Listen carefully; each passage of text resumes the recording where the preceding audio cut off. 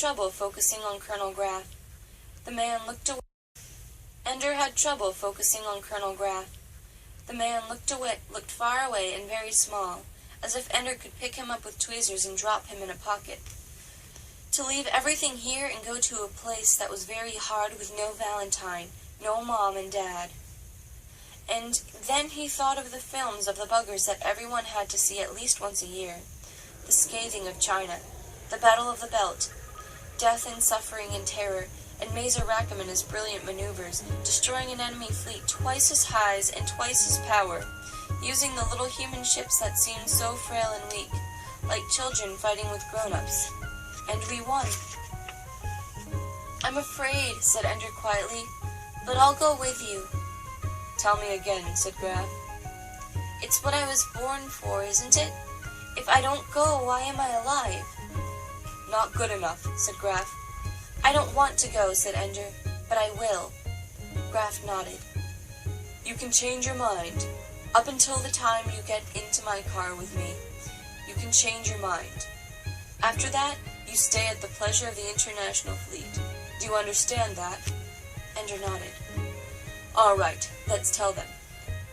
Mother cried. Father had held Ender tight. Peter shook his hand and said, "You lucky pinhead fart-eater." Valentine kissed him and left her tears on his cheek. There was nothing to pack, no belongings to take. "The school provides everything you need, from uniforms to school supplies. And as for toys, there's only one game." "Goodbye," Ender said to his family. He reached up and took Colonel Graff's hand and walked out the door with him. "Kill some buggers for me," Peter shouted. "I love you, Andrew," Mother called. "We'll write to you," Father said. And as he got into the car that waited silently in the corridor, he heard Valentine's anguished cry, "Come back to me! I love you forever!" Chapter 4. Launch. With Ender, we have to strike a delicate balance. Isolate him enough that he remains creative. Otherwise, he'll adopt the system here and we'll lose him. At the same time, we need to make sure he keeps a strong ability to lead. If he earns rank, he'll lead. It isn't that simple. Mazer Rackham could handle his little fleet and win. By the time this war happens, there will be too much, even for a genius. Too many little boats. He has to work smoothly with his subordinates. Oh good, he has to be a genius and nice, too. Not nice. Nice will let the buggers have us all. So you're going to isolate him. I'll have him completely separated from the rest of the boys by the time we get to the school. I have no doubt of it. I'll be waiting for you to get here. I watched the vids of what he did to the Stilson boy. This is not a sweet little kid you're bringing up here. That's where you're mistaken. He's even sweeter than he looks, but don't worry. We'll purge that in a hurry. Sometimes I think you enjoy breaking these little geniuses. There is an art to it, and I'm very, very good at it. But enjoy? Well, maybe. But they put back the pieces afterward, and it makes them better. You're a monster. Thanks. Does this mean I get a raise? Just a medal. The budget isn't inexhaustible. They say that weightlessness can cause disorientation, especially in children whose sense of direction isn't yet secure. But Ender was disoriented before he left Earth's gravity, before the shuttle launch even began. There were 19 other boys in his launch. They filed out of the bus and into the elevator. They talked and joked and bragged and laughed. Ender kept his silence. He noticed how Graff and the other officers were watching them, analyzing. Everything we do means something, Ender realized. Them laughing, me not laughing. He toyed with the idea of trying to be like the other boys, but he couldn't think of any jokes, and none of theirs seemed funny. Wherever their laughter came from, Ender couldn't find such a place in himself. He was afraid, and fear made him serious. They had dressed him in a uniform, all in a single piece. It felt funny not to have a belt cinched around his waist. He felt baggy and naked, dressed like that. There were TV cameras going, perched like animals on the shoulders of crouching, prowling men. The men moved slowly, cat-like, so the camera motion would be smooth. Ender caught himself moving smoothly, too. He imagined himself being on TV in an interview. the announcer asking him, "How do you feel, Mr. Wiggin?" "Actually quite well, except hungry." "Hungry?" "Oh yes, they don't let you eat for 20 hours before the launch." "How interesting, I never knew that." "All of us are quite hungry, actually." And all the while, during the interview, Ender and the TV guy would slink along smoothly in front of the cameraman, taking long, lithe strides. The TV guy was letting him be the spokesman for all the boys, though Ender was barely competent to speak for himself. For the first time, Ender felt like laughing. He smiled. The other boys near him were laughing at the moment, too, for another reason. "They think I'm smiling at their joke," thought Ender, "but I'm smiling at something much funnier." "Go up the ladder one at a time," said an officer. "When you come to an aisle with empty seats, take one. There aren't any window seats." It was a joke. The other boys laughed. Ender was near the last, but not the very last. The TV cameras did not give up, though. Will Valentine see me disappear into the shuttle? He thought of waving at her, of running to the cameraman and saying, "Can I tell Valentine goodbye?" He didn't know that it would be censored out of the tape if he did. For the boys soaring out of the battle school were all supposed to be heroes. They weren't supposed to miss anybody. Ender didn't know about the censorship, but he did know that running to the cameras would be wrong. He walked to the short bridge to the door in the shuttle. He noticed that the wall to his right was carpeted like a floor, that was where the disorientation began. The moment he thought of the wall as a floor, he began to feel like he was walking on a wall. He got to the ladder and noticed that the vertical surface behind it was also carpeted. "I am climbing up the floor," hand over hand, step by step, and then, for fun, he pretended that he was climbing down the wall. He did it almost instantly in his mind, convinced himself against the best evidence of gravity until he reached an empty seat. He found himself gripping the seat tightly, even though gravity pulled him firmly against it. The other boys were bouncing on their seats a little, poking and pushing, shouting. Ender carefully found the straps, figured out how they fit together to hold him at crotch, waist, and shoulders. He imagined the ship dangling upside down on the undersurface of the earth, giant fingers of gravity holding them firmly in place. "But we will slip away," he thought. "We are going to fall off this planet." He did not know its significance at the time. Later, though, he would remember that it was even before he left Earth that he first thought of it as a planet, like any other, not particularly his own. "Oh, already figured it out?" said Graf. He was standing on the ladder. "Coming with us?" Ender asked. "I don't usually come down for recruiting," Graf said. "I'm kind of in charge there. Administrator of the school. Like a principal. They told me I had to come back or I'd lose my job." He smiled. Ender smiled back. He felt comfortable with Graf. Graf was good, and he was principal of the battle school. Ender relaxed a little. He would have a friend there.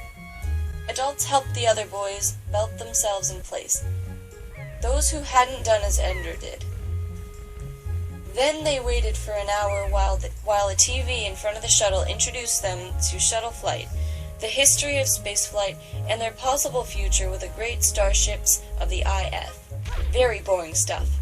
Ender had seen such films before, except that he had not been belted into a seat inside the shuttle, hanging upside down from the belly of the earth. The launch wasn't bad, a little scary. Some jolting, a few moments of panic that this might be the first failed launch since the early days of the shuttle. The movies hadn't made it plain how much violence you could experience lying on your back in a soft chair. Then it was over, and he really was hanging by the straps, no gravity anywhere. But because he had already reoriented himself, he was not surprised when Graf came up the ladder as if he were climbing down to the front of the shuttle. Nor did it bother him when Graf hooked his feet under a rung and pushed off with his hands so that suddenly he swung upright, as if this were an ordinary airplane. The reorientations were too much for some. One boy gagged. Ender understood then why they had been forbidden to eat anything for 24 hours before the launch. Vomiting in null gravity wouldn't be fun. But for Ender, Graf's gravity game was fun, and he carried it further, imagining that Graf was actually hanging upside down from the center aisle, and then picturing him sticking straight out from a side wall. Gravity could go any which way, however I want it to go. I can make Graf stand on his head, and he doesn't even know it. What do you think is so funny, Wiggin? Graf's voice was sharp and angry. What did I do wrong? Thought Ender. Did I laugh out loud? I asked you a question, soldier, barked Graf. Oh, yes. This is the beginning of the training routine. Ender had seen some military shows on TV, and they always shouted a lot at the beginning of training before the soldiers and officer became good friends. Yes, sir, said Ender. Well, answer it then. I thought of you hanging upside down by your feet. I thought it was funny. It sounded stupid now, with Graf looking at him coldly. To you, I suppose it is funny. Is it funny to anybody else here? Murmurs of no. Well, why isn't it? Graf looked at them all with contempt. Scum brains. That's what we've got in this launch. Pin-headed little morons. Only one of you had the brains to realize that in null gravity directions are whatever you can see them to be. Do you understand that? Shafts? The boy nodded. No, you didn't. Of course you didn't. Not only stupid, but a liar, too. There's only one boy on this launch with any brains at all, and that's Ender Wiggin. Take a good look at him, little boys. He's going to be a commander when you're still in diapers up there, because he knows how to think in null gravity, and you just want to throw up. But this wasn't the way the show was supposed to go. Graf was supposed to pick on him, not set him up as the best. They were supposed to be against each other at first, so they could become friends later. Most of you are going to ice out. Get used to that, little boys. Most of you are going to end up in combat school because you don't have the brains to handle deep space piloting. Most of you aren't worth the price of bringing you up here to battle school because you don't have what it takes. Some of you might make it. Some of you might be worth something to humanity, but don't bet on it. I'm betting on only one. Suddenly, Graf did a backflip and caught the ladder with his hands, then swung his feet away from the ladder, doing a handstand if the floor was down, dangling by his hands if the floor was up. Hand over hand, he swung back along the aisle to his seat. Looks like you've made it here, whispered the boy next to him. Looks like you've got it made here, whispered the boy next to him. Ender shook his head. Oh, won't even talk to me, the boy said. I didn't ask him to say that stuff, Ender whispered. He felt a sharp pain on the top of his head. Then again, some giggles from behind him. The boy in the next seat back must have unfastened his straps. Again, a blow to the head. Go away, Ender thought. I didn't do anything to you. Again, a blow on the head. Laughter from the boys. Didn't Graf see this? Wasn't he going to stop it? Another blow. Harder. It really hurt. Where was Graf? Then it became clear. Graf had deliberately caused it. It was worse than the abuse in the shows. When the sergeant picked on you, the others liked you better. But when the officer prefers you, the others hate you. Hey, fart eater, came the whisper from behind him. He was hit on the head again. Do you like this? Hey, Superbrain, is this fun? Another blow. This one so hard that Ender cried out softly with the pain. If Graf was setting him up, there'd be no help unless he helped himself. He waited until he thought another blow was about to come. Now, he thought, and yes, the blow was there. It hurt, but Ender was already trying to sense the coming of the next blow. Now, and yes, right on time. I've got you, Ender thought. Just as the next blow was coming, Ender reached up with both hands, snatched the boy by the wrist, then pulled down on the arm. Hard. In gravity, the boy would have been jammed against Ender's seat back, hurting his chest. In null gravity, however, he flipped over the seat completely, up toward the ceiling. Ender wasn't expecting it. He hadn't realized how null gravity magnified the effects of even a child's movements. The boy sailed through the air, bouncing against the ceiling, then down against another boy in his seat. Then out into the aisle, his arms flailing until he screamed as his body slammed into the bulkhead at the front of the compartment, his left arm twisted under him. It took only seconds. Graf was already there, snatching the boy out of the air. Deftly, he propelled him back down the aisle toward the other man. "Left arm. Broken, I think," he said. In moments, the boy had been given a drug and lay quietly in the air as the officer ballooned a splint around his arm. Ender felt sick. He had only meant to catch the boy's arm. No, he had meant to hurt him, and he had pulled with all his strength. He hadn't meant it to be public, but the boy was feeling exactly the pain that Ender had meant him to feel. No gravity had betrayed him, that was all. I am Peter. I am just like him, and Ender hated himself.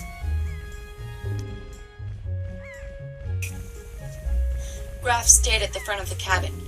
"What are you, slow learners? In your feeble little minds, haven't you picked up on one little fact? You were brought here to be soldiers. In your old schools, in your old families, maybe you were the big shot.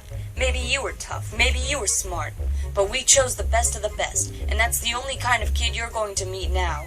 And when I tell you Ender Wiggin is the best in this launch, take the hint, my little dorklings. Don't mess with him.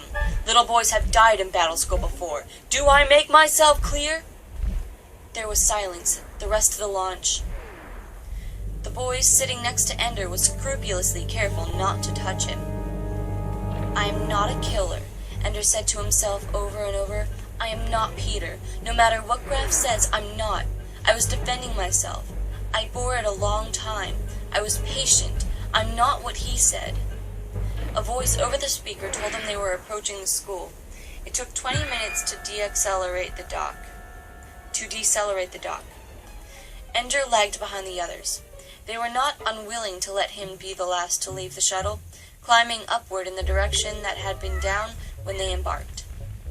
Graf was waiting at the end of the narrow tube that led from the shuttle into the heart of battle school. "Was it a good flight, Ender?" Graf asked cheerfully. "I thought you were my friend." Despite himself, Ender's voice trembled. Graf looked puzzled. "Whatever gave you that idea, Ender?" Because you spoke nice to me, and honestly, you didn't lie." "I won't lie now, either," said Graf. "My job isn't to be friends. My job is to produce the best soldiers in the world, in the whole history of the world. We need a Napoleon, an Alexander, except that Napoleon lost in the end and Alexander flamed out and died young. We need a Julius Caesar, except that he made himself dictator and died for it. My job is to produce such a creature and all the men and women he'll need to help him. Nowhere in that does it say I have to make friends with children." "You made them hate me." "So? What will you do about it? Crawl into a corner? Start kissing their little backsides so they'll love you again? There's only one thing that will make them stop hating you, and that's being so good at what you do that they can't ignore you. I told them you were the best. Now you damn well better be." "What if I can't?" "Then too bad. Look, Ender, I'm sorry if you're lonely and afraid, but the buggers are out there. 10 billion, 100 billion, 1,000,000 billion of them for all we know, with as many ships for all we know, with weapons we can't understand, and a willingness to use those weapons to wipe us out. It isn't the world at stake, Ender. Just us, just humankind. As far as the rest of the biosphere is concerned, we could be wiped out and it would adjust. It would get on with the next step in evolution. But humanity doesn't want to die. As a species, we have evolved to survive. And the way we do it is by straining and, at last, every few generations, giving birth to a genius. The one who invents the wheel, and light, and flight. The one who builds a city, a nation, an empire. Do you understand any of this?" Ender thought he did, but wasn't sure, and so said nothing. "No, of course not. So I'll put it bluntly. Human beings are free, except when humanity needs them. Maybe humanity needs you to do something. Maybe humanity needs me to find out what you're good for. We might both do despicable things, Ender, but if humankind survives, then we were good tools." "Is that all? Just tools?" "Individual human beings are all tools that the others use to help us all survive." "That's a lie." "No, it's just a half-truth. You can worry about the other half after we win this war." "It'll be over before I grow up," Ender said. I hope you're wrong, said Graf. By the way, you aren't helping yourself at all, talking to me. The other boys are no doubt telling each other that old Ender Wiggin is back there licking up to Graf. If word once gets around that you're a teacher's boy, you're iced for sure. In other words, go away and leave me alone. Goodbye, Ender said. He pulled himself hand over hand along the tube where the other boys had gone. Graf watched him go. One of the teachers near him said, "Is that the one?" "God knows," said Graf. "If Ender isn't him, then he'd better show up soon." "Maybe it's nobody," the teacher said. "Maybe, but if that's the case, Anderson, then in my opinion, God is a bugger. You can quote me on that." "I will." They stood in silence a while longer. "Anderson?" The kid's wrong. I am his friend." "I know." "He's clean. Right to the heart, he's good." "I've read the reports." "Anderson, think what we're going to do to him." Anderson was defiant. "We're going to make him the best military commander in history. And then put the fate of the world on his shoulders. For his sake, I hope it isn't him." "I do." "Cheer up. The buggers may kill us all before he graduates." Graf smiled. "You're right. I feel better already." Chapter 5. Games. "You have my admiration. Breaking an arm, that was a master stroke." "That was an accident." "Really? And I've already commended you in your official report." "It's too strong. It makes that other little bastard into a hero. It could screw up training for a lot of kids. I thought Ender might call for help." "Call for help? I thought that was what you valued most about him, that he settles his own problems. When he's out there surrounded by an enemy fleet, there ain't gonna be nobody to help him if he calls." "Who would have guessed the little sucker'd be out of his seat, and that he'd land just wrong against the bulkhead? Just one more example of the stupidity of the military. If you had any brains, you'd be in a real career, like selling life insurance. You too, mastermind. We've just got to face the fact that we're second-rate, with the fate of humanity in our hands. Gives you a delicious feeling of power, doesn't it? Especially because this time, if we lose, there won't be any criticism of us at all." "I never thought of it that way, but let's not lose. See how Ender handles it. If we've already lost him, if he can't handle this, who next? Who else? I'll make up a list. In the meantime, figure out how to unlose Ender. I told you, his isolation can't be broken. He can never come to believe that anybody will ever help him out. Ever. If he once thinks there's an easy way out, he's wrecked. You're right, that would be terrible if he believed he had a friend. He can have friends. It's parents he can't have." The other boys had already chosen their bunks when Ender arrived. Ender stopped in the doorway of the dormitory, looking for the sole remaining bed. The ceiling was low. Ender could reach up and touch it. A child-sized room with the bottom bunk resting on the floor. The other boys were watching him, corner-wise. Sure enough, the bottom bunk right by the door was the only empty bed. For a moment, it occurred to Ender that by letting the others put him in the worst place, he was inviting later bullying. Yet he couldn't very well oust someone else. So he smiled broadly. "Hey, thanks," he said, not sarcastically at all. He said it as sincerely as if they had reserved for him the best position. "I thought I was going to have to ask for a low bunk by the door." He sat down and looked in the locker that stood open at the foot of the bunk. There was a paper taped to the inside of the door. "Place your hand on the scanner at the head of your bunk, and speak your name twice."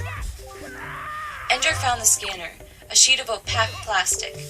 He put his hand on it and said, "Ender Wiggin. Ender Wiggin." The scanner glowed green for a moment. Ender closed his locker and tried to reopen it. He couldn't. Then he put his hand on the scanner and said, "Ender Wiggin." The locker popped open. So did 3 other compartments.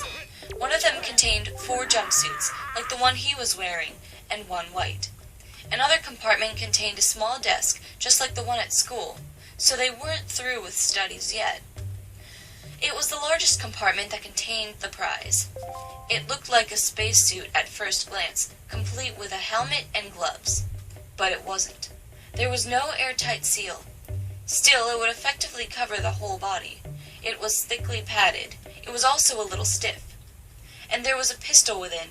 A laser gun. It looked like, since the end was solid, clear glass. But surely they wouldn't let children have lethal weapons. "Not laser," said a man. Ender looked up. It was one he hadn't seen before. A young and kind-looking man. But it has a tight enough beam, well focused. You can aim it and make a 3-inch circle of light. On a wall 100 meters off. "What's it for?" Ender asked. "One of the games we play during recreation. Does anyone else have his locker open?" The man looked around. "I mean, have you followed your directions and coded in your voices and hands? You can't get into the lockers until you do. This room is your home for the first year or so here at the battle school, so get the bunk you want and stay with it. Ordinarily, we let you elect your chief and officer and install him the lower bunk by the door, but apparently that position has been taken. Can't recode the lockers now, so think about whom you want to choose. Dinner in 7 minutes. Follow the lighted dots on the floor. Your color code is red, yellow, yellow. Whenever you are assigned a path to follow, it will be red, yellow, yellow. 3 dots side by side. Go where those lights indicate. What's your color code, boys? Red, yellow, yellow. Very good. My name is Dap. I'm your mom for the next few months."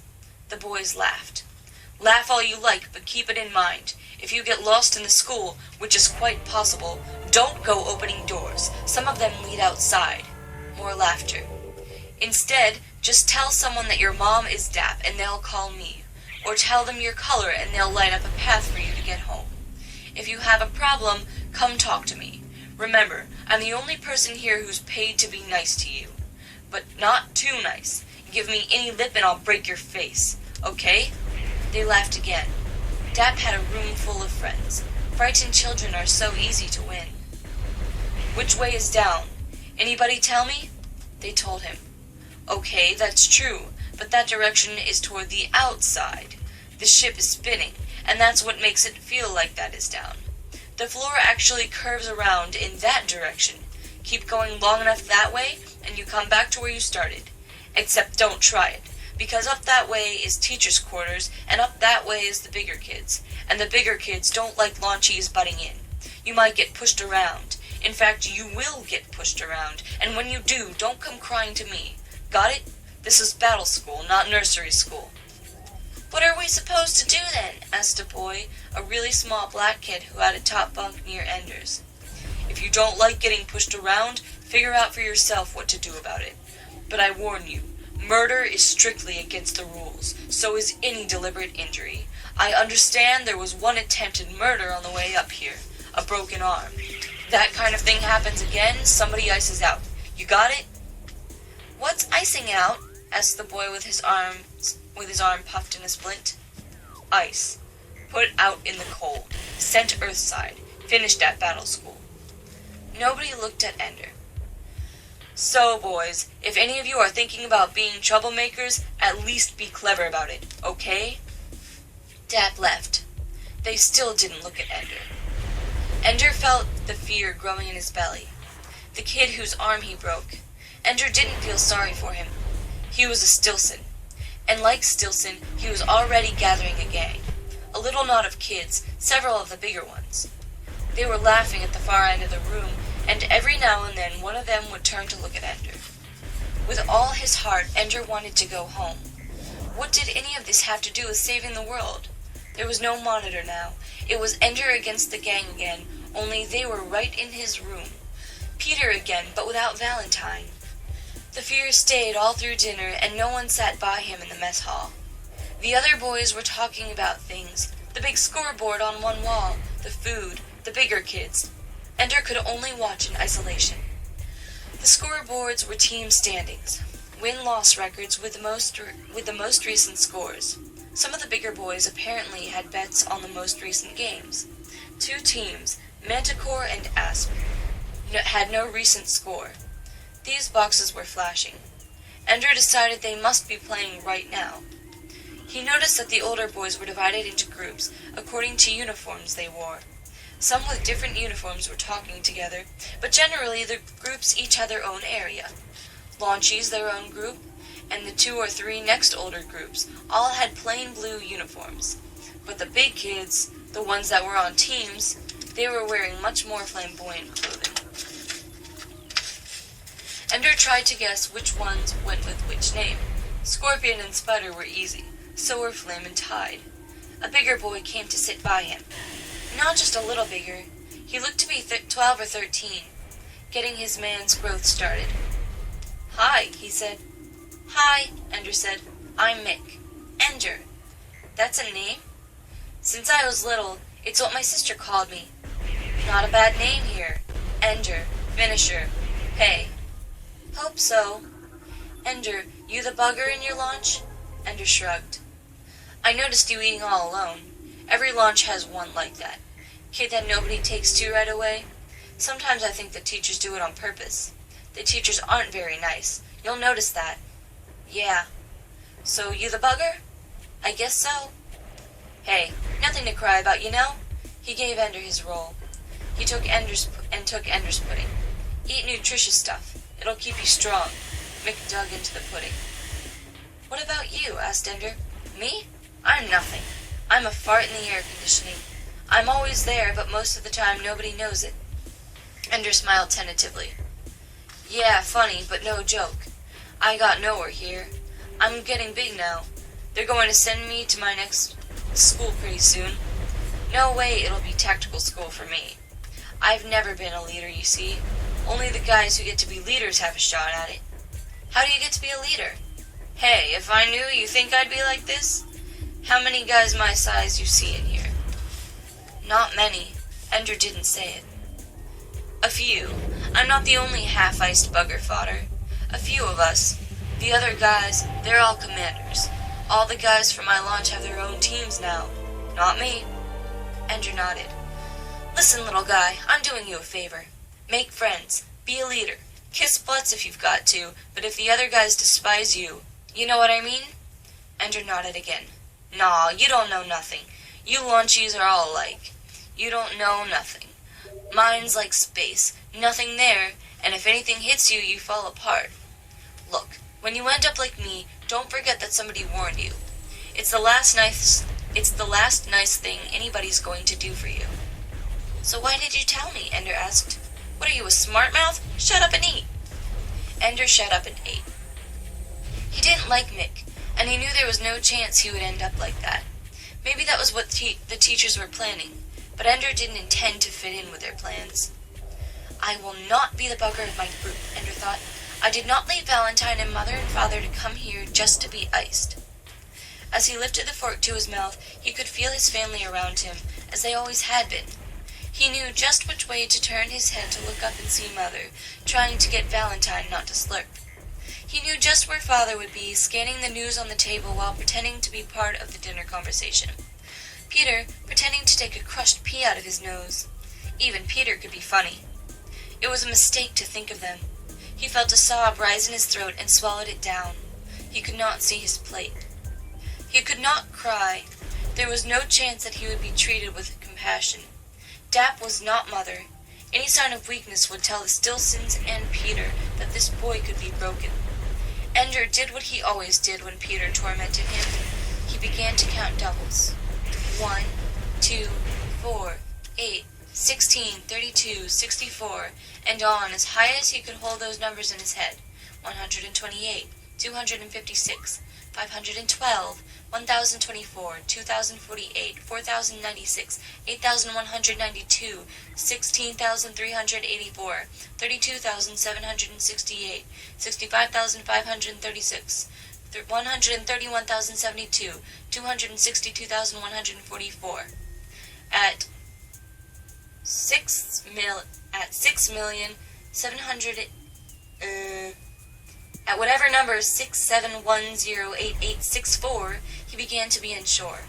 Had he slipped out a digit? Should he be in the 10 millions, or the 100 millions, or just the millions? He tried doubling again and lost it. 1,342 something. 16? Or 17,738? It was gone. Start over again. All the doubling he could hold. The pain was gone. The tears were gone. He would not cry. Until that night, when the lights went dim and in the distance he could hear several boys whimpering for their mothers or fathers or dogs. Then he could not help himself. His lips formed Valentine's name. He could hear her voice laughing in the distance, just down the hall. He could see Mother passing his door, looking in to be sure he was all right. He could hear Father's laughing at the video. It was all so clear, and it would never be that way again. I'll be old when I ever see them again, 12 at the earliest. Why did I say yes? What was I such a fool for? Going to school would have been nothing, facing Stilson every day. And Peter, he was a pisson. Ender wasn't afraid of him. I want to go home, he whispered, but his whisper was the whisper he used when he cried out in pain when Peter tormented him. The sound didn't travel farther than his own ears, and sometimes not that far. And his tears could fall unwanted on his sheets, but his sobs were so gentle that they did not shake the bed, so quiet they could not be heard. But the ache was there, thick in his throat and the front of his face, hot on his chest and in his eyes. I want to go home. Dad came to the door that night and moved quietly among the beds, touching a hand here, a forehead there. Where he went, there was more crying, not less. The touch of kindness in this frightening place was enough to push someone over the edge into tears. Not Ender, though. When Dad came in, his crying was over, and his face was dry. It was the lying face he presented to Mother and Father when Peter had been cruel to him, and he dared not let it show. Thank you for this, Peter, for dry eyes and silent weeping. You taught me how to hide anything I felt. More than ever, I need that now.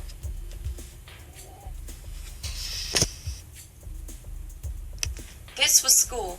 Every day, hours of classes, reading, numbers, history, videos of the bloody battles in space, the Marines spraying their guts all over the walls of the bugger ships, hollows of the clean wars of the fleet, ships turning into puffs of light and as the spacecraft killed each other deftly in deep night.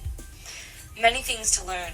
Ender worked as hard as anyone, all of them struggling for the first time in their lives, as for the first time in their lives they competed with classmates who were at least as bright as they.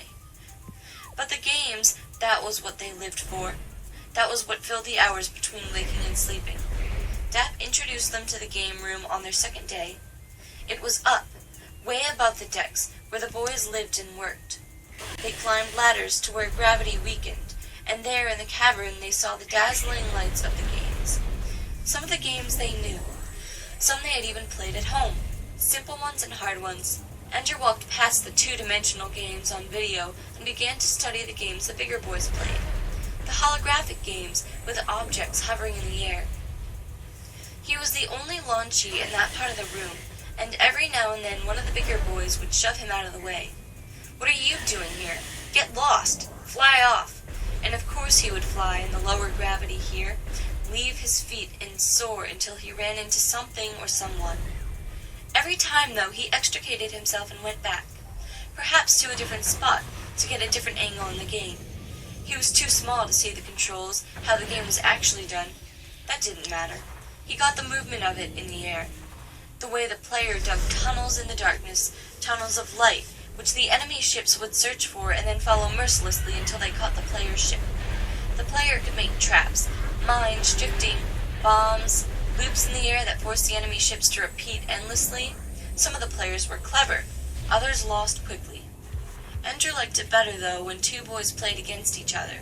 Then they had to use each other's tunnels, and it quickly became clear which of them was worth anything at the strategy of it.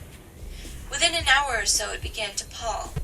Ender understood the regularities by then, understood the rules the computer was following, so that he knew he could always, once he mastered the controls, outmaneuver the enemy. Spirals when the enemy was like this. Loops when the enemy was like that. Lie in wait at one trap. Lay 7 traps and then lure them like this. There was no challenge to it then, just a matter of playing until the computer got so fast that no human reflexes could overcome it. that wasn't fun. It was the other boys who wanted to play. The boys who had been trained by the computer so that even when they played against each other, they tried to emulate the computer. Think like a machine instead of a boy. I could beat them this way. I could beat them that way. I'd like to turn against you, he said to the boy who had just won. Lawsy me, what is that? Asked the boy. Is it a bug or a bugger? A new flock of dwarfs just came on board, said another boy. But it talks. Did you know they could talk? I see, said Ender. You're afraid to play me 2 out of 3.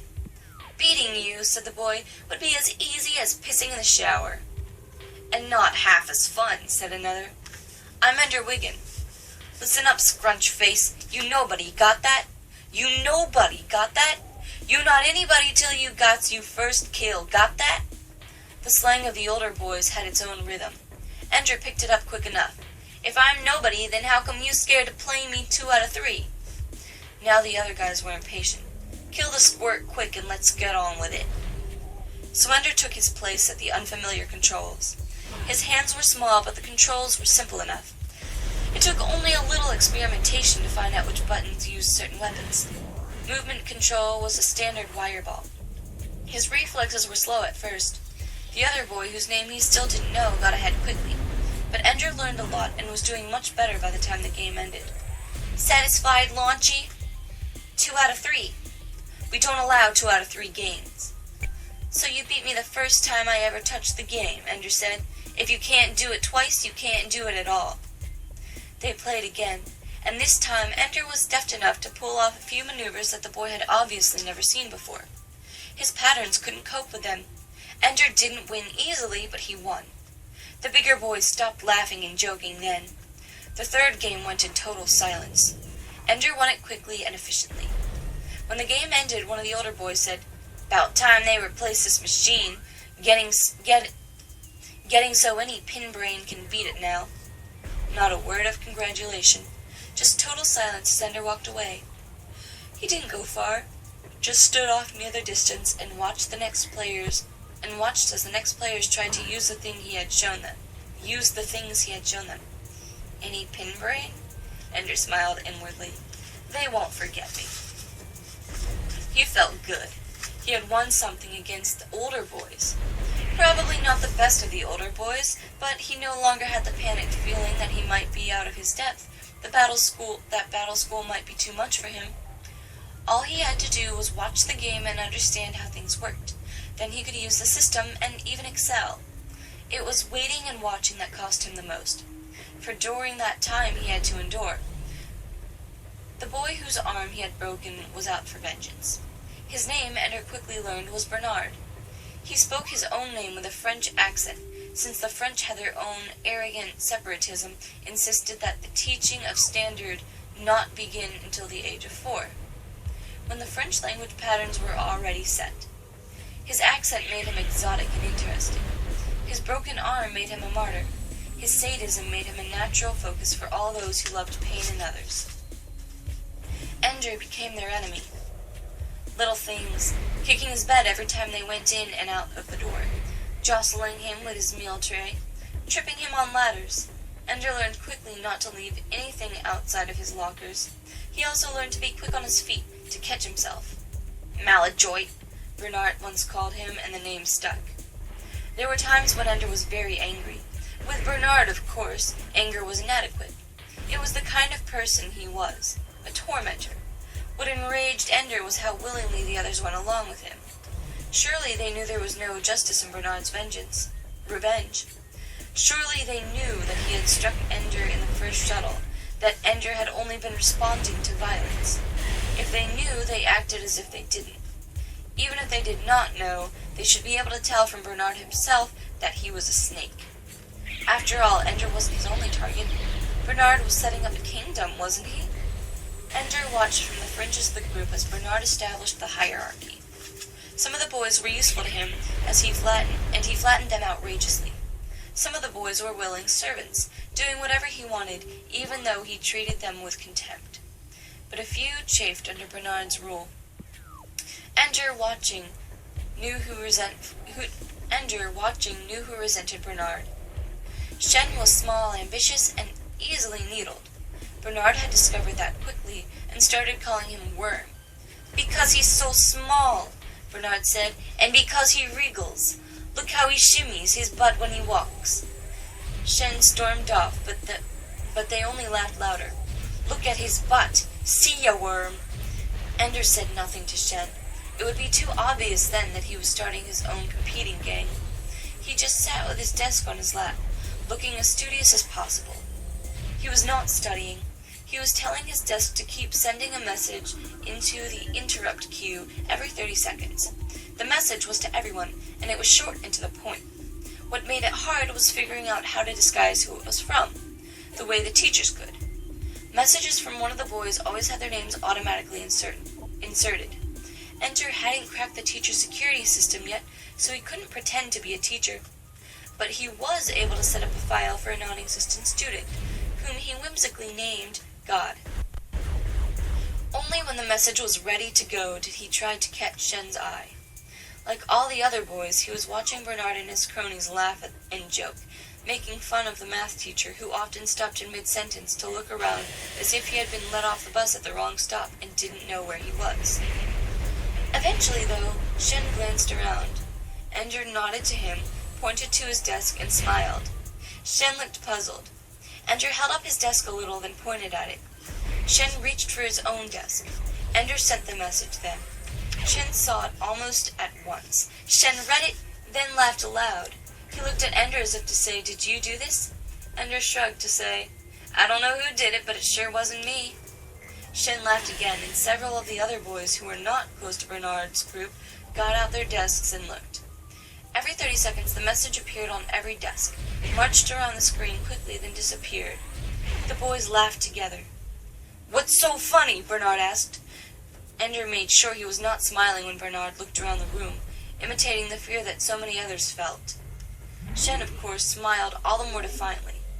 It took a moment. Then Bernard told one of the boys to bring out his desk. Together they read the message. "Cover your butt. Bernard is watching. God." Bernard went red with anger. "Who did this?" he shouted. "God," said Shen. "It sure as hell wasn't you," Bernard said. "This takes too much brains for a worm." Bernard went red with anger. "Who did this?" he shouted. "God," said Shen. "It sure as hell wasn't you," Bernard said. "This takes too much brains for a worm." Ender's message expired after 5 minutes. After a while, a message from Bernard appeared on his desk. "I know it was you, Bernard." Ender didn't look up. He acted, in fact, as if he hadn't seen the message. "Bernard just wants to catch me looking guilty. He doesn't know." Of course, it didn't matter if he knew. Bernard would punish him all the more because he had to rebuild his position. The one thing he couldn't stand was having other boys laughing at him. He had to make clear who was boss. So Ender got knocked down in the shower that morning. One of Bernard's boys pretended to trip over him and managed to plant a knee in his belly. Ender took it in silence. He was still watching. As far as the open war was concerned, he would do nothing. But in the other war, the war of desks, he had already had his next attack in place. When he got back from the shower, Bernard was raging, kicking beds and yelling at boys. "I didn't write it! Shut up!" Marching constantly around every boy's desk was this message. "I love your butt. Let me kiss it, Bernard." "I didn't write that message!" Bernard shouted. After the shouting had been going on for some time, Dap appeared at the door. "What's the fuss?" he asked. "Somebody's been writing messages using my name." Bernard was sullen. "What message?" "It doesn't matter what message." "It does to me." Dap picked up the nearest desk, which happened to belong to the boy who bunked above Ender. Dap read it, smiled very slightly, gave back the desk. "Interesting," he said. "Aren't you going to find out who did it?" demanded Bernard. "Oh, I know who did it," Dap said. Yes, Ender thought, the system was too easily broken. They mean us to break it, or sections of it. They know it was me. "Well, who then?" Bernard shouted. "Are you shouting at me, soldier?" Yeah. "Are you shouting at me, soldier?" asked Dap very softly. At once the mood in the room changed. From rage on the part of Bernard's closest friends, and barely contained mirth among the rest, all became somber. Authority was about to speak. "No, sir," said Bernard. "Everybody knows that the system automatically puts on the name of the sender." "I didn't write that," Bernard said. "Shouting?" asked Dap. "Yesterday someone sent a message that was signed God," Bernard said. "Really?" said Dap. "I didn't know he was signed into the system." Dap turned and left in the room filled with laughter. Bernard's attempt to be the ruler of the room was broken. Only a few stayed with him now, but they were the most vicious, and Ender knew that until he was through watching, it would go hard on him. Still, the tampering with the system had done its work. Bernard was contained, and all the boys who had some quality were free of him. Best of all, Ender had done it without sending him to the hospital. Much better this way. Then he settled down to the serious business of designing the security system for his own desk, since the safeguards built into the system were obviously inadequate. If a 6-year-old could break them down, they were obviously put there as a plaything, not serious security. Just another game that the teacher set up for us. And this one I'm good at. "How did you do that?" Shen asked him at breakfast. Ender noted quietly that this was the first time another launchy from his own class had sat with him at a meal. "Do what?" he asked. "Send a message with a fake name. And Bernard's name. That was great. They're calling him Butt Watcher now. Just Watcher in front of the teachers, but everybody knows what he's watching." "Poor Bernard," Ender murmured. "He's so sensitive." "Come on, Ender, you broke into the system. How'd you do it?" Ender shook his head and smiled.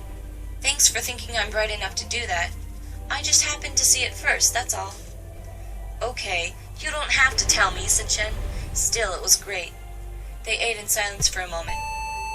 "Do I wiggle my butt when I walked?" "Naw," Ender said. "Just a little.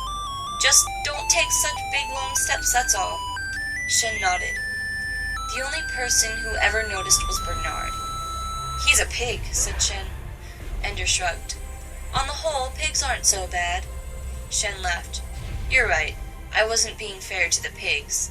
They laughed together, and 2 other launchies joined them. Ender's isolation was over. The war was just beginning.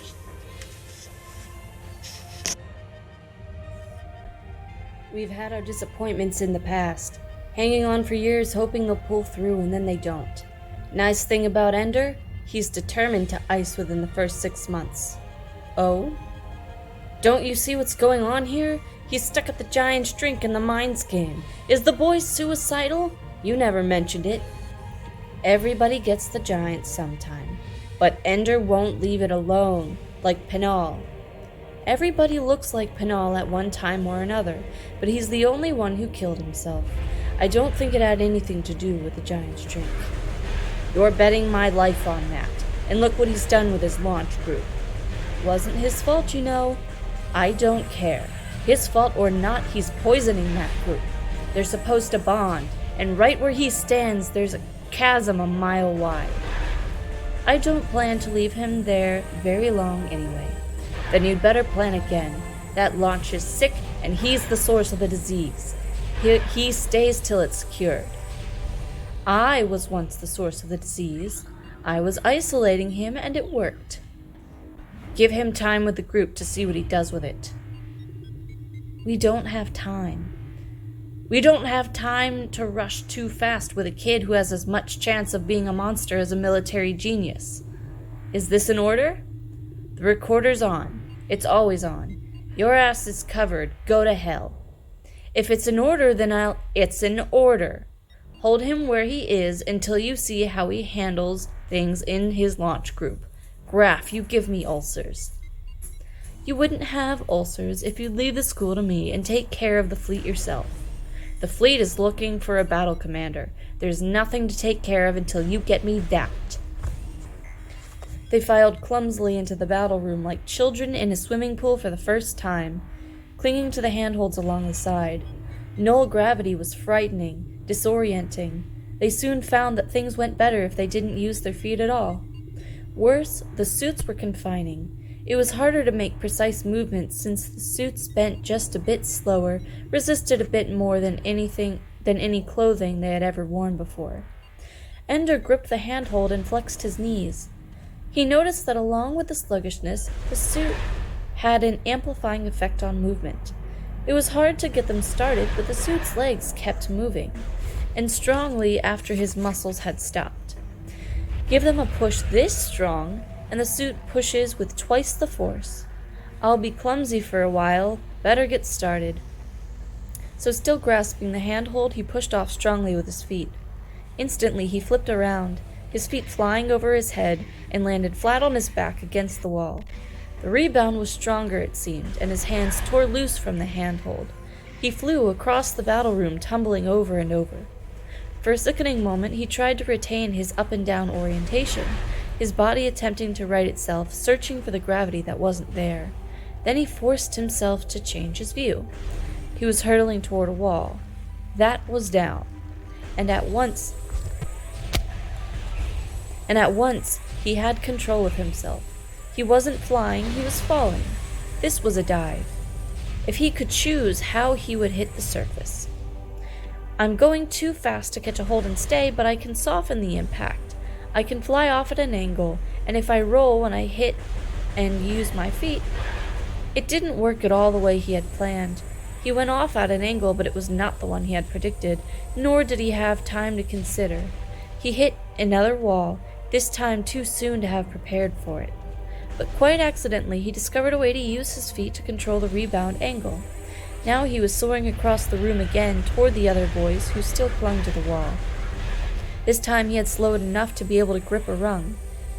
He was at a crazy angle in relation to the other boys, but once again his orientation had changed, and as far as he could tell, they were all lying on the floor, not hanging on a wall, and he was no more upside down than they were. "What are you trying to do? Kill yourself?" asked Chen. "Try it," said Ender. "The suit keeps you from hurting yourself, and you can control your bouncing with your legs like this." He approximated the movement he had made. Then Shen shook his head. He wasn't trying any fool stunt like that. But one boy did take off. Not as fast as Ender had, because he didn't begin with a flip, but fast enough. Ender didn't even have to see his face to know that it was Bernard. And right after him, Bernard's best friend, Eli. Ender watched them cross the huge room, Bernard struggling to orient himself to the direction he thought of as the rebound from the wall. No wonder Bernard broke his arm in the shuttle, Ender thought.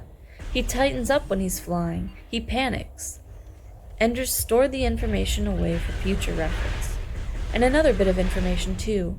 Eli did not push off in the same direction as Bernard. He aimed for a corner of the room.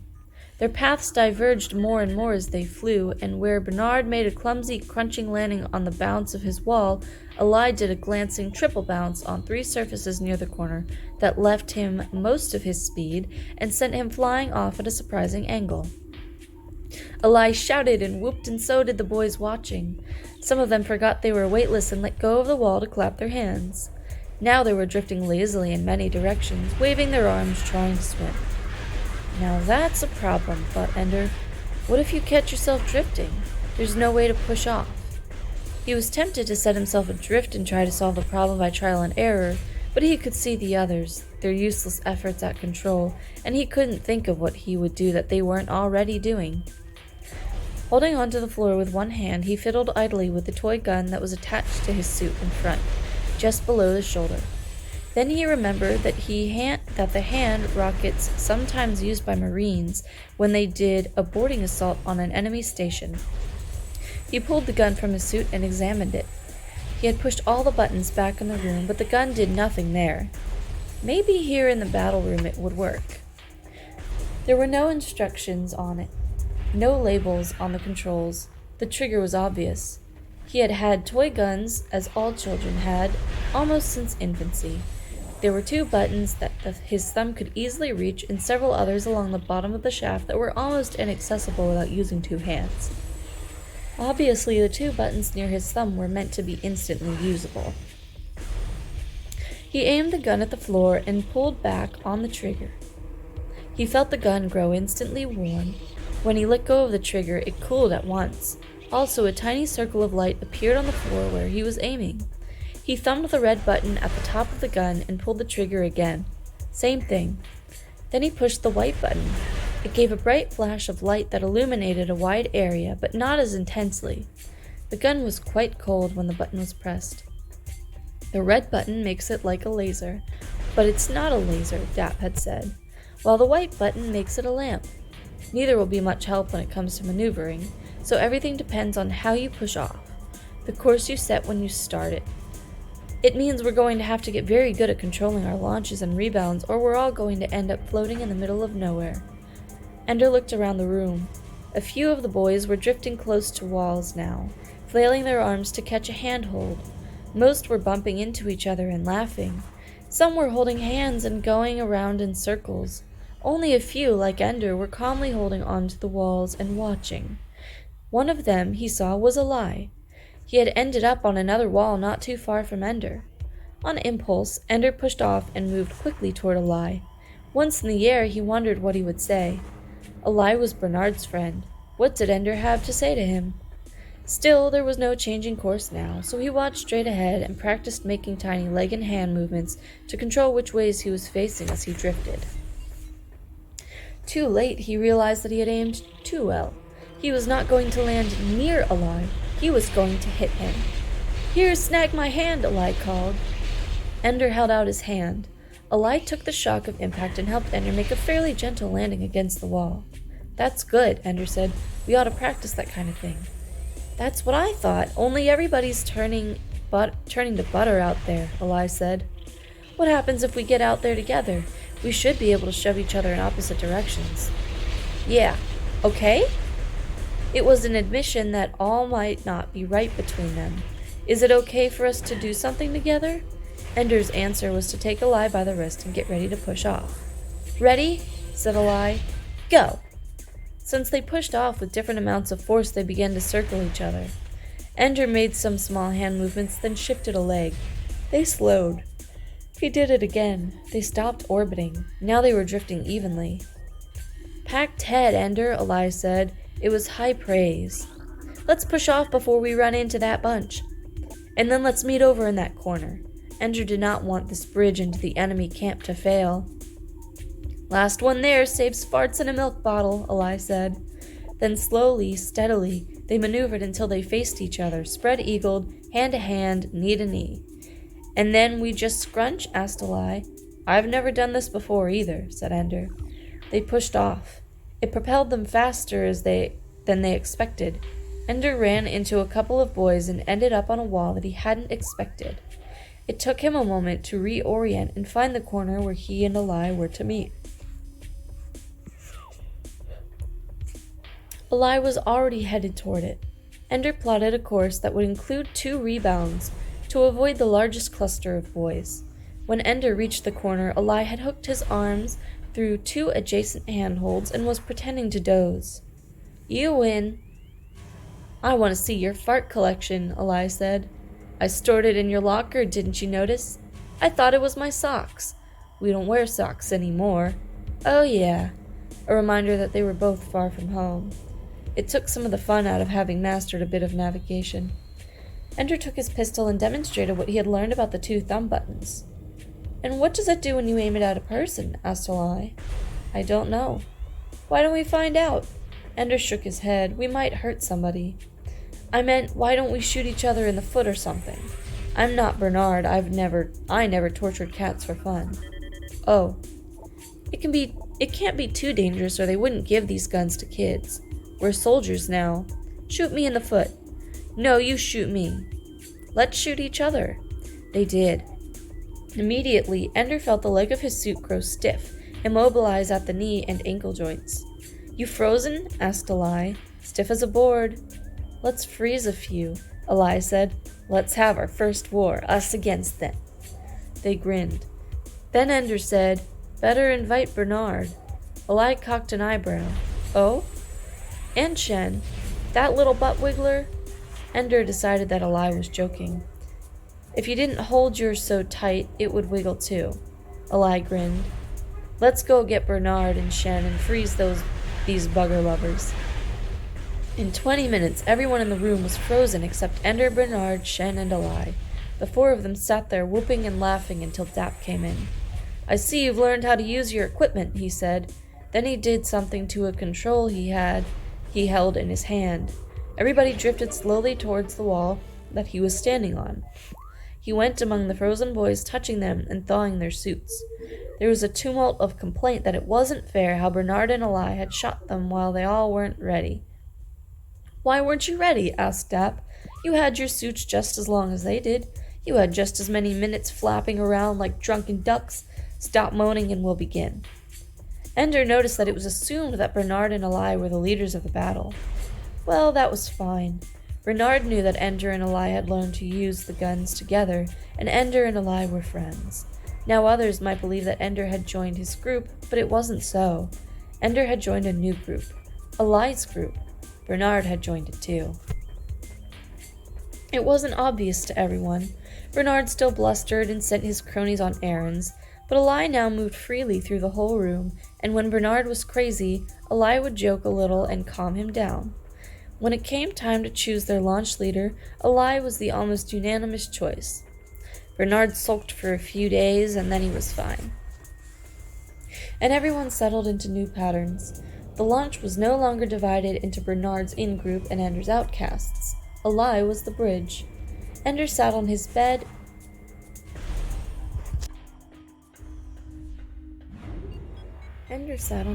with his desk on his knees. It was private study time and Ender was doing free play. It was a shifting, crazy kind of game in which the school computer kept bringing up new things, building a maze that you could explore. You could go back to events that you liked for a while. If you left one alone too long, it disappeared and something else took its place. Sometimes they were funny things, sometimes exciting ones, and he had to be quick to stay alive. He had lots of deaths, but that was okay. Games were like that. You died a lot until you got the hang of it. His figure on the screen had started out as a little boy. For a while, it had changed into a bear. Now it was a large mouse with long and delicate hands. He ran his finger under a lot of large items of furniture depicted on the screen. He had played with the cat a lot, but now it was boring.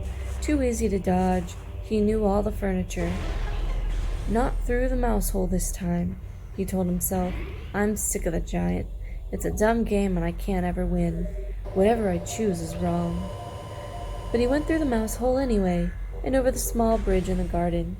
He avoided the ducks and the dive-bombing mosquitoes. He had tried playing with them, but they were too easy. And if he played with ducks too long, he turned into a fish, which he didn't like. Being a fish reminded him too much of being frozen in the battle room, his whole body rigid, waiting for the practice to end so Dap would thaw him. So, as usual, he found himself going up the rolling hills.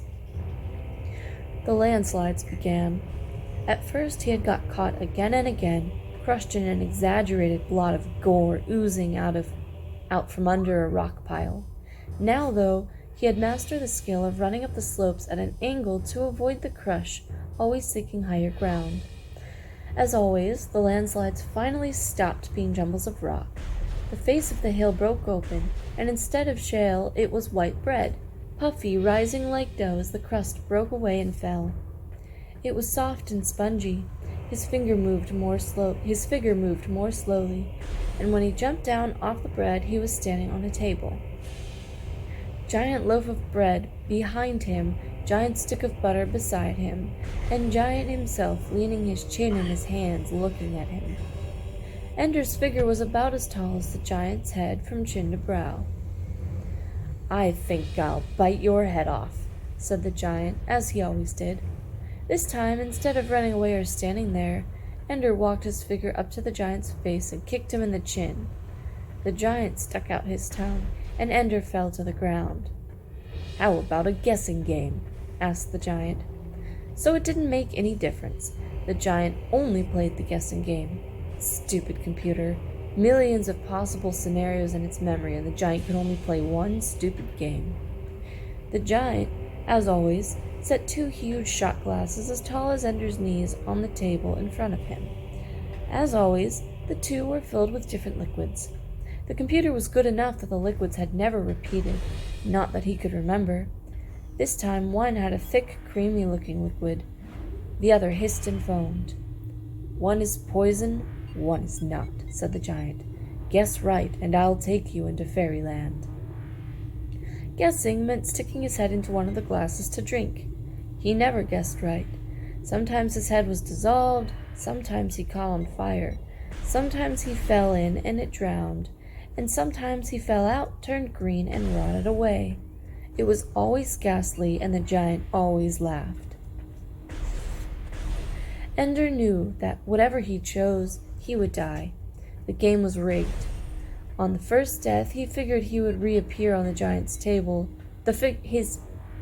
On the first death, his figure would reappear on the giant's table to play again. On the second death, he'd come back to the landslides, then to the garden bridge, then to the mouse hole. And then, if he still went back to the giant and played again and died again, his desk would go dark. Free play over would march around the desk, and Ender would lie on his bed and tremble until he could finally go to sleep. The game was rigged, but still the giant talked about fairyland. Some stupid, childish 3-year-old's fairyland that probably had some stupid Mother Goose or Pac-Man or Peter Pan. It wasn't even worth getting to, but he had to find some way of beating the giant to get there. He drank the creamy liquid. Immediately he began to inflate and rise like a balloon. The giant laughed. He was dead again. He played again, and this time the liquid set, like concrete, and held his head down while the giant cut him open along the spine, deboned him like a fish, and began to eat while his arms and legs quivered. He reappeared at the landslides and decided not to go on. He even let the landslides cover him once. But even though he was sweating and he felt cold with his next life, he went back up the hills till they turned into bread and stood on the giant's table as the shot glasses were set before him. He stared at the two liquids, one foaming and the other with waves in it like the sea. He tried to guess which kind of death each one held. Probably a fish will come out of the ocean one and eat me. The foamy one will probably asphyxiate me. I hate this game. It isn't fair.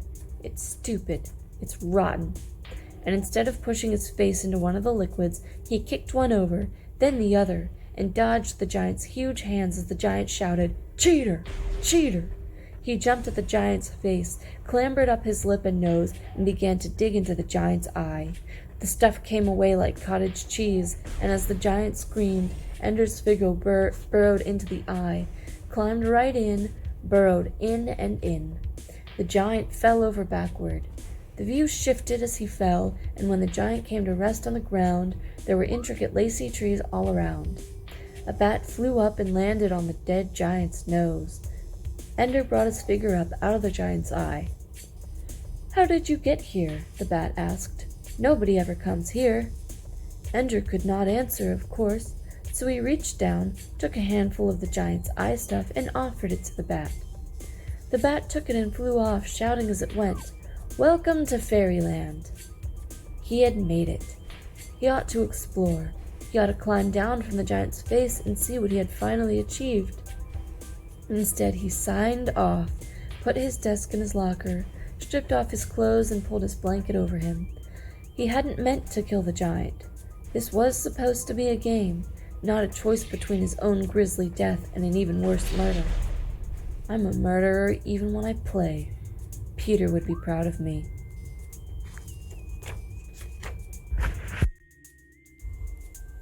Chapter 7.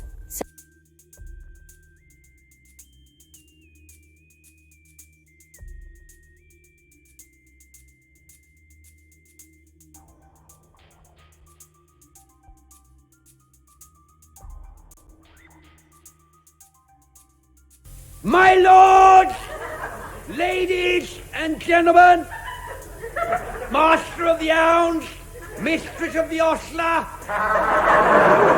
father of the groom, stable boys, unstable boys, kinky girls, whippers in, whippers out. Fellow followers of the Fox, members of the noble hunt who unfortunately cannot be with us today, please be upstanding and raise your stirrup cups. The toast is John Peel in his coat so gay. You've all got his number, dear. Ladies and gentlemen, I give you Jorrocks, with which I would like to couple round the hall.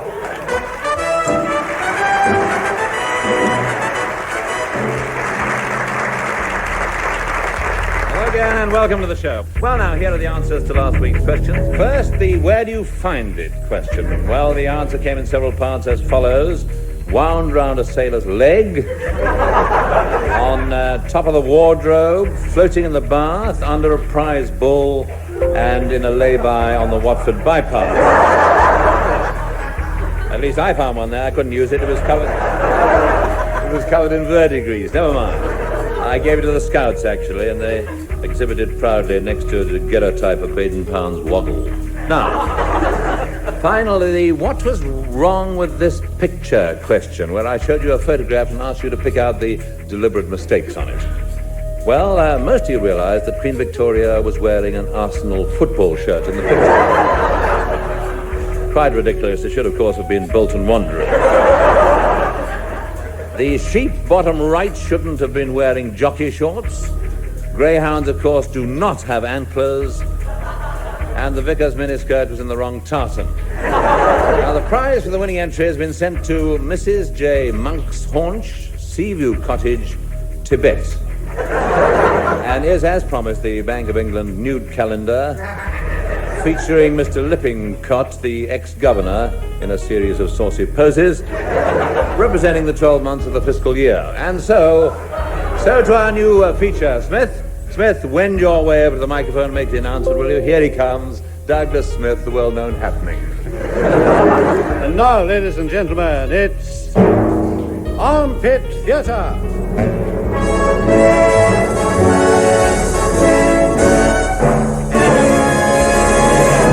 BBC, the studios that gave you tales of adventure and swashbuckling romance like The Count of Monte Cristo, now presents Kenneth Horne as D'Artagnan in a special production of The Three Musketeers.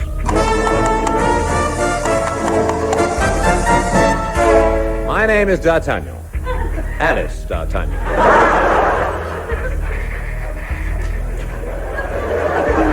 But that's another story. I'm half Bourbon with a dash of ginger. That, too, is another story. My father was a small landowner in Gascony. He was 3 inches high, to be exact. My family had fallen on hard times. Not for us delicacies like frog's legs. We had to eat the rest of the frog. Small wonder my mother and father croaked when I was still quite young. In 1662, I decided to go to Paris to seek my fortune. I made my way to a low tavern in the Rue de la Danny, the main drag, and tethered my old nag to a hitching post. All right, you stay there, Granny. I'll get you a pint of stout and a packet of cheese and onion-flavored escargot. Thank you, Alice. You always was a good granddaughter to me. And that is yet another story. Perhaps you should have told that one, Ducky. It's getting more laugh. I flung open the door of the low tavern and swaggered in on my hands and knees. It was a very low tavern.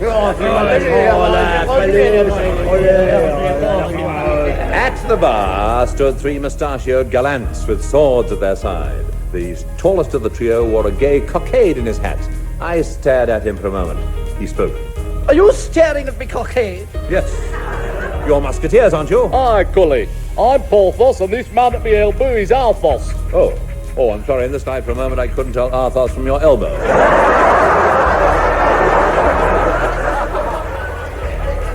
I'm here. This is Aramis. He gestured with his gleaming épée at the gloomy, saturnine man at his side. He had the face of an unfrocked priest, and the ears of an unfrocked rabbi, which he carried in a matchbox at his waist.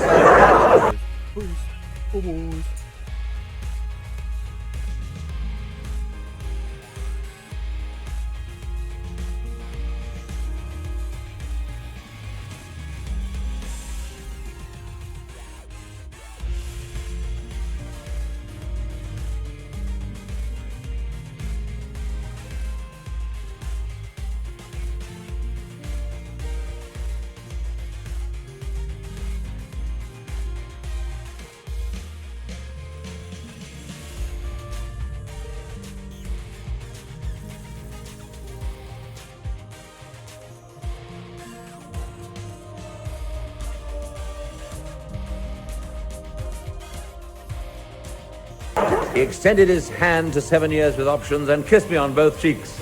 Enchanté, mon brave. That is your actual French. Nous sommes, as you may have gathered, your actual musketeers. The King's Own? Well, no, not for keeps. Our motto is one for all and all for one. And I'm one.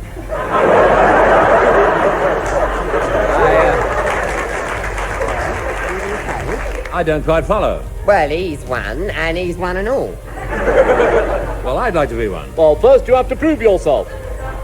Can you ride a horse? Can you fight off 20 men at once? Can you make love to a beautiful woman? Well, not all at the same time, but anything you can do, I can do better. I can do anything better than you. No, you can't. Yes, I can. No, you can't. No, you can't. Yes, I can.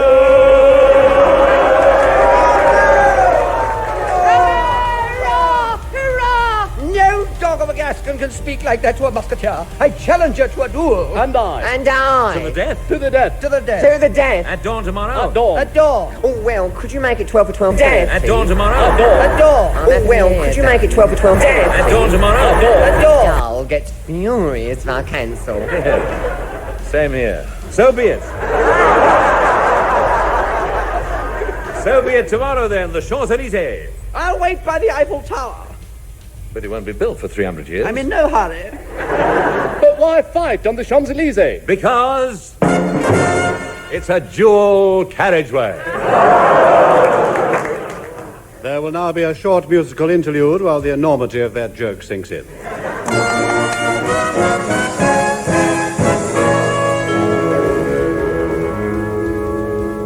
Dawn the next day. How about you? Ha ha! How about you? Oi, Alice, they haven't arrived yet. Oh, well, I'll have it myself then till they get here.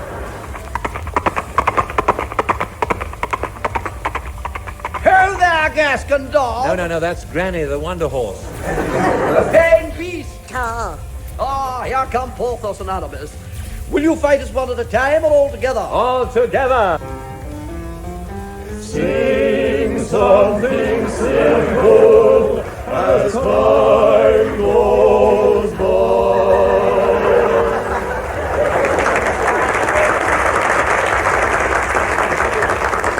They came at me, their rapiers gleaming.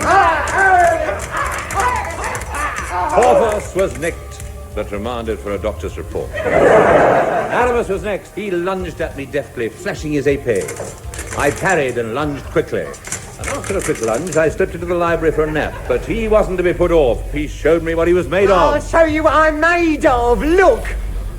Good heavens, skin. Take that. Miscreant.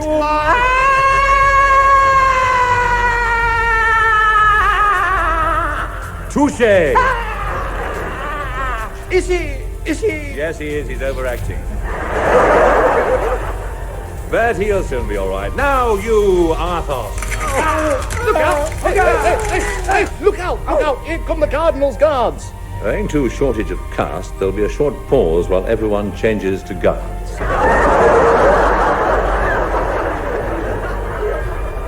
The Cardinal's guards, for it was they, rushed at the musketeers with savage oaths. The fight was on. Back to back, face to face, cheek to cheek, up against the wall. They did what they had to.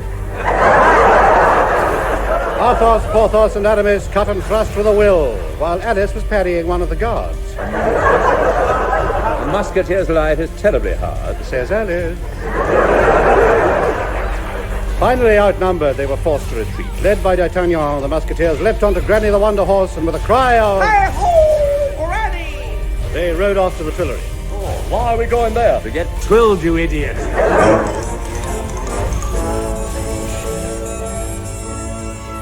Meanwhile, the decadent court of the effete King Louis, word had reached the Queen. I heard that, Lou. That's a nice word to use in front of your queen. That's nice language for the King of France to use, that is. I'm sorry, Queenie. I dropped the orb on me toe. Oh, well, I'm royalty, I am. I've got breeding. Yes. If you put a pea under me mattress, I'd feel it. It'd give me jip all night. It Oh, would. shut your cake hole, you great fat nose pot. Pee under your mattress. You could put 2 stone to King Edward's in your pit and you'd still sleep like an hog. Oh, I'm an abs Habsburg I am, and don't you forget Well, it. button your Habsburg lip.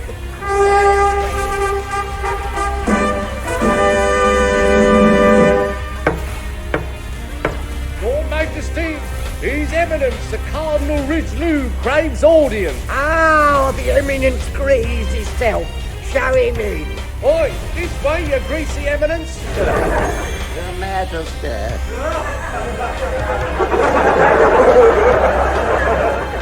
I have a complaint. The next line was cut by the Minister of Health on the grounds that it was infecting the lines around it.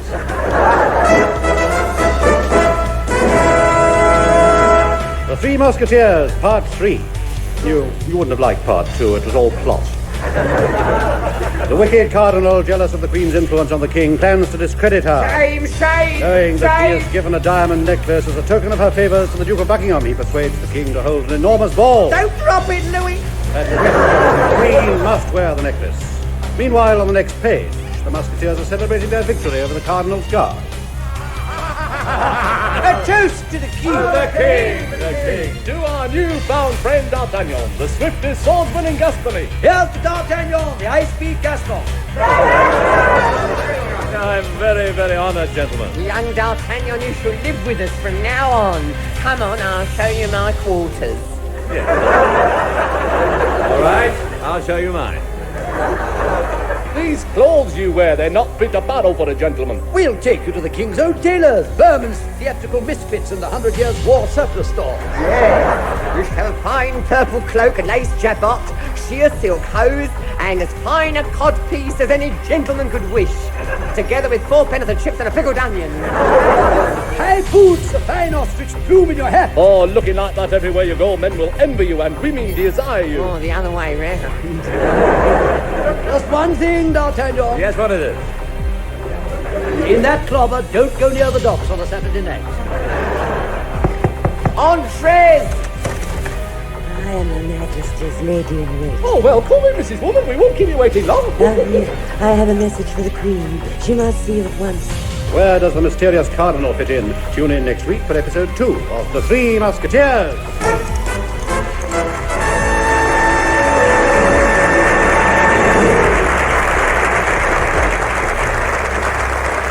And now, the Round the Horn colour supplement. Now, this part of the show can only be heard in colour.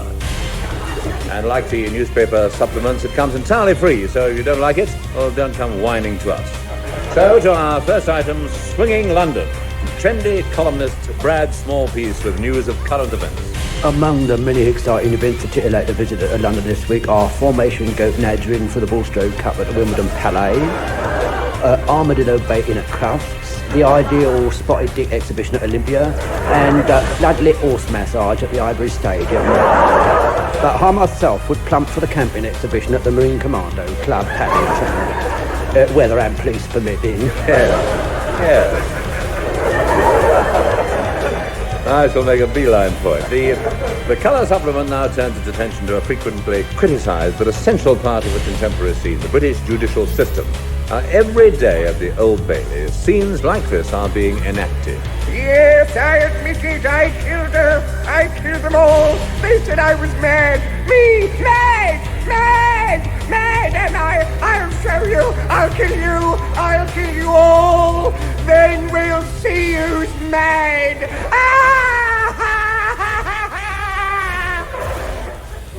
Quite so, my lad. But what about the accused? And who do we revere more than the solid British bobby?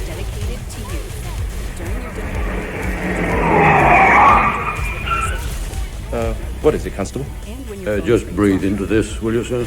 Breathe into it. Don't argue, sir. Just breathe into this. Oh, all right. Now this one. That's better. Can't stand cold gloves when I'm on point duty.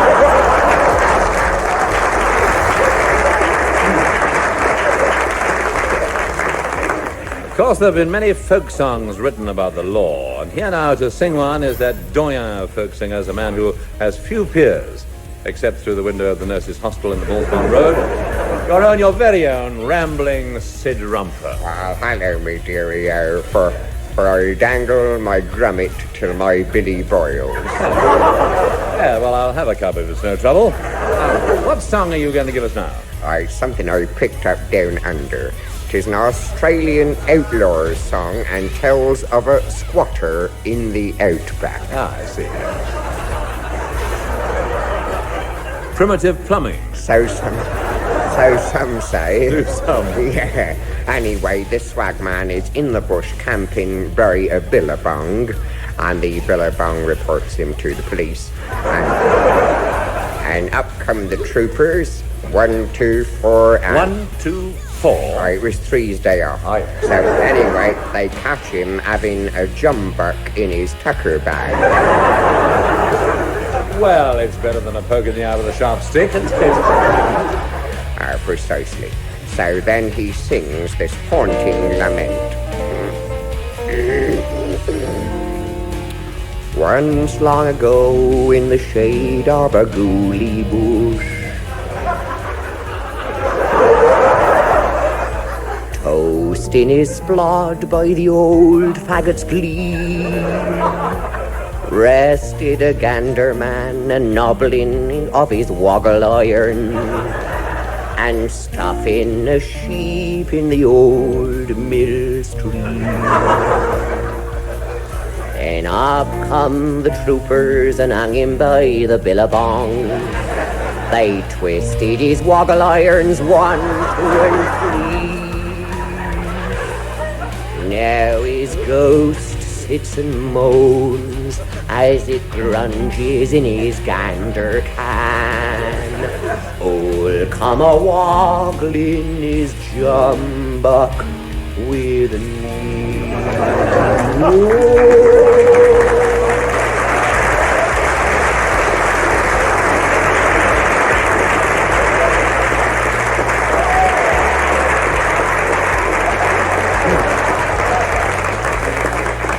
Thank you, Rambling Sid, and keep taking the tablets. Now, one thing about British law is the way it adapts to circumstances. As time changes, so does the law. For instance, 30 years ago, it was illegal to set fire to an orangutan within the precincts of Westminster Abbey on even dates. Nowadays, there's no such stigma attached to such an act, except, of course, to the orangutan. And it's similar with divorce. Now, in the 40s, the social complications were enormous, as we illustrate with this excerpt from the 1942 production of Brief Ecstasy, starring Dame Celia Mole Strangler and aging juvenile Binky Hunter. I was asleep. No, Charles. Are you? No. Neither am I.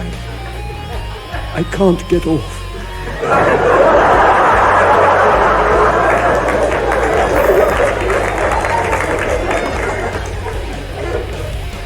I keep thinking. Thinking what? You know what I'm thinking. Yes, I know. I know you know. I know you'll know, I know. Yes, I know. But knowing doesn't help. Every night I lie here torturing myself. We're in an impossible position. Give it time, Charles.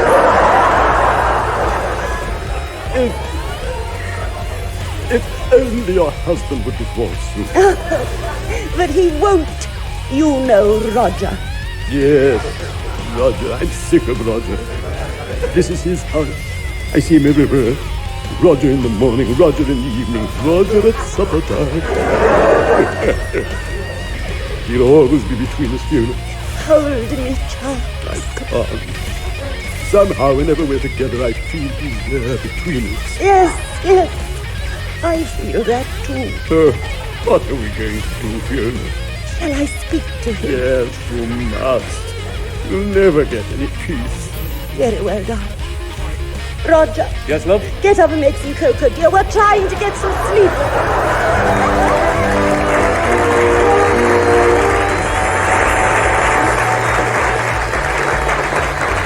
From time to time, the most honest, law-abiding citizen gets entangled with the law. I did myself recently. Very uncomfortable it was. And I was recommended to a fashionable firm of solicitors in Lincoln's Inn. The brass plate on the door read, Bona Law. Hello, anybody there? Oh, hello, I'm Julian. This is my friend Sandy. I've got my articles and he's taken silk. Frequently. Well, Miss Thornhound, nice to bother your dolly old eek again. Oh, what brings you trolling in here? Well, can you help me? I've erred. Yeah, we've all heard, Ducky. I mean, it's common knowledge, isn't it, Julian? Will you take my case? Well, it depends on what it is. We've got a criminal practice that takes up most of our time. Yes, but apart from that...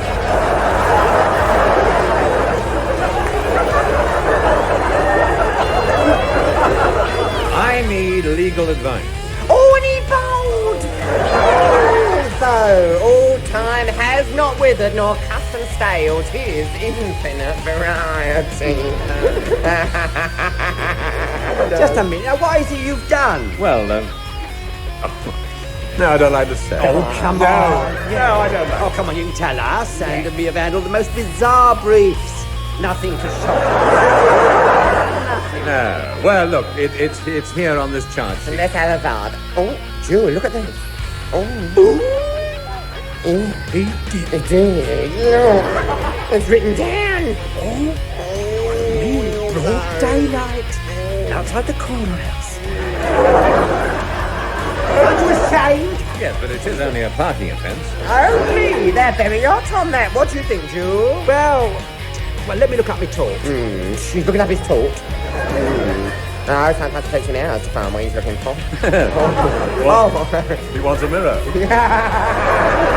Oh, he's found it. Well, I recommend we try per verulium ad cam forum actus injuria linctus est. That's your actual Latin. Yes, what does it mean? I don't know, I got it off a bottle of horse rum. Sounds good though, doesn't it? How should we tackle it, Sam? I think we should plead insanity. Yes, but what about Mr. Horn? I'll win. Oh, I'll defend him. I'll do my speech for the defence. Would you like to hear it? Yeah, I can't contain myself. That's your problem, Duffy. Go on, do you please, Sam? Yes. Always an eloquent pleader.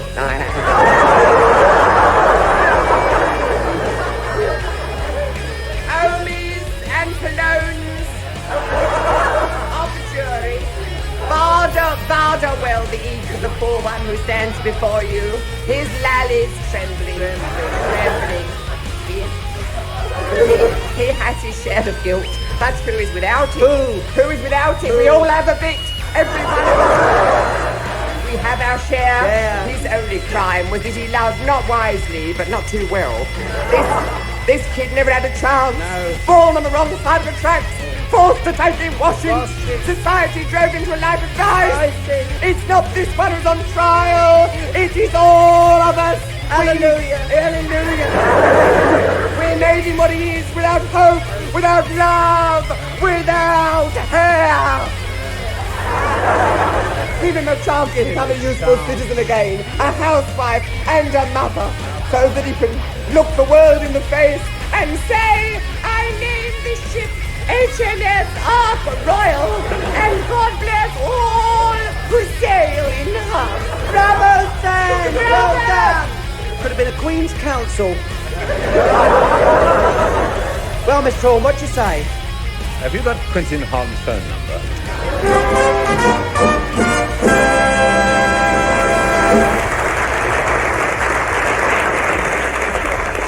Well, they did defend me in the end, and I got off.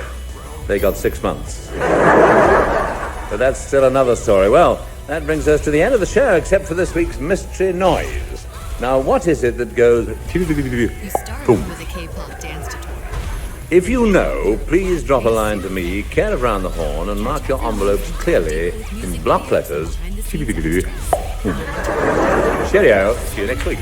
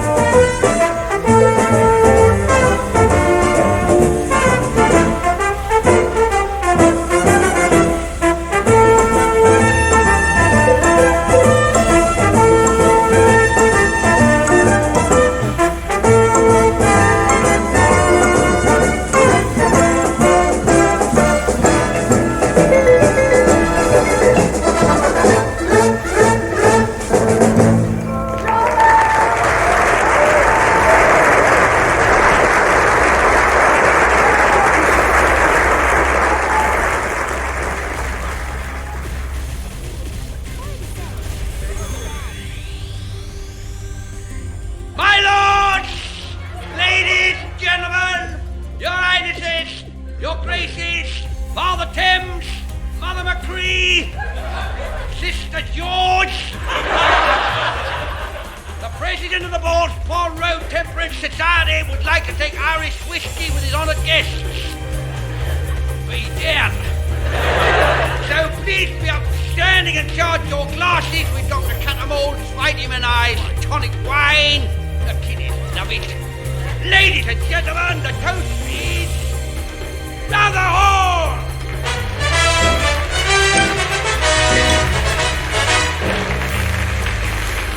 And in this edition, you'll be able to meet Dermot Staybaker and René, thrills and spills on the mighty bacon slicer. The music will be provided by Captain Peregrine Simcox and the massed pipes of the 14th Mounted Sanitary Inspectors. But here now is your own, your very own, Kenneth the Tiddly Winky Girl, Hall.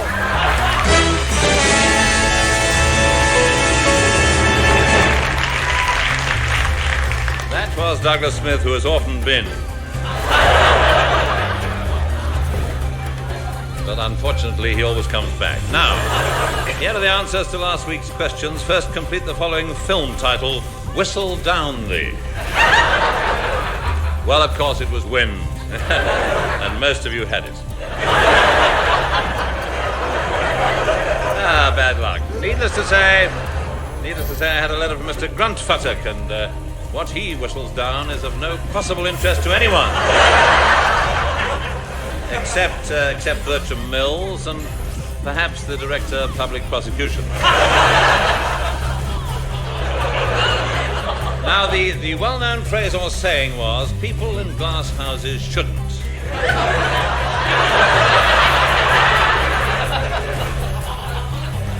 And, of course, that is complete as it stands. All right, Smith, now make the announcement. Certainly, sir. And now, since this is the final program of the series, this is positively your last chance to throw yourselves at the feet of D. Smith, Demon Boy Announcer, and demonstrate the esteem in which you hold me. What, no one? Oh well, the Kenneth Horne Theatre of Suspense.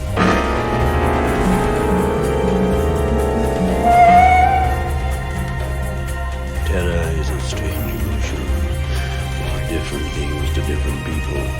It can be a creaking on the stairs. It can be something rustling in the attic. But for most people, it is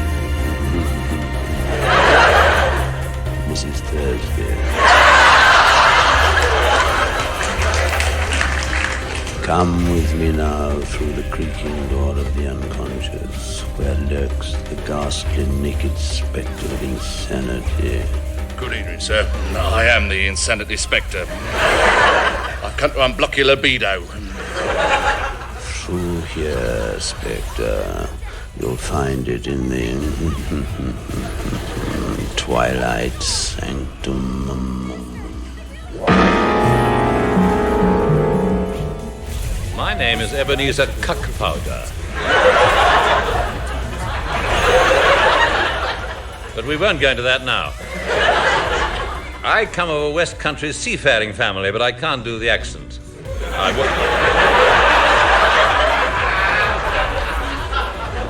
I can actually, but I won't. The story I'm about to relate took place when I was but a slip of a lad. The lad in question being my father, and the slip being me.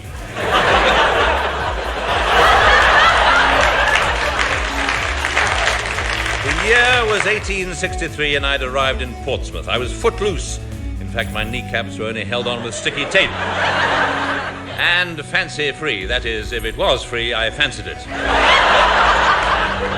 Ready for adventure, I made my way to a low tavern on the quayside frequented by rough, swarthy seafaring men. Pink gin, dearie. Coming up, Black Jim. How about you, Tobago Jack? I'll have the same as him and a packet of crisps, and don't forget to salt.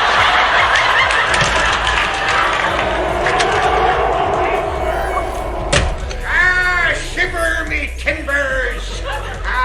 Vast me mateys! Clear a path for scarf Scarface Rufus, me boyos. Avast, I say. I'll put me hook through any man Jack who dares stand in me way. Arr, arr, arr. A pint of grog, me beauty. Ah, come here, me dear. Give us a kiss. Arr. Edmund Vicar. What brings you in here, Scarface? I be looking for a crew to sail with Captain Ahab. He be shipping out tonight. Which of ye stout-hearted lads will sign on? Shanghai Charlie, Frisco Sam, Yokohama Mike, Western Supermare Alf.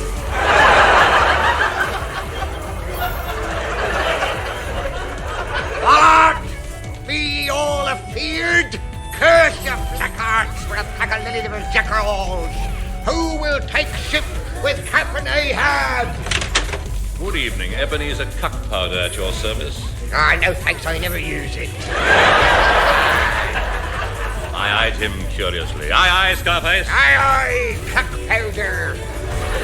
Well, what brings you here? I'm looking for a ship. Ah, then come in, me hearty. Well, mateys, and who be this young Cuck Powder who puts you all to shame? This fine stripling with his apple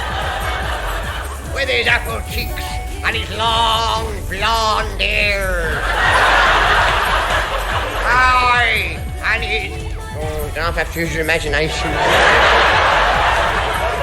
Let it brave man. Ah, you be a lucky lad to sail aboard the Golden Help Glob Glob. That's a curious name for a sailing boat. Aye, the woman who was launching it fell off the rostrum and drowned. Hey, and ever since the ship, you cursed, me dear, nobody who'd go on her had ever been seen again, me dear. 'Tis like a floating Amos Andrews show, me dear. Don't he go aboard her, me dear? Ah, take no heed, young Cuck Powder. Take no young Cuck Powder. Oh, honestly, it's ludicrous, isn't it? Ah, have a drugged drink, matey. Aye, what'll it be? I'll just have a grog and a bit of lemon. Ah, here, lad. I croaked the foaming tankard eagerly, and then suddenly everything blurred, and the figure of Scarface started to dance in front of my eyes.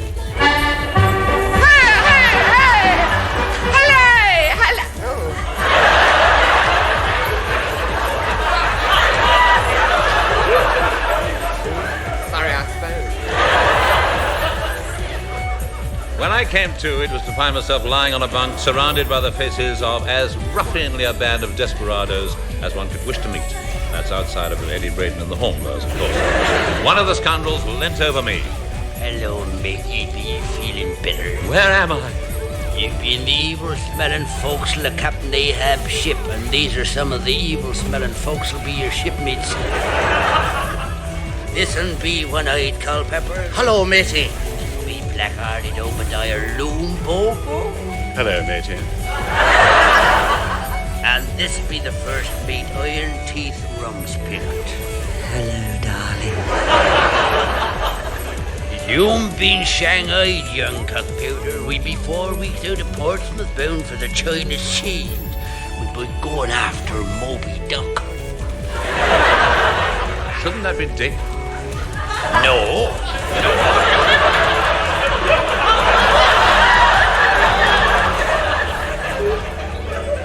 This be the great white Peking duck that haunts the waters.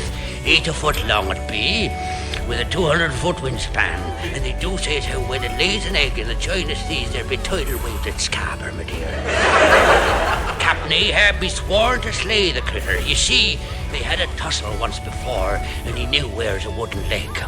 Oh, it'd be a fearsome critter. Yes, I can imagine. It's not every day you see a giant duck with a wooden leg, is It's it? not the duck, it's Captain Ahab. Here he comes now. Morning, scum! Morning, curse all they black hearts, ye bunch of snivelling toadies!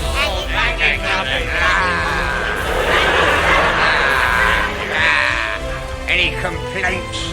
Well, the poor Captain Ahab be awful. For the last 4 weeks, we've had nothing but big beans.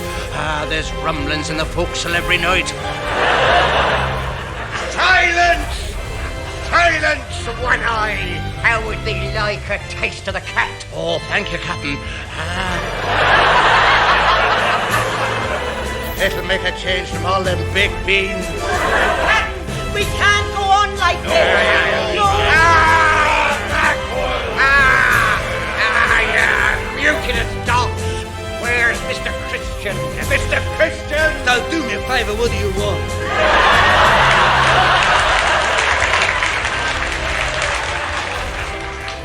Mr. Christian, take One Eye Culpepper below, give him a few lashes, some mascara, and a tin of wrinkle cream. He looks awful. No, please, not that. No. Take him away, Mr. Christian, and put him to picking oakum.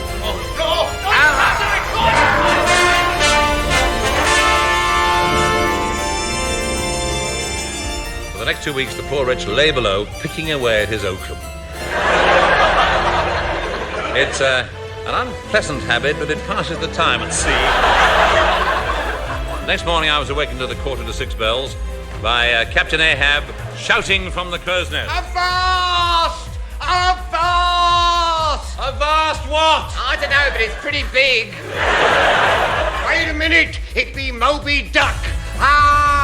There she blows. What do you mean there she blows? Ducks don't blow. Or whatever it is they do, she's doing it.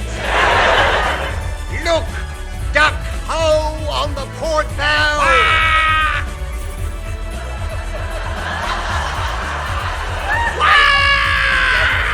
Thank you, Ducky.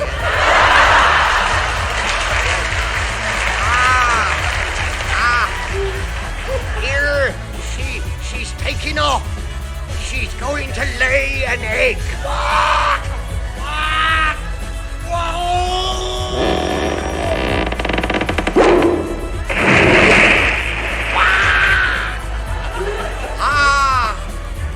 Man the harpoon gun.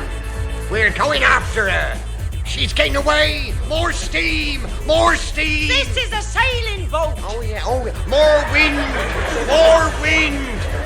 We're gaining on her. She'll not get away this time. 40 years I've waited this moment. Yes, I know what you've said about me. I know what's been whispered on this ship. You all think I'm a raving madam.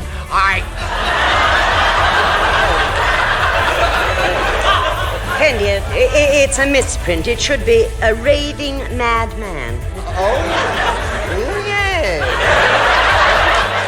Yeah, I thought it was a bit bold.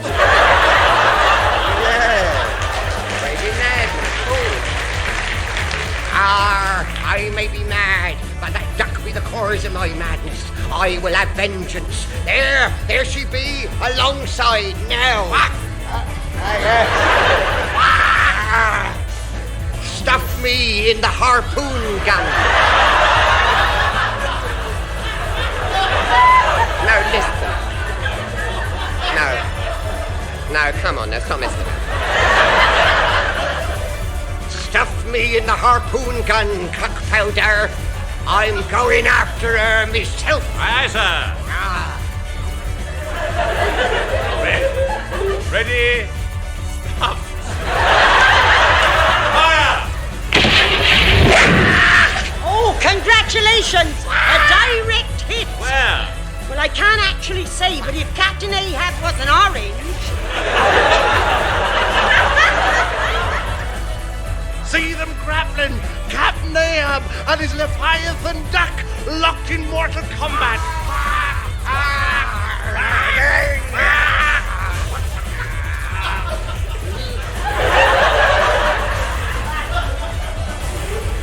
For hours it seemed the duel continued, no quarter being given or asked, but at last, with a final flurry of its huge web feet, Moby Duck succumbed. And vanished beneath the waves, carrying Captain Ahab with it.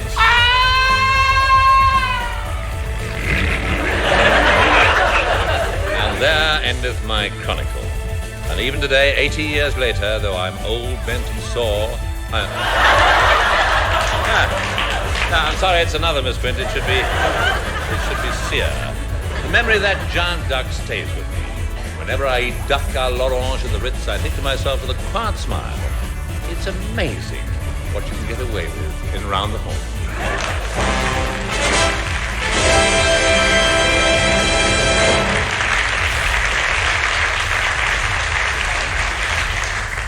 By the way, the accomplished Mr. Hugh Paddock played the part of the duck. It was the part that most people throw away.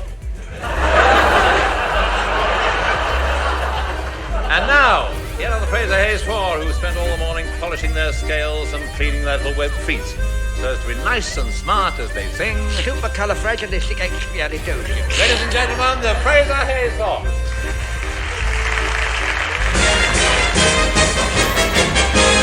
Supercalifragilisticexpialidocious. Even though the sound of it is something quite atrocious, if you say it loud enough, you'll always sound precocious. Supercalifragilisticexpialidocious. Because I was afraid to speak when I was just a lad. Me father gave me nose a tweak and told me I was bad. But then one day I learned a word that saved me aching nose. The biggest word you've ever heard, and this is how it goes. Supercalifragilisticexpialidocious. Even though the sound of it is something quite atrocious, if you say it loud enough, you'll always sound precocious. Supercalifragilisticexpialidocious. He travelled all around the world, and everywhere he went, he'd use his word and all would say, there goes a clever gent. When dukes and maharajas pass the time of day with me, I say my special word and then they ask me art for tea. Oh, supercalifragilisticexpialidocious. Even though the sound of it is something quite atrocious, if you say it loud enough, you'll always sound precocious. Supercalifragilisticexpialidocious. You know you can say it backwards, which is docious aliexpiisticfragilcalirupus, but that's going a bit too far, don't you think? Indubitably. So when the cat has got your tongue, there's no need for dismay. Just summon up this word and then you've got a lot to say. But better use it carefully or it may change your life. Like, one night I said it to me girl, and now me girl's me wife. She's supercalifragilisticexpialidocious. Supercalifragilisticexpialidocious. Supercalifragilisticexpialidocious. Supercalifragilisticexpialidocious. Supercalifragilisticexpialidocious.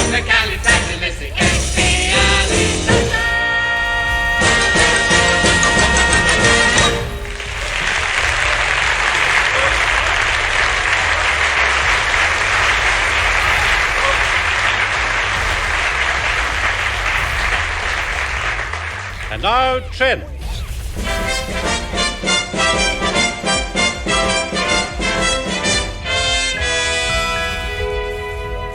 First, the trend in films is still back to the 40s, the era when Fanny was by Gaslight and not Hill. And Hill was Dr. Charles and not Fanny. The days when Jimmy Tarbuck was Ted Ray and so was Charlie Chester. When everybody was our gallant ally, except for the people who are now our friends.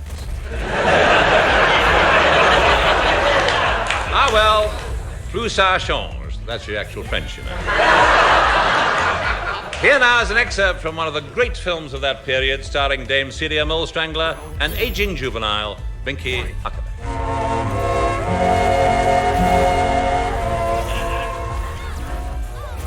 Oh, Charles.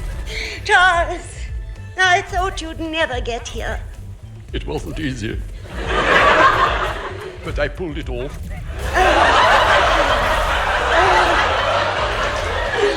Charles, darling, how strong you are.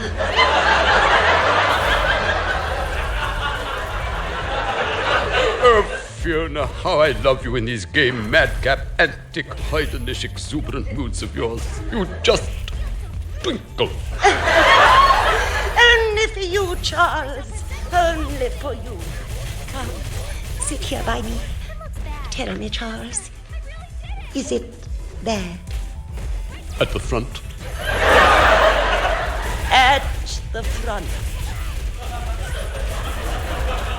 Pretty bad. At the front. Not too good at the back.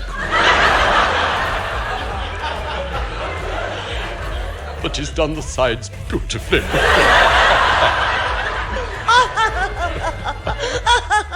It tickles you, does it? Perhaps I should have shaved it off. I love to hear you laugh, Fiona. I know. I know you know. I know you know, I know. Yes, I know. Oh, Charles, I want to make you happy for these few brief, fleeting moments that we're together. How can I make you happy? You know, Fiona. Yes, I know. Kiss me, Charles. Kiss me. Oh, Fiona, if only this could go on forever. Tell me, Fiona, have you ever loved like this before? Not like this. Not quite like this. Not on the top of a 73 bass.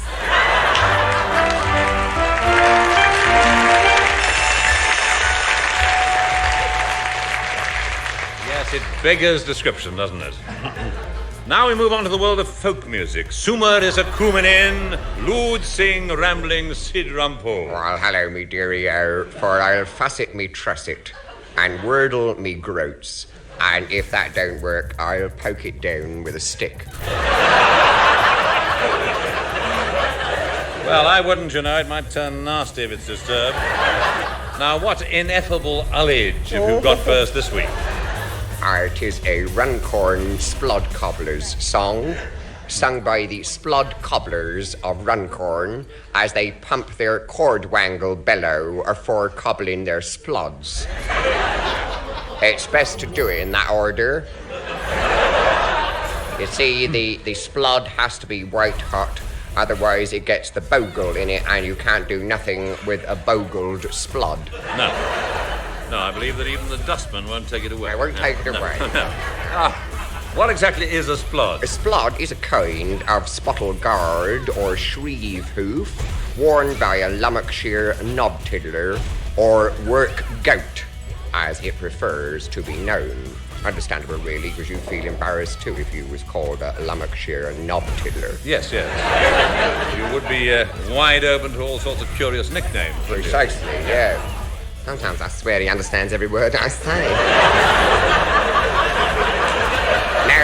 Now, me dearie-o, as the splod cobbler works his trummis, he sings this lugubrious ditty. I sing as I cobble and hammer my splod, though my trummis glows hot and my trade be on. I sit as I gorble and pillock me spleen, for a cobbler's life is the life for me. Sing lickety, lickety, splod me boys. Sing whackety, whackety, ooh. Well, why the ooh? Well, that's the sad part of the narrative. Alas, you see, he misses his splod and impales himself on his own cordwangle. I imagine that could be very painful. Fatal, as most often. As a result of which he dies lack-a-day.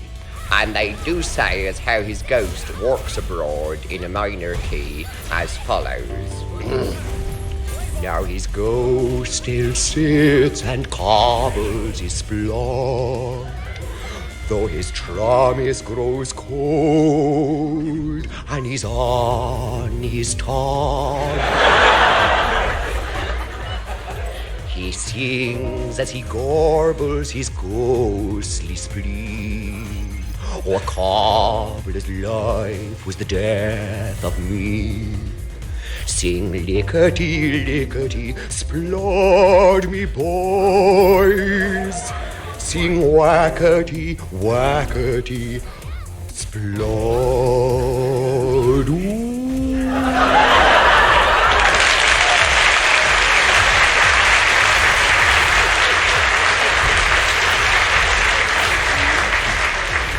Well, I think there's an awful warning for us all there. Now, moving on.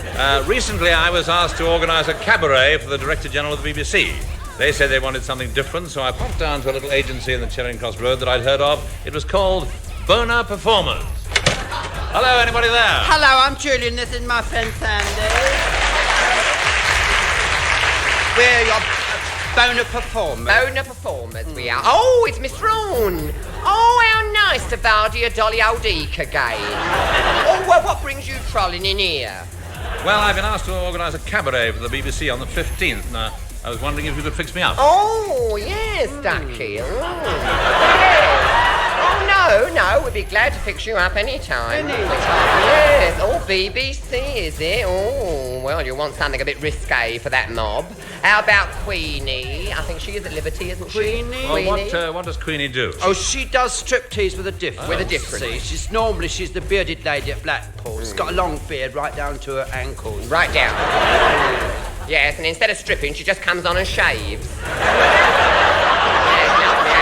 Lovely act. Very good act. She can't do it often. Takes her 2 years to grow the beard again. Oh, dear. Yeah. Really Well, it's not exactly what I had in mind. A little less exotic, I think. We can get you the great Omi Poloni. He's one of ours, isn't he, Jules? Oh, Omi Poloni. Yes. Lovely act. No, describe the act, Jules. Well, he's your actual strongman, really, isn't he? Yes. Yeah. Beggar's description. Beggars. Could you give me some idea of his act? Well, he comes on, you see, wearing this leopard skin, you see. He's a great butch Omi with... I mean, he's got these thews like an oak and bulging lallies. Bulging. Well, he bends an arm bar, tears 2 telephone directories in half, he drives a nail through a plank with his bare fist, and then, as a finale for his piece de resistance... That's your actual French. He's harnessed between 2 teams of wild horses pulling in opposite directions. But does he budge? Budge he does not. Budge he does not. No, and we bill him as the strongest man on earth. Well, I'll take him then. Oh, you can't have him on the 15th. That's the night for washing his hair. All right, well, now, who else have you got that's available? Well, we're available, and we sang. Extremely. We will be happy to oblige on the 15th. We are your great all-round entertainers, Sand and Jewel, a show in their selves. All round. Brightest stars in the showbiz firmament. We can be seen nightly at the Marine Commando Club in Paddington. Always there, you see. You can be seen up there. Yeah, why don't you come and see us, eh? Drag yourself up there one night. We have to be seen to be believed. Yes. And what, I shudder to ask, do you do? Oh, he bowled! Oh, he goes too far, doesn't he? Well, we're versatile, Miss Drawn. You name it, and we do it. Oh, all right. Sing? No, not your actual singing, no. Dance? No. Juggle? No. Conjure? No. Well, I thought you said if I named it, you could do it. Oh, yes, Ducky, but you haven't named it.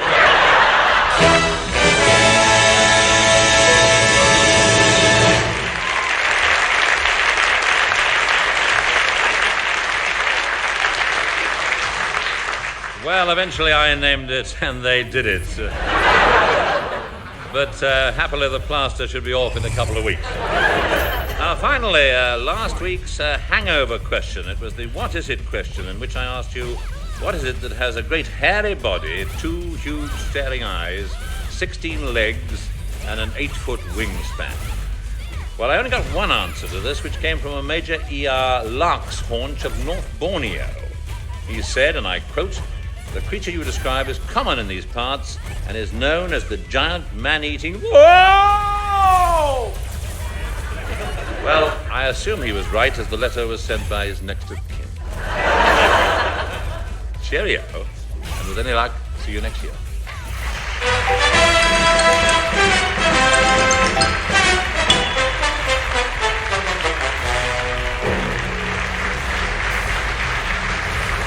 That was Round the Horn, starring Kenneth Horne, with Kenneth Williams, Hugh Paddick, Betty Marsden, and Bill Pertwee. On the musical side, you heard the Fraser Hayes Four and Edwin Braden and the Hornblowers. The script was written by Barry Took and Marty Feldman, and the show was produced by John Simmons.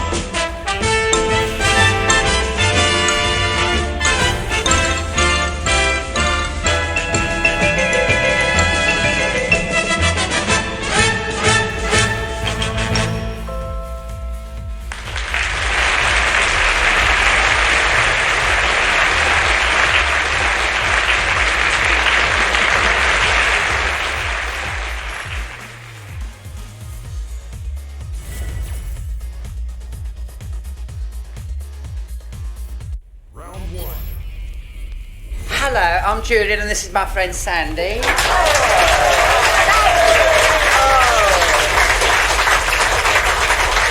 Oh, how bona tavadi, a dolly old egg. Here, who are you talking to? The listener. What listener? The Omeo Palone who's earwigging this record. Oh, I see. I thought you'd gone strange for a minute. No, of course, yes. Well, listener, here it is, out in the open at last.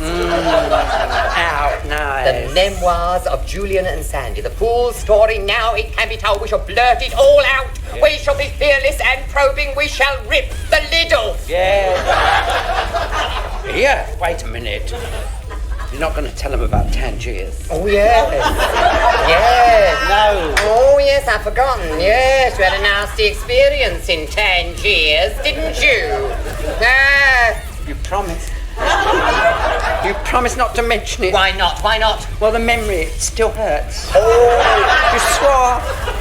Besides, I'm shy. He is shy, it's true. No, he is shy. It's his shyness has held him back. Yes. It has, it's held him back. It has. Get it off your chest. Purge yourself. No. Go on. No. Go on, you'll feel better. Besides, it's the smut that sells. Yes. It does. That's what the man said when he approached us about this record. He said, well, no, listen, he said, what we're looking for is something fresh, vital, socially significant, pungent, limpid, and smutty. Is that what he said, the man from the record company? Yeah, we all got his number, Duck. Excuse me, I wonder if I could... Yes, we've been wondering that. I doubt it, frankly. Here, who's the Nafomi? I don't know. Looks like an elderly groupie. All right, act nonchalant, you might go away. Now, look. It's never a flasher. Never. Never. He's not equipped. Look, I'm here on behalf of the record company to monitor your reminiscences. To make sure that nothing should slip in, as it were, of a risque nature. Risque! Get her, Us, risque! We are the epitome of all that's comme il faut. That is your actual French. Oh, good. Can we get on now? Oh, of course. Not before time. The world's agog to hear about our strange and exotic doings. Well, off you go with your exotic doings. I'm here if you need me. Yeah, that'll be the day. Well, now, what should we start with? What about that time we was in publishing? What, Boner Books? Boner Books, yes, remember? Remember we had all that trouble with the typographer? Yes, well, it was our own fault for giving the job to Gordon. Yes. Never have given it to Gordon. Yes. Remember our spring list? Full of misprints it was. Yes. Like forthcoming navels. Lady Chitterin's liver. Yes. Withering Hoots. Yes, Withering Hoots. And do you remember what he did to the carpetbaggers? Oh, yeah. I thought it sounded more interesting that way. But do you remember when we got that book, The Life Cycle of the Water Vole? Oh, yes, and you tarted it up. Well, you helped. Look, this book, The Life Cycle of the Water Vole, I mean, nothing happens, you've got to make it happen. You have to make it happen, don't you? Oh, you don't tell no lies. I mean, look at the description. No, this description. No, shut up, listen. This description of the hero. A small, grey, furry creature. Now, I mean, how's the reader going to identify with that? You've got to make him big and butch. Oh. He's got to have bulging biceps, his shirt slashed open to the waist. Oh. You know. And an unruly lock of tousled hair falling over the bronzed forehead. Yes. You know? And what's more, you don't call him the water vole. No. You have to personalise. Give him a name like Rock. Or Tab. Yes. Or Dorian. Dorian, yes. That's right. And you have to dramatise it. Who was this water vole? That's it. Nobody knew where he came from. No. But nothing was ever the same after he'd been there. Oh. Women desired him. Yes. Yes.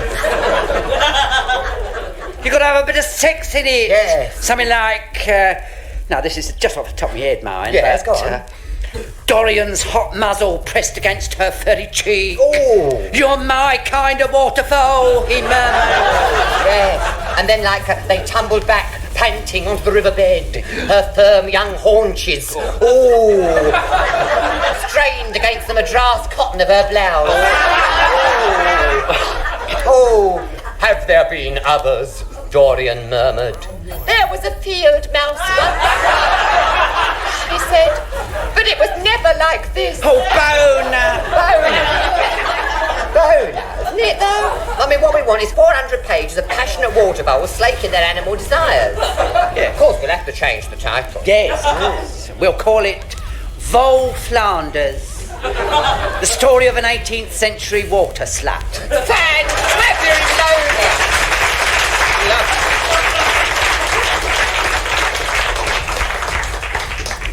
Well, it was printed in the end, but of course it never got into the bestseller list. As a matter of fact, it was remaindered on the day of publication, but by then Sandy and me had moved on. We'd gone into the film business. We had a little latte up an alley off Alder Street. Called ourselves Bona Prods. Excuse me, go with him again. Bona Prods. That doesn't have a second meaning, does it? I don't think it has a first meaning.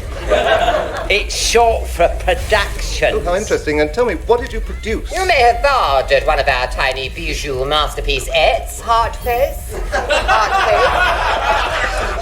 We made Funny Eek, My Fair Pallone, and then we did one on shopping and his love for George Sanders. Of course, we realised afterwards it should have been George Sane. Yeah, that's true. That was why Rock Hudson turned the part down, I think. And after that we went mod, didn't we? That's right. And we produced Motorcycle O Pair Boy. That's right, Motorcycle O Pair Boy. Starring our friend Gordon. Your friend? Well, yeah. Your friend, not mine. You're the one that picked him up. Yes, well, not our friend. Shut up. Oh, this mutual. Going into personalities. Great. Anyway, any road up.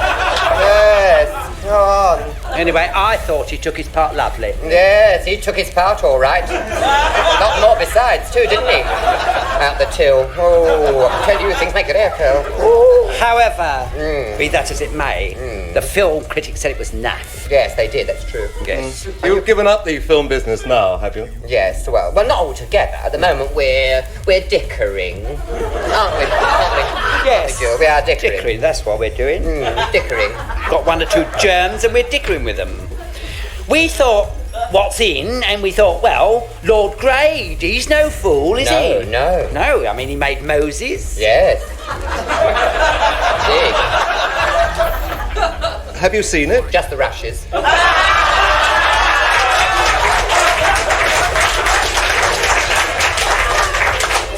I mean, what's more, he's planning to do David and Goliath. That's true. Well, I mean, it's obvious, Yes, isn't it? that's right, it's got Biblical to be. stories are in. I was up all last night working on my outline. He was up all night. All night he was, in his brown study. It was, in a brown study. That's next to his mauve bathroom, you know.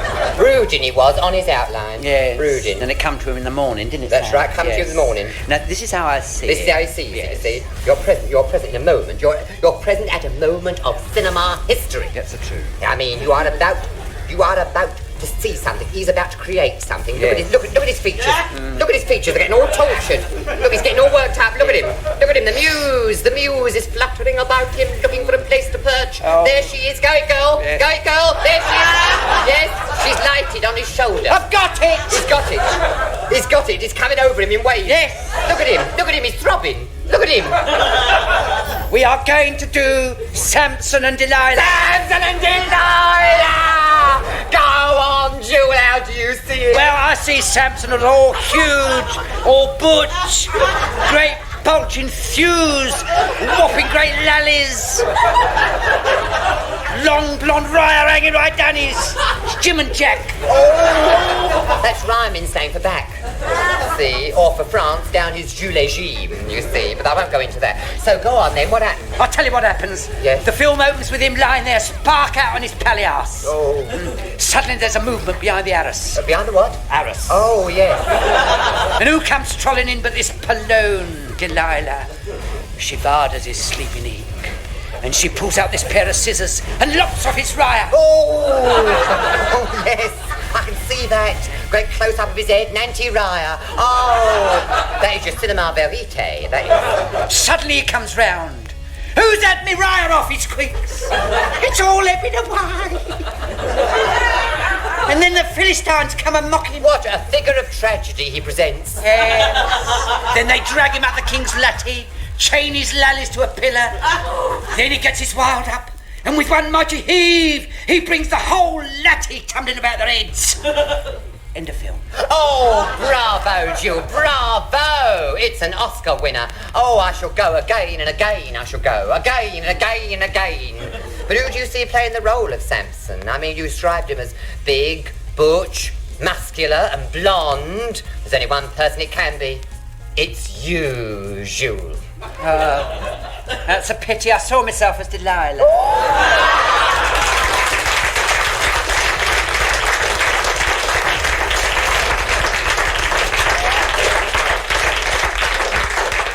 But you haven't always been in film. No, we tried our hands at most things. We've drunk from life's cup, as you might say. Yes, we enjoy a challenge, a hint of wild adventure, and we're off. Like that time we did a round-the-world troll in a lifeboat. True. You sailed round the world? Yes. We've always enjoyed cruising, haven't we, Sam? Always. I love it, I can't wait. I mean, I've always loved it. It's sort of wanderlust in me, you know what I mean? Yes, the call of the sea. Call of the sea. When I get it, I can't resist it. You can't resist it. When he gets the call, he's got to go. Yes. He's got to go when he gets the call. Haven't you, Jules? Yes, like a shot. I'm off like a shot. He's off like a shot. Yes. It was in Southampton, we was in Southampton, honestly, and the urge come on us, didn't it? Yes. It come on us. I said to Jewel, why not? Didn't I, Jules? He did. Why he said, not? Well, he did. And I said, well, I'm game. He did. He did. There is no one gamer. So, any road up, we set sail next day, didn't we? That's right. In this lifeboat. And this no lifeboat, preparations. No preparations in the Well, I'd had my hair done. That's true. Anyway, to cut a long story short, after several days at sea, where did we find ourselves? Nowhere. No. We hadn't seen a boy for ages. See, so of course, no, without the boys, you see, we had no idea where we was. Of course, we'd had our sea lallies by then, but if I told you what we'd suffered, you'd never believe it. Never believe it. 14 days 40. we was. Exposed to the elements without a single tin of face cream. We nearly cracked. Nearly cracked, didn't we, Jules? Was that through nervous tension? No, dry skin, you great nit. Then this great storm blew up. Blew up, it did. Between him and me, I thought he'd nicked me eyebrow tweezers. That's true, he did. Accused me wrongly. And Jewel kept a record of the trip. A record of everything that happened. Show him your log. Show him your log. Go on. Show him. Oh, yes, here. Listen.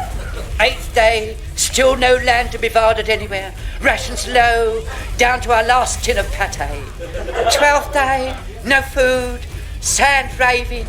14th day, I went overboard. It's true, it was terrible. A gale blowing and me hanging on to me jib for dear life. Oh, spraying, dashing over me eek. Salt caking me eyelashes. Suddenly I become aware Jewel is screaming. I look and there he is in the water. I shouted, "Oh, me overboard!" Oh, it was awful. Oh, there was only one thing to do in a predicament like that. I fainted. I summoned up my last resources, stiffened up my sinews. Well, they do go limp in the water. Tell me, did you manage to drag yourself up on deck? No, we dressed casual, jeans and sweaters. I see what you mean. Yes. Oh, yes. But truth to tell, I got back on board more dead than alive. But I resuscitated him. I give him artificial resuscitation. The kiss of life. It's not like the real thing, though. More like the kiss of death. Thank you. But listen to this from the log. 25th day. Dear diary. Sand's in one of his moods again. I think he's going to pieces. He started to wander. You did, didn't you, Sam? Yes, I wandered. I don't like to talk about it. It was terrible. I was babbling. I was babbling. Oh, You? babbling he was. Babbling on about green fields and Earl's Court. And she was rolling and pitching. Oh, we were shipping it green over the bows. Green it was. And our gunnels were awash, weren't they, Jules? Oh, yeah. I do hate washy gunnels. Then on the 60th day, we was picked up by the purser. Excuse me a moment. Purser? I thought you said you were in a lifeboat. It was, but it was strapped to the deck of the QE2, dear. After that, we sort of lost our sea fever, and the muse of terpsichore was calling. So we decided to go back to our first love, the ballet. Oh. The ballet. Oh, the ballet. We was never at the Garden, you understand, but Sand and me had learned our trade with Dame Nellie de Grunewald Company. Highly recommended at the Doncaster Festival of Terpsichore, 1954. Et enfin, as they say out in France, we started our own little troupe. Just Sand and me. We called it Ballet Bona. The Ballet Bona? Yes. I called myself Julinski and he called himself Sandiev. We called our ballet L'après-midi d'un goose. That is your actual French? Yeah. That is French. That is the actual French, with the exception of goose. No, we don't know the French for that. Means your goose is afternoon. Afternoon of your goose, you see. That is your actual translation, isn't it, Joe? Yes, that is your actual translation. Yes. You see, we're bilingual. We're bilingual. We are bilingual. We both. Yes. Both. Yes. Truth, we've been sweeping la piste on the telly for everything. Does wonders for your bon mots. Yes, I can see that, but why goose? Why not? Well, surely it should be L'après-midi d'un feu. But you see, we went up the costumiers and they didn't have no fawns costumes left. All there was this goose left over from the panto. It's actually got a trap door in it. One you can drop the golden egg out of, you know. But we're not using that. No. It lacks poetry. Among other things. Yes, of course, the big drawback is that it's second-hand goose, you see. I mean, you don't know who's been in there, do you? Still, you have to suffer for your art, haven't you? Precisely, Mont. Yes. So I understand a little more fully. Could you tell me who arranged the ballet? Oh, we were taught by Reynard Laspoon. Yes, don't take the rise! Filthy, what a dirty, one of the greatest choreographers, isn't he? One of the greatest choreographers. And a very close personal. Isn't he, Jules? Yes. In fact, you might say he's an intime. Intime? Yes. You'll get on well with him. He's your type, he's all butch. But questing. Always questing. You may have seen his work. He does fantastic things on television. Yes. You know, where they all come trolling on in form-hugging black and do evocative things with chairs and ladders and planks of wood. He once done something with a bentwood chair that made Robert Eltman's eyes stand out like organ stops. Well, his own fault for standing so close. Of course. Reynard Laspoon, he is classical trained. Oh, yes. Classical. Yes, he's your full classical. Full classical. Started in John Cranko's Nutcracker and worked his way up. Yes, he supported Dame Margot's Sleeping Beauty when Nureyev backed out. That's true. Anyway, he choreographed us. Well, what actually is the story of your ballet? Well, you see, Julia is the Goose King, and I'm a hunter, Prince Roderick the Mighty. And I'm... Shut up. Here. So, anyway, I'm trolling through this forest one day, and I come across this lovely creature. That's me. He looks better in the skin. So anyway, I barter this goose cruising about on this magic pool. So what happens? I'll tell you what happens. All me hunting instincts rise, and I whip out me crossbow, you see. I do a pas de chat all round the state, very butch. Then I take aim and fire, and transfix him with me magic barb. Ooh. Then he does the dance of the dying goose. I'd like to see him do that. Do you think he'd do it for me now? Ask him, Ducky, ask him. Julia, would you die for me? Gladly.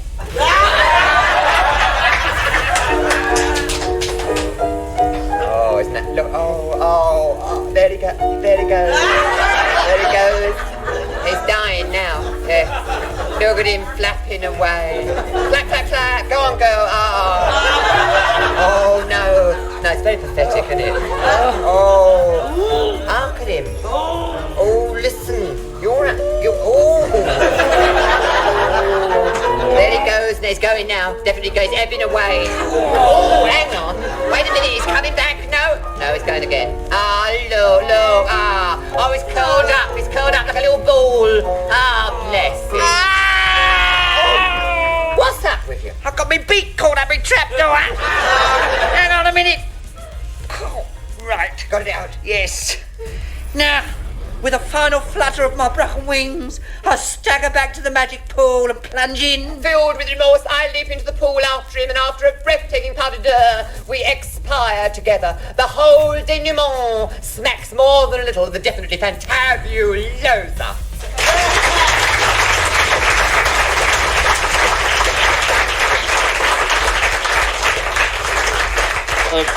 I must say that your ballet sounded absolutely remarkable. Why did you give up? Oh, I had to.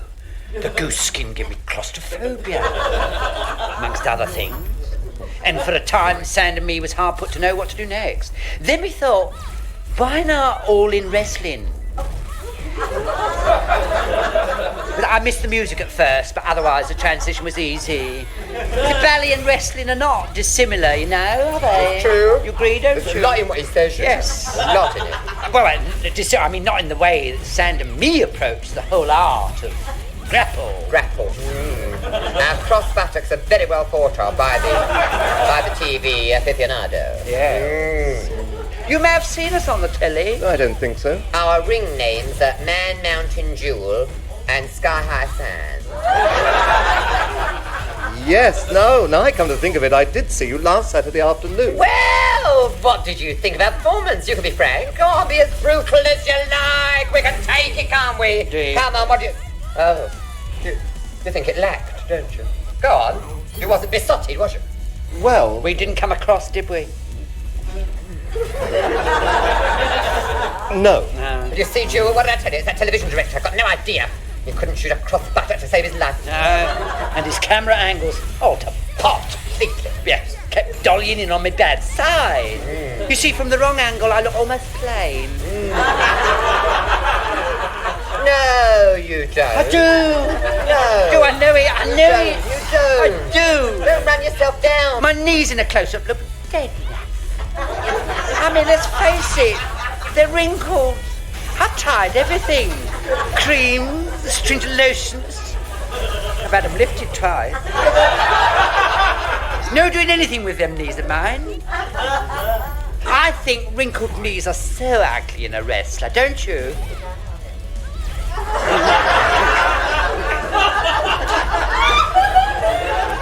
But surely appearances aren't all that important. You must be joking, Doctor. That's what women come to see. They've come to have a barge at two great, huge, brawny men battling it out. That's why I cover myself all over in oil. It enhances my physique. I wish you wouldn't do that, though. You keep slipping out of me hammerlock. Look, they say that a lot of wrestling is phony. Is that true? Oh, no. Last week, for instance, me and Jewel had a real grudge fight. We both got our wilds up in the third. Yes, well, you started it, hogging the close-ups like that. Maybe, Ducky, but there's no excuse for what you did. That was brutal. Bestial what he done. What happened? He grabbed me by the wrist, pinned me down, and broke it. Your wrist? No, me fingernail.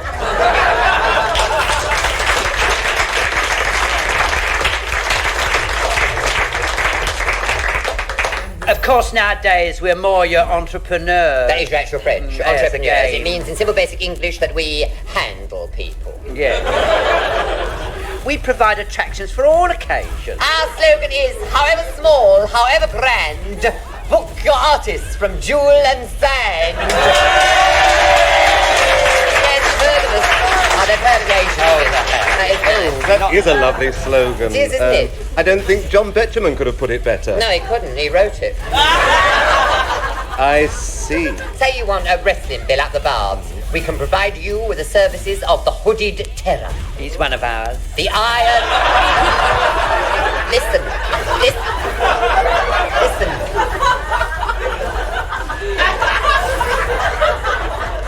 The Iron Man. He's one too. Then there's the Borneo Maniac. Comes on as a gorilla.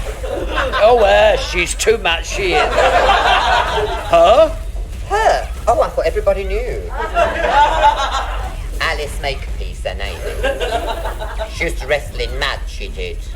We made the mistake of signing her on before we'd scraped her off. And was our eeks red when it turned out to be a pallone? Yeah. I see, and that accounts for her wearing a gorilla skin. Oh, that's not skin, that's natural, that is. Of course, we don't only handle wrestlers. Oh, no. No, we've got a showbiz side. I mean, as our brochure says, whatever your function, Julian and Sandy can sprinkle it with stardust. That's true. Our speciality is discreet entertainments for those in quest of select titillation of a refined nature. For instance, there's Queenie. Queenie, what does she do? Striptease with a difference. Yes, she does. See, normally... She's a bearded lady at Blackpool. That's right. Yeah, long beard she's got, right down to her ankle. Yes. And instead of stripping, she just comes on and shaves. She can't do it often. She can't do it often. Takes her 2 years to grow her act. Poor love. Then, of course, there's Nemesis Grootblast, England's premier yodeling archbishop. He's Vaff, you know. Variety Artists Federation. Oh, is that what it means? Oh, we thought it meant Varda. Absolutely fantabulosa. And what does Nemesis Grootblast do? Well, it's difficult to describe, really, but it involves feats of incredible agility and dexterity with a fire extinguisher, a frankfurter sausage, and a goat. The goat. Goat is important. And then there's the great Omi Poloni. He's one of ours too, isn't he? Oh, yes. He is your actual strong man. Beggar's description, he does. He does. Well, he comes on wearing this leopard skin, you see. He's a huge, great butch Omi with thews like an oak and bulging lallies. And he bends an iron bar, tears 2 telephone directories in half, drives a nail through a plank with his bare fist, and then, as a finale, for his pièce de résistance, he's harnessed between 2 teams of wild horses, pulling in opposite directions. But does he budge? Budge, he does not. We bill him as the strongest man on earth. But he's not available at present. He's in Paris, modelling handbags. Then, of course, there's us. Ourselves. You? Yes, we are your great all-round entertainers, Sand and Jewel, a show in themselves, the brightest stars of the showbiz firmament. Well, what do you do? Well, we are versatility itself. You name it, we do it. Oh, do you tell jokes? No, we have no fare for the comic banter. Tap dance? No, we don't do your actual wallop. Juggle? No. Conjure? No. I thought you said if I named it, you could do it. Oh, yes, no, you haven't named it. Well, one last desperate throw of the dice. Do you sing? Sing! He's got it! He's got it! In our circle, we are known as the Second Peters and Lee. It's true. It's true. Shut your mouth, how dare you! You've not heard him. He sings like Mary Peters. He does, and I sound like Lee Remick. Nice, though. Nice. Jewel, pay attention. Stop looking about. Listen, position yourself. Position yourself at the upright. We'll give you a selection of our campfire songs. Right, after 2. I dream of Jeannie with a light brown riot. Bless this laddie tall and stout, keeping all Naomi's out. I'll stroll beside you through the world today. Oh, now your number. Do your number. Oh, go on. Yes. Oh, my Pallone, your pipes are calling me. What's wrong with her pipes? They're bunged up. Bunged up? She needs a plumber. Oh, get Gordon round. He'll fix her blockage. Oh, Gordon! Oh, remember that number Gordon used to sing up in the Marine Commando Club? Oh, the Marine Commando Club at Paddington. Yes. Oh. Ah, he flies through the air with the greatest of ease. The daring young Oman is flying trapeze. His ink is so bona, oh Polonzi, does please. And my love is stolen away. And after that we do our pièce de résistance to snatch not a little of the fantabulosa. There's a hole in my bucket, dear Sandy, dear Sandy. There's a hole in my bucket, dear Sandy, And why don't you block it, dear Julian, dear Julian? Then why don't you block it, dear Julian? Block it. Wherefore shall I block it, dear Sandy, dear Sandy? Wherefore shall I block it, dear Sandy? It's what? If I were to tell you, dear Julian, if I were to tell you, we'd wind up in court.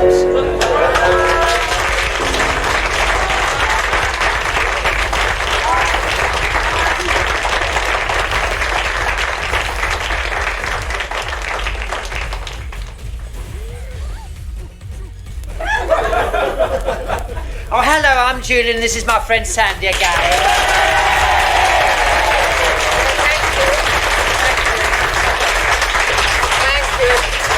Arbona, listen, and to all record lovers everywhere, may I say welcome to our B-side. That is the Polari. That is the Polari for the other side of the record. Yeah. What? So I just thought. What?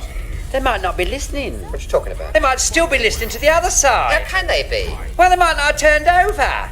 Then you'd be wasting your time talking to You haven't grasped it, Jewel. They've heard the other side, now they've turned the record over and they're listening to this. Oh. She's got no idea. It's in a world of her own, dear. I understand modern technology at all. Dear, tell him what we're going to do. Yes, all right. Any road up, on this side of the record, we'd like you to troll with us down memory lane, along the highways and byways of our not-too-distant past, and relive with us some of our experiences. Nice. Yes. These are dramatic reconstructions of the world of Julian and Sam. Here, hang on. Oh, sorry, you all right? Won't we need someone to play parts? Oh, I suppose we will. Who is there? Well, there's him. Oh, yeah. That tall, fat one with the glasses. One who kept interrupting on the other side. He might have lied. Yes, true. Still waters run deep. We can but ask. Excuse me. Yes? Do you take men's parts?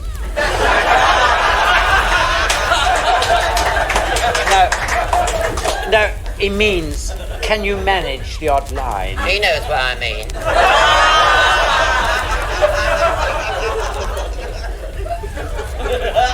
Well, if I can help. I doubt it.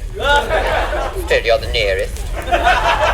Here, have a barge of these bijou note S, yes. where it says man. Oh, It's an acting job. Ah, yes, right. Yes. Well, where should we start? I know.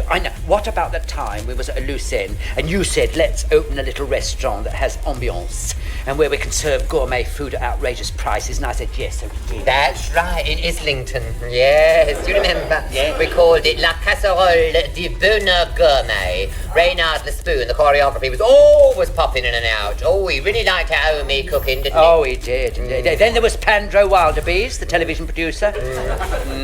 He was the one who did all those tough, hard-hitting documentaries about life on the coalface and steel smelting in Sierra Leone. Did smell out there. Yes. Remember, he lived in that little pink cottage round the corner from the arsenal. That's right, he was always dropping in. Always dropping in for his speciality. Yes, he liked what I did with the herbs, you see. He did. Oh, him and his herbs. Oh, he could do anything with a few herbs. It's a gift with him. Oh, shut up. No, it is. Don't run yourself down, Jewel. I've told you before. You're always denigrating yourself. No, you want to let it out. Tell him about yourself. Yeah, I'm shy. Oh, shy. I say, do you remember our first customer coming in? Good evening. Don't be strange. Sit yourself down. Now, what do you fancy? That smells nice. Bouillabaisse? No, that's Jewel's aftershave. What's on the menu? We got Lalia lamb on. Oh, yes, the lamb's nice. Oh, there's your Judge Ryan. That's Polari for hair, for the incognitos. That's right. Been getting from our special charcuterie. Oh, charcuterie, your butcher. Oh, you think so? Must be the way I've done my hair. He does have his hair done nice, doesn't he, though? 'Cause that's it. Vidal, you know. Vidal likes him to show his ears. Well, if you've got them, you might as well show them, I would say. Don't you stick out a bit? They don't. They do. They stick out. It does and go out an eye window. They don't stick out. They do. They stick out. What do they do? No. They stick out. Me lacquers them back. I've seen you do it. I've seen you at it. You traitor. You swore you'd never... Shut you up, swore you'd never What's let it on. to be? What's it to be, sir? What would you suggest? Well, start with artichoke, or with perhaps your mini glacette de Chablis. Then how about your corn on your actual cob? You want a macon with that? Why? Sprays all over the place. And then for your main course, may we suggest your shish kebab? Very shish, the kebab. Very shish. I mean, with a bottle of Chateauneuf de Pape, that's your actual Pope's Newcastle. Oh! That's a meal fit for a queen. Yes! Lovely. I mean, just can you... I fancy it myself. He fancies it himself. Right now, you don't mind waiting, do you? Why, where are you going? Out for dinner. But... Well, you don't think we're eating here, do you? Look at the food's atrocious.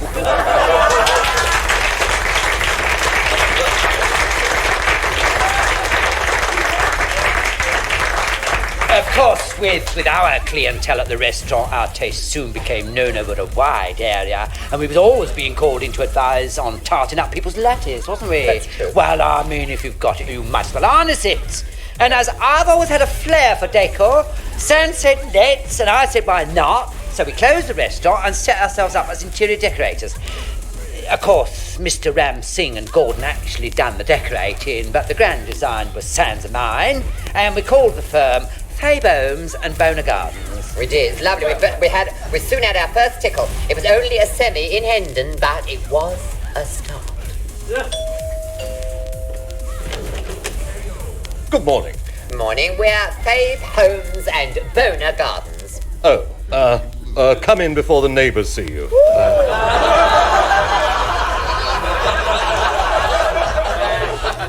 Now, this is my living room. Oh, nasty. What's wrong with it? Well, it's a bit vintage years of Hollywood, isn't it? I couldn't live in a place like this, could you, Joe? Oh, no.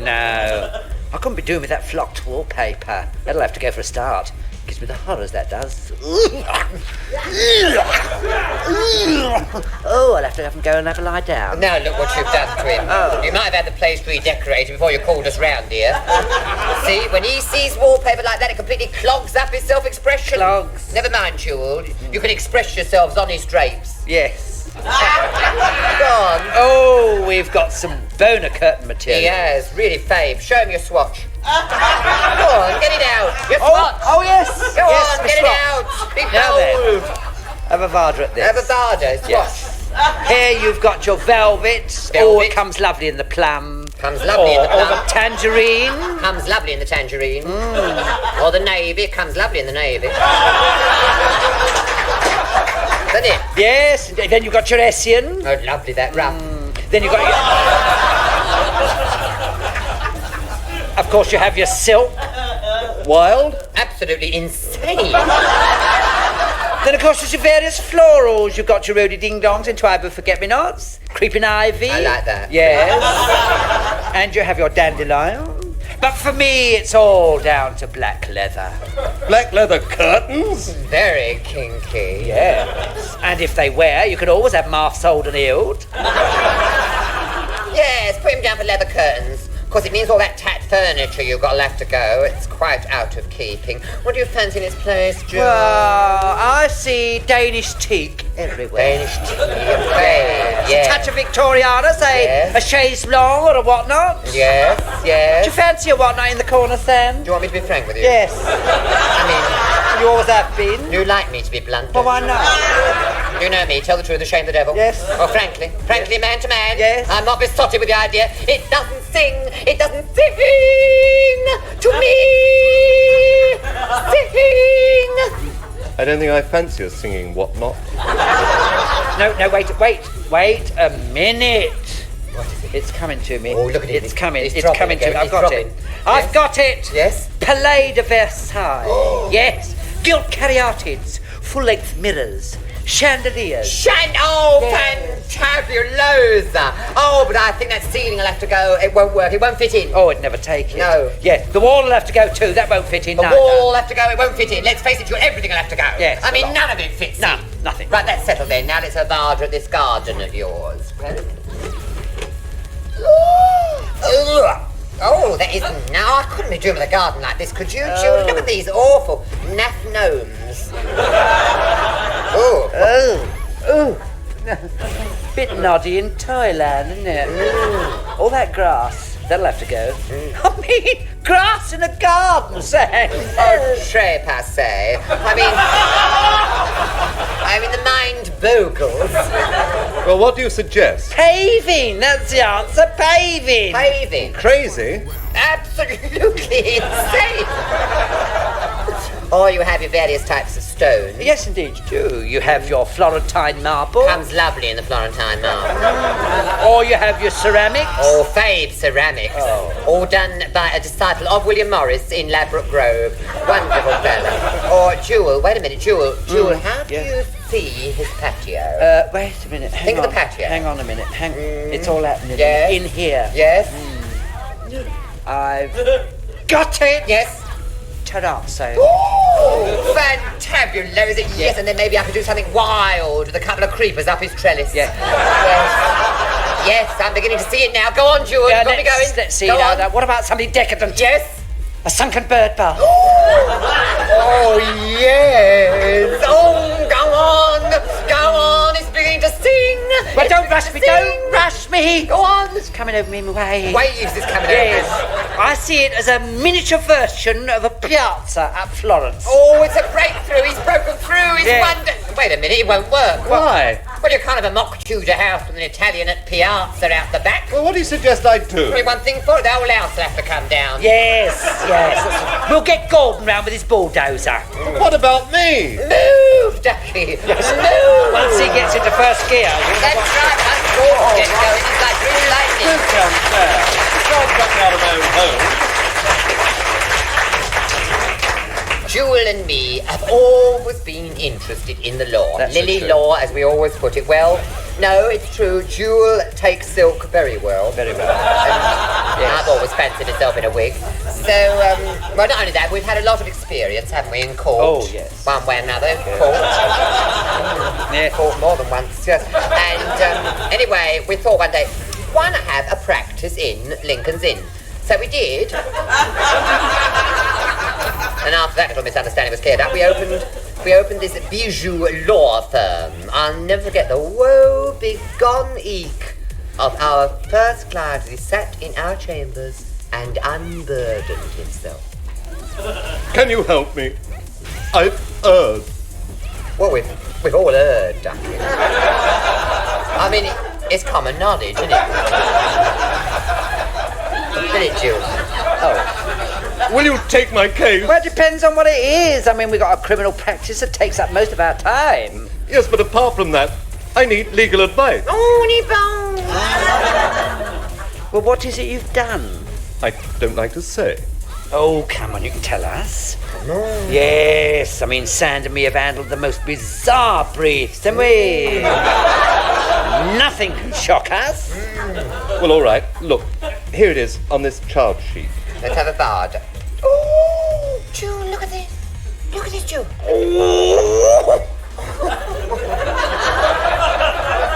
Oh, he never. He did. That's written down here. But I mean, in broad daylight. Broad daylight. Outside Fortnum and Mason. Aren't you ashamed? Yes, but it's only a parking offence. Only? They're very hot on that. What do you think, Jewel? Well, hang on a minute. Let me look up my tort. Looking up his talk. Yeah. You have to be quiet when he's looking up his talk.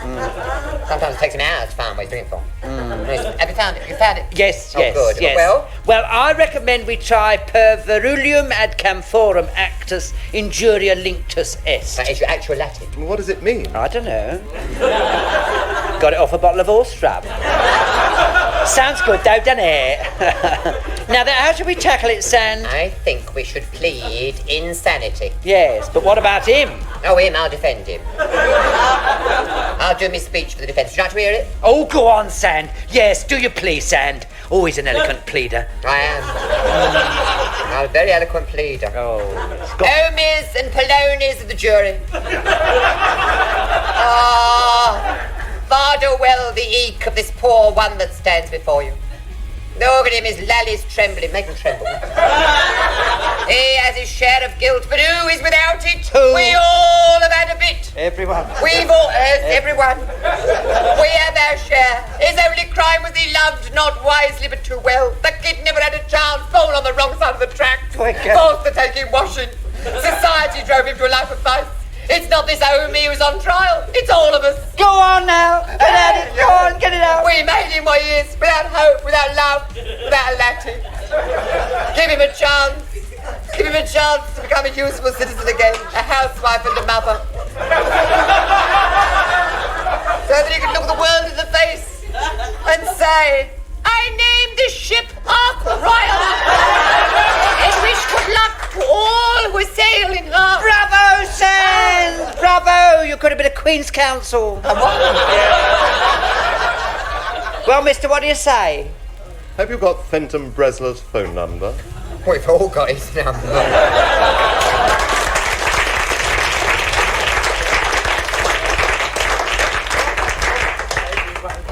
What did we do next, Jewel? Well, after you was disbarred and before we went into our next big venture, we filled in at that pet shop. So we did. Do you remember us stripping that borzoi? Well, we thought it was a borzoi, but when we stripped him, it turned out it was just a hairy whippet. Anyway, right in the middle of that, in come our first customer. Can we help you? Yes, I'm looking for a pet. Well, of course, dogs are nice. Dogs are nice. Don't you think, Jewel? Oh, yes, yes. We've got a plethora of dogs here. Plethora. How do you fancy a little chihuahua? No thanks, I don't smoke. Oh, no! Oh, he's folding me. No, he means a Mexican airless. Or you have your poodle. That's a noble beast, isn't it, Jewel? Oh, noble, yes. You can have them in any colour you like, you know. You have your blue rinse, your grey rinse. Any colour you could have to match your raya. No, I tell you what, we've got one poodle, very unusual shape. He's streaked with lavender and crimson. Mind you, we didn't intend it that way, but he rolled in the paint while we was doing the bathroom. It's a very eye-catching little fella, though. No, I don't think he's the poodle type, Jewel. I don't think it's a poodle's not really him, you know what I mean? Well, what sort of dog would you recommend? Well, we've got some new strains that we've bred ourselves, haven't we? Nice. There's Cyril. He's half and half, you know. Half King Charles Spaniel and half Fox Terrier. We call him a Fox Cocker. Or you can have your Doberman Wolfhound, your wire-haired Dalmatian. Or there's Queenie. She's a cross between a German sausage dog and a greyhound. Sort of grey sausage doghound. Yes. She stands 4 foot high with her belly dragging on the ground. She may not look much, but she don't half go. Well, that's not exactly what I had in mind. I was looking for something a little more exotic. Would you like a peek? I don't really think so. Hey, what about this little chap on the counter? He seems very quiet and well-behaved. Yorkshire Terrier, isn't he? Not exactly, it's a floor mop.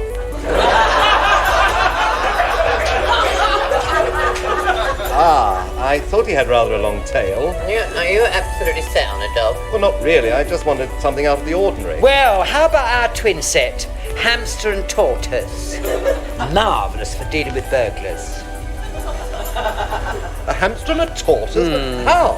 Well, the burglar creeps in through the window, sees the hamster sitting there wrinkling his nose and looking all cute, so he gives a squeal of delight, and while he's bending down going, coochie coochie coo, you creep up behind him and hit him on the head with the tortoise.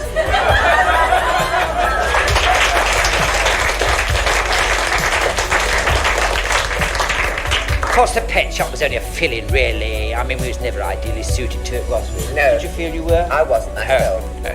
What with me being allergic to badgers and Sand not being able to bear mice, we spent our time there with me sneezing and coming out in unsightly blotches and Sand standing on a chair screaming. So when we got the chance to run a language studio, we leapt at it, didn't we?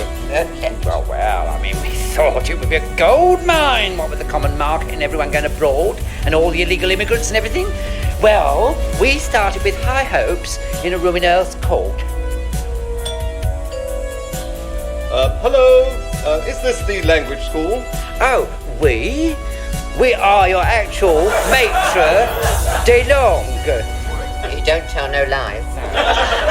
Our motto, you're never alone on a foreign strand with a language taught by jewel and sand.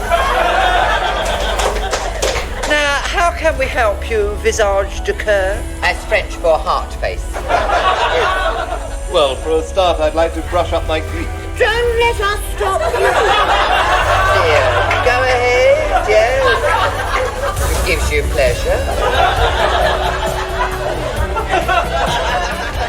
The Greek language.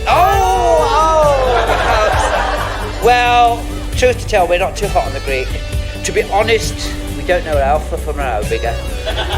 All he knows is shish kebab, and all I know is Acropolis. By moonlight, he had an experience up the Acropolis, didn't you, Jules? I'd rather not speak. Go on, No, get it out, no, get it out. I'd rather You had an experience up there, didn't you? No. I'm not surprised you don't want to speak of it. He could tell you things that make Lawrence Durrell sound like Patience Strong. Are you by any chance referring to Lawrence Durrell's tongue? No, I never repeat gossip. Now, where were we? At the Acropolis.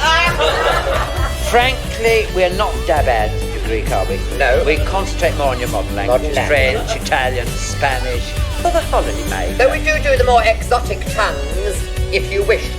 Such as? Where? Cambodian, Tibetan, Australian. And we can give you a smattering of Afghan, not much, but enough to get you through the Khyber. Then we do your various Chinese dialects, Cantonese, Cochinese, Pekingese. Pekingese? How does that sound? Would you believe? Woof, woof. And then, of course, we specialise in English for the foreign visitor. Yes, matter of fact, we're working on an old Sikh now. Ram Singh.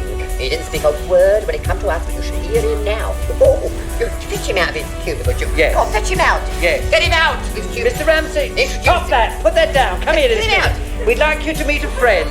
Come on. How do you do? Hello, Hatface. How bonnet to vary your dolly old leak. Is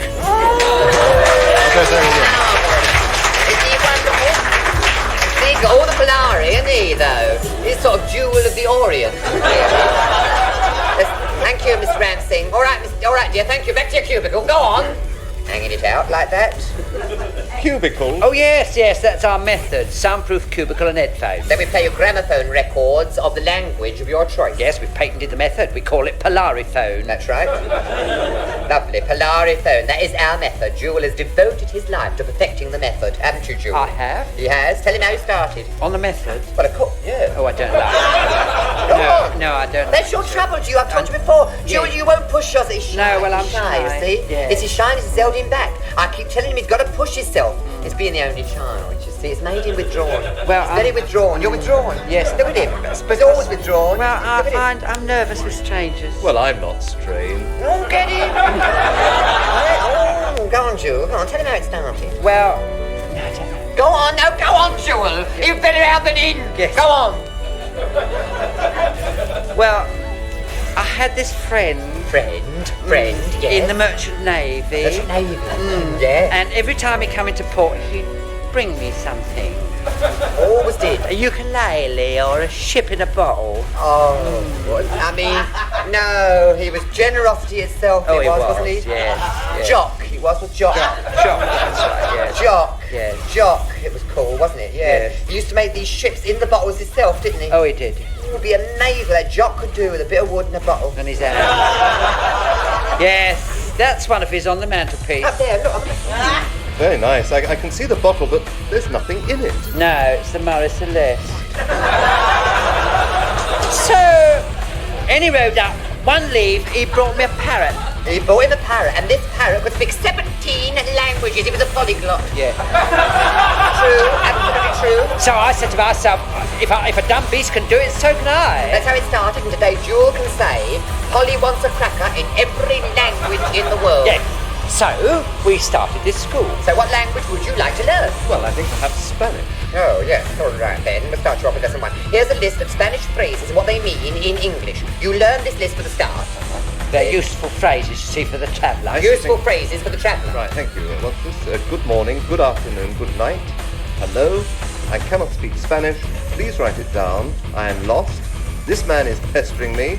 Fetch a policeman. I have lost my handbag. I have lost my handbag. I thought you said these were useful phrases for the traveller. I mean, what use is that? Well, we found it very useful when he was in Spain.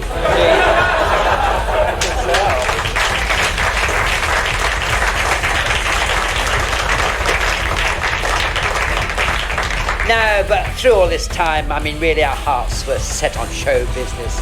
We wanted to appear in a musical. Yes, the glitter, the sequins, the tights. I've got the legs for tights. Oh, we don't tell no lies. Oh, I have. You see the legs? Aren't they beautiful? Seen them beautiful. Lovely. Yes, lovely ladies.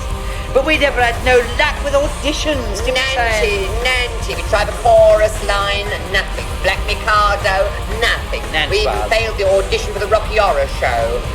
Said we looked too normal, didn't we? So we thought the only way to get into a musical was to write one ourselves. Yes, of course, Jewel had a flair for composition. I've always been a dab hand the lyrics. You could say we're a sort of latter-day Rodgers and Hart space. Yes.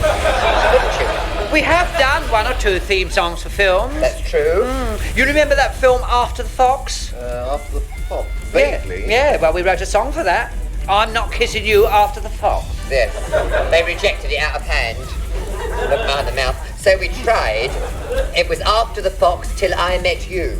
And they turned up their noses at that as well. Then we tried to write a theme song for the French Connection. Oh, Sam got a very nice lyric for that. Yes, it was good. Yes, it was witty. I got this Gallic predilection.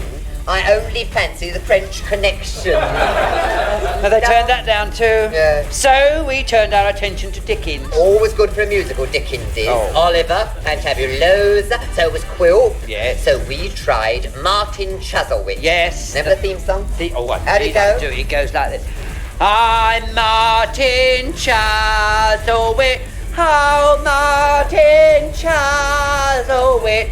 That's who I am. Lovely. Then we tried Bleak House, you come to me with not save love. Boner. Dombey and Son, birds of a feather, the 2 of a kind. That was good. Yeah. And then there was that, there's a tale of 2 cities where the girls have... we never got any further with that one. No. Couldn't find a rhyme. Then we tried, we're off to see the sketches, the wonderful sketches by Boz. Yeah. That was good, wasn't it? Well, after that we gave up Dickens. Then we said, what's in? And we said, psychiatry is. So we cobbled up a song that we called Shake Hands with Your Uncle Sigmund. Do you want to hear it? No. And so you shall, you dear old-fashioned. You sit down at the piano. Go on, sit down at the piano, you play. All allows is lappers on the Striller's boner. You ready? Just a minute. Oh, it takes him ages. Screws the seat up. Now. Oh, good. It seems like only yesterday I was one of nature's wrecks, a chronic hypochondriac oppressed by SCX. There seemed no hope in all the world that he could long endure, but luckily he met a man who promised him a cure. And now I'm nearly well again, my mind has banished doubt. I owe it to analysis, Gripply's bottle stout. It's taken years and all his cash, what's money anyway? And I owe it all to Dr. Freud when he to me did say, shake hands with your Uncle Sigmund, boy, I'm here to help your case. And here's the couch on which you'll lie, relax, don't hide your face.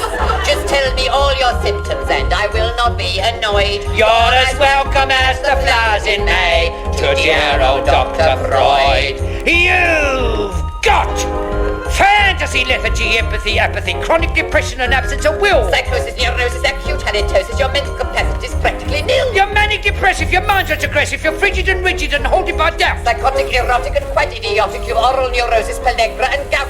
So I told him all of his symptoms and learned what to avoid. We're as normal now as most of you. It's thanks to Dr. Freud. I don't mean Clement. Yes, it's thanks to Dr. Freud.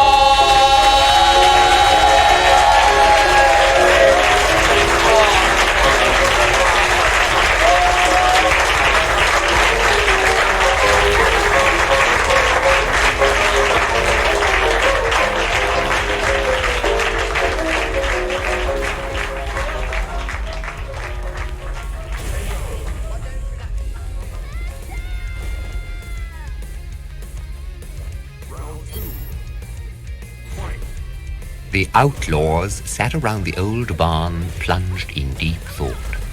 Henry, the oldest member, aged 12 1/4, had said in a moment of inspiration, Let's think of something else to do. Something quite different from what we've ever done before. And the outlaws were thinking. They had engaged in mortal combat with one another. They had cooked strange ingredients over a smoking and reluctant flame with a fine disregard for culinary conventions. They had tracked each other over the countryside with gait and complexions intended to represent those of the Aborigines of South America. They had even turned their attention to kidnapping without any striking success, and these occupations had palled. In all its activities, the Society of Outlaws, comprising 4 members, aimed at a simple, unostentatious mode of procedure. In their shrinking from the glare of publicity, they showed an example of unaffected modesty that many other public societies might profitably emulate.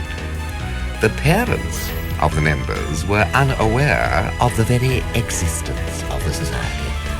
The ill-timed and tactless interference of parents had nipped in the bud many a cherished plan, and by bitter experience, the outlaws had learnt that secrecy was their only protection. Owing to the rules and restrictions of an unsympathetic world that orders school hours from 9 to 4, their meetings were confined to half holidays and occasionally Sunday afternoons. William, the ever-ingenious, made the first suggestion. Let's shoot things with bows and arrows, same as real outlaws used to. He said. What things? And What bows and arrows? said Henry and Ginger simultaneously. Oh, anything. Birds and cats and hens and things. And buy bows and arrows. You can buy them in shops. We could make them, said Douglas hopefully. Not like you can get them in shops. They'd shoot crooked or something if we made them. They've got to be just so to shoot straight. I saw some in Brooks's window too, just right. Just the same as real outlaws had. How much? Said the outlaws breathlessly. 5 shillings. Targets for learning on before we begin shooting real things and all. 5 shillings? Breathed Douglas. He might as well have said £5. We've not got 5 shillings. Henry's not having any money since he broke their drawing room window, and Ginger only has 3 a week and has to give collection, and we've not paid for the guinea pig yet, the one that got into Ginger's sister's hat, and she was so mad at him. Oh, never mind all that, said William scornfully. We'll just get 5 shillings. How? Well, uncertainly. Grown-ups can always get money when they want it. How? Again. William disliked being tied down to details. Oh, bazaars and things. Impatiently. Bazaars? Exploded Henry. Who'd come to a bazaar if we had one? Who would? Just tell me that if you're so clever. Who'd come to it? Besides, you've got to sell things at a bazaar, haven't you? What do we sell? We've got nothing to sell, have we? What's the good of having a bazaar with nothing to sell and no one to buy it? Just tell me that. Henry always enjoyed scoring off William. Well, shows and things, said William desperately. There was a moment's silence, then Ginger repeated thoughtfully. Shows? We could do a show, he said. Get animals and things and charge money for looking at them. Who'd pay it? Said Henry the Doubter. Anyone would. You'd pay to see animals, wouldn't you? Real animals? People do at the zoo, don't they? Well, we'll get some animals. That's easy enough, isn't it? A neighbouring church clock struck 4, and the meeting was adjourned. Well, we'll have a show and get money and buy bows and arrows and shoot things, summed up William. And we'll arrange the show next week. William returned home slowly and thoughtfully. He sat on his bed, his hands in his pockets, his brow drawn into a frown, his thoughts wandering in a dreamland of wonderful shows and rare exotic beasts. Suddenly, from the next room came a thin sound that gathered volume till it seemed to fill the house like the roaring of a lion, then died gradually away and was followed by silence. But only for a second. It began again.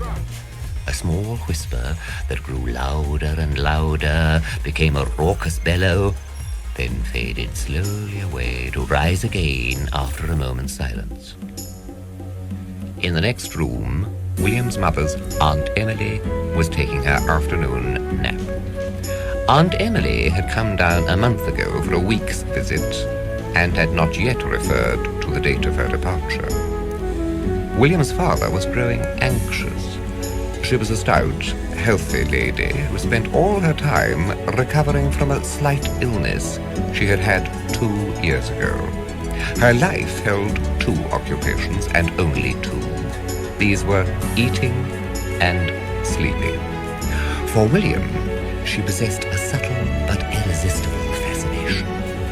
Her stature, her appetite, her gloom, added to the fact that she utterly ignored him, attracted him strongly. The tea bell rang, and the sound of the snoring ceased abruptly.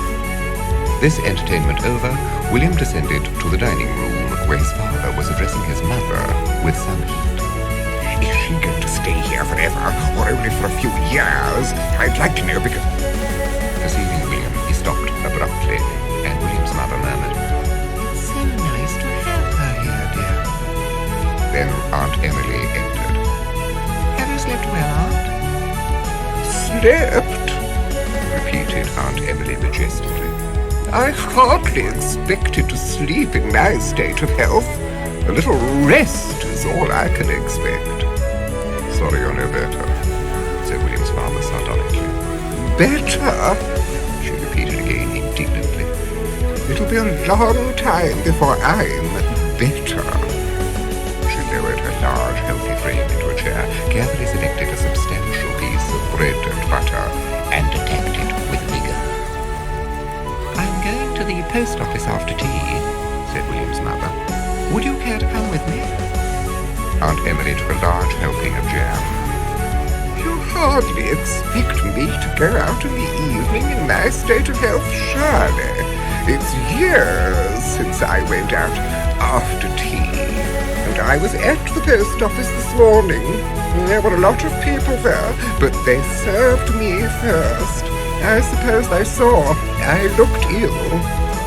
William's father choked suddenly and apologized, but not humbly. Though I must say, went on Aunt Emily, this place does suit me. I think after a few months here, I should be a little stronger. Pass the jam, William. A glance that William's father fixed upon her would have made a stronger woman quail. But Aunt Emily was scraping out the last remnants of the jam and did not notice. I'm a bit overtired today, I think, she went on. I'm so apt to forget how weak I am, and then I overdo it. I'm ready for the cake, William. I just sat out in the sun yesterday afternoon and sat a bit too long and overtired myself. I ought to write letters after tea, but I don't think I have the strength. Another piece of cake, William. I'll go upstairs to rest instead, I think. I hope you'll keep the house quiet. It's so rarely that I can get a bit of sleep. William's father left the room abruptly. William sat on and watched with fascinated eyes the cake disappear, and finally followed the large, portly figure upstairs and sat down in his room to plan the show, and incidentally listen with a certain thrilled awe for the sounds from next door. The place and time of the show presented no little difficulty. To hold it in the old barn would give away to the world the cherished secret of their meeting place. It was William who suggested his bedroom, to be entered not by way of the front door and staircase, but by the less public way of the garden wall and scullery roof. Ever an optimist, he affirmed that no one would see or hear. The choice of a time was limited to Wednesday afternoon, Saturday afternoon, and Sunday. Sunday was at first ruled out as impossible, but there were difficulties about Wednesday afternoon and Saturday afternoon. On Wednesday afternoon, Ginger and Douglas were unwilling and ungraceful pupils at a dancing class. On Saturday afternoon, William's father gardened and would command a view of the garden wall and scullery roof. On these occasions also, Cook and Emma, both of a suspicious turn of mind, would be at large. On Sunday, Cook and Emma went out. William's mother paid a regular weekly visit to an old friend, and William's father spent the afternoon on the sofa, dead to the world. Moreover, as he pointed out to the outlaws, the members of the Sunday school could be waylaid and induced to attend the show, and they would probably be provided with money for collection. The more William thought over it, the more attractive became the idea of a Sunday afternoon, in spite of the superficial difficulties. Therefore, Sunday afternoon was finally chosen. The day was fortunately a fine one, and William and the other outlaws were at work early.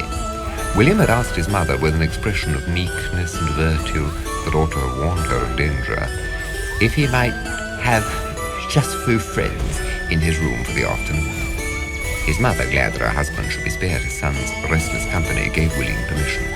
By 2:30, the exhibits were ready.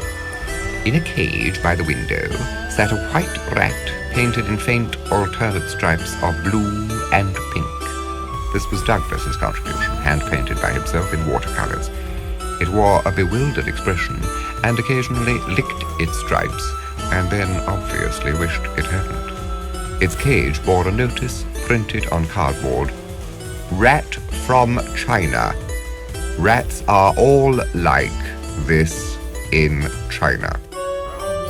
Next came a cat belonging to William's sister, Smuts by name, now imprisoned beneath a basket chair. At the best of times, Smuts was short-tempered, and all its life had cherished a bitter hatred of William.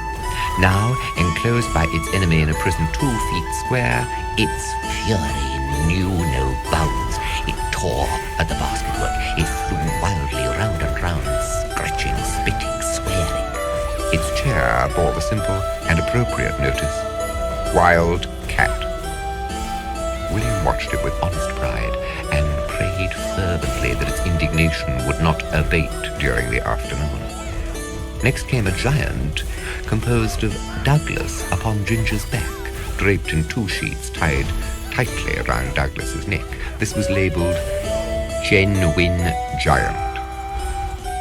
Ginger was already growing restive. His muffled voice was heard from the folds of the sheets, informing the other outlaws that it was a bit thick, and he hadn't known it would be like this, or he wouldn't have done it. And anyway, he was going to change with Douglas half-time, or he'd chuck up the whole thing.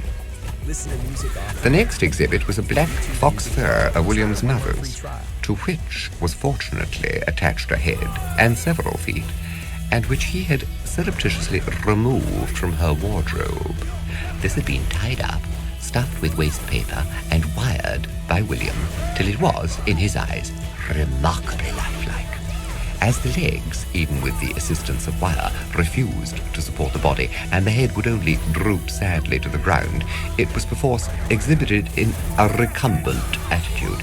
It bore marks of sticky fingers and of several side slips of the scissors when William was cutting the wire, but on the whole, he was justly proud of it. It bore the striking but untruthful legend, "Bear shot by outlaws in Russia." Next came Blue Dog. This was Henry's fox terrier, generally known as Chips. For Chips, the world was very black. Henry's mastermind had scorned his paint box and his watercolors. Henry had borrowed a blue bag and dabbed it liberally over Chips. Chips had, after the first wild, frenzied struggle, offered no resistance.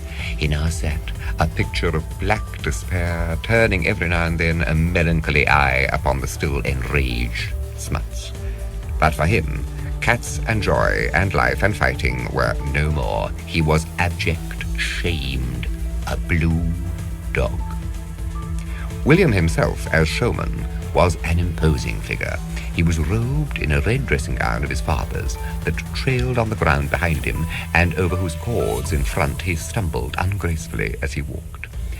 He had cut a few strands from the fringe of a rug and glued them to his lips to represent moustaches.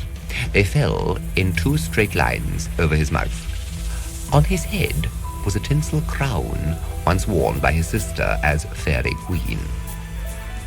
The show had been widely advertised, and all the neighbouring children had been individually canvassed, but under strict orders of secrecy. The threats of what the outlaws would do if their secret were disclosed had kept many a child awake at night.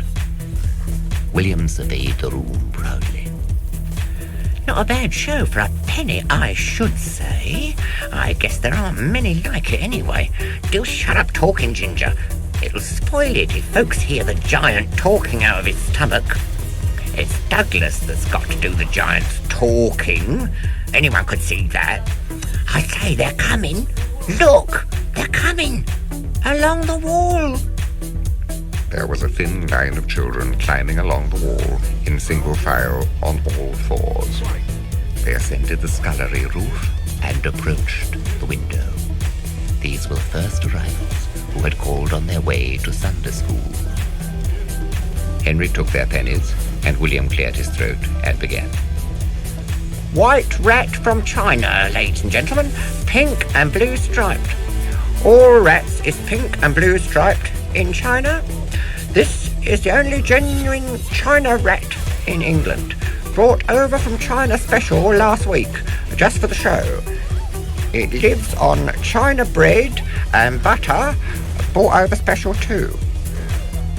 Wash it, jeered an unbeliever. Just wash it and let's see it then. Wash it? Repeated the showman indignantly. It's got to be washed. It's washed every morning and night, same as you or me. China rats have got to be washed or they die right off. Washing them don't make no difference to their stripes. Anyone knows that knows anything about China rats, I guess. He laughed scornfully and turned to Smuts. Smuts had grown used to the basket chair and was settling down for a nap. William crouched down on all fours, ran his fingers along the basket work, and putting his face close to it, gave vent to a malicious howl. Smuts sprang at him, scratching and spitting. Wild cat, said William triumphantly. Look at it. Kill anyone it would if it got out. Spring at their throats it would, and scratch their eyes out with his paws, and bite their necks till its teeth met. If I just moved away that chair, it would spring out at you. They moved hastily away from the chair. And I bet some of you would be dead pretty quick. It could have anyone's head right off, biting and scratching, right off, separate from their bodies. There was a awe-stricken silence. Then, Gone. It's Smuts. It's your sister's cat. William laughed as though vastly amused by this idea. Smuts, he said, giving a surreptitious kick to the chair that infuriated its occupants. I guess there wouldn't be many of us left in this house if Smuts was like this. They passed on to the giant. A giant? said William, rearranging the tinsel crown, which was slightly too big for him. Real giant. Look at it. As big as two of you put together. How do you think he gets in at doors and things? Has to have everything made special. Look at him walk. Then in a whisper, Walk, Ginger. Ginger took 2 steps forward. Douglas clutched his shoulders anxiously. Go on, urged William scornfully. That's not walking. The goaded Ginger's voice came up from the giant's middle regions. If you go on talking at me, I'll drop him. I'm just about sick of it. All right, said William hastily. Anyway, it's a giant. He went on to his audience. A jolly fine giant. It's got Douglas's face, said one of the audience. William was for a moment at a loss. Well, William said at last, a giant's got to have some sort of face, hasn't it? Can't not have a face, can it? The Russian bear, which had often been seen adorning the shoulders of William's mother and was promptly recognized, was greeted with ribald jeers. but there was no doubt as to the success of the blue dog. Chips advanced deprecatingly, blue head drooping and blue tail between blue legs, making abject apologies for his horrible condition. But Henry had done his work well. They stood around in rapt admiration. "Blue dog," said the showman, walking forward proudly and stumbling violently over the cords of the dressing gown. "A blue dog," he repeated, recovering his balance and removing the tinsel crown from his nose to his brow. "You never saw a blue dog before, did you? No, and you aren't likely to see one again, neither. It was made special for this show. It's the only blue dog in the world. Folks will be coming from all over the world to see this blue dog, and thrown in a penny show. If it was in the zoo, you'd have to pay a shilling to see it, I bet. It's just luck for you it's here. I guess the folks at the zoo wish they'd got it.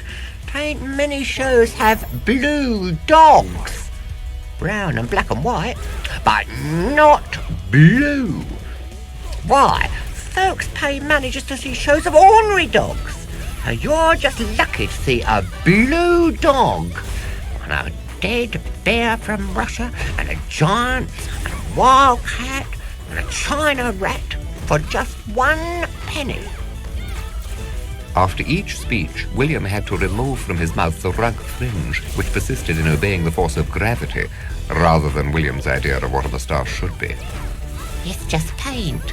Henry's gate's been painted blue, said one critic feebly, but on the whole, the outlaws had scored a distinct success in the blue dog. Then, while they stood in silent admiration round the unhappy animal, came a sound from the next door, a gentle sound like the sighing of the wind through the trees. It rose and fell, it rose again and fell again. It increased in volume with each repetition, till at its height it sounded like a wild animal in pain. "What's that?" asked the audience breathlessly. William was slightly uneasy. He was not sure whether this fresh development would add luster or dishonor to his show. "Yes," he said darkly to gain time. "What is it? I guess you'd like to know what it is." "Gone, it's just snoring." "Snoring?" repeated William. That's not ordinary snoring, it isn't. Just listen, that's all.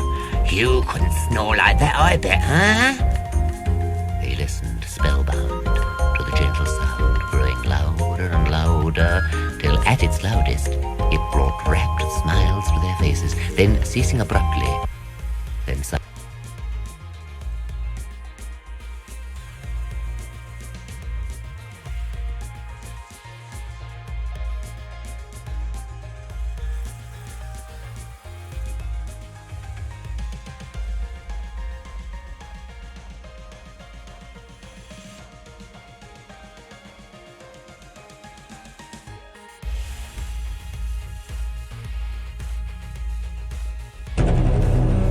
I don't want to kill you.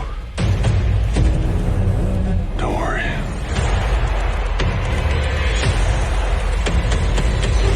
You're not going to. Right now, I need to enter fighter ID.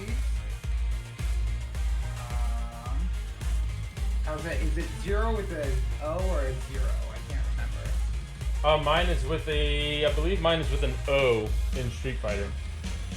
Okay. Alright, I'll close my lounge down and then we can invite into yours. Okay. Oh, sorry, I thought there was an underscore. That was my bad. Also, let me... And I can invite anyone. I'm gonna change the rules of the lounge real quick too, so that we can do the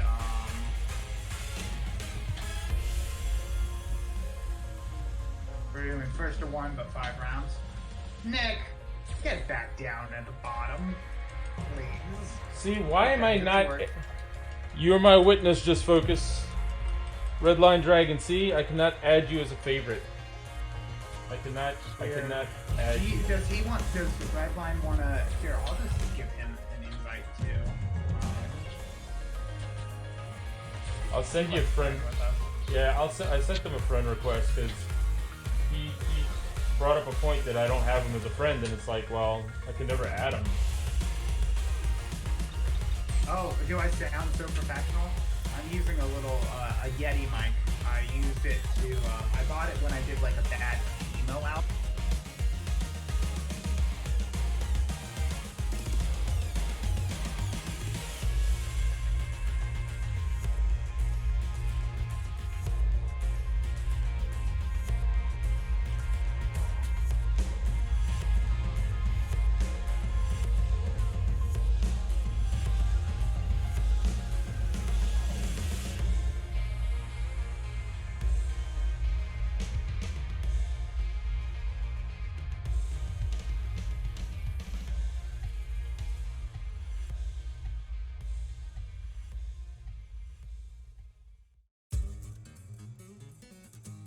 No, you can invite people into Discord. Yep. It might get crazy if there's a lot of us talking though.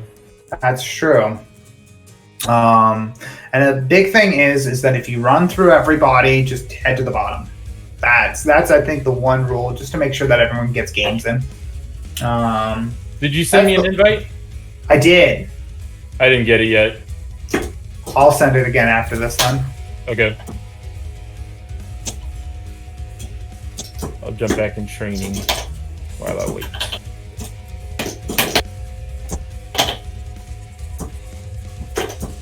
That's so dumb. I love it.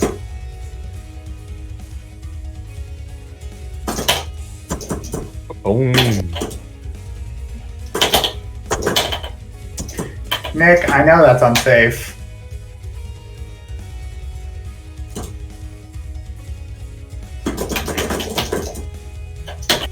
Oh, I forgot.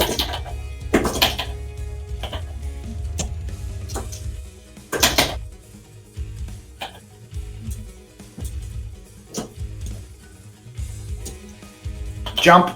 Yep. Didn't expect the EXDP though. No, you didn't.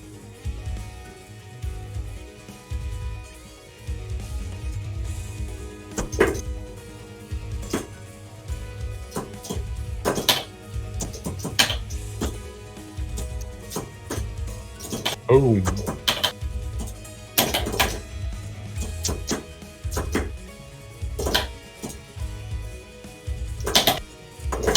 I'm just going with that. It's not frame perfect, and so it's easier to do because he's always close enough for it. I'll take the damage. Oof. Sorry, I'm like talking about a game that's not even happening on your screen. All good. I don't think I wound up changing the lounge settings. I need to make sure I do that.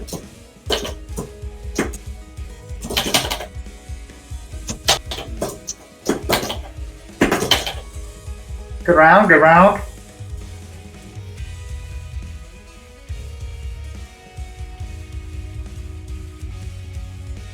Is the connection bad? Jesus Christ. No, CFN's, and to be fair, our connection is rarely actually good, but CFN's just been a miserable show tonight. D-Money? So D-Money's a guy I play with regularly. He and I were playing, and our connection was doo-doo. Absolute.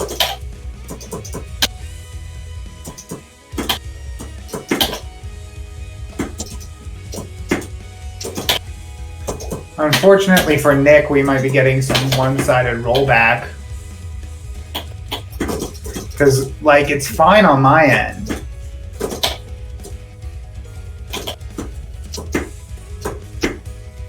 Like, it's a little scuffed, but...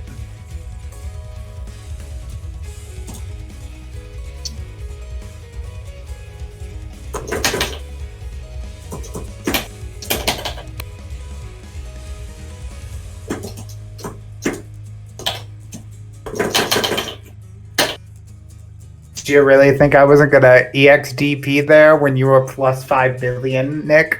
Did you think you were just gonna activate and I wasn't gonna hit EXDP? You fool. You have too much faith in me, Nick. I am a true scrub at heart. You ever go for crouching heavy punch and get standing heavy punch as an anti-air, but it's okay? Nope. Do it again. I dare you. I dare you. Jump. Jump! Coward.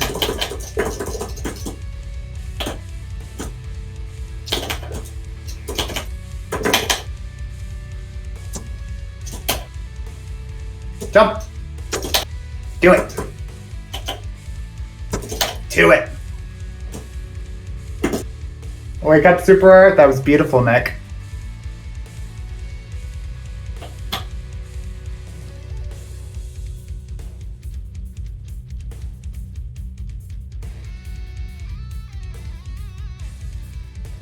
Nah. Yep, there's the jump. Come on, you gotta jump more at me.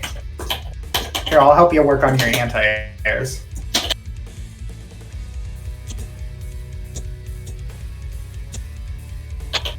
Ooh, that was definitely an interesting one to anti-air.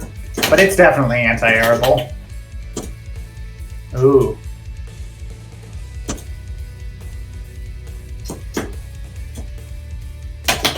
Oh, unfortunate. Got my range wrong.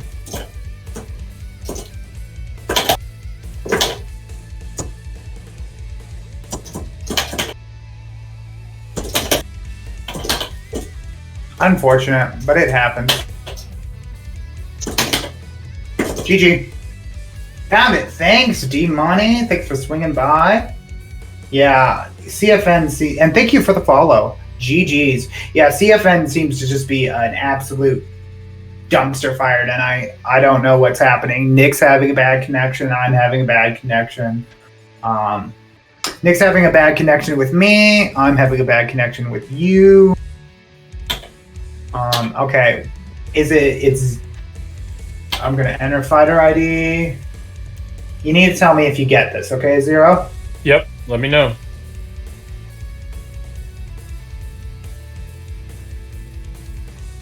All right, I have sent the invite. Yep, I got it. Let's go. All right. Did anyone Quado, else? I'm gonna invite you right now, Quado. Yeah, if anybody else wants to the lobby, feel free.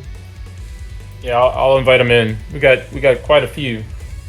Go get them, Goose. What's going on, man? Yeah. Welcome back to the stream. Are you inviting people right now? You want to make sure that am. we get time. Yep, inviting. Yeah, D-Money, our Beautiful connection Jay. seems weirdly unstable because you keep Eduardo. going from a 3 bar to a 1 bar, even in CFN. What, then? What do you need? Oh, yeah, you are right. Change battle lounge settings. First to 1, 5. I think I just hit B there. Welcome back to the stream, Goose. Appreciate you stopping back in, man. I mean, I'm always ignoring people. I man. can't find It's these okay. tags for some reason. You're in the bottom left. Just because. Damn it, Final, shaking my head. Look. This is what you really get with a degree in philosophy. Absent-minded consideration of the forms, okay? No one loves you, but what does it mean to love? There's Jay. What's going All on, right. beautiful Jay?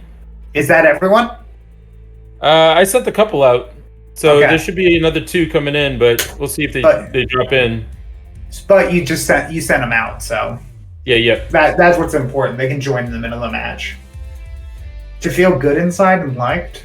So are you telling me that feeling good inside is the same thing as a condition of love? Could you give me an example? I mean, when I eat a giant burrito and I feel that inside it feels good, then is that what love is? If you're in love with food, I would say yes. I mean, I feel like I'm just saying we need some more specific distinctions here, right?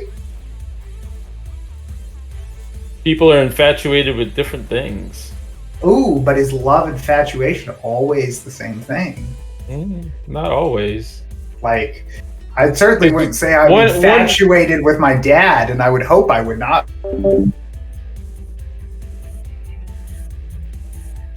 I guess there's a certain...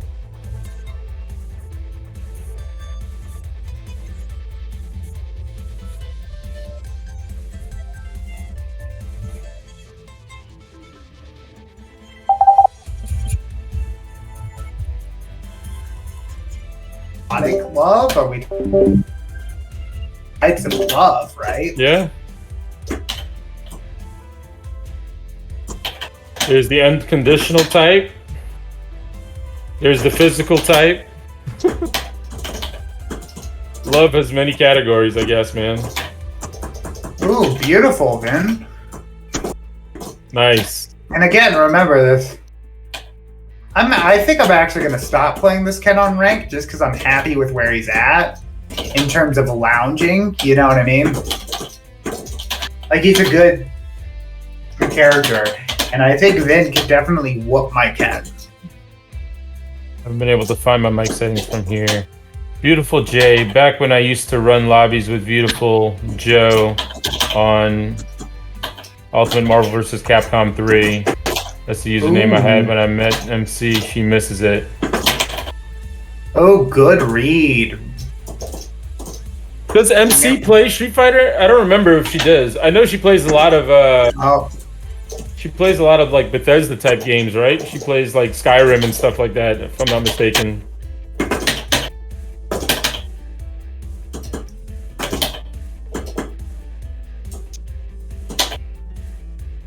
Oof. Yeah, I'm just happy with where my Ken's at. I think he's really good for like if someone's down in bronze and silver and just wants to play, and I'm like, cool, I'll play him. You know. I sent them one. I'll send them another one after this fight, but I did send them an invite. She likes Street Fighter? Y'all should take turns, dog.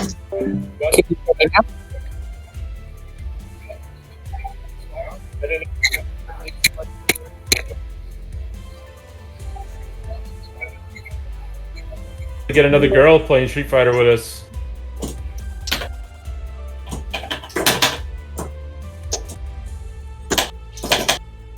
Plays Cammy.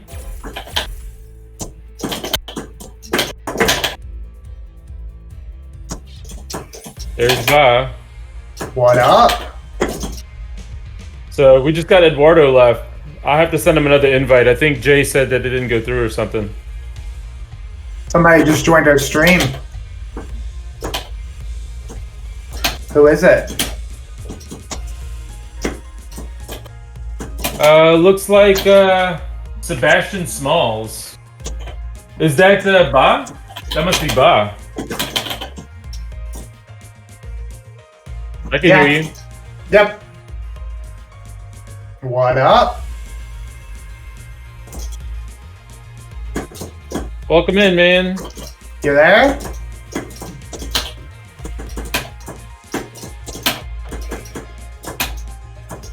Oh, I'm not gonna die. Oh, good. I unfortunately guessed it a little too early, and I was able to basically whip punish with the fireball. GG, Vin. No, you're not bad. This Ken's definitely silver, like a mid-silver. That's when I play him. It just happens, dude. Just gotta play, man. All right, let me invite Eduardo again. Gotcha. Yep, Ba. Boz joined us.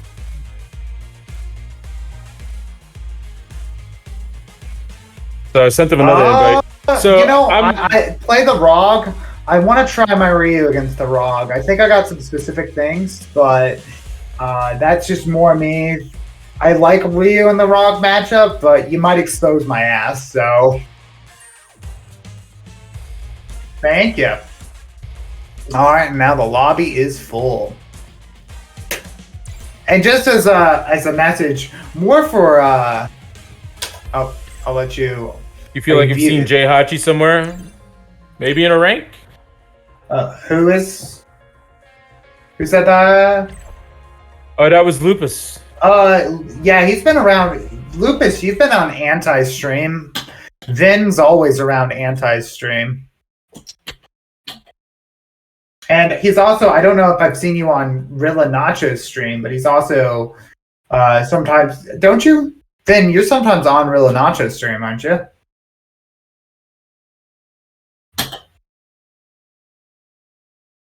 I mean, to be fair, the Ryu matchup is one most people have a lot of experience in.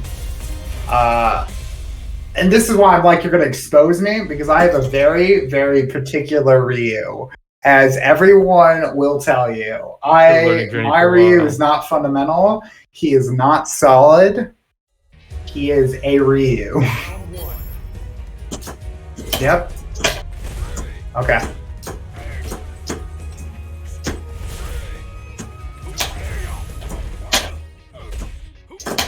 Oh, Team NyQuil, huh?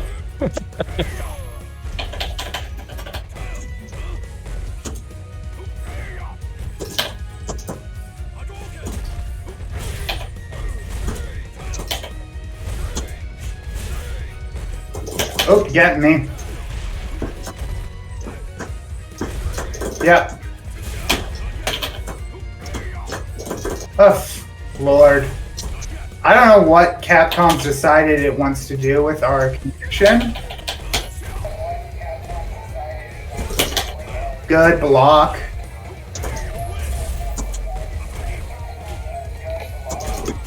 Yep. I need to make some adjustments. My timing's not working, so.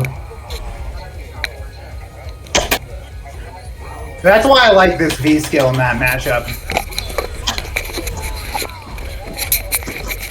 If you just kind of throw it out, it just like, I don't even understand how the timing works. I need to actually punish those instead of just being like, that was not what I wanted. Yo.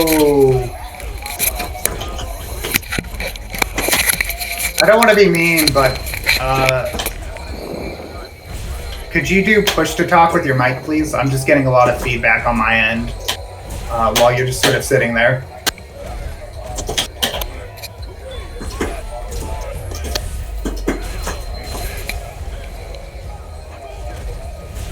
That's -4, by the way. That shouldn't happen. You gotta punish with a 4-frame button. And if I space it right and I have V trigger parry, just probably don't press the button. I'm sorry, how do I fix the feedback problem? Just turn it into push to talk so that you have to push the button when you want to speak. That way it doesn't give feedback. What if I don't have a button? It lets you, so it's so that you make sure that you have to input it on Discord so that it's not just getting feedback when you're sitting there. Does that make sense? It does. So it's on Discord. Oh, are you doing it on like PC and it's, I see. Yeah, I have the game full screen, so I can't press a button on Discord really. That's fair. I got you. I don't know necessarily what to do. Did he learn? No, he didn't learn. He didn't learn. He didn't learn that final's crazy. He doesn't know that I'm gonna hit V-trigger parry on -4. Like monster. So, Bob, if you go down to the bottom left corner where your name is, you'll see the mute button, and then you'll see deafen right next to it, and then the user's option. That doesn't help him because he's in full screen. So if he wants to talk, it's going to be really difficult. I definitely get that. I'm someone who uses we can just deal with it, honestly. Oh, missed it. Oof.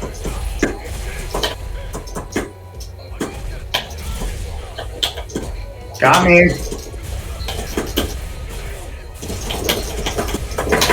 Nice. That's not what I wanted, but let's see if it works. Nope. He was ready. He was ready for it. Good. Yeah. Oh. Are you saying that I'm risky, Nick? Yep. 4 frame.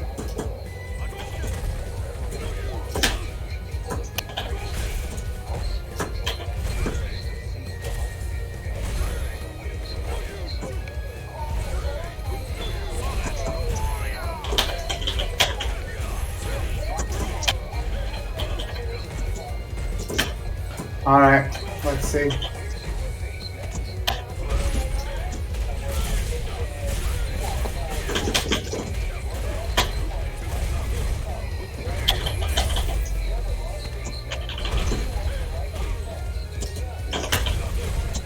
Nice. Oh, that's not what I wanted. Oh, got me. GG. GG, D-Money. As you can see what I mean, my Re is not fundamental. He's not solid. He's very weird and very particular. And this is why I switched over to Kage. There were some fundamental structural issues with my Ryu. I just didn't feel like it fits in, so I switched characters.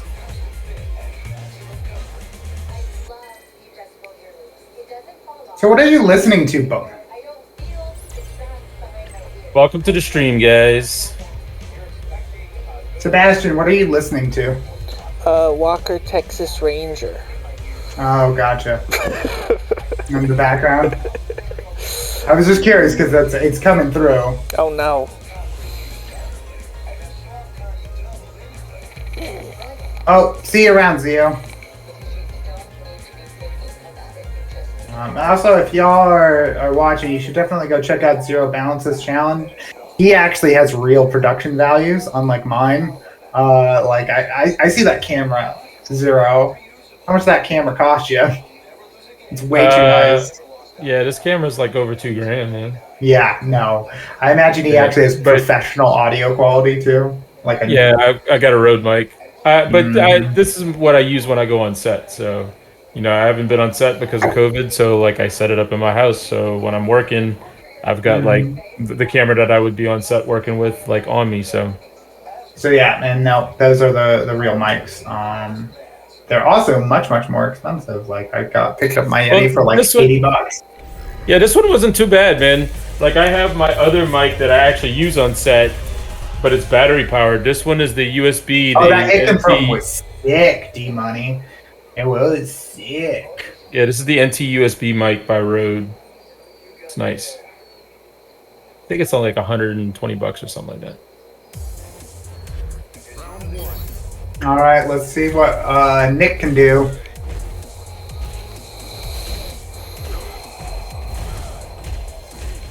Okay, so I'm having stutters right now watching this. I don't want to know what the matchup looks like actually playing. I don't know. If I'm having stutters right now, it might just be my connection. I think sometimes they look pretty clean right now worse for me. Than the matches. Yeah, that's true.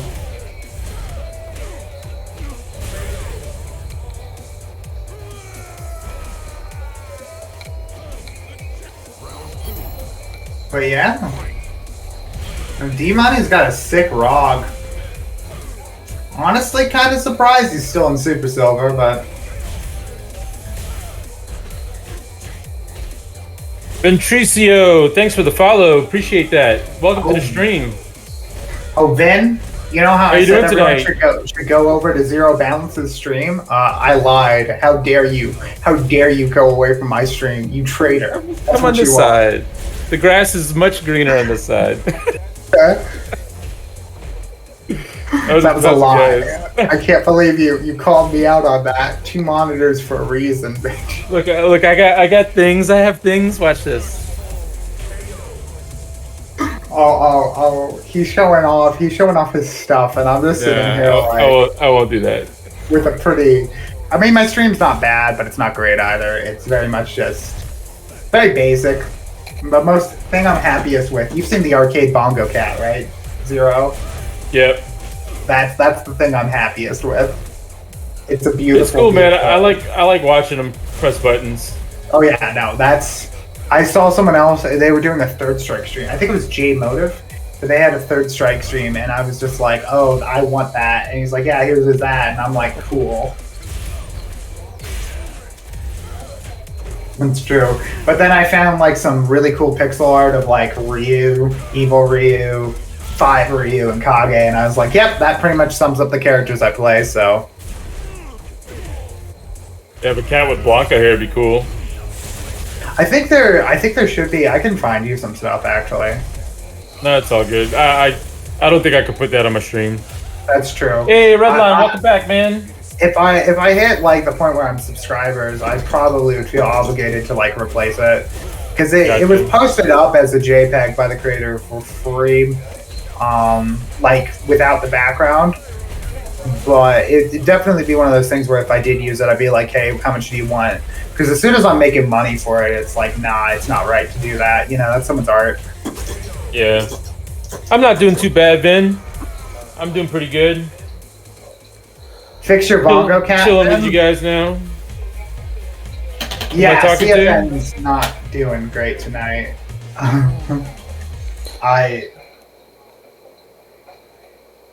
Or at least for me, I don't know. Maybe for the rest of you, it's like being fine. We can deal with some lag. Oh, by the way, what's the? This is Kerry with Kage. I'm up in his lobby right now, man. Yep. Nah, it's not your bad, D-Money. CFN's literally been bad. Yeah, like it's CFN. It is literally no one's fault. A little lag doesn't bother me, but the streamer talking, we should follow. What's your Twitch name? Final Form BM. I know you in Twitch world. Do you? I think I'm already following you. Let me check. Are you're Ba, right? Yeah. You might be. Yeah, I think you might already be. You better be following me back. I always ask if it's Boss Monster, but you had a different answer. It's BM's a medical term for thinking stinky. It's a bowel movement. That's the usual abbreviation. So that's those are my initials. Hey man, full lobby. There was a choir teacher I had who. Oh, thanks for the follow, Bob. Yeah, we're in the Zero Balances chat, so feel free to head over to the stream join the Discord and talk, D-Money. But yeah, your whole world is shattered. I thought it meant badminton. No, that's actually the one that I'm kind of like, oh, I feel bad because I'm not a bad manners player, generally. The only time I teabag is when you're AFK, and I'm like, cool, I'm going to teabag till you get back. Because this is me not hitting you while you're away, and as far as I'm concerned, like, it's meaningless. I pissed some people off doing that, though, because I'm just like, alright. I don't I get it. Oh, go you don't approve. But I don't, like, I'm not going to teabag after, like, stunning or, like, actually in a match. But if I'm like, oh, you're not there, well, I'm just going to sit and play some teabag until, like, you hit a jab button. And then it's like, okay, you're back. Let's actually play the game. I don't approve of the ducking because, like, what's the point? But Manat has a really cool light kick animation. So if you put out the soul ball and you're like, come and get me, and you're like a little bit taunting, like having fun, if you like kick repeatedly, it usually enrages people or distracts them, and then you blow up the soul ball and hit them. That's true. Well, I think Manat's are really interesting. So you watch some Sako, don't you? Who? What? Sako. Oh, you should definitely watch some Sako. He's like probably the best Manat on the planet, I would say. I did not do that. I was trying to do something else. Manats. What? How do you spell the one you mentioned? Sako. So he's a Japanese sort of professional player. All he does is play Street Fighter, and he's known for being sort of an execution monster. Hence why he plays Manat. He practiced Manat 8 hours a day, 3 months straight before really starting to play her. Like, he's really good. Was the best Kage before he like decided to drop the character, and it's like, oh, sadness. But yeah. Good round. No, I think the one time I'm tend to get peeved with teabagging is after a stun. You're just like, come on, mate. Come on, mate. Why you gotta do it to me? Yeah, no. Well, dropping happens a lot. Like, there was a point where I was like, what am I doing wrong right now? And I noticed what I was doing wrong was I just kept dropping shit. And I was like, okay, so I just need to, like, hit the lab for, like, a little bit and practice not dropping things, and then we'll be good. Like that, because there's some times where you just haven't been doing your execution drills enough that you're like, okay, well, this is happening in like really important moments, so let's make sure that I'm actually doing this routinely enough and not just playing the game, you know? But yeah. Now, Boz are really good at Manat, though. Thank you. Y'all should follow him. Yeah. Good round. Because his Mana is scary. You're super diamond, right? Most of the time, haha. I feel that. Yeah, it's definitely a range. But yeah, we're probably gonna play a little Manat with us, and then he's gonna probably start messing around with other characters to give us a chance.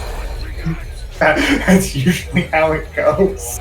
It's like, let me show off this Manat. Okay, I've showed off this Manat. Let me show off every other character.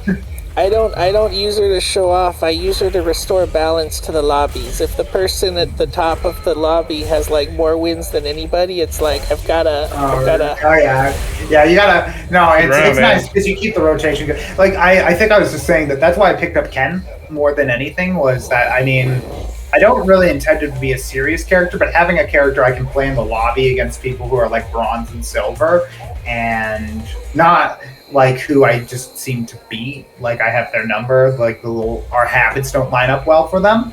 That's kind of what I use Ken for. Beautiful Jay. Because that it makes this interesting for both of us, and it still helps me. I'm still learning things, right? Sure. Here, I'm just gonna give you. I'm gonna link Zero Balance's channel, and then I'm gonna get mad when you head over and follow him. Don't worry, I'll do the same thing after when I get a break from this right quick. Send the people your way. A reason to play Blanca is that he has some of the best win quotes because they're just so wholesome.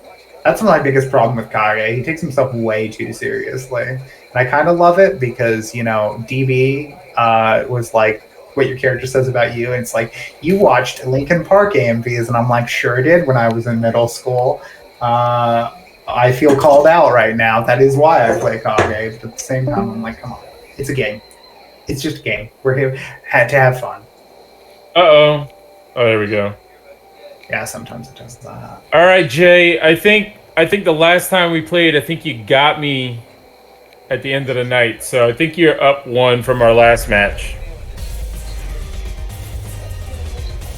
Does Twitch allow like streamer chats to team up, so like you say one thing in one chat room and everybody who's playing the same game can see it, or does it not do that?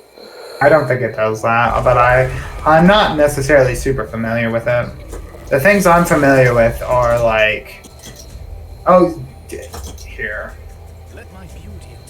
Let me send you just some of the information I got. I'm like somewhat familiar with some of like the cybersecurity stuff on like basically what to be doing on my end to stop some of like the bot stuff, and that's about it. Oh, it was in fact Zero. Did you not fix your Discord invites? Is it broken again? It is broken again. Oh my god! It breaks every day. Right. Yep, give me a second. I'll put it in my chat. Yeah, he'll put it in. Make sure you set the invite to never expire. Yeah, the command. I hate that it changes every day.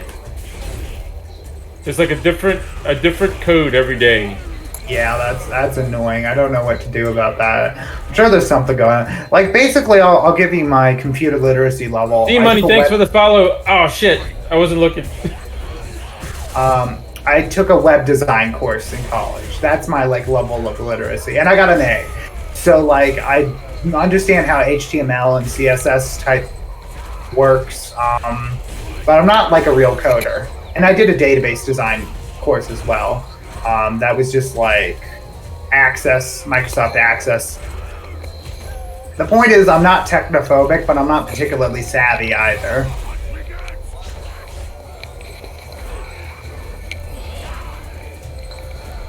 But to be fair, for a lot of the virus stuff, just understanding how web design works actually helps you, because you understand where like things are communicating with what. I love the capoeira. Yeah. So D-Money, you probably know a lot more than I do, even.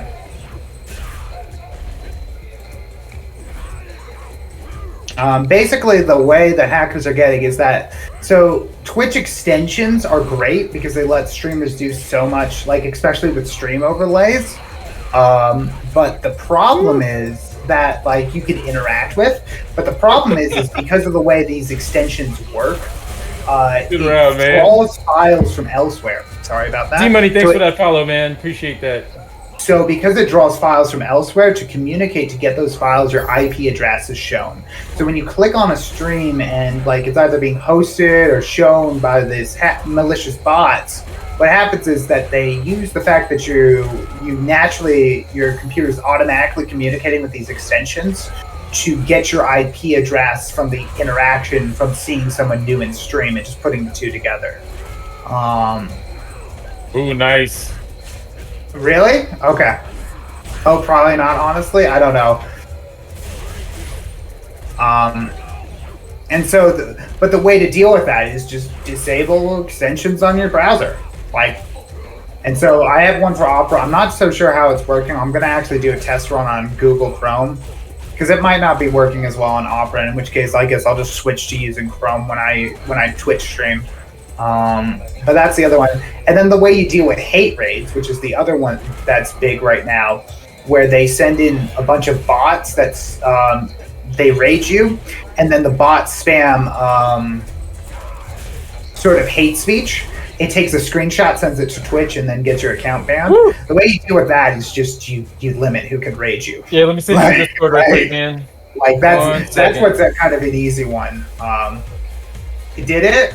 Opera's been. I started using. I remember when I started using Opera. I had a little netbook and it was just garbage. And I discovered Opera, which was designed for like really low CPU usage. And I was like, I'm sold, and I've been using it ever since. Welcome to the stream, everybody. If you like what you see, please consider dropping a follow. That way you can find your way back to my streams later on. See, like he's so professional. He actually does like the hey guys, you should also drop a follow, and I'm just like you got to make sure.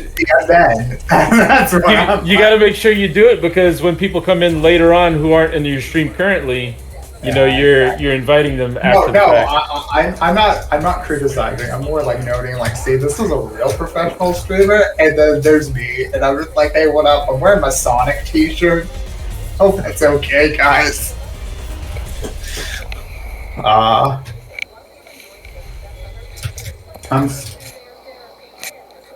winging it over here, man. I'm just winging it. It just looks pretty, but I'm just winging it, man. Yeah, that one's just impossible to deal with. You just gotta like ban them on site. Oh, good luck. Have fun, Zero Balance. So it's you. Cool. Yep. I think Commander Root is one of the. It's a tool that I didn't know about prior to all of this, but it's absolutely essential because it lets you ban the malicious bots outright. I don't know. It's been good experience insofar as like I've learned a lot more about just real world sort of cyber security in the sense of practice. Boz out here messing around with the Kuma. Oh, beautiful parry.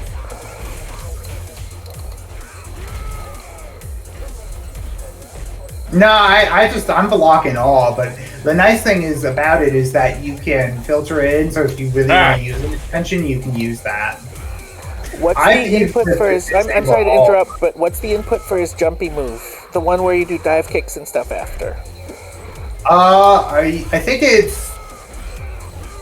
it's Dragon Punch Motion Kick, or DP Kick if you prefer.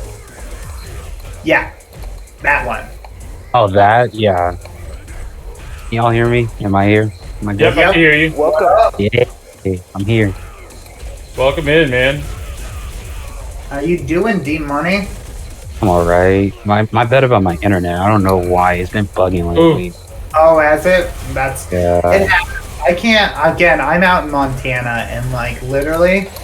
I actually know why. It's just, like... So, you obviously have satellite signals helping with Ethernet. Get around. What else, Outcast? Thanks for the raid. Appreciate you. Outcast is definitely a Kage player you should be watching. It's either Plat or Super Plat. He's definitely up there. He's a really good Kage to follow. That's why I've been following him. I'll add him because I need that matchup too. T-Woods. Yeah, that matchup. Yeah. I mean, it's a very specific matchup. I saw you play. You had the fun pleasure of playing It's LCD.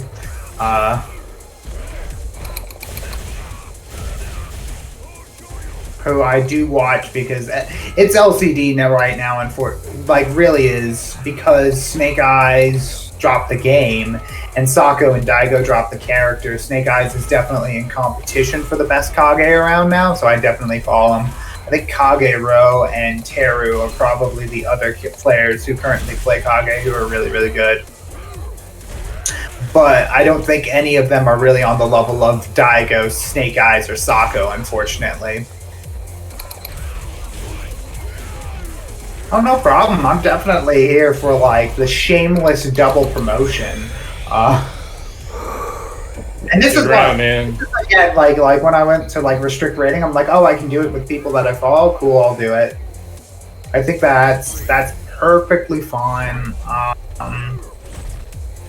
But it's about the bots, and it's a massive problem Twitch has. And like people are like, Twitch should do their job, and I kind of feel that, but I also feel like this is hard. You know, like because you make cyber structures based upon their convenience and their ease of use, right? And so that's usually the primary logic in them. And then people maliciously exploit them. Like there's this tiny minority of people that make everything so much harder. So much harder. So, because I don't know what to do. I don't know what they need to do in terms of it. Because the problem is that as long as extensions are allowed, they're going to have this issue with IPs. I'm a little less sympathetic to the hate raids. I'm like, just collect diagnostic data. Just like, let someone say, hey, I got hate raided. You should have the information at least for like a month. From Simid Discord, yeah. Of like, yeah, good game, Quado. 7 viewers to 107 viewers. All of a sudden they get hit with this hate raid. Their chat's filled with hate speech from non-real accounts. Like that one, that just feels like Twitch is being lazy. I'm up here trying to watch everybody stream, and that's probably why I'm lagging so hard. Maybe? I don't know. I don't really know in terms of it.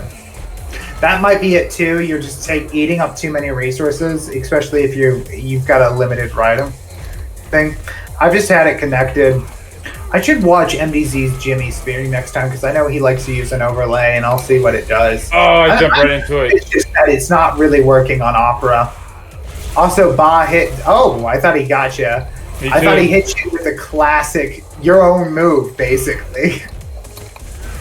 They're like, I saw you Twitch CA. Oh, does that? I don't know this matchup, this Blanca matchup. It's always terrifying. Good stuff. Blanca's terrifying? No, the matchup, so it's just like, he just eats me alive every time. Hey man, even me, I don't fight too many of them, so when Bob fights me, I have no clue what's coming after me, man, because he looks nuts. Like, I don't know. Oh, FYI, it's a half circle. It's a half circle forward kick for his jumpy move. Oh, I thought it was DP. You're up, Jay. And remember for Lalo my jam to give it away because he is on PS4. Yeah. Yeah, I'm also on PS4 too. Oh. So just be sure to wait for people there because the PS4 load times. Kind of trash. Like extremely trash, actually. I man, use we're all practicing. This is all I practice. use my learn other characters account as my PS4 account. It's a silver, generally speaking, because that's usually I'm usually like somewhere between ultra bronze and silver when I'm first picking up a character. Sometimes I'm down at super bronze. But I just start on that silver account whenever I pick up a new character and just drop down until I start winning.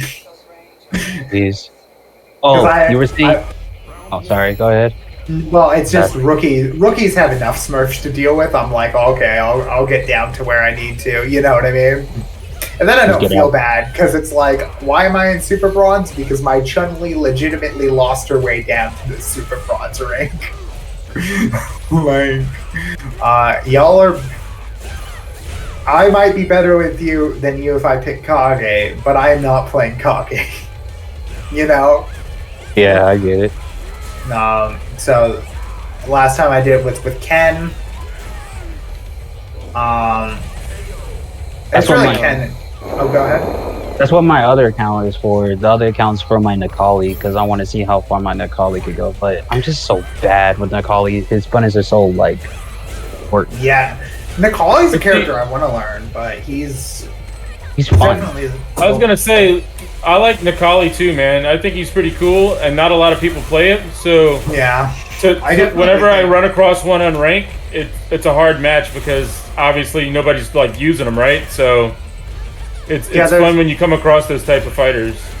Oh, but yeah, it's fun. It's just like you get to a certain like you have to be at a certain distance for certain combos, and if you're not, then it just whizzes, and you have to do this certain combo at a certain time or it won't work. But it's just weird. It's weird stuff like that. Yeah, very specific. I agree. Other than that, but you were saying that you were wondering why I'm not higher than silver. I was gold, but I started playing other characters, and then and you just haven't really grinded your way back up. Yeah, that makes sense. Because it's a pain. I was okay. See you around, beautiful, beautiful Jay. But you leaving, Jay? Yeah, it's a grind. I've been grinding. I like abusing casual because I want to try to get up to Super without having to play bronze players. I mean, that's I never played when I started back up on Street Fighter V in February, and I played rank until March. Like I didn't play any lobby until Future Hero invited me into a lobby where I met Eduardo and the rest of the gang. And that was the first lobby that I ever played was like in March of this year. I'll see you later, Ben. Thanks for playing. And so for me, like, I learned everything by throwing myself to the wolves and just like winning and losing through rank and like just learning my character. Because even Blanca, I never really even took and did any trials with them. I just was like, let me go with what I know from Street Fighter 4 and try them in Street Fighter 5, which it's all different. Yeah, some of the moves are there. Yeah, well, yeah, Blanca, you definitely need to kind of learn how to punish the balls. I don't know how to punish the balls. I just tend to try to anti-air them. Sometimes it works, sometimes it doesn't, right, Zero? Yeah. Eduardo, where you at, man? This Zero just being a bully with this Blanca, man. Yeah, I know. Bully. Zero's... I mean, isn't that what you've gotten from playing him right now, D-Money? He's just a bully, right? You haven't played him yet. No, I play him. Yeah. I just get, like, I don't know how to properly dash punish those balls. So, yeah, it's not like Balrog where it's just like, this is your 4-frame, use it here. And you're like, oh, that's my 4-frame? Okay, thanks. Have a good night, man. Alright, it looks like Eduardo's away, so I'm just going to let it go. Yeah. Yeah, I think you've given more than a reasonable chance. Ladies and gentlemen, if anybody would like to jump in, let us know. Get your CFN. We got a couple of private slots open. Yep. I stream, but every time I stream, everybody starts lagging. Like that one time I first Coupon, I tried to stream, and it almost just broke the whole pain. And Coupon was like, whoa, what's going on? Yeah, it's a pain. And I mean, Sometimes CFNs to blame something. It doesn't help that ISPs can also be real scummy sometimes too. You know what I mean? Like we've got not the best netcode. You know what? I'm feeling like playing Ryu right now. It's probably not the best idea, but I really do feel like just giving Ryu a shot against Blanca. The nice part about Blanca matchup is I don't think Ryu should ever actually be TPing this matchup. Because Blanca can fake his jump in, and then if you wish crouching heavy punch and whatever, if you wish for DP and he fakes his way in, you're done. You know. Oh, if my timing is good. Yeah, that's true. Yeah. Final Four DM, are you the lobby host? I am. I always tell Zero Balance when he's lobby host, I'm like, hey, change the comment settings to I'm streaming and leave at least one spot public so new friends can find the stream. Like, don't you think that's a good idea? Kind of. I just like being able to kind of control and at least have people ask in stream beforehand. Maybe that's just me being like a little too particular in terms of it. We'll be tripping something. There might be people in the game who don't even know about your stream because it's completely private. That's true, but that's kind of one of the things I like about it is that at the very least I have control here on who I'm playing against, and I'm not really picky, but that's I think one of the big advantages versus like a lobby. Ooh, beautiful EX reversal. I was like, he's not. I'm blessed. We're fine. I had a little too autopilot-y with this, but yeah. So that's kind of what I like about honestly having everything private. You ever just like hold down back, see them go in the air, and you're like, this is fine? Me, I do it all the time. One of my problems. Like, I'll see you walk and whip a grab, I'm like, okay, he won't do it again, and then that's when you do it. I figured you were gonna hit a button. I just need to start hitting fireball there. Oh, he did it. He did it.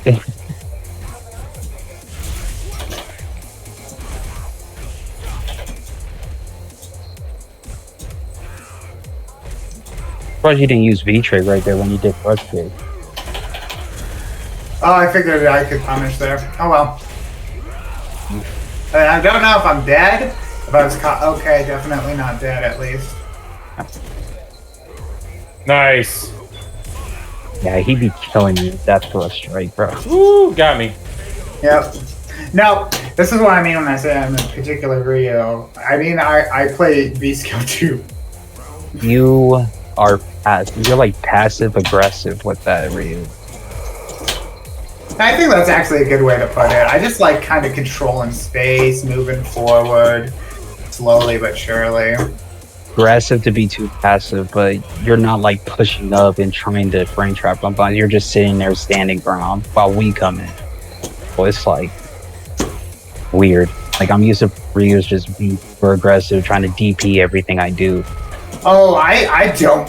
I literally have improved myself by not DPing as much. Because the thing is it's just such a high risk thing that if you're like, I think he's going to be in the air. Like there, I was like, I think he's going to be in the air. I'm going to hit crouching heavy punch, and I was right.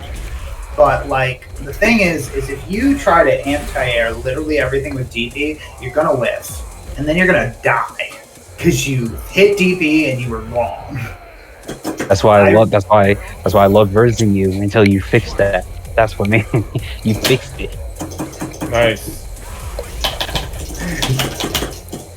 Like, don't get me wrong, I'll definitely still DP, but it's just, yeah. Blanca does in fact have an easy answer to the fireballs. Oh no, he does. I think almost everybody. Nice. Oh. Yep. Just a reminder, the newest voice in the chat, what's your Twitch name? My Twitch name is my CFN is D-Money the God 47.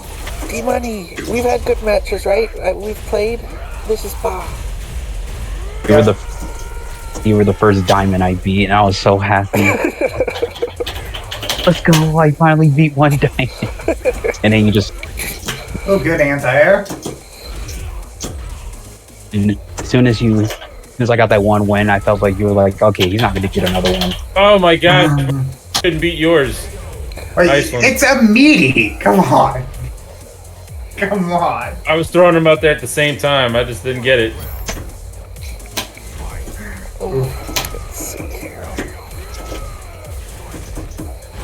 I probably should be DPing there. Nice. I feel like Ryu is probably the only person that still have like meaty options for. I'd be getting killed, but I mean, part of it's just I've played Zero enough. It's really nice to actually play. It's like the same reason I'm really happy to play Coop a lot, because you don't want to be like, I'm learning the Zangief matchup when there's a Zangief who just shows up unranked. You're like, thank you. oh yeah, no, I'd be happy as hell seeing Zangief, bro, because they all just want an SPD. They do it terribly, so I'll just be doing that max punish every time. I just love it. Boop is not like that. Nice. That's scary. Ooh, good. I was like, I'm gonna try to safe jump this super art. Oh, got me. I don't know why. Good round, man. The button there. GG's. But yeah, I was like, I'll try to safe jump the super art, and you're like, let me hit you with the EX, and I was like, that does in fact work. Good game, man. No, that's very good. Because, oh my god, I hate this matchup. Well, Nick's up. That'll be good. Yeah, no, definitely. Also have a good night, Vin, but no. And D Money also streams. I feel like that's basically what happens. It's just there's a certain sort of Twitch streamer, and you usually see us in like under 10 viewers, and it's like, what do? I battle lounge with other streamers, and we're all just battle lounging against each other. But it's been so great for learning the game. I can't stress that enough. No, this is way better because I used to just always just play rank because I have literally no friends that play Street Fighter. So and it's so frustrating, isn't it? It's like the most frustrating because you just I get so much less irritated in lounge than I do in ranked. yeah, so because much. it's like nothing's on the line, and it's just a way better experience because you're versing people versus a random dude that you. Yeah, and even if someone, because I'll be random sometimes, but it's a totally different character from like, oh, you did that to win versus me being like, oh, wake up EXTP, go burr, and you're just like, oh, fucking final again. Yeah, I really be like that. I'm like, okay, fine, that you got it. It's just the roll your eyes. Good like, round. Stop being addled with memes, please. I fought R2D's nuts in rank before. I recognize that name. Oh yeah, now he was playing Alex, but he switched to Gil. So he went from a bottom 10 character to bottom 5. Ooh. And I wanted to learn Kill. I thought Kill was complicated, especially because I watched Nemo 24/7. So like, I just really like Kill, but I know I can. Oh yeah, he's so cool, and I do think he's again the fact that like. I think he's like consensus agreed the worst character in the game, and let me put it like this: he isn't a Street Fighter 4 DJ even. You know what I mean? He's certainly not a Sean. He's a pretty functional character. Yeah, he just needs like some other stuff, and I think there's a certain degree of there is going to be a worse character in a game. There's going to be a best character in the game. This is inevitable, right? Yeah, bring DJ back to Street Fighter. Yeah, DJ deserves to be. He's a really interesting character, actually. Like literally, when I was a little kid, I was mad because I didn't know how to learn. I didn't know charge characters. I really wanted to learn DJ. It took me literally like 4 or 5 years to figure out how to do charge, and then recently, like last year, I started learning DJ, and I finally got the machine gun upper EX machine gun upper to climax beat cancel, I was so happy.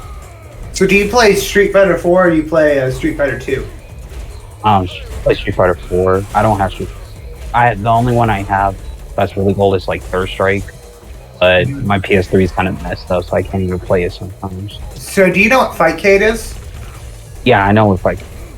Because you could definitely learn some. Super Turbo in particular is one of the popular ones that has rollback, and you can learn some Super Turbo DJ if you really like the character. Played it? Yeah, I played it because my friend, he has the 25th anniversary on his Switch. And I'd be always. I also have 30th anniversary as well, and that's also not too bad a place to play. I just find that it's harder to find games, and this is something that's really annoying having gone back to Fightcade, because it's gone back and forth from Fightcade, because like I'm not good, and I know I'm not good at Third Strike, but like there'll be people who are max rank in 30th, and I'll beat them in Third Strike, and it's like, how? And the answer is it's because it's everyone against everyone. There really isn't a skill pool. So it leads to this problem where like you just need playtime and to be okay at, like not even okay, just be like a silver basically at the game, and you'll be max rank with time, you know? Good round. I think that's my biggest problem with like 30th. It's not really a meaningful ranked experience, and that's kind of why I prefer Fightcade, because you can just get games.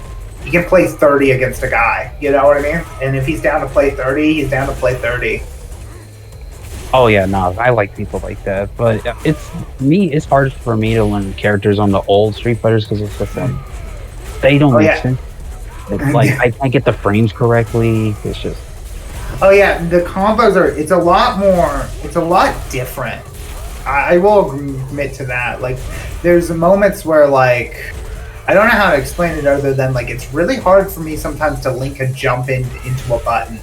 Oh my god, don't get me on that. And it's weirdly difficult, and it's like, okay, I guess I'm just not getting it.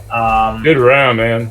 So you know exactly what I'm talking about, right? Like you're just like, that was strangely hard. Hope someone better fill my spot. It's all good, Quado. Nicolopoulos, welcome to the stream, man. How's it going? Like goofy he was on. That was a tough fight. Nick also welcome streams. in, man. Does everybody? At least I know everyone. At least except does Eduardo stream? Eduardo does not stream. Okay, so we have one person who doesn't stream in the lobby. The only thing he streams is his lip. Where are you, Eduardo? All right. I miss his jokes, man. But yeah, no, it's just chilling. Hope all is well with you. Yeah, man, I'm not doing too bad, man. Just chilling. Just playing lobby with everybody. Thanks. Oh, thanks for the raid, man. Appreciate that. Ooh. Third Strike. Obakatorio, thanks for that raid, man. Welcome to the stream. How was your stream? All right, let's see who am I gonna pick. I want to go for you. All right, let's try him with your ball rod. Oh, you and G. As if you wanted my ball rod. My bad. I'll pick ball rod next time we fight though. No, it's all good. Oh yeah, have you been watching some of the stuff with Nemo on Oro? It's weird to be like, one of a character's genuine weaknesses is that he has too many commands, so you get accidental inputs all the time. Oh, he's dumb. That's why I'm playing Akira first. Because it's like, that's a very weird weakness to have, but like seeing someone like Nemo get frustrated with it, you're just like, there's no way I'm not going to get frustrated with it, right? Like, yeah, no, it's I don't know how they'd be doing this. No, it's honestly one of the reasons I do medium axe kick so much with Kage, even though sometimes it's not the best, is just that walking forward confidently, hitting a button, then hitting Hadoken is hard sometimes because you're worried you're going to get DP accidentally. There is no worry about that with medium axe kick, you know? You just walk forward and there's no DP motion. It's another reason why Sagat's kind of better at the game, just because if he walks forward and he does the man. sort of his button into low fireball, the nice thing is that he's not going to get an accidental DP either. If he gets an accidental input, it'll be Tiger Knee, which is generally safe and sometimes can even be plus on block.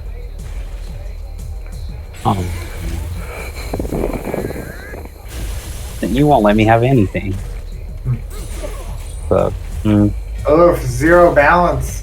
Where's this guile coming from? I don't know, man.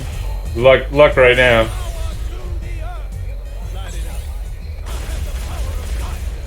Because, yeah, Guile is... To be fair, Guile's a very good character. Got me. Good round.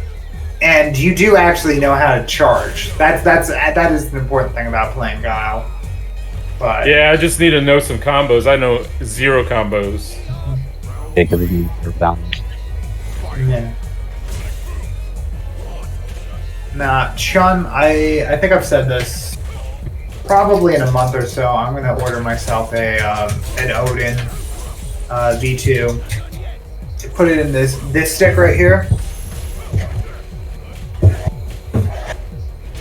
Right here, this bad boy. And then this will be a mix box that I can try out. No.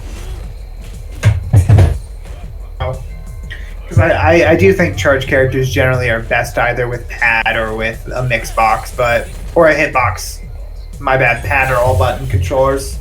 I really don't like them with either arcade stick, or if you're a crazy person and play with analog Good stick. round, man. Also, Godspeed to you if you're a crazy person who plays with analog stick. You get nothing. I appreciate you, Smash players.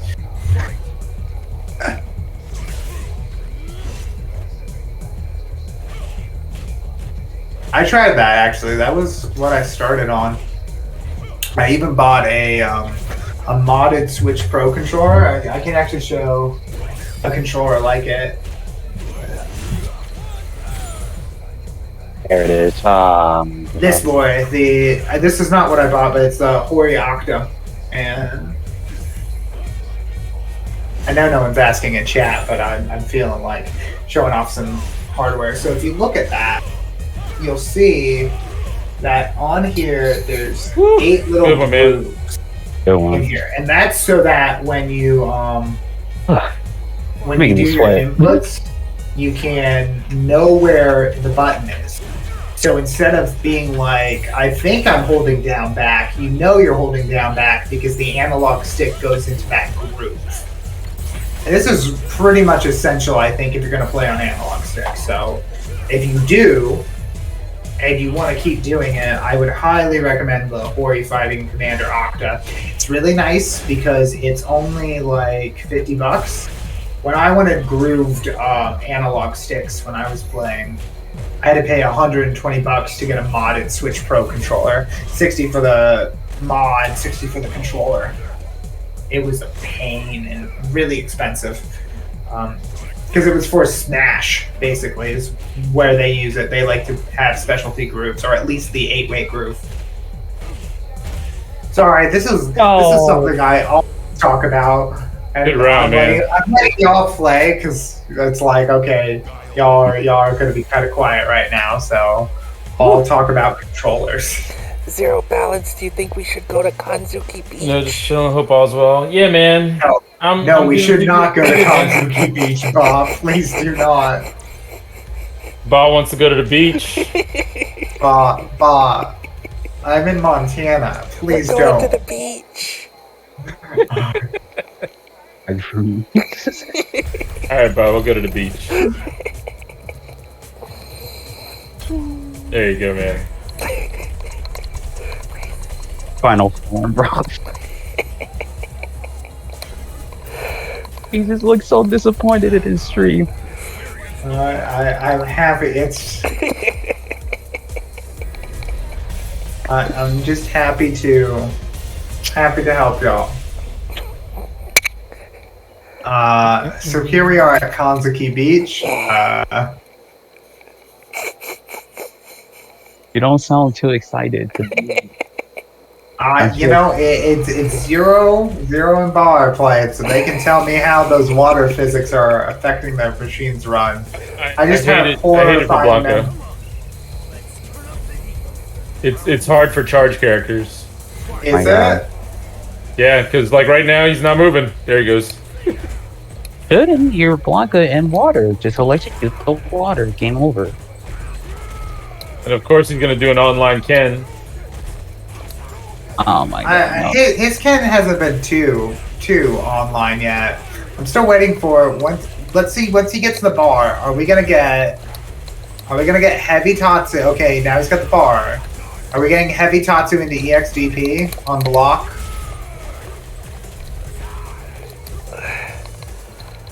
I need to see a lot of guys in EXDPs. It wasn't on block, unfortunate. Boss playing to the crowd though. Ooh, nice. I see he's going 2-2. That's definitely online. Ken's kind of pretty free to pick what he wants for V's, especially V skill. V skill is very much a play style. Preference. Yeah, it's a preference. Yeah. I like V skill too, and it's literally this: is if you do down heavy fast enough, if you hit him at the top of it, you can charge it, and the only thing they can do is an X reversal to stop you from being plus off of it, because you can fully charge it. If you do it too low, they can interrupt it, but if you do it at the sort of the peak of it, you can be plus off of crouching heavy, which is really, really nice, you know? I think that's generally what I've heard, is that VCL 2 is generally a more defensive playstyle, whereas VCL 1 lets you just kind of run at them, you know? Gives you better Oki, lets you be more aggressive.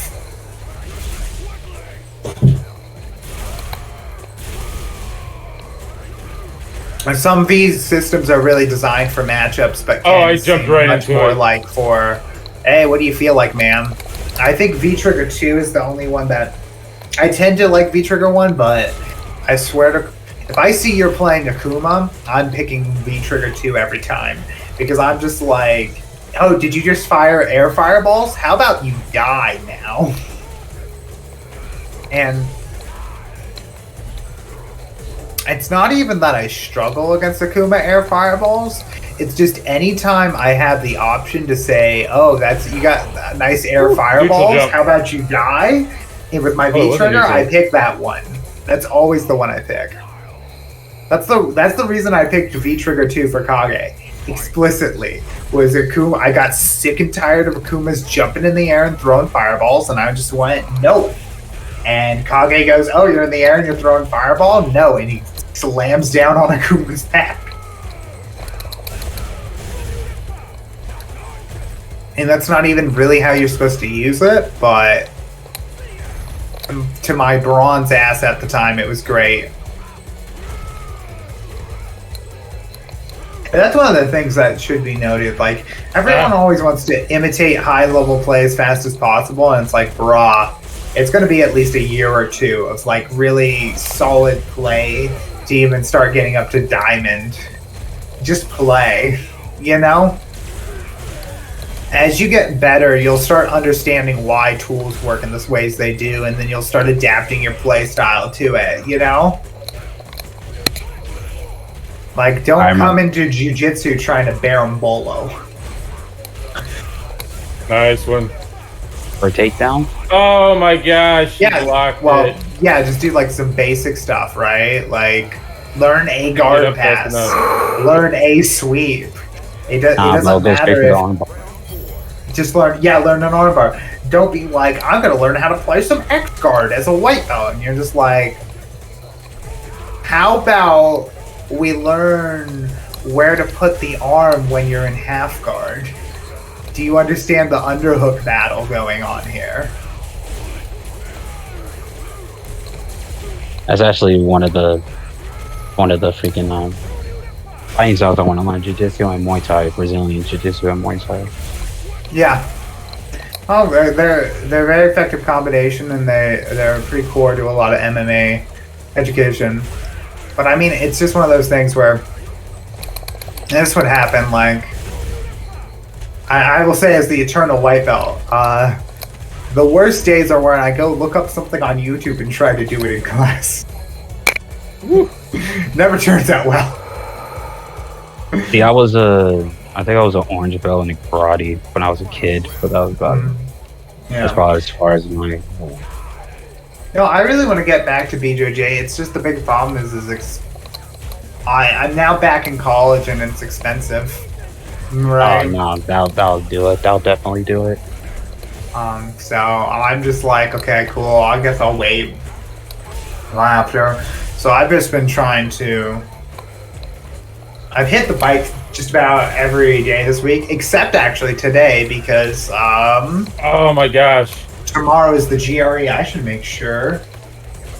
Yeah, I am going to say this, is that in 30 minutes I'm hopping off. And that's a hard deadline because I need to go to bed in time so that I can wake up because I'm taking the GRE tomorrow. And I'm taking it at 1, so it's not too bad, but I can't be up till 5. You know? I get it. Good luck on your test, man. Oh, yeah, it shouldn't be too bad.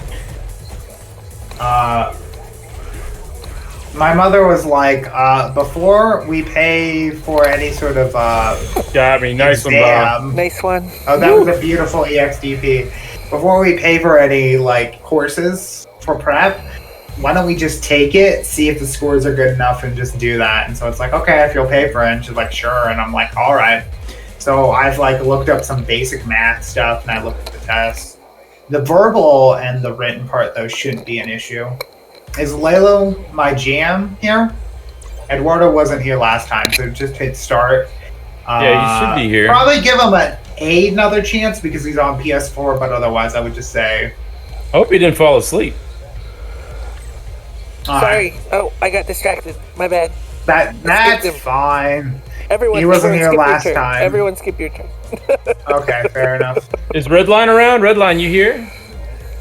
But yeah, so I'm really not worried about the verbal part because I have a degree in classics and a degree in philosophy, so,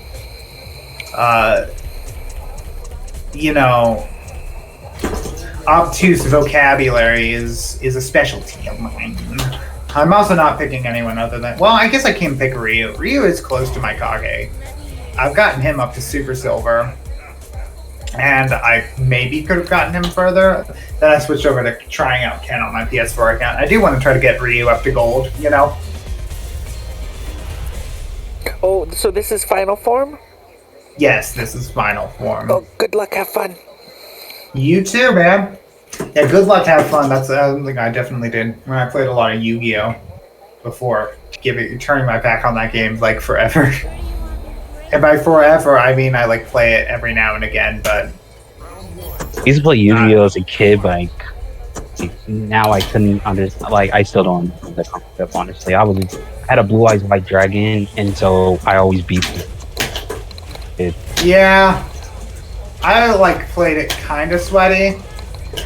I was like I don't know if this is meaningful. Oh, I figured I could punish there. There we go, now the game's loading on. Hey, gotta love Beyond PS4. Basically that's not what I wanted, but I guess it worked. I just wanted that to be medium DP. Be right back, I think I've guys. said that. I definitely want a DP sometimes. It's just not all of the time. Final form if you don't do.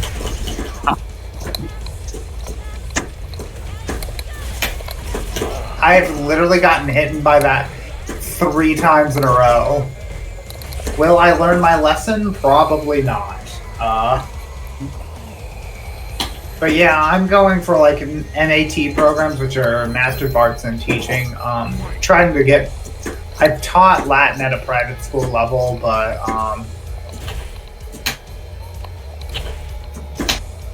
That's good. yeah. No, and I mean, part of it was just like I played so much Dragon Ball FighterZ. I'm surprised I haven't taken to this more. Like in Dragon Ball FighterZ, your anti-super dash button is down heavy, so it's like, oh, the muscle memory's already kind of there, or at least the instinct to do it. the fighters. Because I used to be kind of decent, but I was not the greatest. Oh, I feel that. So like, I would love to have somebody to get back into. I definitely would play with you, but you're in California, right? Yeah. Our connection's not going to be good. I'm in Montana. That's the unfortunate truth of Dragon Ball Fighters. Yeah, never mind. I definitely down to play some games, but it's really, I don't see us having anything better than like 4 frames of input delay. I mean, I can learn 4 frames input delay on hard. Yeah. They actually have it on. But no, I was trying to get into Tekken, but I have no people to play with, so I'm up here trying to play Tekken Fighters. The irony is that I definitely could play Tekken, but it doesn't catch me enough to play it. Yeah, that's one game I never really got into. I never got into Tekken. Why I didn't get into it is because I didn't have people to play with. Yeah, no, it's a really fun. My brother, his claim to fame, I guess, is that he went 4-2 at Evo for Tekken 7. He's been playing a while. Your brother? Like, yeah, he unironically could call people 09ers. He was playing like,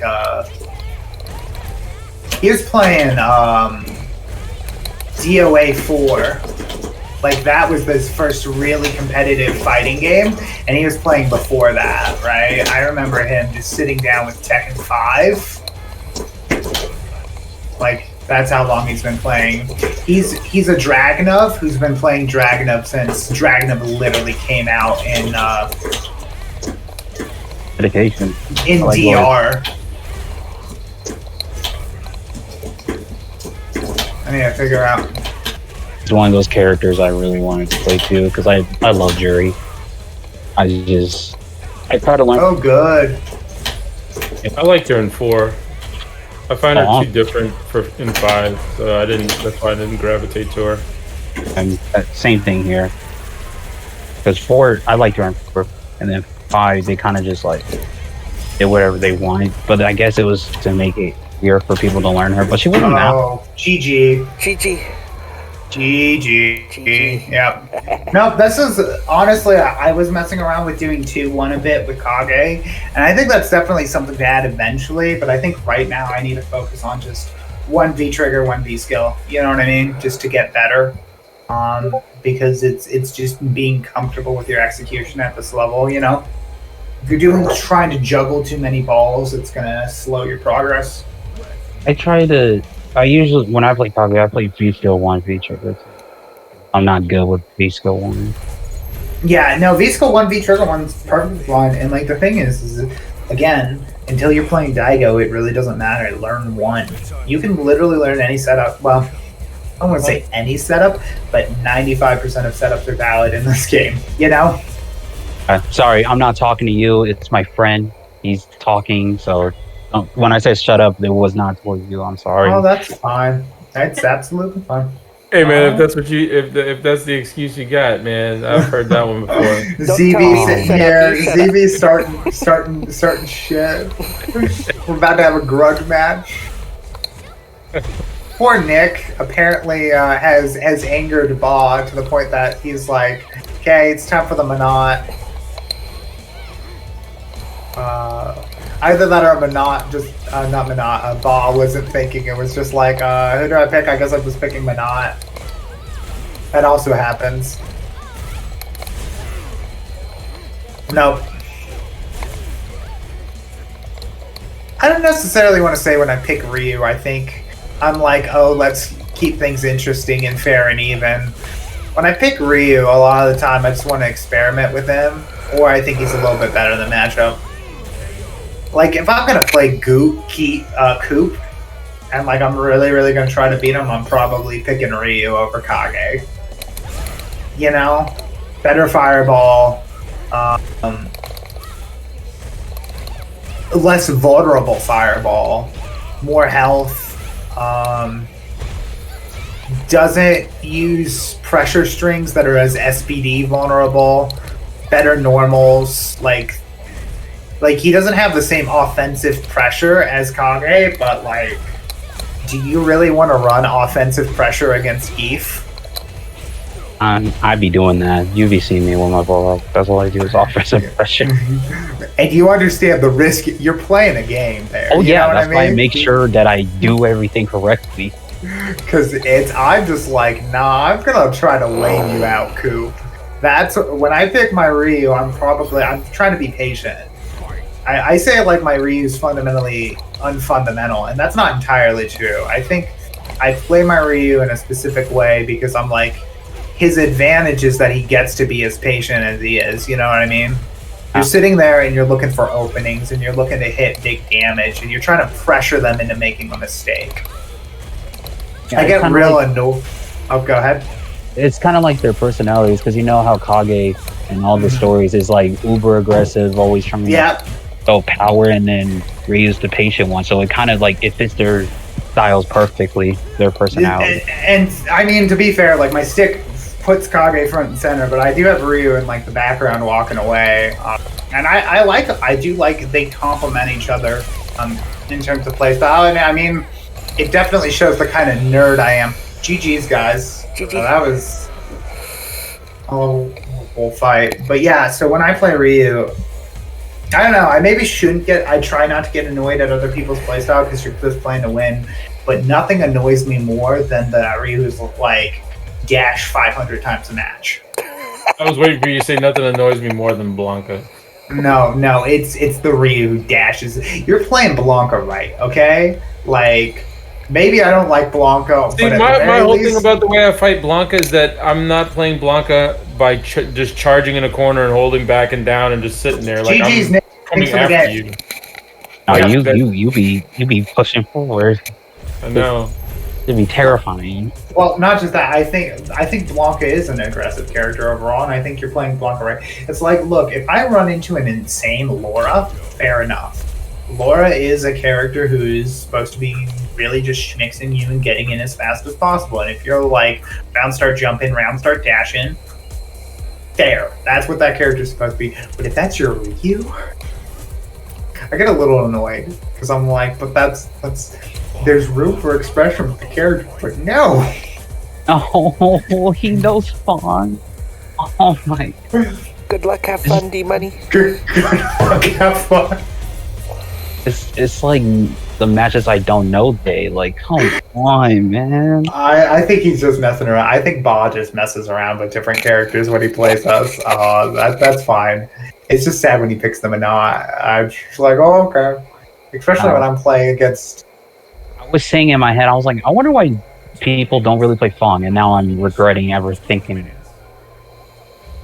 Yeah, he was second place. It's like a 50-50 with me. Like I either win or I lose because I don't play enough of them to know how they fight. And then every time I see them, it's like they fight them different, and they're so slippery, and it's like I don't even know how to fight this guy. Yeah, I definitely. Yeah, this is. Yeah, it's definitely one of those matchups where I kind of wanted to pick up Fong for a little bit, and I still kind of do, just because, like, how else am I going to learn the matchup? Like, there's no other way I'm going to learn the matchup other than to play him. Exactly. But I really just don't want to play him. Is the problem. Every time I look up a B&B guide, I just, like, watch the first combo, and I'm like, nah. Yeah, that's exactly the response, G-Money. It's like, nah. I'm good. I'll do this later. I'll just lose to the one Fong I'm gonna play this month and be good. Oh my.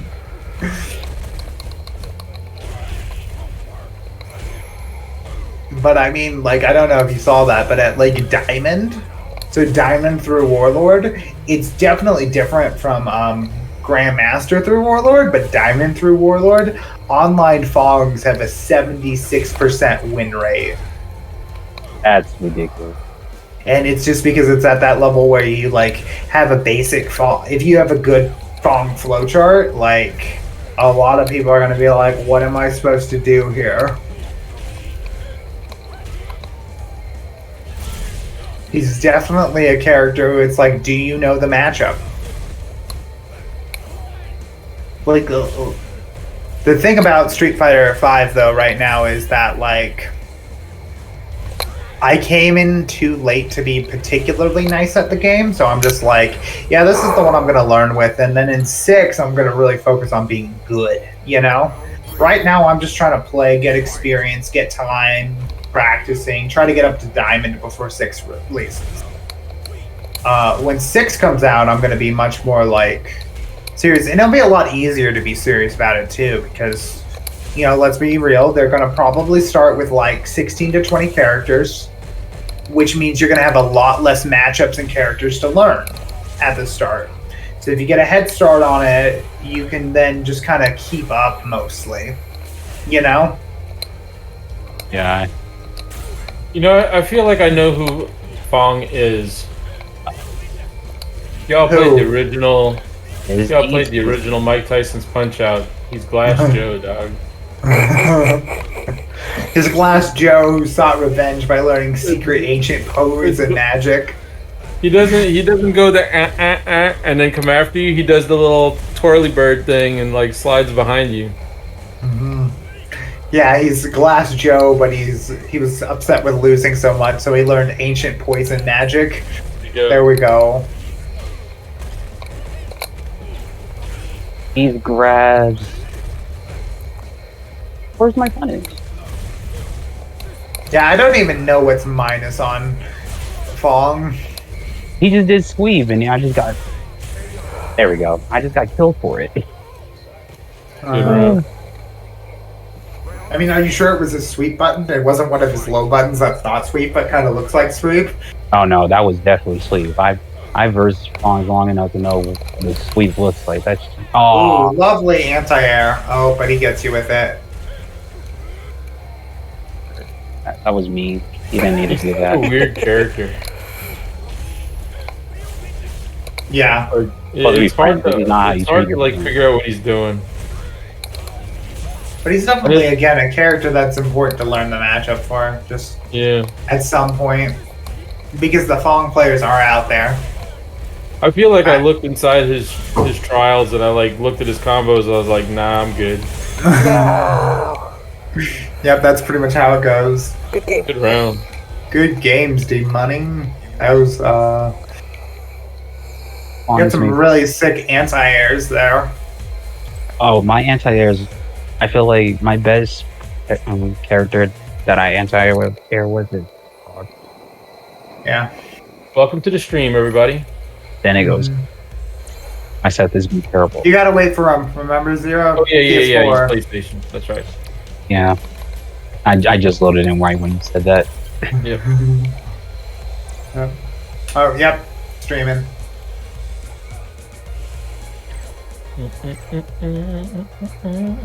But yeah. It makes it lag tremendously for me, so I have to pick between the chat or the stream. That's fair.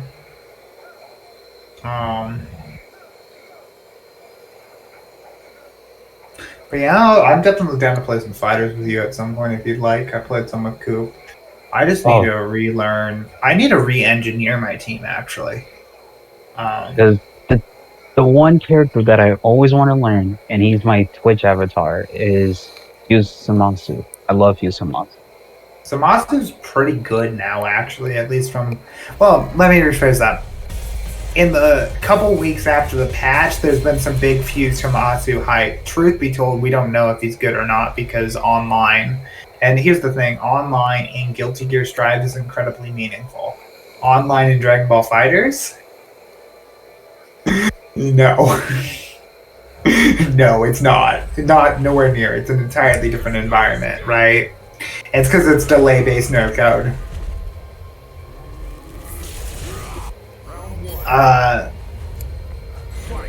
That's the problem. So it's really hard to tell how legit Fusamasu is right now. But they made Frieza a real boy, so they patched him into the game. They also patched Super Saiyan Goku into the game. I don't know if you know that. They patched him out and replaced him with Heart Virus Goku for a minute, and it was a really interesting lore throwback. But they got rid of Heart Virus Goku, and now we got Super Saiyan Goku. because you could see it every time. Like he went for his low medium kick, his low mid. He was like, "Oh, my heart," and that's why it took it like him 18 frames for him to go for a low. Christ. Oh, that you got me. You know, I can't speak for every character, but for all the low tiers I messed around with, they're real boys now. So, to be fair, Dragon Ball FighterZ actually was incredibly balanced. Man. Nice, bro. It had one 7-3 matchup.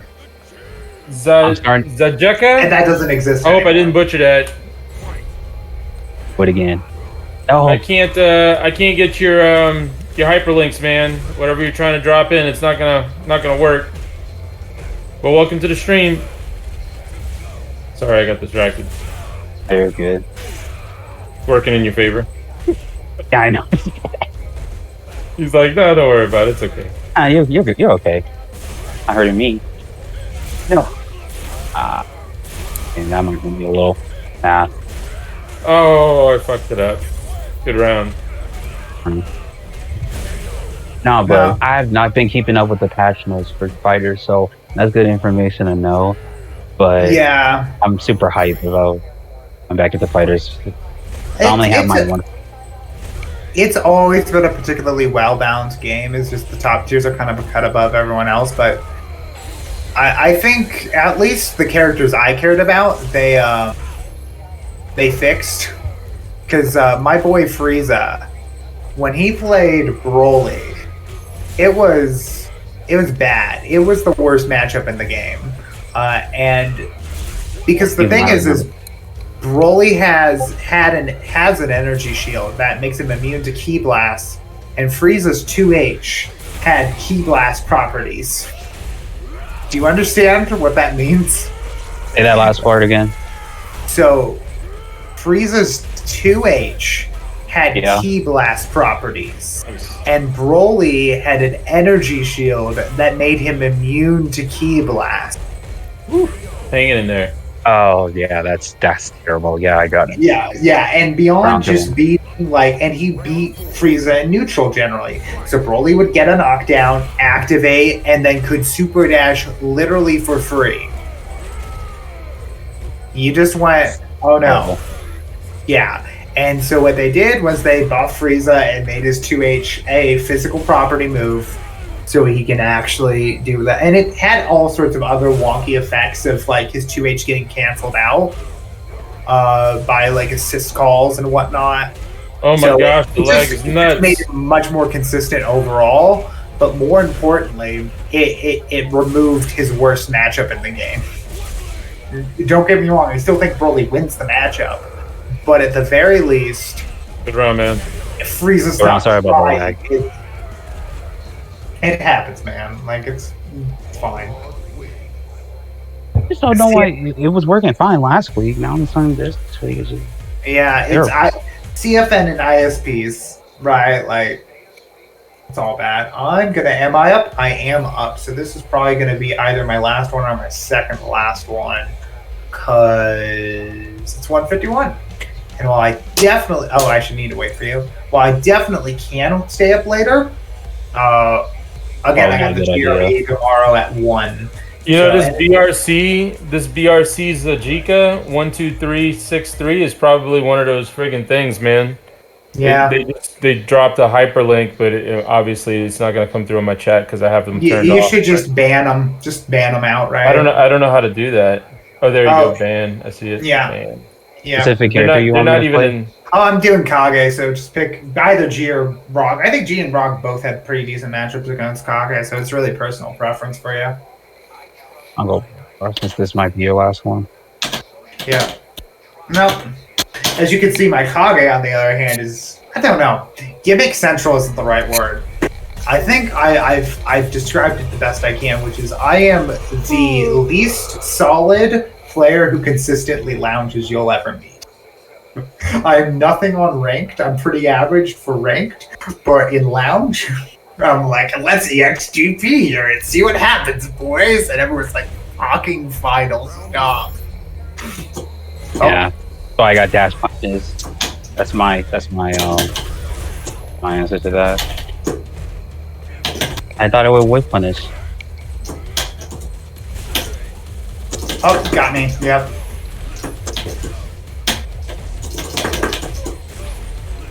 Oh, beautiful overhead. I was not expecting it. Oh, in Street Fighter 4? How do you get those? To be fair, it's still -6. It's just like, I'm not going to absolutely die here. That, on the other hand, was me just being an absolute scrub, being like, well, if he drops it, beautiful. The question is, do you want your last match to be in the drab cube or at Kanzuki Beach? I've lived my life not to the fullest enough. I do need to throw those a little bit more. And keyword there on a little bit, it's not great. That's thanks for that alert, bud. That is a decent answer to Dash Punch, but I gotta watch out for the lows, and obviously, yeah, like that. Oh, yep. Good. Oh, you just don't care. You just don't care. You're plus 15. What am I supposed to do? Of course I got an EXD for you. Come on, man. Come on. No respect. I get it. Nah, I get it. Do you see who I'm playing? Am I playing the King of Respect, or am I playing the embodiment of the Satsui no Hado, huh? Do you think the Satsui no Hado is respectful?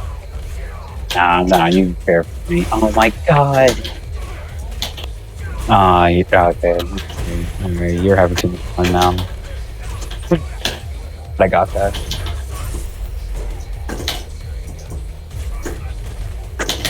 Oh, I figured that. I didn't realize that. You didn't expect it, really? How many times have I done it? Oh, beautiful. What? No. I had to do it to you. I had to do it to you. I was -2, and I was like, you know what would be fucking hilarious? EXDP. See, you weren't doing it before. Kind of got used to you not doing it, and then you started doing it. Now I'm not used. Yeah, no, this is the final mind game. You have to get a read on how addled I am with memes at any given point. Like you have to be like, how memed up is he? Because if I'm very memed up, you've got to be like, nope, I've got to treat him like an online ranked opponent. What stage should we choose? What stage? Pick Minaj, destroy him, please. I don't care what. Actually, I don't care what character you pick. Just destroy him for me. For you. You really didn't like the way I played that. That was complete robbery. You went from methodical to I'ma just EXDP. Look, you gotta mix the two. If you have an EXDP and people aren't playing around it, do you even have an EXDP? I have an invincible one, but it's like on frame 3. Mm-hmm. That's the advantage of having EXDP. Good luck, have fun. Like, you too. I've selected the stage. Let's go. Like, that's the mood I'm in. Paul's like, let's do Kanzuki Beach. And I'm just like, yeah. You ready to see what fundamental looks like? That's right, that was a round start heavy EXDP. I don't even care. You may get to see it yet because the game hasn't loaded because I'm on PS4. I literally just did round start EXDP. I did. It might not be the best idea. I might have just got peed on, but it's okay because I am a fire hydrant, so I'm used to it. I don't know. I think God knows how to deal with this. That's the one thing I suck at, adapting. Assuming I'm just gonna sit or you're gonna do it all the time. You gotta adapt to survive, dog. I feel that, yeah. No, it's definitely hard. Haha. Got him wasted his bar. Did you not think I was gonna do it? Huh? My God. Kareem was one of those first characters I learned, but I stopped playing him. I just lost all my... I'm just terrible with her again. did it. Well, he didn't get it though. Yes, I was literally punishable, and I was like EXDP. And then I tried to do it again. I need to go to bed. That's all this playstyle is telling you. Is that I need to go to bed. It's like me when I'm trying to get a win before I go to bed. You did not just EXDP in the beginning of the round. I did. There was a moment where I was doing that regularly. It's about sending a message. It is. do you know how I was playing Coop for a minute? I don't think you appreciate how insane I am. There was a moment where I was unironically being like, you know how you play against the grappler? Round start, double dash up, and then you throw them to establish dominance. You did not do that to Coupon, bro. Was Coupon not mad when you did that? He was just like, what? At a certain point, you just get used to the final experience, which is like, this man's just insane sometimes. GG's. This is why Kage fits me better. Because like Ryu, I have to play him kind of fundamental. Like, I can make some stupid ass reads, but I'm generally like pretty fundamental. Kage gives me the ability to be a crazy person. Like, and that's the advantage of Kage, is that he can be played pretty solid and fundamental, but sometimes when you just want to go, totally. You GG's everybody. I'm gonna probably raid. If Zero Ba, are you streaming? I'm gonna raid Ba just because there's less people in his Tell people I'm desperate for followers. I tell people follow my Twitch, sub to my YouTube, and swear allegiance to my Discord. No, I'm gonna give Ba the little boost. So y'all have seen him. He's a very good Diamond Monat. I need the diamond experience. I appreciate it, but for serious, tell him to follow, because the last time Shiv, he's an excellent Monat. He rated me and like 30 people showed up, but I got 0 follows, so it was kind of sad to have 30 people join and 0 follows. So you need, at least one person in the chat to follow. Yep. The chat, so you'll fine. No. I don't think I followed you yet. So I'm about to do that right. Yeah. Thank you, D-Money. Nope. Mm-hmm. Nah, we're just trying to all do stuff. So, but yeah, given that it's 201. I've very much enjoyed playing with y'all. It's been great. Nice. But Alright, final form. Look, when I'm doing round start EXDP, that probably means I need to go to bed. I don't know. You know Anti-Sky, right? D-Money? I had never played him, but he says he's really excited to verse my Balrog. Oh, he's great. He cooks me every time. But he's usually like the most patient player I've ever played. And then he starts playing a little less fundamental, and he starts backdashing. He starts going, and he starts doing really stupid things. And it's like, oh no, it's late night shit anti. He literally plays worse as the night goes on, and he gets tired. Oh, and shit anti comes out, and so I feel like I'm very much the same. Final form. Can I tell you a bit like off the cuff about my streaming mission? Sure, go ahead. When I stream, I try to like share like books or like radio plays, like especially old stuff that don't have copyright problems, because so like I try to listen to stuff, but usually it's just me. So if you get ideas for like a group thing, like a streamer book club, like maybe like twice a year or 4 times a year, where we could like show like a book or like a few chapters of a book that the chat would care about, like that would be the next stage of the evolution of my stream. If I could get other streamers who wanted to do a book once in a while, that would be very fun.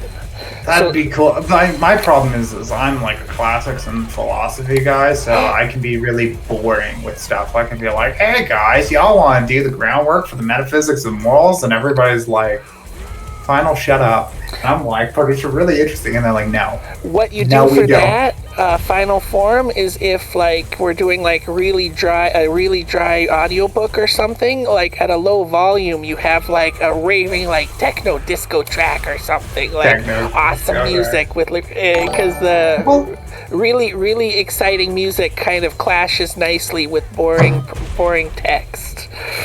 Oh, I don't necessarily.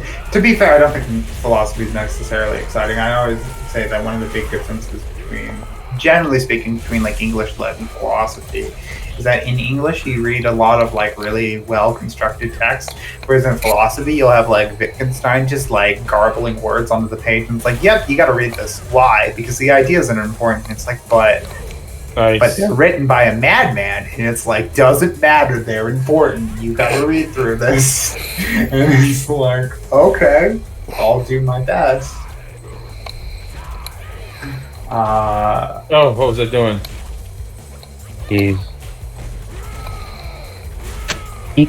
Bob just plays every matchup that I hate. Both of them matchup I hate. Mika, Manat, Kyle, Wonka. It's just I can't get away. I'm gonna learn these matchups. Just for you guys, I'm gonna learn these dang matchups. Well, to be fair, you need to know the Mika matchup for Famished, because he plays with us pretty regularly, and he plays a pretty... Have you played as Mika? I played as Mika. It was either I have to play my ball rod or I got lucky with my G. Oh no! No. Yeah, and he's kind of who I model my Ken off. Good round, man. Like the thing is that like in a really hypothetical sense, I feel like I should play Ken better than I play Ryu, because the way I play Ryu is definitely a way to play Ken, where you're just kind of there exerting pressure on the other guy, and they're like, "What do I do?" Yeah, because I'll be a lot better than just uber pressure with Ken. Because if you do uber pressure, you don't get punished. Yeah. So I think the way you play your Ryu will fit perfectly with Ken. Exactly. So that's kind of what I've been learning. It's a lot more conceptual, but it is like, I feel like this is one of the characters. And Sakura is another one who I want to try. Sakura is very similar to Ken. And the thing is one of her weaknesses is that she can't anti-air DP, and I'm like, haha. Oh no, I can't do my anti-air DPs, but they're so essential to my game. You got the air Hadouken if you time it right. Yep, which you can play that little game with, which is really interesting. It's a fun call out actually with Sakura, right? Because if she starts charging it and then hits you with it, you know she predicted it. And I like reads. I like bullying people. I like brain trapping and hooking people to death. That's why I always press buttons. I followed you, right, T-Money? What? I followed you on Twitch, right? I don't think so. You probably have. It's the same. You'll know it's mine because I'll have views some muscle in my picture. What the hell? Good round, man. Yeah, this fools me. I don't know what was happening there. You reversed each one of those moves. I was trying to jump, so it was unclear if it was like a cross up or not. Yeah. Each one of them caught me. I was doing a move, just up-balling, and each one got stopped. I'm like, what the world? You just get your numbers. D-Money the God, 47. Yep. I got a verse bot. I don't even know what bot's gonna pick again. Yeah, I haven't followed you, so I'm dropping that follow there. But yeah, we can definitely do a Dragon Ball Fighter stream if you're just like, hey everybody, you ready for 4 frames to play? It's even worse with like Wi-Fi. I have a friend and he's generally smart, but he's like, yeah, Wi-Fi will be fine. And it was usually good. It was like 2 frames because he's out in Washington. But then we would get the spikes up to 18 frames and it was like, please stop. I'm at my friend. I'm living with my friend, so you can't really just be like, "Hey, let me get that so I can get it on my PS4." So it's like I'm gonna have to like work. Yeah, so it's like I'm gonna have to work like any pick Cody. Like God. Yeah, so it's like I have to like work and probably get it at that. Oh, okay, so you don't have a LAN cable right now? I don't have a LAN cable. This is strictly Wi-Fi. Coupon said I exposed myself because that tournament I was on Wi-Fi, but it was like running, and I didn't know it was a land-only tournament. Oh, that's fair. Yeah, no, it's It happens, man. I mean, definitely do want to get that cable in just because it does make a difference. But I know it does, but it's just like I doubt they're gonna like do it. So I'm probably gonna have to buy a service once I make enough money. Oh, so you guys don't have a router then? No, they have a router, but I don't think they'll let me use it for my PS4. Oh, gotcha. So yeah, that's fair. I have to buy my my own thing. Your own router and your own LAN cable. I mean, it doesn't hurt to ask. I'll probably ask. You know what you can do? I mean, if you take and get, what do you call a power line, and then run a power line to the wall, and then in your room run the other power line and then hardwire it in. It's pretty close to being. It's pretty close to being a friggin'. Adapters are actually one of the better options too if you can't do it. I've heard. I was on that. My big thing is that I just can't play in my room. This room I'm in is our office actually here. Our office space is because we're right next to the router, so there's a LAN cable in here, and I use it at like 2 a.m. So no one else cares. I just moved into this house like about a month ago. I came in here. The house is set up for Wi-Fi only, and somebody paid to have the wires for the Ethernet run through the walls, but they were terminated anywhere. They were just a bunch of cables under the stairs, and so I went and bought all the things I needed, and I terminated the cables and ran them into the router in the room, and now I have a hard wire all through the house. That was actually know how to do. I was like, I just took and upgraded your house, for free. Yeah, and I mean that's sort of the problem for us. We just or if you can't, you got a long LAN cable, but you could just like run it from the router. That's what we're doing here. We're not even like doing anything fancy. There's just a hole in this closet wall that we put a LAN cable through. Though to be fair, that's more like my dad's like, yeah, that makes sense. Here you go. And if technically, if they're worried about you're using up the internet or whatnot, for speed, if you get a gigabit switch, then it's not a problem because that one signal is split. So. Well, not just that. I mean, I just generally, because I understand our internet can be inconsistent, so I just generally. That's why I stream at such odd hours. It's because it's 2 a.m. My dad doesn't have to do work. Right. I stream at the hours I stream at just because I'm working during the day, and then I got my family. I gotta spend time with them after work. So these are my hours. Fair enough. Yep. But no, it's fine. And if you can't do a LAN, you can't do a LAN. That's cool. You paid whatever you paid for the game, and you should be able to play online. I mean, it's kind of just, when I was at college, I didn't have really any option but to play online on Wi-Fi, Yeah, no, I get it. Yeah, I am trying to make this a Zio's career. really I want to start streaming and be pro and get competitive, but it's just I never have enough money, and then I'm trying to be respectable for the people that I'm living with because I don't know how they would feel about it. Mm-hmm. Yeah. Yo, I met my goal. 200 followers. Thank you so much for the follow, Soulless Ghoul. Congrats. I appreciate that, man. Nice. 200 follows. Soulless Ghoul. Appreciate you. How's it going tonight?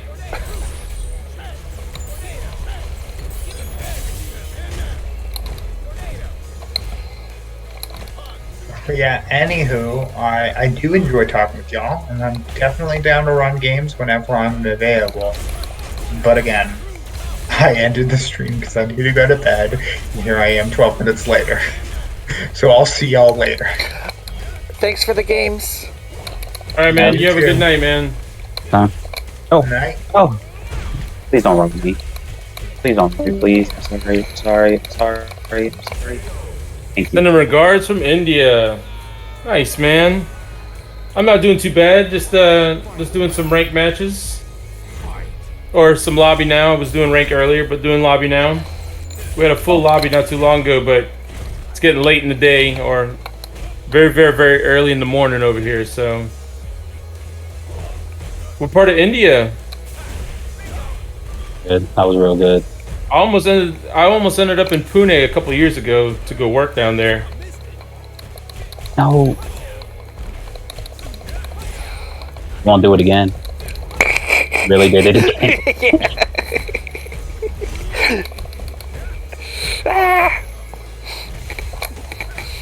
Oh. No, you. I can't punish someone.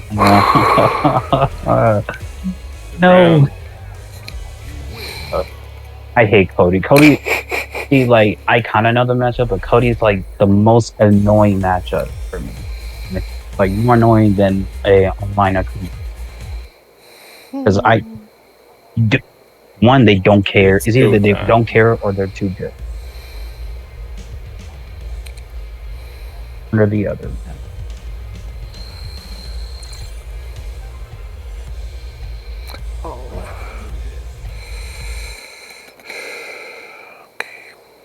I feel like I fought you in rank before, D-Money. I recognize your name, but I don't know if it's from rank or from another room. Probably fought me in another room. Probably what it is, because I did join Coupons, a couple of lobbies. Kolkata. Nice, man.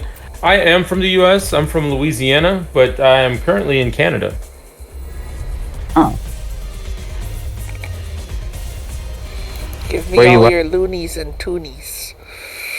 I am up here, yeah, man. Loonies and toonies. That's correct. Loonies are your singles, toonies are your doubles, man. Oh my gosh, I want to learn Vega too. There's so many characters in this game that I really want. It's just learning the claw and the without claw that bugs me, because it's like, dang, I gotta remember 2 types of frame data. Climbing on the cage is all you need. Cage. I know that's why you brought me here. I'm not stupid. Is that really effective, climbing on the cage? I actually don't know. It's not about winning, it's about climbing on the cage.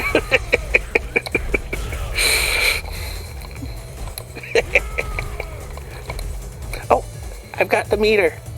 Get ready. Yeah. Oh no. Gotta build meter again. He really just wants to climb on the cage. I know, he just wants to go up. One more hit. I've got the meter. Get ready.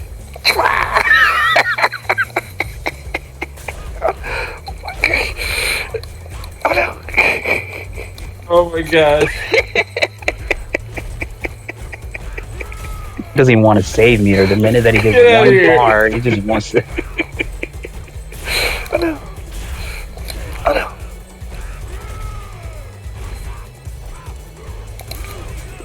Oh, you bastard. Gonna do it. Oh, no.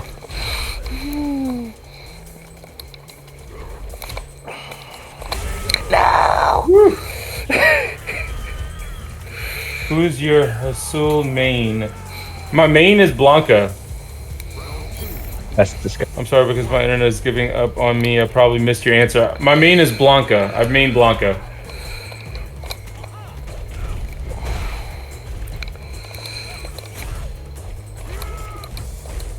I have fun using him. I think he's a pretty cool character. I think I versed you using somebody else. You using somebody else. That's probably why. Yeah, I mean, you son of a bitch. Do more damage if you do it off the cage. They make it like really go ridiculous.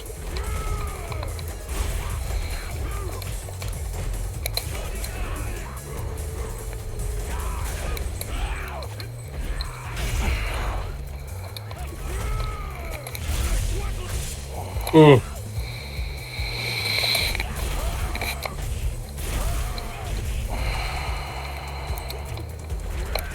Oh, I missed it.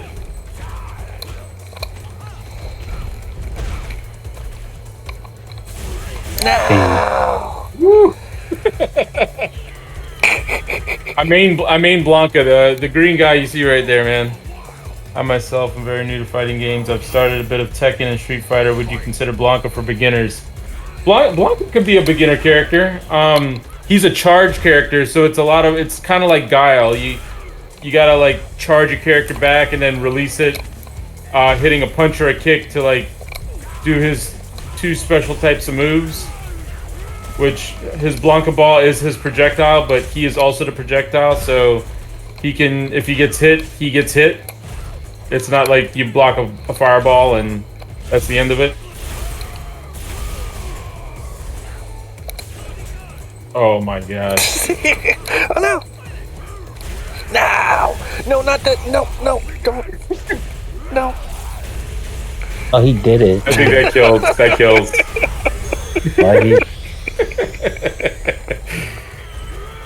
Get off that cage.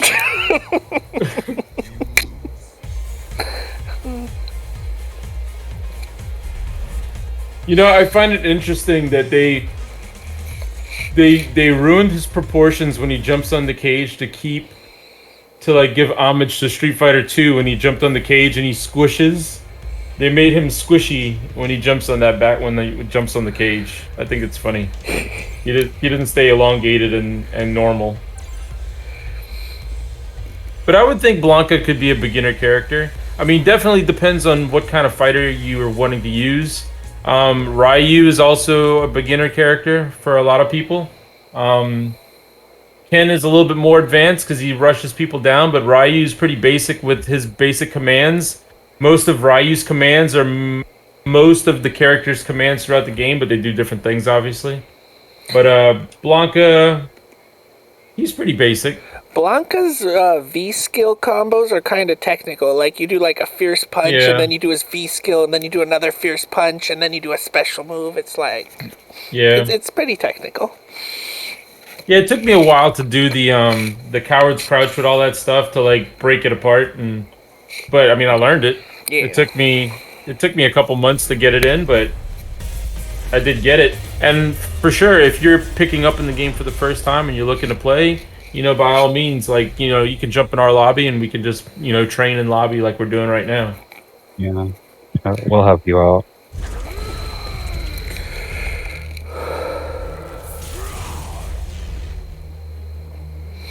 Crazy eyes. Oh, Zero Balance. Speaking of stream ideas, I was in this other Street Fighter stream and they were doing like song requests and he has this YouTube playlist with over 1,000 YouTube songs on it, and every time someone requests a song by putting in a YouTube link, it automatically gets added to this monster playlist. We need to figure out how to do this for your stream so we can be like listening to like song requests while we play Street Fighter. But is it legal? Probably. I've seen it all over the place. Like, they wouldn't do it if it wasn't legal. Well, you have to have the rights to the song, right? Like, you have to get permission to play them. You can't just play them on stream. Some people just for copyright, because you'll get a DMC strike, and like that's like me like creating a demo reel to show off my work. Like, I can't just go and grab like my favorite song to put onto it because I'll get like sued quick. It doesn't belong to me. It's somebody else's work. I'll try to research it. It seems weird that he has like over 1,000 songs added to the playlist and he's still streaming. Like, there must be some like... He might not care. I mean, unless he's using like Epidemic Sound or something. This stream is not sponsored by Epidemic Sound. And he's paying for the service, and then you can play a bunch of different songs, but you can't just like grab the song that's on the radio and just stream it, because it is like that's not valid. And I know about copyright stuff because what I do for a living deals like all about that.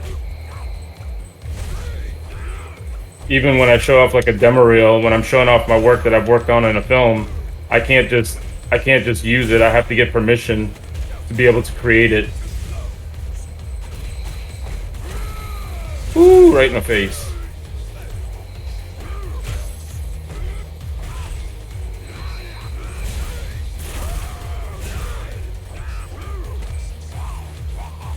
Ooh, nice. You thinking I'm fast enough to get that, but I'm not. He didn't get it? Ooh, lag right at the good time.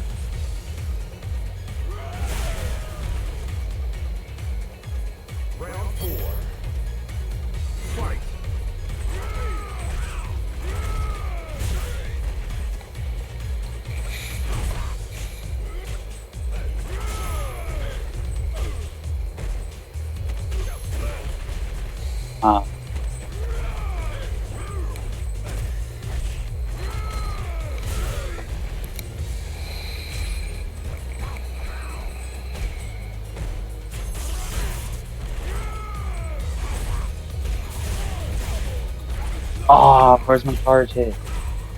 Ooh. You got Supposed to really be- slow there.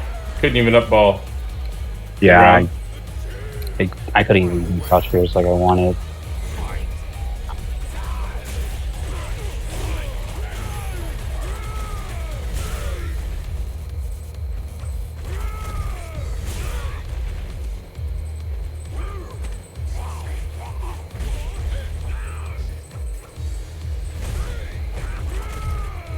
I can't.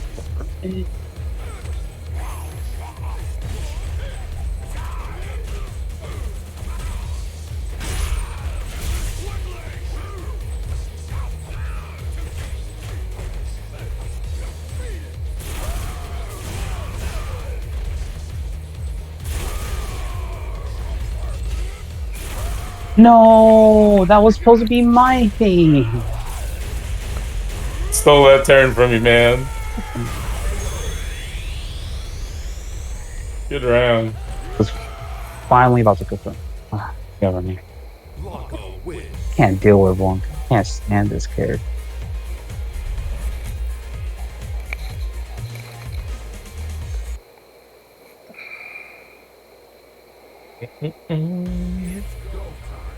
Oops. 125. I got about 45 minutes left, guys.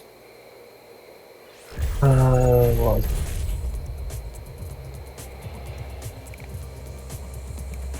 So, Bob, where are the like? Do you just be playing with any old kind of character, or you like have like a bunch of pocket names? I try to choose a character that'll like make the lobby the most fun for everybody overall. So like, if I think I can win by like being cheap with the same character over and over, I try to avoid that character. But like that one guy who was in the stream earlier who was using Gil, for example, it triggered me because I've got traumatized by long Gil combos, so I'm like, I better choose Manat against Gil, just because it was like a PTSD reaction to choose Manat in that case. But that's kind of my thought process behind which character I choose. I don't want to like win easy by just doing cheap stuff over and over. Wait until you have to verse V-Skill to Akira. Those combos are gonna be. Yeah, I've had some matches with Akira where I've been traumatized, so. I forgot on PlayStation, so when you guys are ready, I was still loading it, so I don't get to see the fight. So I'm just chilling.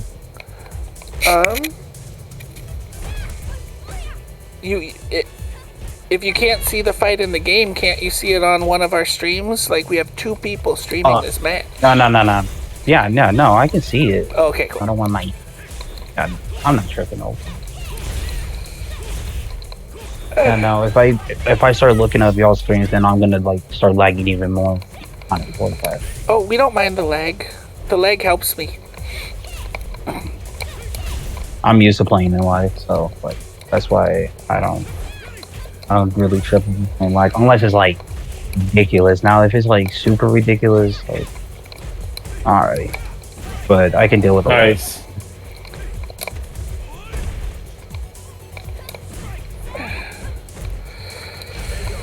Ooh.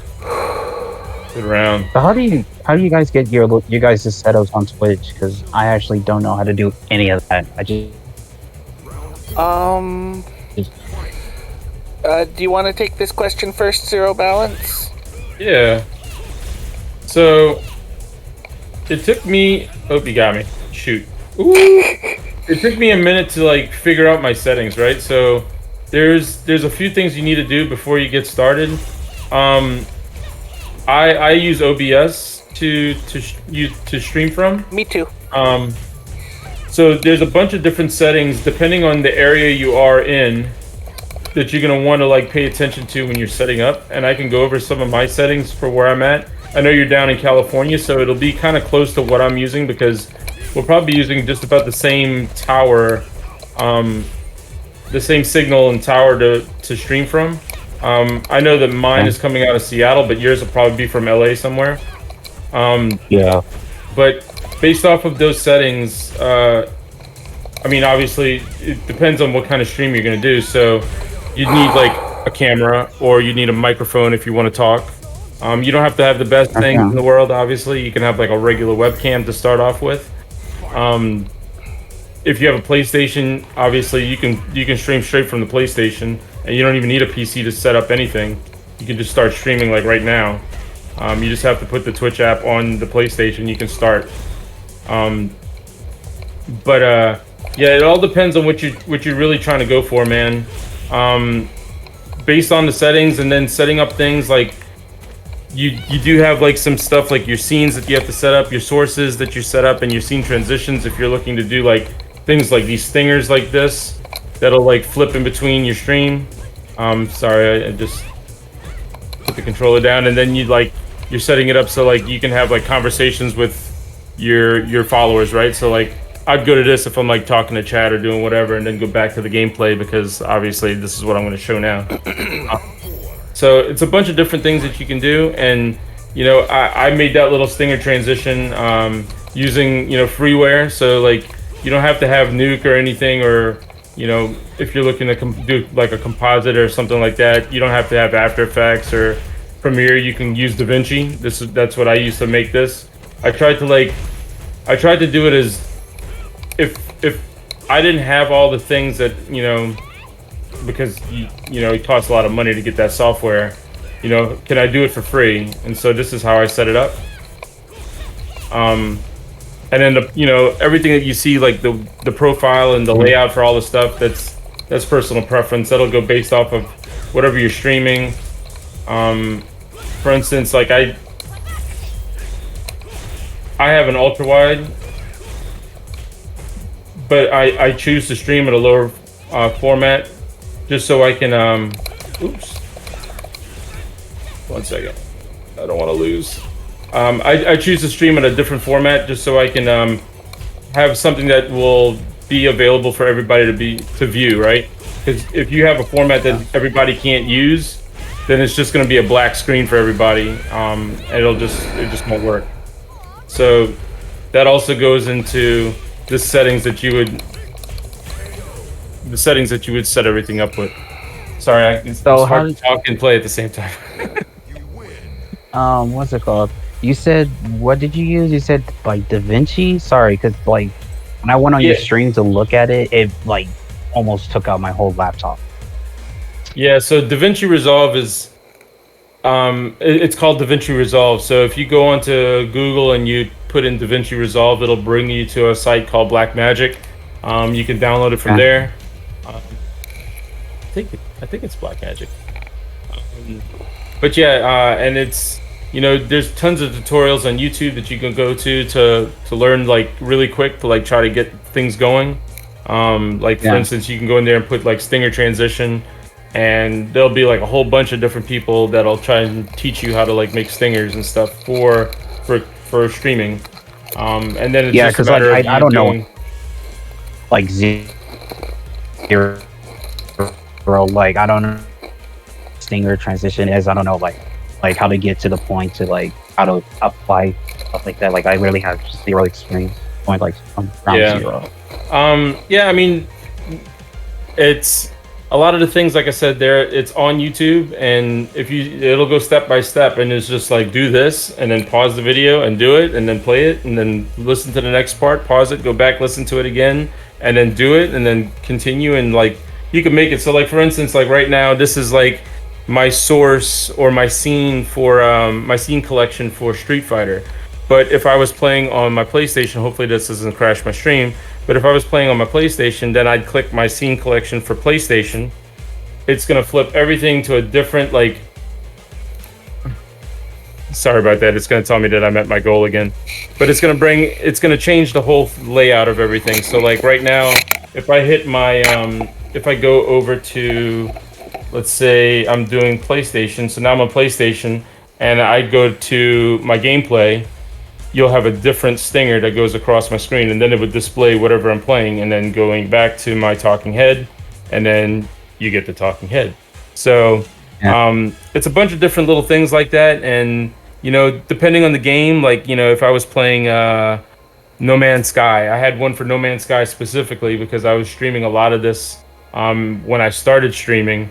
You know, if I was doing No Man's Sky and then I go on, I have a stream deck obviously that I'm doing this really quick from for my stinger transitions. But if I go over to, where is my No Man's Sky game? Right here. And I click on No Man's Sky and I go to gameplay, you'll get like this whole thing. It says No Man's Sky, and then it would like go straight into the game footage. And then vice versa, if I want to go back, like I'd hit that again. But I do that for a bunch of different games depending on the game that I'm playing. I made one for Ghost Runner, and it's the same deal for all of them. So sorry about that. But so I'll have like different transitions while I was playing the game. I'd see like little cutscenes, and I would use those cutscenes to like create my stingers from. So sorry, that's gonna happen for each one of these that I click on. But you'd get little cutscenes like this that would like happen in between my stuff. So I'd be talking to people, that would cut me back to this. And if I wanted to go to my ultra wide, because I have like all ultra wide monitor, then I was clicking on this to like, you know, do my full screen. So like then you'd get 3440 by 1440 on my stream, like the whole screen is filled. And as you can see, my my image or my camera is like in a certain spot that wasn't going to impede any of the like functions or block any of the map or, you know, things that anybody would want to see, like, I guess during the game. So that's you know, it's a bunch of different things. And like I said, I have two stream decks. So I just bought a second one. I got like the first gen 15 button one, and then I have like the small stream deck, which is what I started with. It's the 6 button stream deck. It's like the mini, and that's what I started with, and I used that for just up until last month. I literally just turned on the bigger stream deck like a couple weeks ago. So Guero, what's going on, man? Welcome to the stream, bud. Just over here chatting about setting up some OBS. But yeah, then there's, like I said, inside of OBS, there's a ton of settings that you're gonna want to pay attention to. Depending on your area, there's a couple things like OBS will try to identify where you need to, you know, your server that you're trying to pull from. So it's gonna try to identify the closest server to you and the fastest connection with the lowest ping. So right now mine is like Seattle, Washington, so it's connecting there. And then there's a whole bunch of other little settings that are inside for your bit rate and this and that, and it all depends on the computer that you're using, or if you're using a console, you know, well that's automatic. It'll just do it automatically for you. But if you're using PC and you're using a laptop, do that console.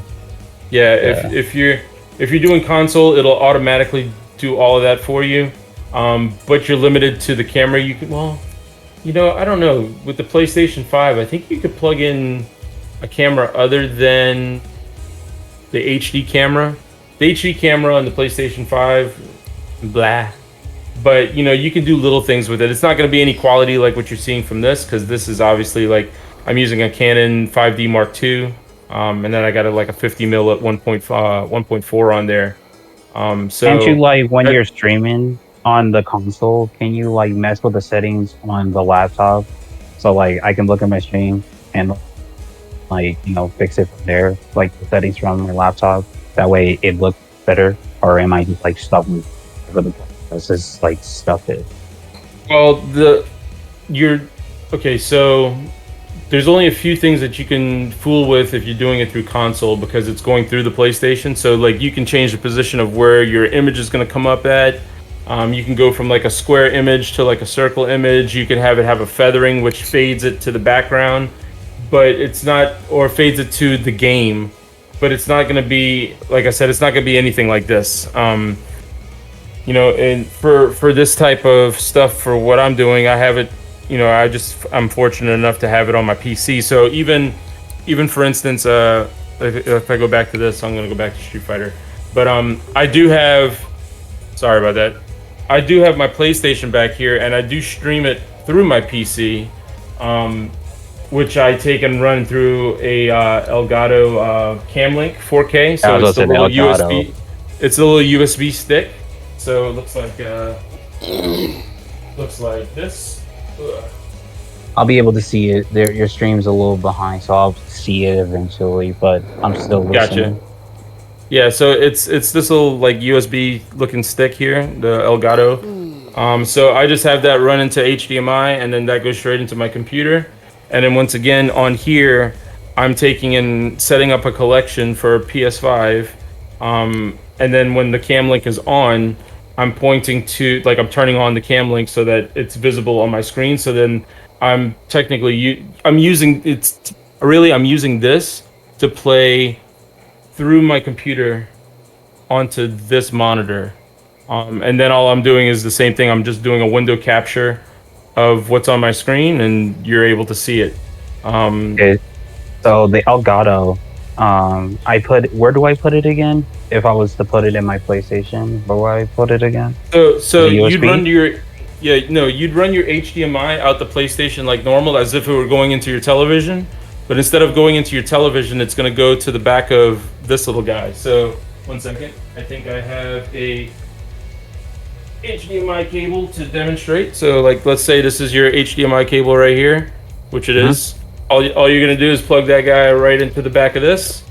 And now you're going to plug this USB 3.0 into your computer. So you're going to plug this straight into your computer into hopefully a USB 3.0 slot. And this will have video that will display through your computer. So this is just going to go in. It's going to read this as if it were a web camera. And then it's just software. So all you're doing is opening up the 4K software. So the Elgato software, you just open it up, and it's just going to show. It's just going to show an image of exactly what's over there on your screen.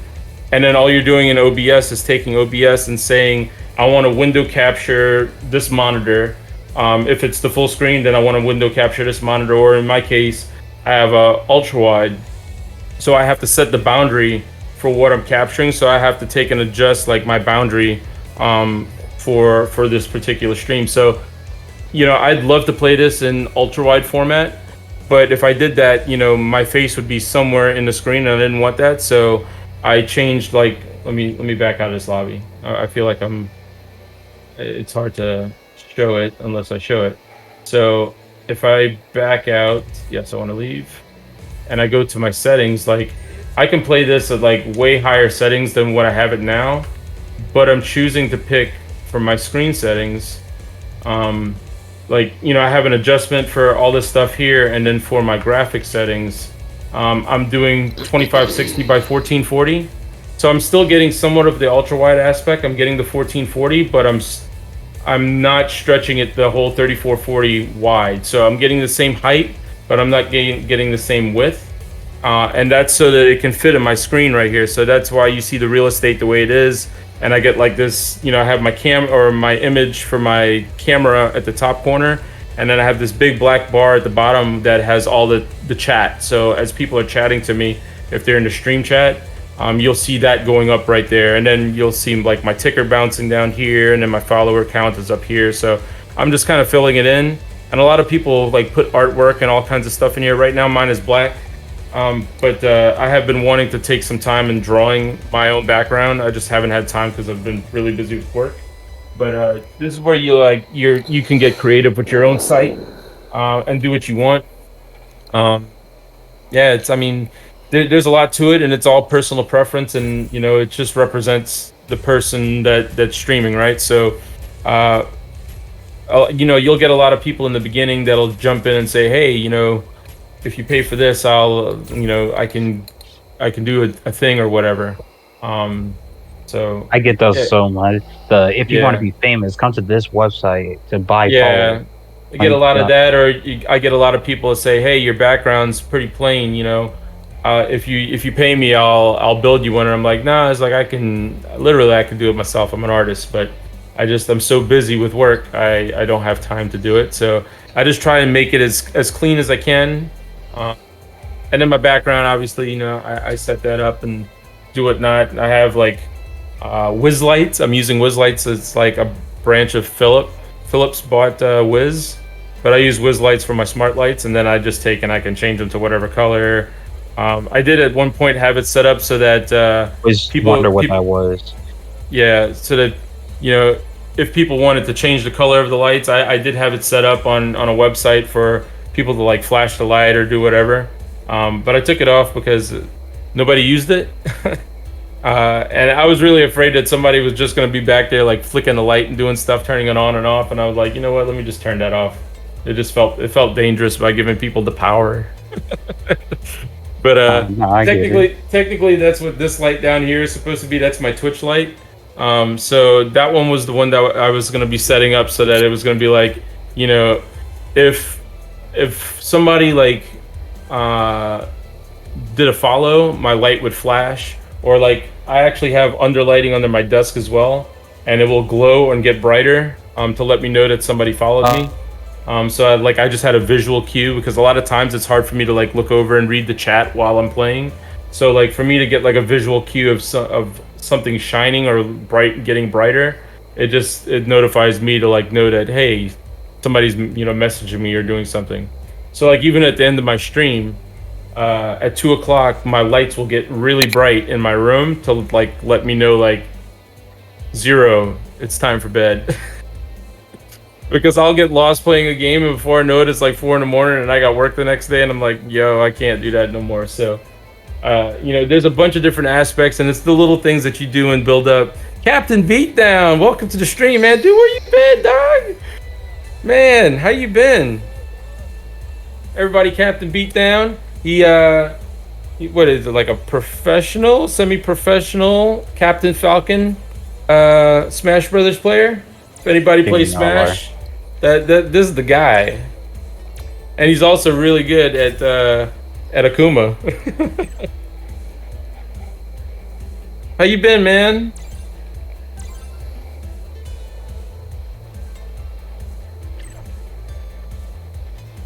I'm not too bad, man. Just hanging in there. I moved recently. I just got finished moving about a month ago, so I'm in a new place. So I don't have that big, huge room that I was in before, but I'm making this one work. Think of hopping on Street Fighter? Come on in, man. We got an open lobby right now, so we can invite you in, bud. I'm thinking once I get more money and able to start buying all these, probably just like ask you as I go, just to make sure I'm doing it correctly, or it's all y'all stream. That's probably what I'm gonna do. Yeah, man, just hit me up. Like if you have any kind of questions, like I can help you troubleshoot them and get you going. My wife and I are trying to move to North Carolina. Oh, nice, man, from SoCal. Wow, that's cross country. I moved. Well, it was 4 years ago, but I moved from Georgia up to Vancouver, British Columbia. So I went across country and then to another country.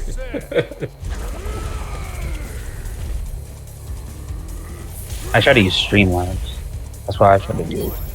That's my streaming. Uh-oh, I need to click back in this. There we go. But I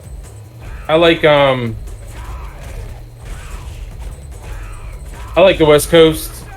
I like it over here, but I mean, I'm from New Orleans, so I'm a dirty South person. But I do miss my Gulf fishing, and I do miss Atlantic fishing, man. It's a lot different kind of fishing up here. Salmon fishing.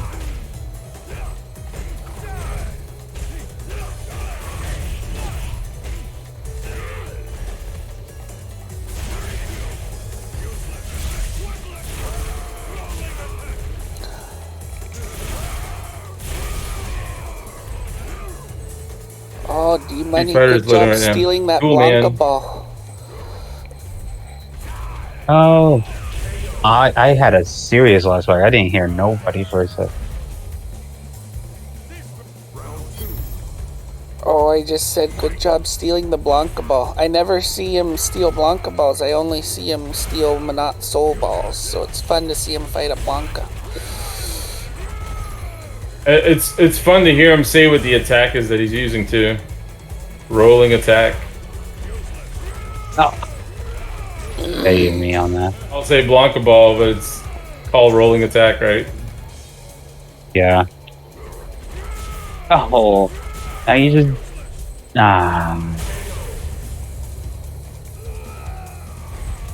Usually happens. Like, I get one good round in, and then the rest is just...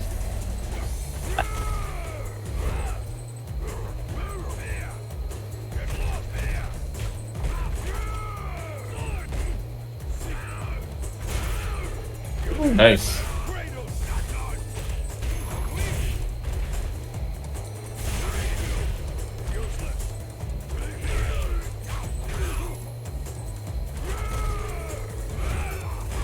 Oh my god.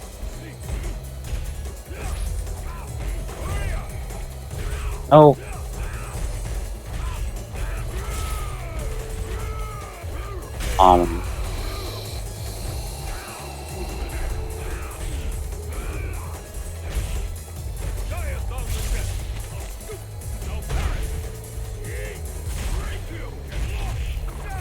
Nice. Nice. I had to That confirm that. kills. If I did, That yeah, kills. if I didn't confirm that, you would still been alive.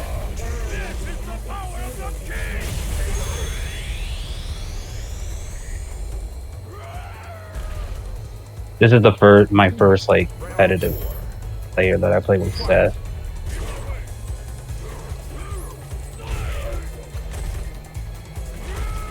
No.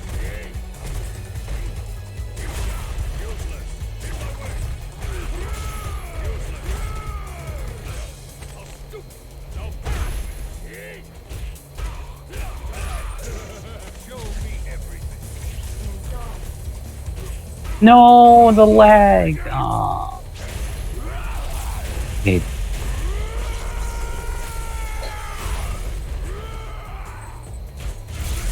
Oh my gosh. That should have been a Blanca ball. Damn it. No, I had it. I had the answer. You just did it fast. Hey, he would have died if I got it too.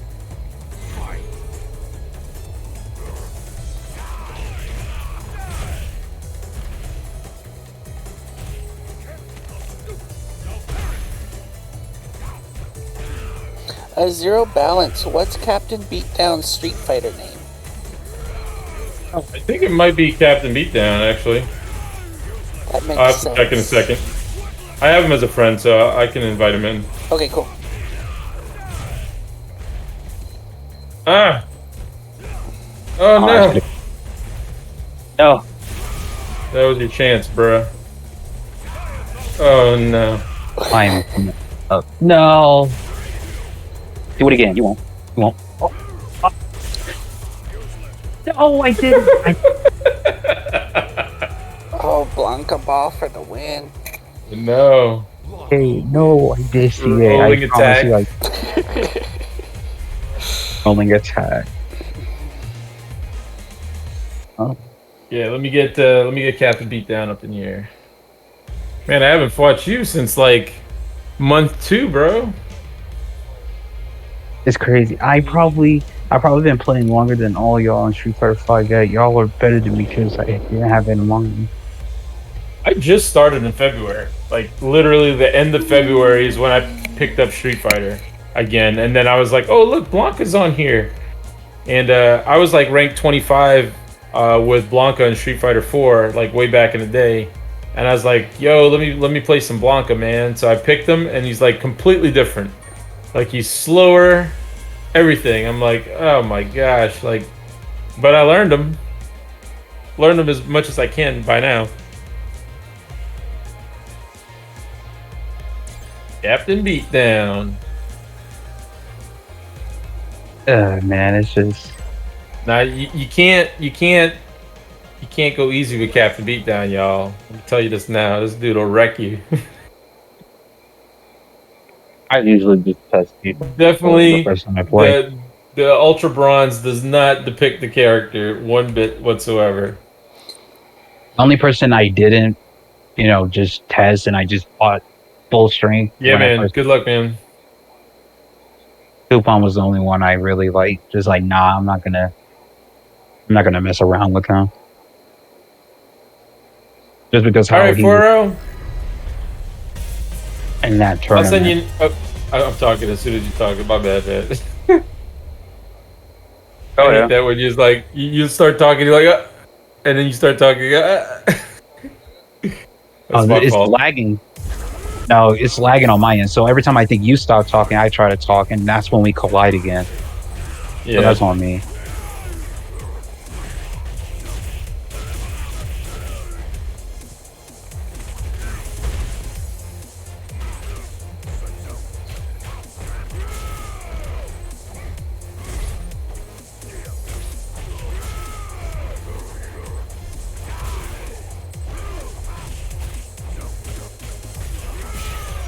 Good round, man.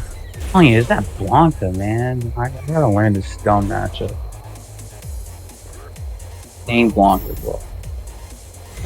You still play Street Fighter 4, Hero? Dude, I haven't played in a while. I turned it on the other day, and like I went to go use Blanca, and like I felt like I didn't know what I was doing. Like I've never played him before in my life. Oh my Like god. I'd have to reteach myself the timing because he was so much faster in Street Fighter 4. I played Akuma, Bro. and I was like, oh, Akuma felt nice in my hands again. The characters I used try to to- learn. Huh? Go ahead. The characters I try to learn in Street Fighter 4 were DJ, of course, Evil Ryu, and what's his name? I think it was Young. Dudley. I try to learn Dudley too.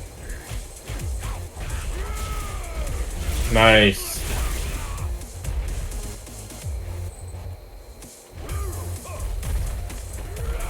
Did surprisingly well with Guy though. I learned Guy pretty quick. Yeah, I used Cammy in the beginning, and learned her. Then I jumped on the Jury. I switched back over to. I switched to Guile. Wait, no, it wasn't Guile. I switched to Blanca, and I was like, oh man, like I love Blanca, and then I was using Goken, and then Akuma. Akuma was just like I used him forever. So. Goken has the coolest Tatsu in the game. Oh yeah, man. And then when he calls you out when he's doing it, it's so badass. Those 3 hits. Show Yeah. you. Good game, man. But yeah, I was pretty good with Blanca on there, man.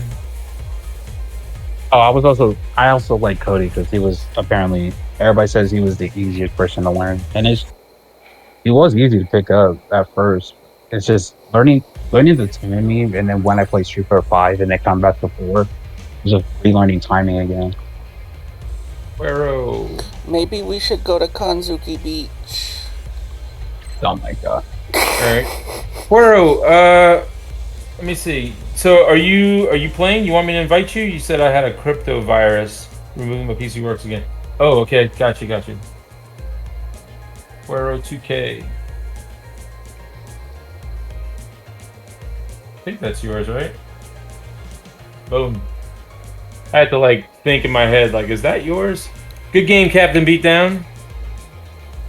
I've You been already slacking, leaving? putting time on Street Fighter. Hey man, I always got open lobbies, Captain Beatdown. So if you ever want to jump back in, man, I'm always here. I'll be on again tomorrow at 10 p.m. And just add me. Pacific. Go ahead. Just add me if you want to play, because I'll be down to play. I'm usually down to find people. Yeah, I play Street with, so. Fighter. I play Street Fighter every day but Tuesdays and Saturdays. So Monday, Wednesday, Thursday, Friday, I play exclusively just Street Fighter.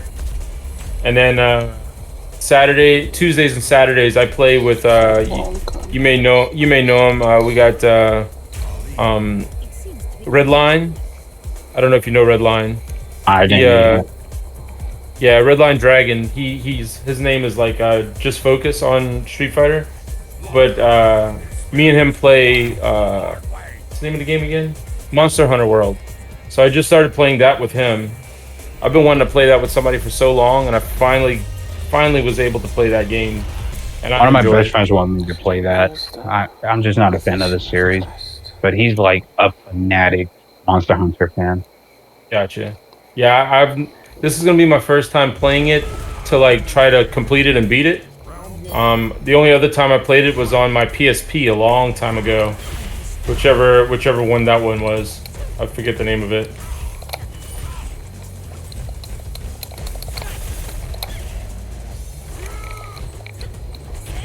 You wanted to go. Yo, what costume is that? Is that her swimsuit? Yeah, that's a swimsuit. I never looked at Colin's costume. You know, I don't. Sure. She's a tough matchup for Blanca.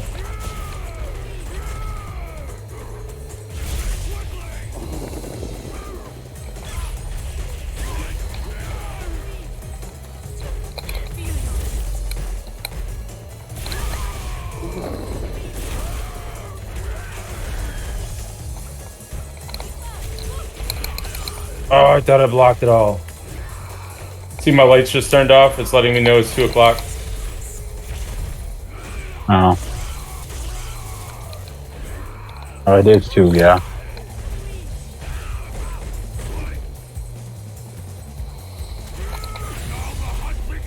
I was gonna play some Apex before I loaded. I faked you on that one, bud. I snuck that one in there. Nice, you have a Discord. I do. 1 sec. Let me see if I don't know if I have it on. Give me 1 second, Captain Beatdown. Let me drop you my Discord.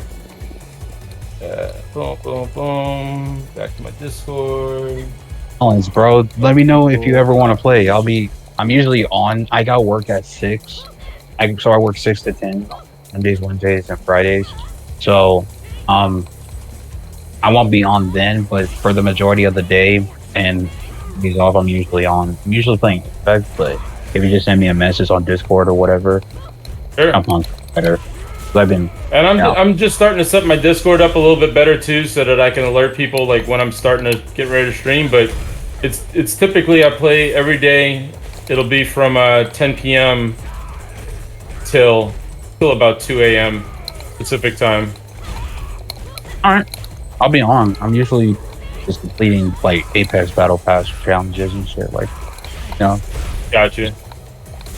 But if y'all just like, yo, I need your ball log, let's play some Street Fighter, I'll just instantly go.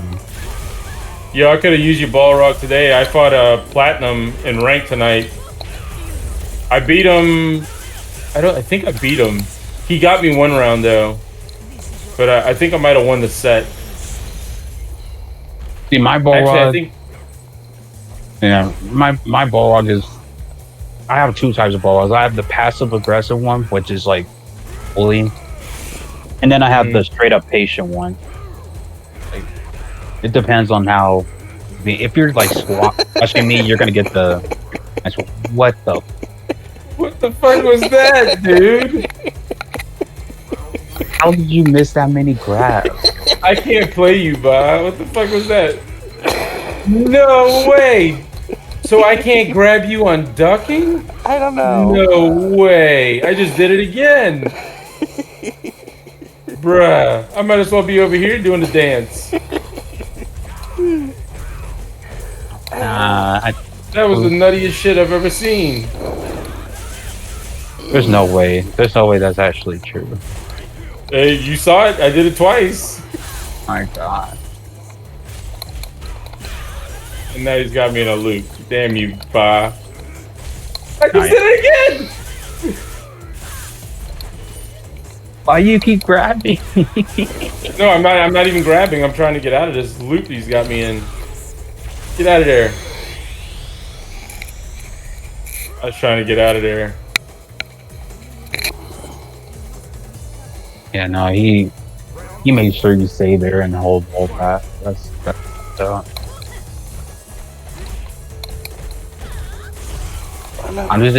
I'm really in a lounge with two bullies.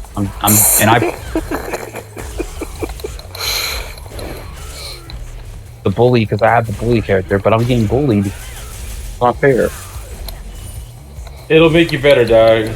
See, look at this guy, man. He's got me in his loot. Nah, he killing you with that setup. I'm not gonna lie. It's not a good matchup for Blanca. I know. This one I know. I watched Punk. Good game, man. Good stuff. Yep. After my next game, I'm gonna head out 2 a.m. here in California, but I join you Discord in the future for games, brother. Yeah, no problem, man. I appreciate that. Yeah, same thing here, man. It's 2 a.m. right now, so normally my stream would be ending right now, but I'm gonna play a couple more with you guys, and then I'll call it a night. So I'll probably play till 2:30. Play another half hour. I got Puero that just dropped in too, so I'm good for 2:30. Hey, I'm over here too.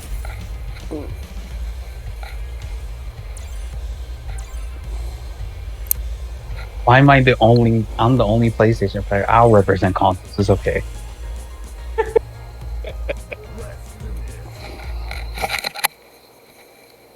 Just scared of that fight.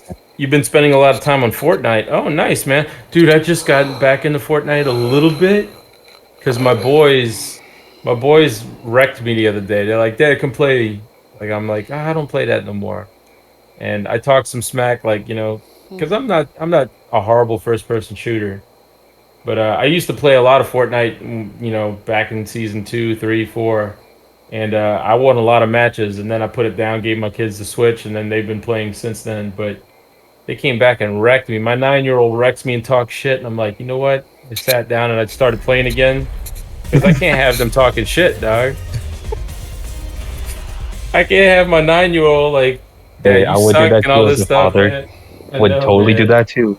It makes me smile, though. It's so funny, because he'll come up and he'll like, booyah, I got you. And I'm like, dude, get out of my face. Leave me alone. You're grounded. I know, man. Let me get my lights back on. I'm lagging. Oh yeah, beat down. I kind of got back in it, so IU. Ow. Okay. That being said, your Akuma is ridiculous on the first 5 hits.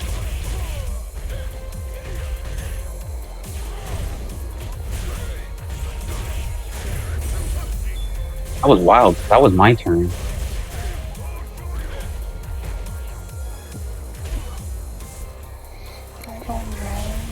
Ooh. Nice slip. I played round. I played way too many Akumas and I've noticed me.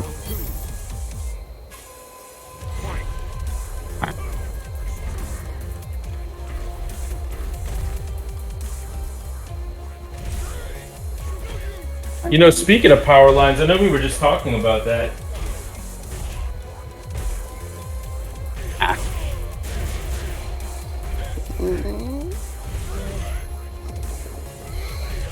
He's got me where he wants. Got my networking box over here. This is a power line. I'm not on your stream. Oh, shoot, hold on. Oh, okay. Well, you can watch if you want to watch it later. You can see it, but okay. This is the power line, so it just plugs directly into your wall. And all you do is you take your Ethernet cable, you plug that sucker right in the bottom, and you plug the other end into your router. And then in whatever room that you're in, you take and plug this into the wall, and then you just run a hardwire cable from this directly into your computer or your PlayStation, and it's almost like having a direct link or a direct cable straight to the router. So that's power line. Ah, dang it! Every time. There we go.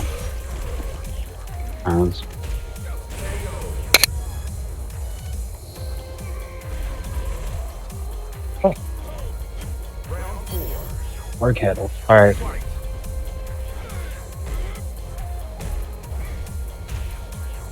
Every time I want to punish him, every time that's when I get hit with a skip. Oh, Ooh, that was nice. he's not pressing any button. He is jumping.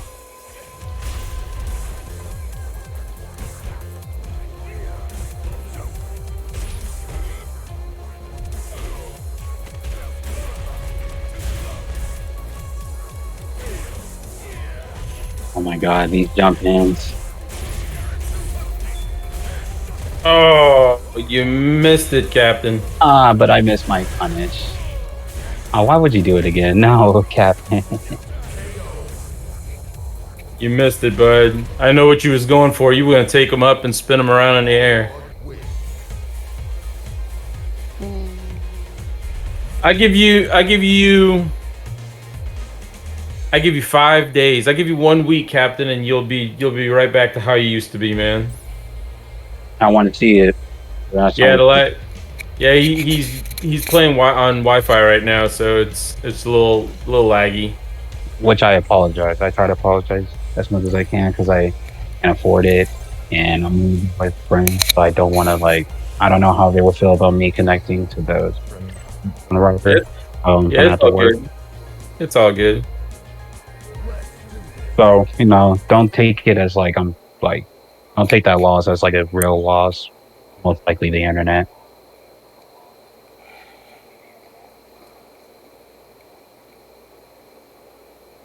I'm gonna see you tomorrow, Captain. I know you. I see you every once in a while. I feel like whenever I'm jumping off, you're jumping on, or the opposite. Like I'm getting ready to get offline, and you're jumping online. I feel like I always miss you.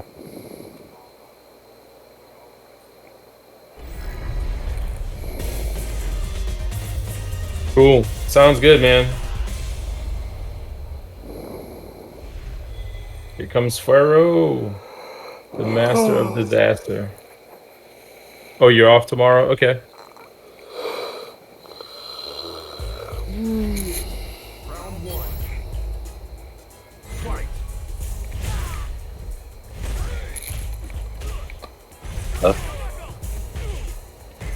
How plus is that? I don't know any information for this guy. Dang. All I know is that it's Fuero, so watch out. You have a good one too, man. I'll see you later, man. Appreciate you stopping in. It is. Oh my god, his differentials are really good for the.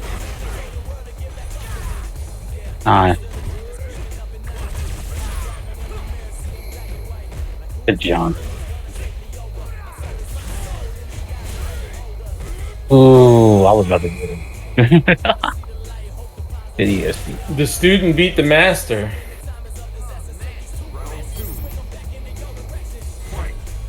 No. I did the one.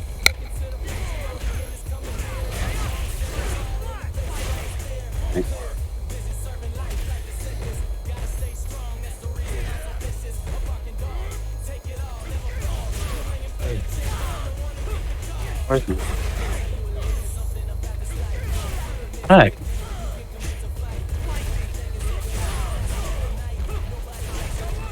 When my dash punch didn't come. But my DP did. What in the world?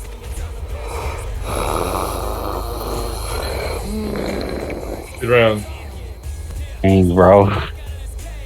What was that? That was Ba. It sounded like you were dying, dude. I am.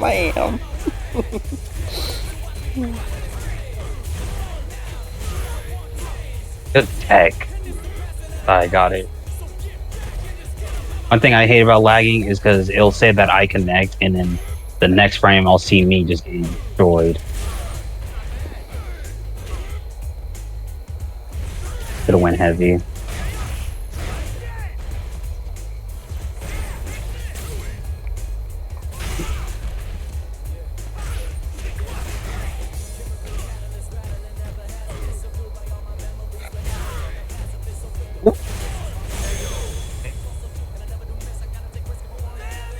Oh, this guy's good, bro. I'm not gonna cut. Making me sweat a little. I'll face a lot of heads. This is the character I first wanted to learn was Ed. I like how he was.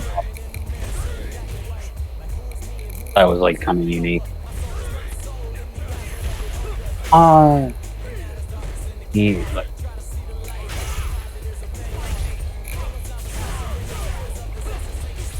Oh my god. The game is just everywhere for me, I'm not gonna lie. I gotta make money fast so I can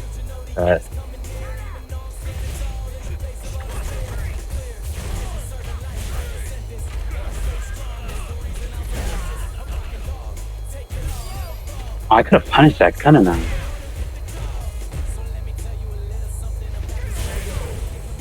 Good round. Rounds.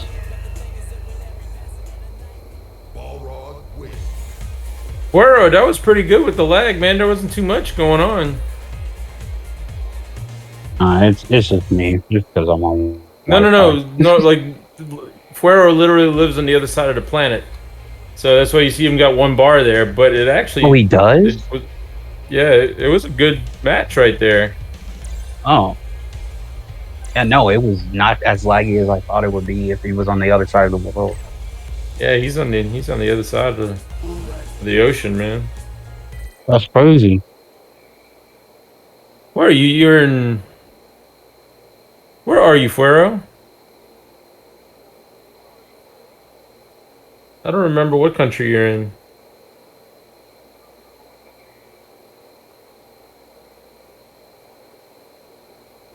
Let's go with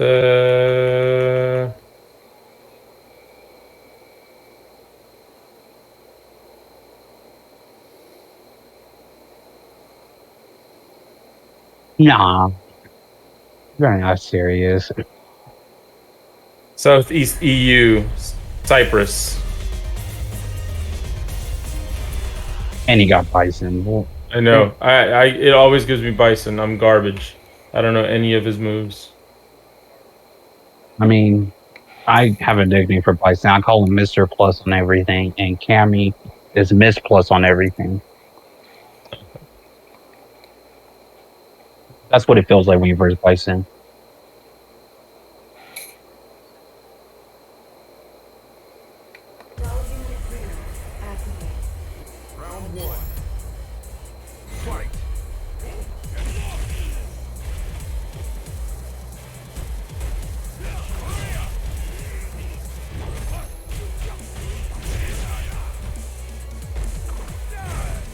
I can't even punish. How is affecting me? I feel this one.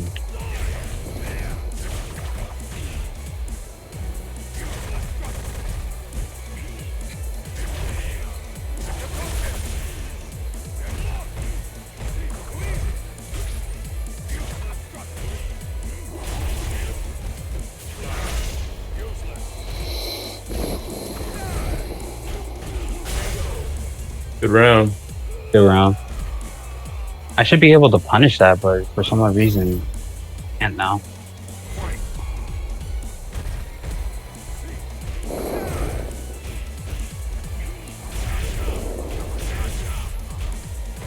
Oh, nice.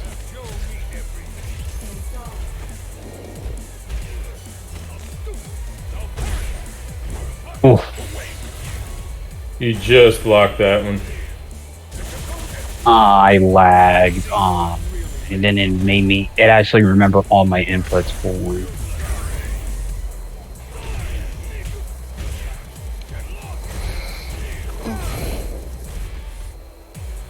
Nice one. Good ones. Ugh.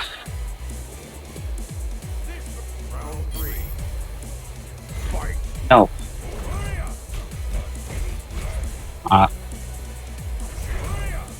I can't do it. No. Okay, I'm gonna stop.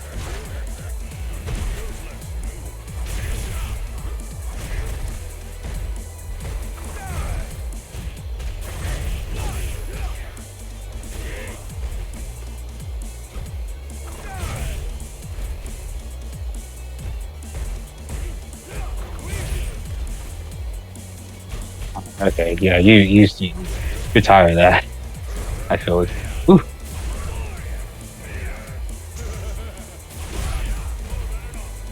Oh, oh.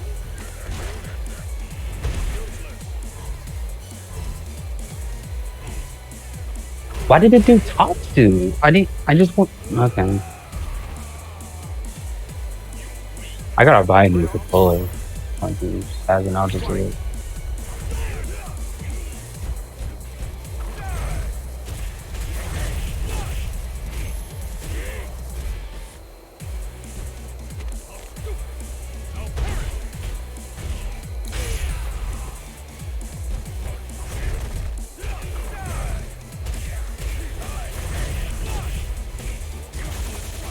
Nice.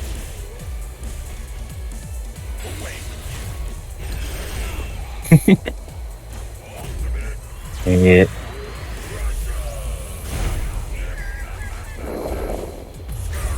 I just can't instant axe here no more. There it is. There it is. Nice. Good stuff. Good stuff. These rounds. For someone that doesn't know how to use Mighty Visor, you sure are making this close. Trying, man. Trying to use what moves I remember from other games. And then, ah.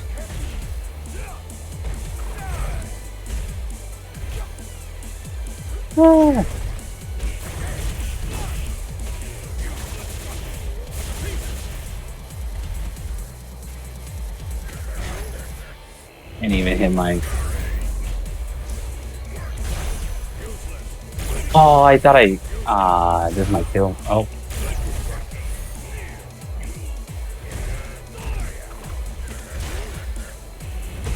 Ah, you stole it. The lag, see, it was alright when it was affecting everybody else, but that time the lag was affecting me. Probably this game, so good. Good games. Yeah, good game. Really do need to fix that.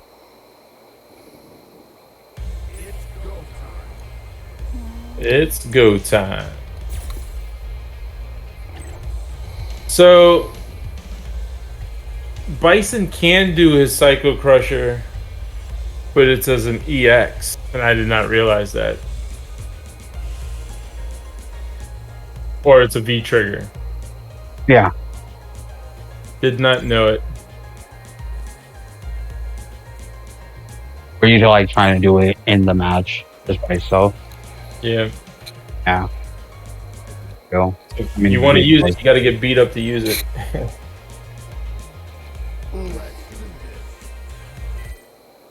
I miss the ultras, like how cool they look. So what? The ultras in 4 was good. I'm gonna pick them again.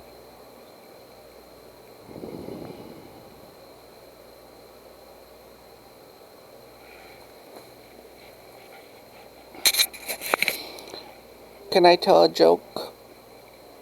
No. Sure. Which one is it? Is it Psycho Nightmare? Which one is the, it can't be Hell's Warp. I think that was it. Yeah. It's gotta be. I'm just joking about it. You can tell a joke. Oh, excellent, excellent.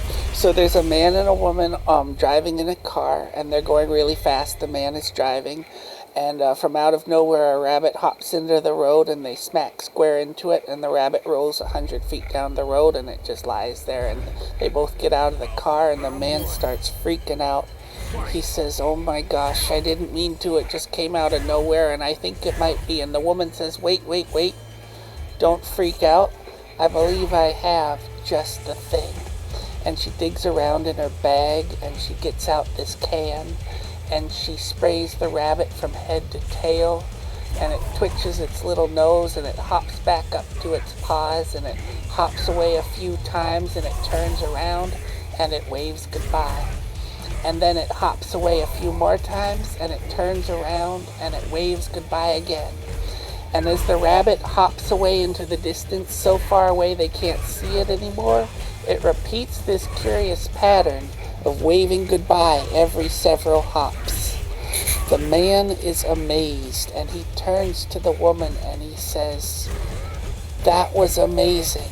What the heck did you use? And the woman shows him the can, and on the can it is written, restores life to dead hair, adds permanent wave.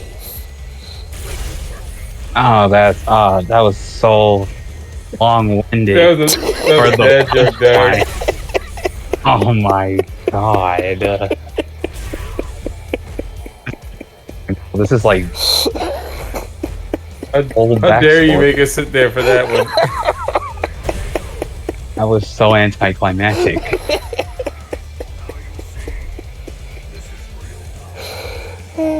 Jesus.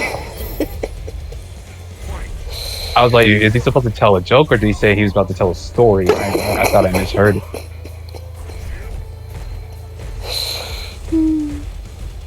And add permanent wave. Oh my. That's the part that killed me is when he said.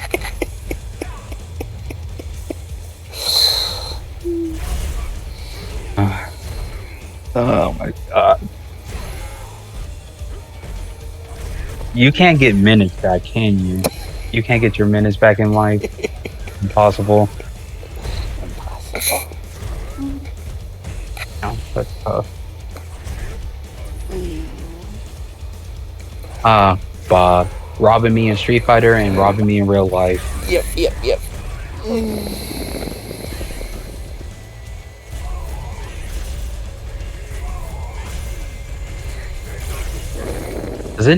Does it not take up like multiple fireball hits? I think that kills. Ooh, almost. Nah. That kills. Say again. I didn't hear what you said. Me? Yeah, I didn't hear you. Oh, I was just talking to myself.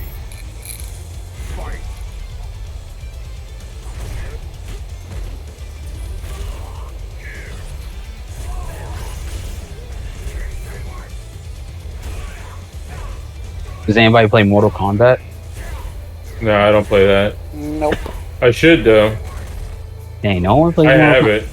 Mortal Kombat was the first fighting game that I tried to win competitive with before Street Fighter. And I learned, I told myself in Mortal Kombat 10 because I got it late. I was like, Mortal Kombat 11, I'm gonna try to learn every single character, and I came close. I only know like half of the rock. Oh, you know, it's a lot of work to learn every single character in the character. I couldn't do it in Street Fighter. That's literally I barely learned Balrog.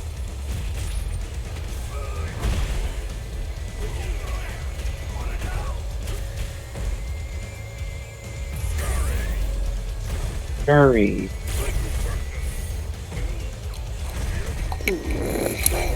Yeah.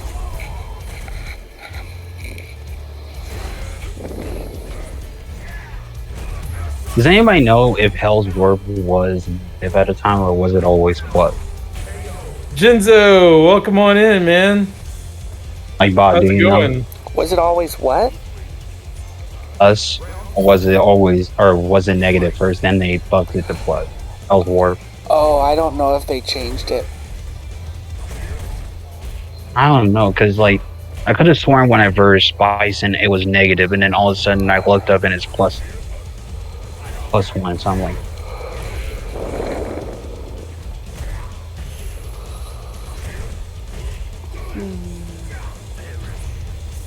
how long did it take you to get Diamond, Bob?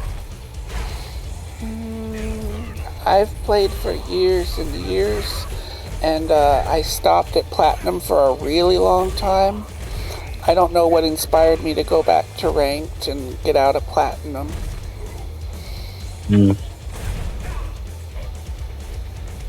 But I'm glad I did. It's good to get to Diamond because then you get matched up with these crazy people who are like top 200 in the world and stuff, and they like almost always beat you, but it's really weird to play them because they force you to play totally different, because if you like, they punish the slightest stuff. It's like a different game. Yeah.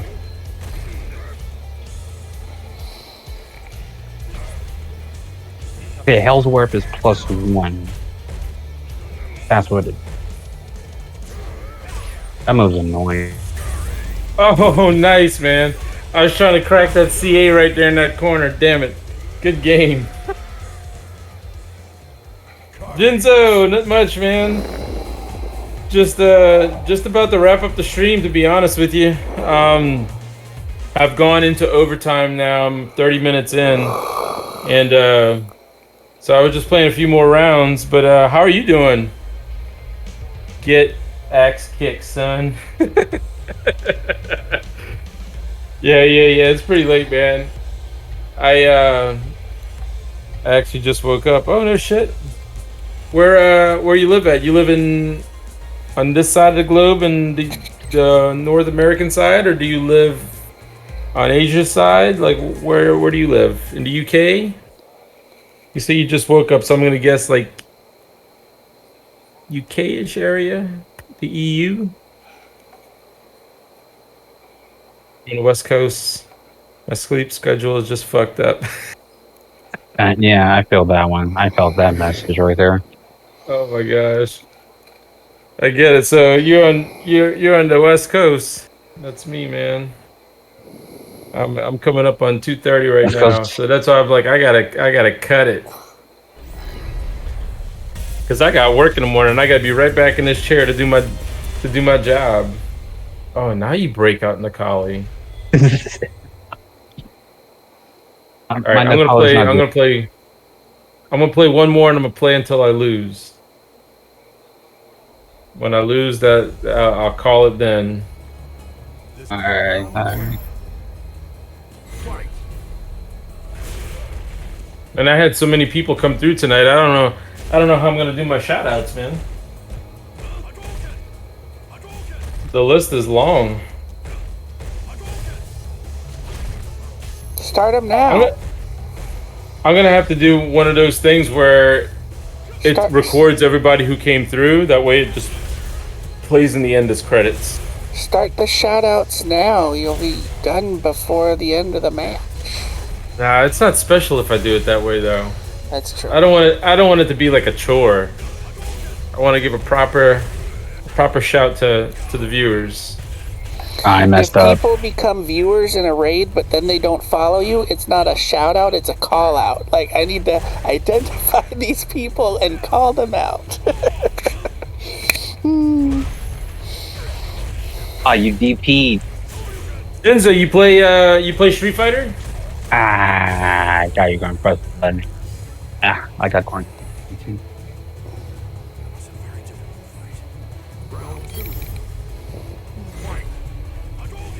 I'm gonna guess you're a Street Fighter player. Let's check out Jinzo.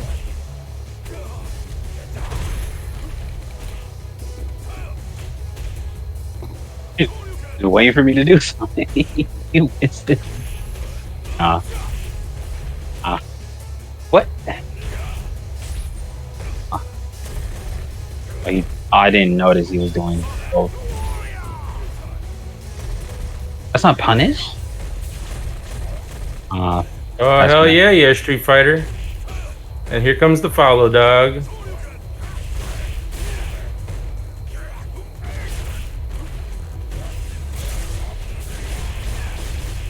Just dropped your follow, Jinzo. I didn't see that I got it. We played a couple sets before? In rank? I was walking sweep. Lobby. Have I played you in lobby? Now I feel bad. I haven't seen you name in forever, if that's the case, so that's my fault for not remembering. Oh my god. Games everywhere. No.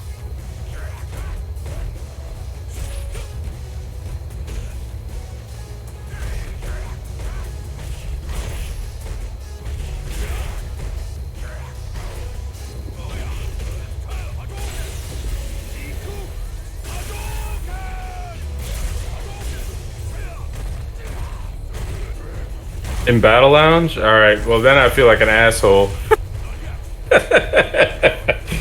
I should remember this. Why did? It must have been a while ago though, man, because like the name's not catching me right now. But it is almost 3 a.m., so my brain might just not be working right now. If we're on 2K, maybe we should visit Kanzuki Beach. Oh, nah. This dude's on the other side of the world, dude. That shit's gonna break. Well, actually, I don't know. Maybe it worked for you guys. I don't know. I'm on verge. Just a week ago, I was Guile. You were Guile. I remember all my Guiles. I don't remember if you were aggressive or not now. You Or were verse somebody with the Balrog, and then no, I'm probably the Apex before I go to sleep. I gotta think. Did you have the shiny Guile? Like your Guile had like the shiny clothes? The shiny clothes, shiny things. Yeah, man. Guile's got a uniform that's like yeah. Okay, see, I remember. I had to think of like, okay, fought me in lobby. Like, I remember all my Guile fights. So thinking back a week, I was like, there was a shiny Guile. Well, welcome back, man. I appreciate you stopping back in. My brain's wanting to turn off. I had to turn it on again. I know, man. It's that hour now, man. Oh. Where with Blanca? I can see 2 of everything. Ah, you're fine. You're fine. Look at that. Look at that. Firm.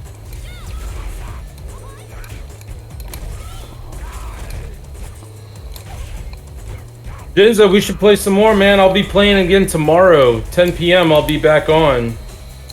And since tomorrow's Friday, I might play a little longer. I might be on. I got work today. Like at I get off work at 10, but I usually stay till 10:30, 11. So I'll probably be on later on that night. I'll try to catch you. That's too late. I can't wait for you. That's too late. Nah, I'm fucking with you, man. No, cool, man. I appreciate you.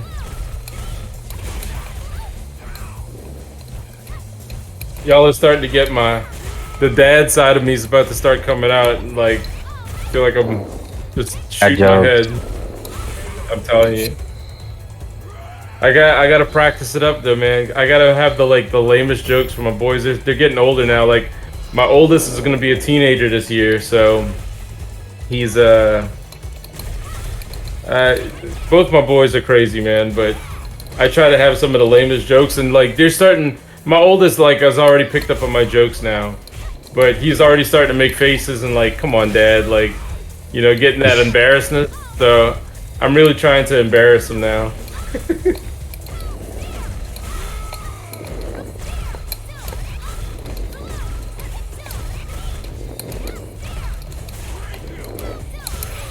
So annoying to look at.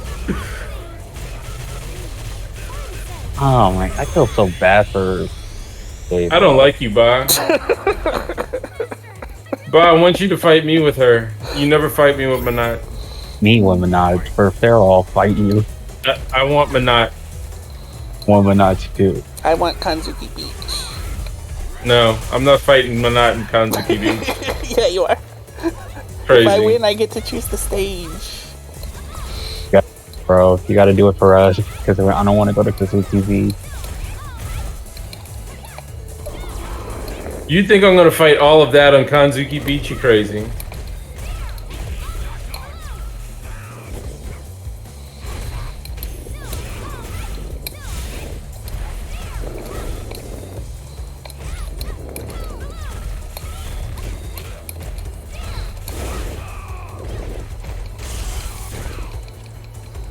He broke my pattern. I was doing stuff. Does anybody play Overwatch? By any chance? No, I don't play that. I played a little bit when it came out, but I put it down. I felt like it wasn't for me. Yeah, I love MMOs like that. complicated, but like still have like archetypes and stuff like that. I love. Oh yes, feature one. You're down whenever? Nice, man. Yeah, I'll be on tomorrow, man. I'll do my whole spiel in a little bit, my outro. But yeah, I'll be playing tomorrow from 10 p.m. till 3 a.m. 4 a.m. Depends on who's all around.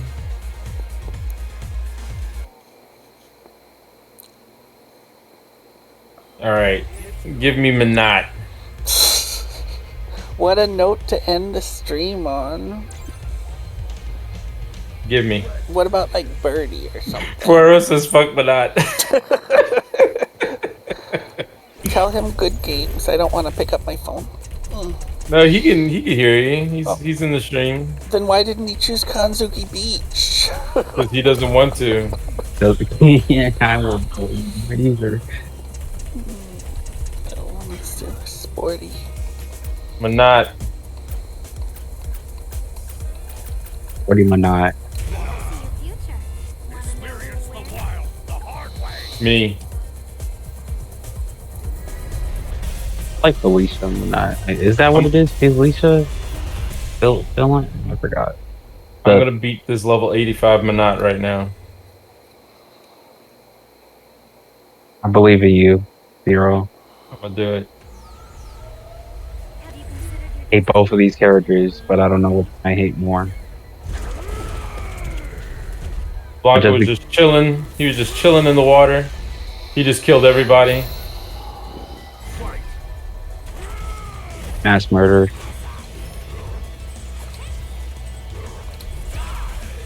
Like everybody should be dead.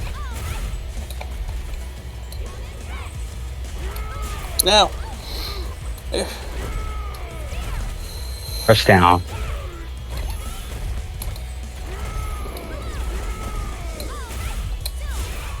Don't let her breathe.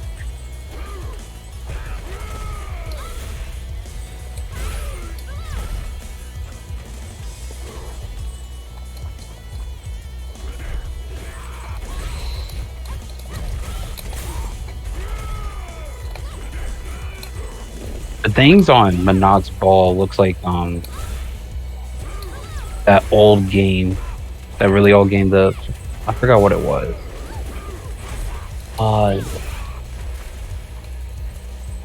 Dang, I can't remember. What's up with my?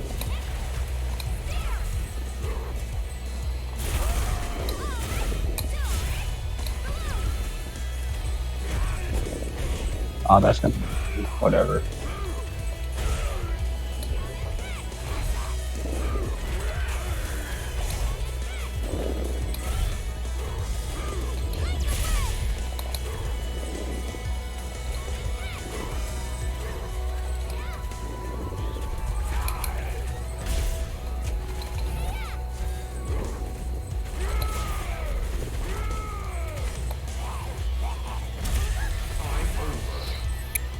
Damn you.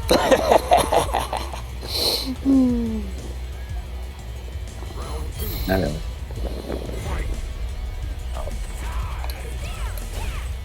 Space Invaders? There it is. Yeah, there you go. Jesus. I just looked at the ball to see what you were talking about.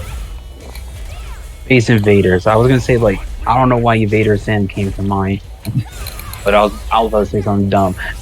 A room with a moose.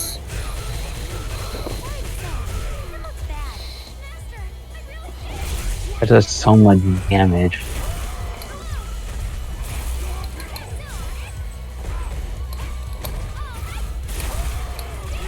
Not ult looks like it's not supposed to do a lot of damage, but it does so much. The ball is so stupid. I don't like that fucking ball. I hate that. Damn it. Good round. Good stuff. Figure this shit out. What's he doing? You got it. You got it, Zero.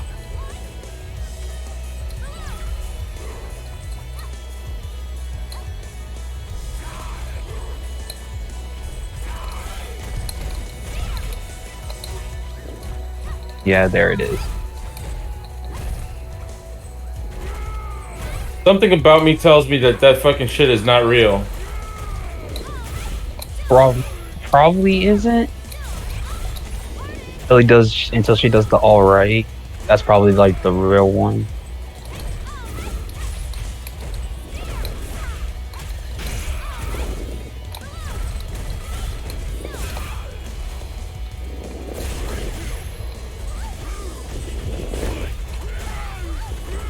Like it's a 4-frame, huh?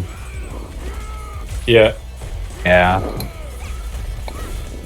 That's why it's hard for him to beat things. Oh, you lost that.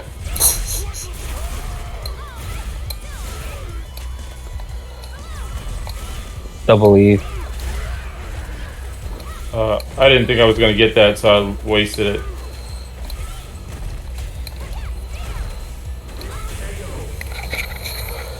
Good game, man. Good stuff. All right. On that note, fuck Manat. Facts. Nah, good game, man. Shit. Can't believe you couldn't get her. I'll get her. I think it was the beach. It was definitely the beach. I think it was the beach that got me, man. Beach.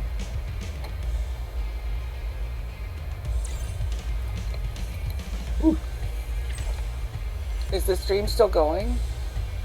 My stream is coming to an end, unfortunately. Okay. I am backing out right now. Oh, you're Andy too? Options, and I'm cutting the volume, and I'm gonna do it like this. How do I add people? There we go. Not that one. Not that one. That one's way too loud. It doesn't feel like that's what I want to play. This is it. Ladies and gentlemen,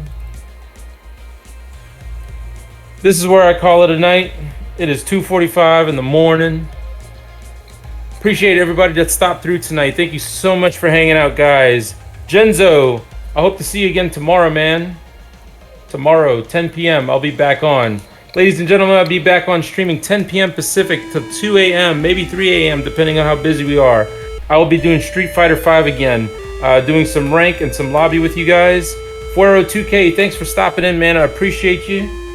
All love, man. I know we get a bad connection sometimes, but the matches are still good, and I do appreciate you stopping in, man. Thank you so much. Sebastian, bye.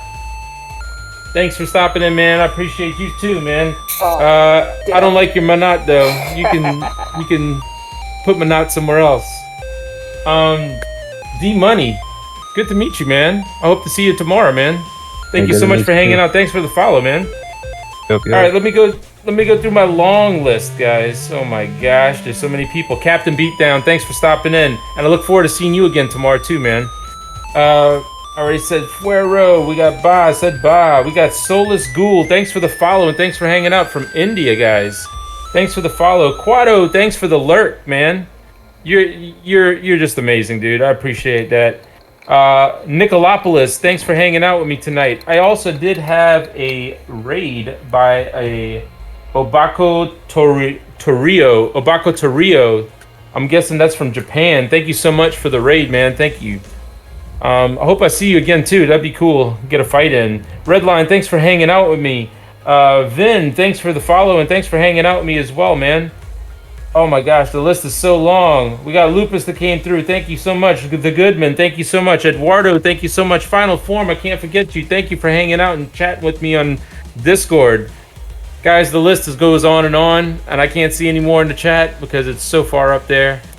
Nothing but love, everyone. Once again, I will be streaming again tomorrow. If you like what you saw today, please consider dropping a follow. That way you can find your way back to my stream.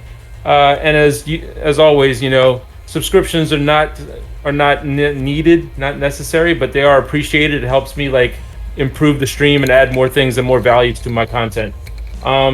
Ladies and gentlemen, that's it for me. I will see you tomorrow in the next one. Peace, guys. All right, guys. Later. Yeah. Later.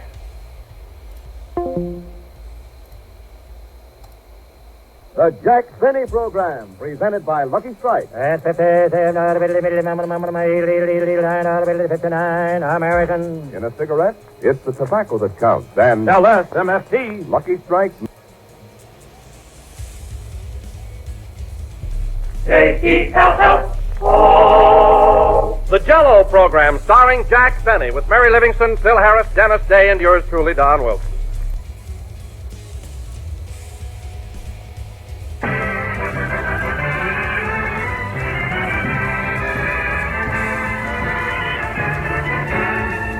The Lucky Strike Program, starring Jack Benny, with Mary Livingston, Phil Harris, Rochester, Dennis Day, and yours truly, Don Wilson.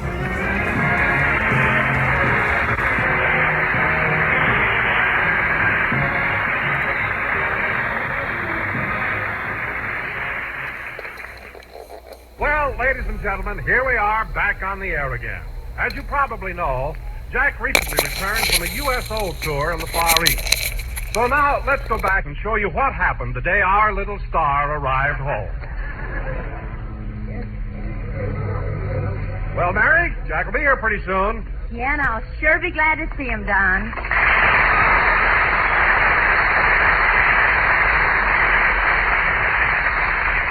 Gosh, I'll bet Jack will be glad to get home where you'll be able to step into a hot tub again. You're not kidding. What are you laughing at, Mary? Jack sent me a picture of himself taking a bath in a barrel. Here it is. See? Yeah. Oh, wait a minute. That doesn't look like Jack. Where's his hair? He's using it for a wash rag.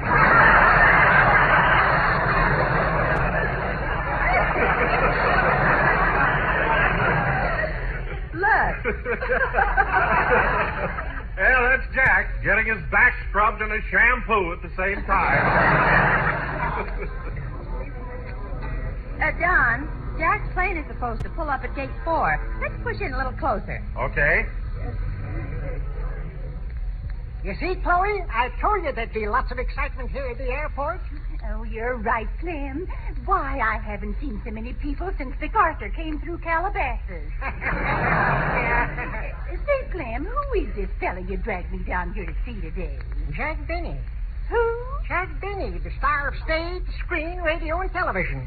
You ought to know him. He played the violin at your Aunt Pootie's wedding. Oh, yes, I remember. Instead of "Oh, Promise Me," he played the Hot Canary. That's the boy. Don, look. I think Jack's plane is coming in now. Control tower to pilot. Control tower to pilot. You are cleared. Pilot to control tower. Pilot to control tower. Pan American special flight from Tokyo coming in for a landing. Mr. Benny, you can take your head out of my lap now. Thank you. Thank you.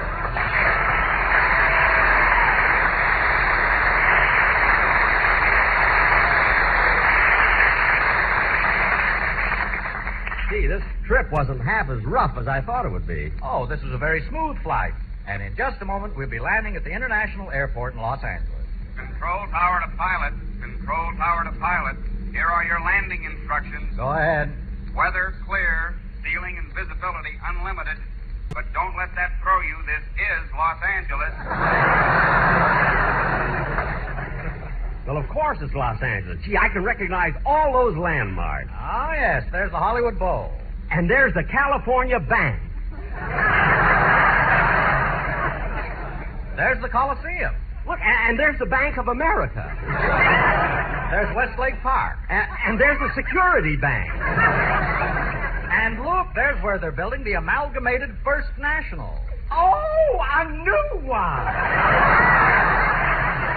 Gee, isn't this exciting? And now, Mr. Benny, we're coming in for a landing, so go sit down somewhere and fasten your safety belt. Okay.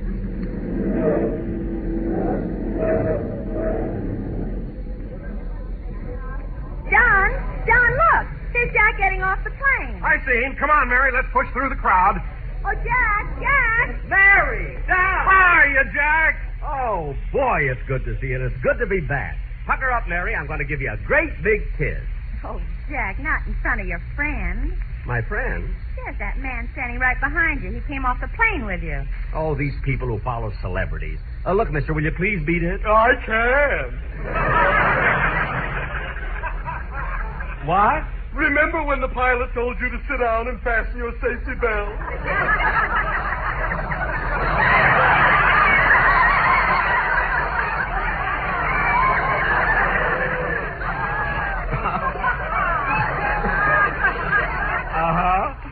Well, you sat on me and tied my suspenders around you.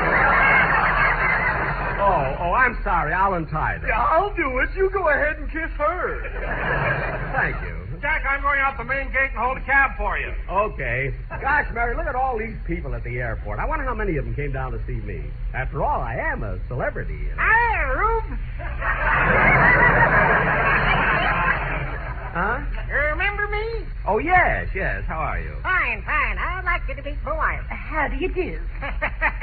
She ain't no Jane Russell, but she's my kind of woman. Well, it's certainly nice meeting. Jack, Don is waving at us. He's got a taxi. Okay, let's go. So long, Rube. So long. Goodbye, Miss Russell. Right over here, Jack. The cab's right here. Oh, here we are. Thanks, Don. I'll be glad to get home. Where to, folks? 366 North Camden Drive. Yes, sir. Just think. 10 hours ago I was in Honolulu, and now I'm almost home. Well, Jack, don't you feel tired and worn out after that long trip? Yes, Don, but it was quite an experience doing those shows in Korea. We had a great show, too. There was Marjorie Reynolds, Benet Venuta, Frank Remley, June Bruner, Harry Kahn, Dolores Gay, and Errol Flynn. He was our chaperone.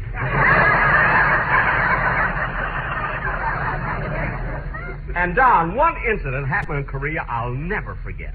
This was so exciting. We were just about 10 miles above the 38th parallel. Say, mister, do you want me to go up Sepulveda to Sunset or cut across the Santa Monica Boulevard? Either way. Anyway, kids, we were above the 38th parallel, and we stayed with this battalion for 3 days. Now, get this. We marched right with them for 3 days and nights until we finally reached the outskirts of Yangdang-po. Now, to enter this village, we had to cross a little stream. And we were so tired, so dirty and grimy, we jumped right into the water. And, Mary, you'll never guess what. You were the only one with a wash rag.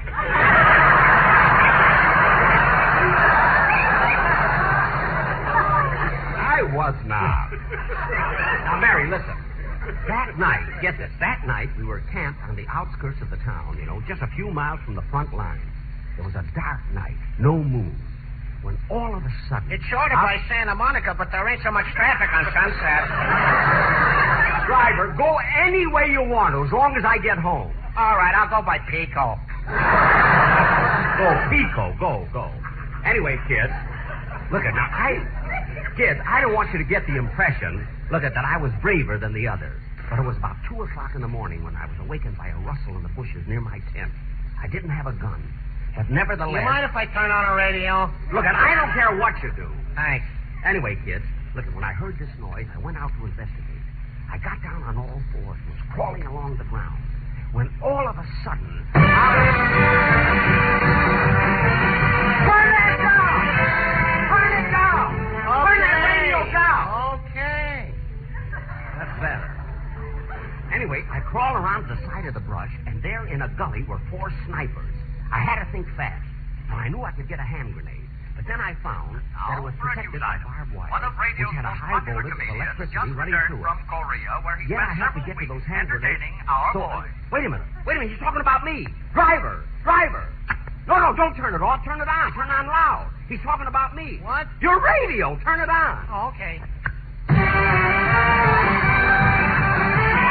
Heaven's sake. We missed it.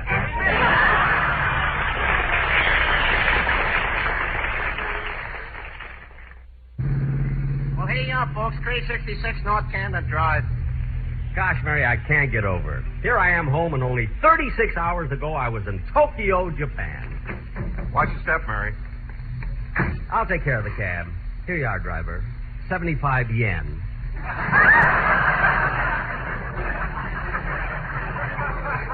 Keep the change. Yen? They're no good here. Look, you can get them changed at the bank. Now, come on, kids. Let's go in the house. Oh, Jack, look who's coming down the walk to meet you. Where? Rochester!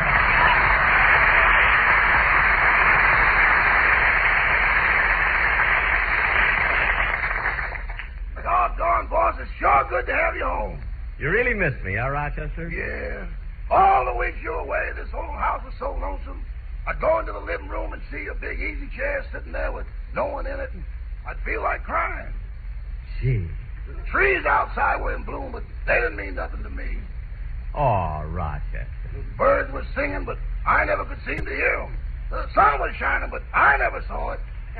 Really, Rochester? Yeah, I never got up till 8 o'clock at night.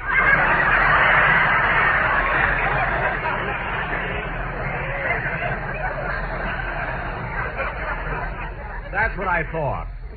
Say, look, hey, the Colemans had their house painted, didn't they? Yeah. Jack, there's Benita at the kitchen window, and Ronnie's looking out of the upstairs window. Oh, yes. Ronnie! Benita!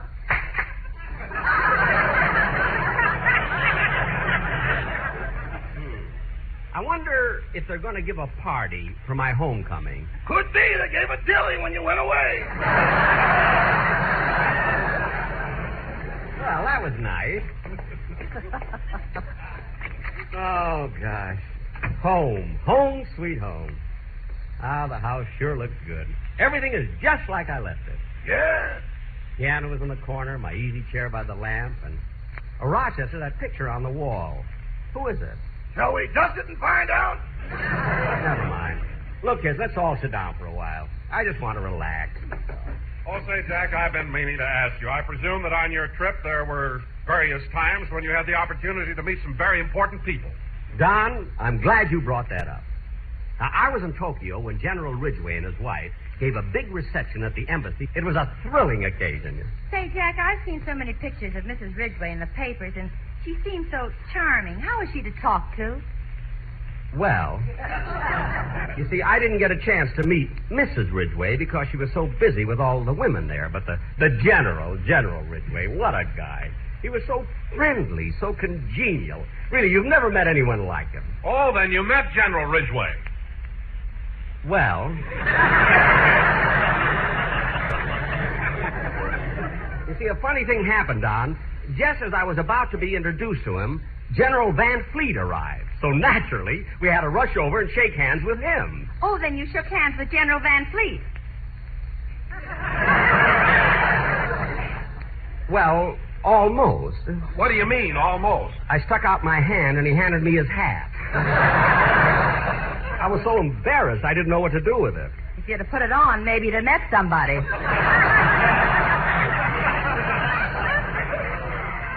Met somebody? What are you talking about? Before the evening was over, I met a lot of people. Why, I talked for nearly 30 minutes to Corporal Peterson. Who's Corporal Peterson? He was the one who married Aunt Pooty, but they drafted him anyway. Anyway, kids, this is one trip I'll never forget if I live to be 100. Oh, boss! Yes, Rochester? It's your sponsor. On the phone? No, the picture. I just dusted it. Oh, good. Now, what was I talking about? About not meeting any generals. Oh, yes, but that was in Japan. Now, Mary, when we got to Korea... Come in. Well, hello, everybody. Dennis!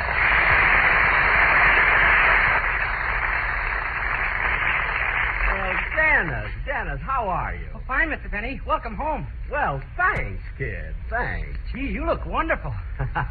Well, thanks. Turn around. Okay. Gee, you look even better that way.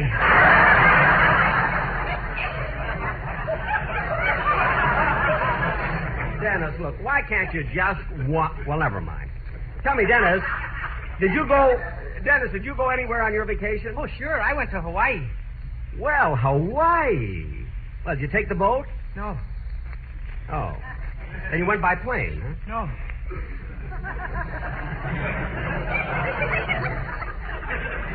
Well, Dennis, I'd like to hear the song you're going to do on the first program.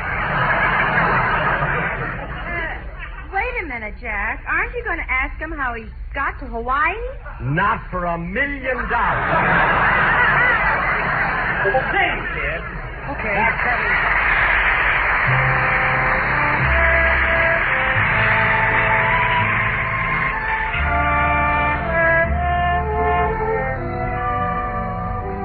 They try to tell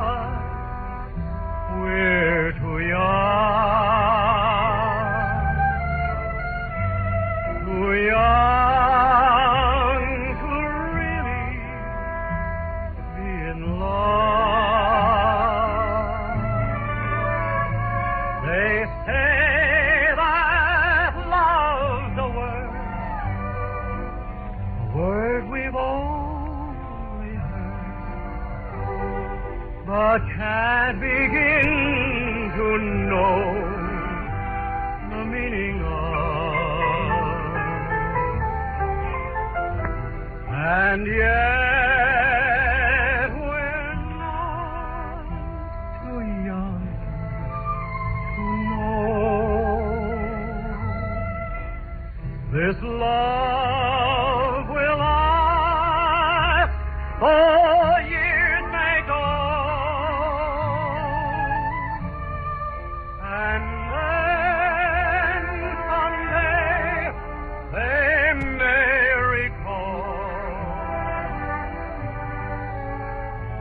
we were not too young at all.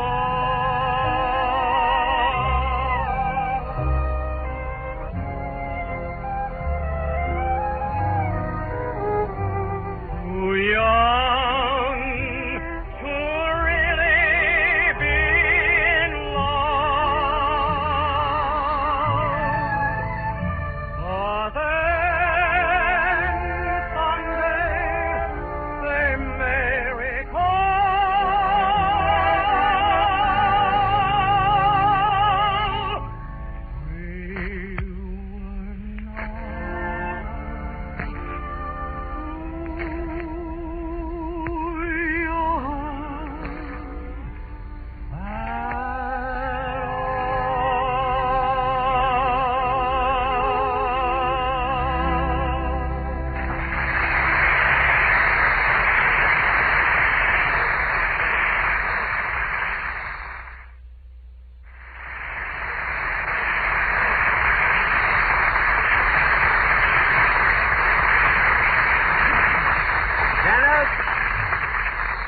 Janice, that song was great. It'll be nice for our opening show. Mahala nui loa okula maluna mahi mahi e loa hapahala kamehameha kui moi.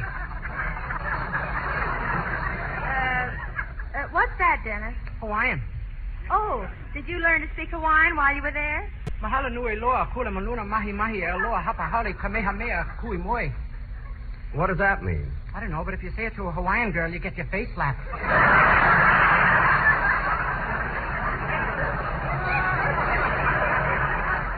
Oh, sure. Peng hang te su mingan koli gu wao mang. What's that? It's the same thing in Korea. You know, it's a funny thing, but when you go to a foreign country... Well, goodbye. It was nice being with you.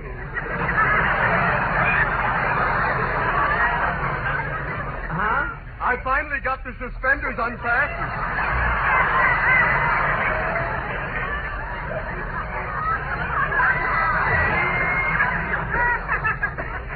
Oh. Oh. Well, goodbye. Goodbye. Goodbye, everybody.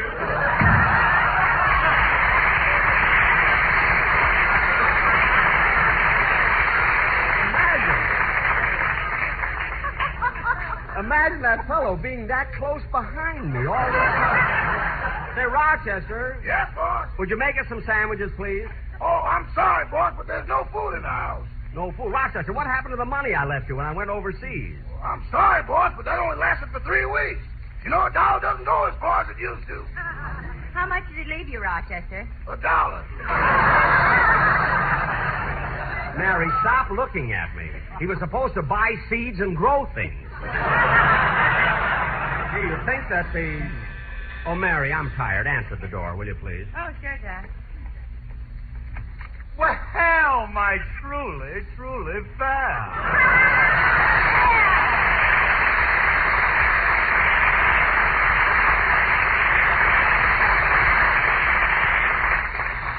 Come on in, Phil. Yeah, thanks. Let me look at you, Liv. Turn around. Let me put the ray on you. Hey, you ain't changed a bit. You haven't changed either, Phil. Just set your glass on the table and come on in. Who is it, Mary? Alice's Wonderland. Jackson. Welcome home. Thanks, Phil. And before I forget it, I want to thank you for letting Remley come to Korea with me. Oh, that's all right, Jackson. He was very handy. Every time we did a show for the soldiers, he accompanied us on the guitar. Good. And I want you to know that I brought him back to you safe and sound. That's all right. No hard feelings. Anyway, Phil, it was a good idea. I mean, it was worth a try. All right, so we weren't lucky. Phil, how are Alice and the kids? Oh, they're fine. You want to know something, Liv? Alice got herself a new car yesterday. Ooh, that's nice. What kind? Oh, one of them foreign cars, a Dagmar. That's Jaguar. Well, Dagmar is a girl on television. Yeah. Dennis. I've changed it. What? Mahalo nui loa, kula maluna mane. I'm home one day. Now, Dennis, behave yourself.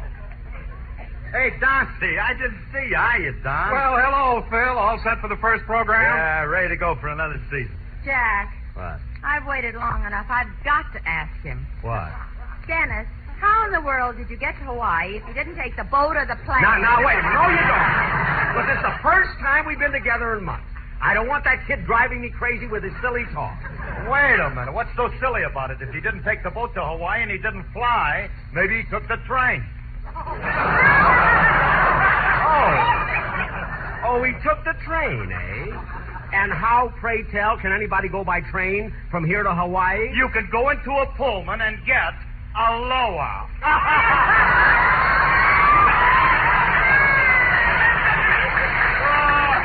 Hey, Dennis, when we made that up this morning, I told you that old man would take a snap at it.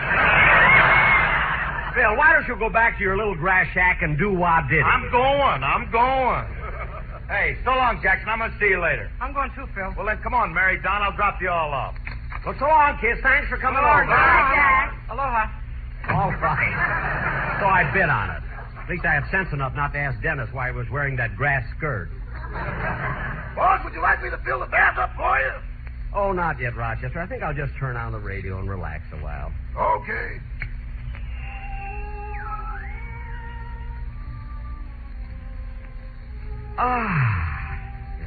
Say, boss, I might as well unpack your bags. Yeah, go ahead, Rochester.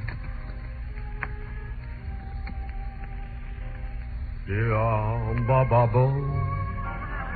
Da-da-da. Da-da-da-da-da.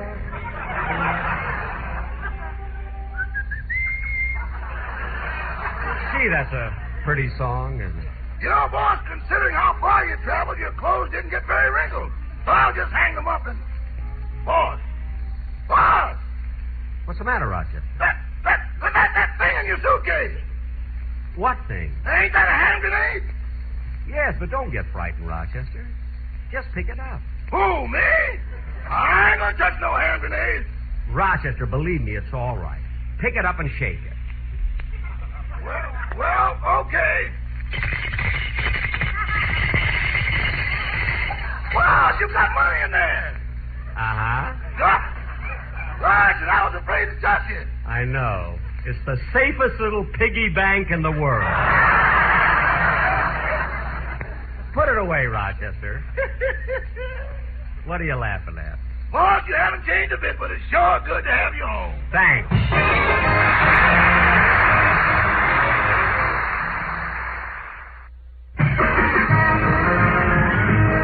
Good night, everybody. We're a little late. Jack Benny program is written by Sam Perrin, Milt Josephsberg, George Balder, John Packaberry, and produced and transcribed by Hilliard Mark.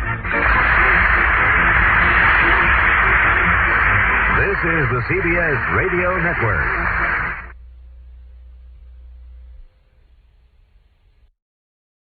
The Jack Benny program. In a cigarette, it's the tobacco that counts. And Lucky Strike means fine tobacco. At 49 American. Yes, Lucky Strike means fine tobacco. So round, so firm, so fully packed, so free and easy on the draw. LS, MFT, LSMFT. LSMFT. Lucky Strike means fine tobacco.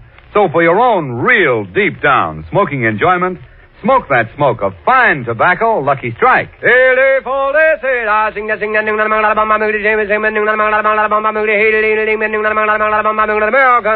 Excuse me, this is Kenny Delmar. Excuse me, I have a special announcement to make. Herbert Tarleton cigarettes are back. Good news for those who prefer a cork-tip cigarette. Herbert Tarleton is back, and there's something about them you'll like. Herbert Tarleton is back after being made only for the armed forces. Yes, Herbert Tarleton is back. That cork-tip cigarette, Herbert Tarleton, available now for you. Yes, Herbert Tarleton is back, and remember, there's something about them you like. There's something about them you like. This is Kenny Delmar. I trust you will welcome home Herbert Tarleton. There's something about them you like.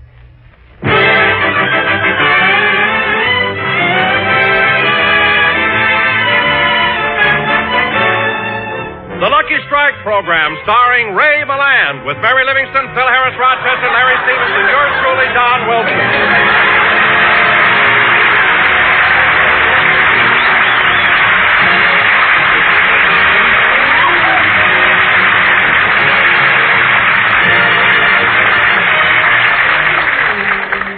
And now, ladies and gentlemen, we bring you our master of ceremonies, a man who... Wait a minute, Don, wait a minute. What's the idea of saying the Lucky Strike program starring Ray Milland? Well, Jack, I didn't see anybody get up and walk out. I mean, that has nothing to do with it. Oh, Jack, stop pouting. Your lower lip looks like a shoehorn. I'm not pouting. Well, you told us yourself that Ray Milland was going to be our guest. That still doesn't entitle him to top billing. He's just a star in pictures. I'm a star of stage, screen, and radio. And we'll milk cows if you back him into Beverly Hills. Now you're just being smart. I merely said that Don didn't have to give Ray Milland star billing when he's only going to be our guest. Jack, I only did that as a matter of courtesy. Don, if you want to be courteous, do it on the Ginny Sims show, not mine. And another thing. Jackson, I know what you're beefing about. I've been with you for 8 years, and I've never had no star billing. Well, you've been with me for 10 years. I don't count the 2 years I was auditioning.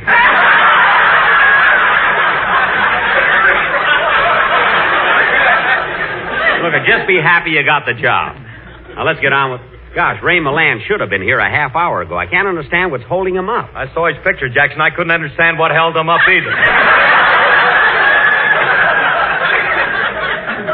Yeah. I saw the picture. I went to the box office, bought a ticket, and they gave me my change in pretzels. Stop with the gags already. I'm going to call Ray's home. Oh, Jack, you don't have to. Ray Milland just came in. He did? Good. Ladies and gentlemen, it is my pleasure to introduce our guest. One of the finest actors in Hollywood, the star of The Lost Weekend, and winner of this year's Academy Award, Ray Milland.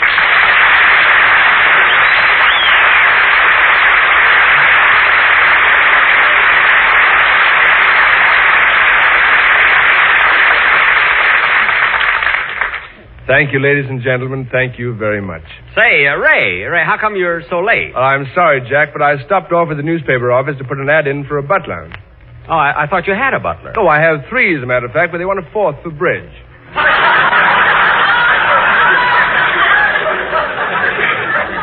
Oh, well, wouldn't it be cheaper to teach them gin rummy and let one of them go? If it was Jack, he'd teach him solitaire and let 2 of them go. Mary, please. Well, Ray, it certainly is a wonderful achievement, getting the Oscar. Tell me, how did it make you feel winning the Academy Award? Oh, I don't know, Jack. I don't feel any different. I'm still the same sweet, modest, lovable fellow I always was. Gee, if I ever won it, I'd be a louse.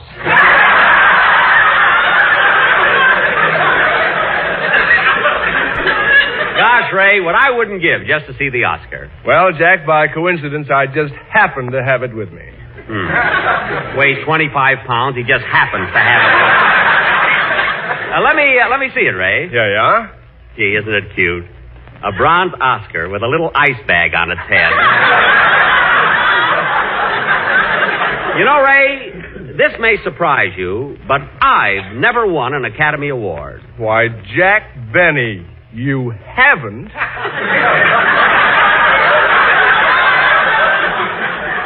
Why, Ray Milland, what a performance. Very quiet. Well, Jack, why don't you introduce me? Oh, yes, I'm sorry. Ray, I want you to meet the members of my cast. This is Mary Livingston. Hello, Mary. I'm glad to know you. I'm pleased to meet you, Mr. Milland. Would you consider going out with a girl who doesn't drink? Mary, please. Why, certainly, Mary. In fact, I like to go out with girls who don't drink. What are you laughing at? Jack likes to go out with girls who don't eat. And they're hard to find, sister. And Ray, this is Phil Harris. Hello, Phil. Amateur.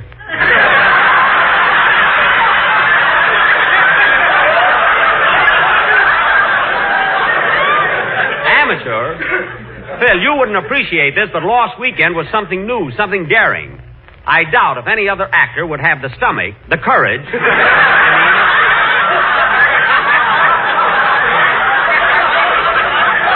I doubt if any other actor would have the courage to attempt a role like that. Well, that shows you how much you know, Jackson. Right now, Gary Cooper's doing the same thing in Saratoga Drunk. That's Trunk, Saratoga Trunk. Well, I'm glad you told me. I ain't going to waste my cabbage going to see a lot of baggage. Yeah, baggage. Now, Ray, the reason Phil, why are you staring at Ray like that? Well, I'm just admiring the guy, Jackson. He does it and gets an Academy Award. I do it and get a hangover. Well, it's still the weekend. Go get lost. Now, Ray, the reason I asked you Jack, do you mind if I ask Mr. Milland a favor? Why, no. What has it done? Well, gosh, Ray, you're such a great actor and everything. Oh, well. And you're so sweet and modest and lovable. I know. Well, I read something in Shakespeare that I'd like to hear you do. You know, the speech that starts out, to be or not to be? Oh, yeah, that's Hamlet's soliloquy. Why, certainly, Don. I'll be glad to do it. Good. I copied the speech myself and made just a few minor changes. Well, that's all right. Just give it to me and I'll be glad to read it. Here you are. Thanks. Quiet, everybody. LS or MFT? That is the question. Here. Whether 'tis nobler in the minds of men who know tobacco best to be so round, so firm, so fully packed. Here. Or to be so free and easy on the draw. Here. Where? Here. Oh.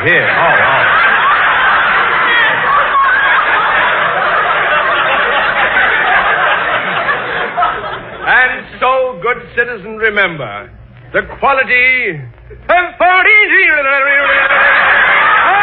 paramount. That's all American. You work for your boss and I'll work for mine. Oh, yeah. Now, Ray, the reason I asked you to come over here is because tonight for our feature attraction, we're going to do our version of your picture, The Lost Weekend.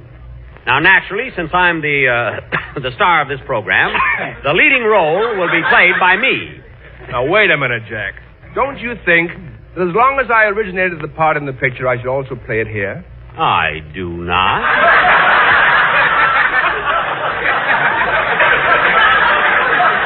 I mean, just because you won an Academy Award has nothing to do with it. After all, when I was your age, I could have won an Oscar, too. Except there were no Academy Awards in those days. There were no movies either. No. And darn few people.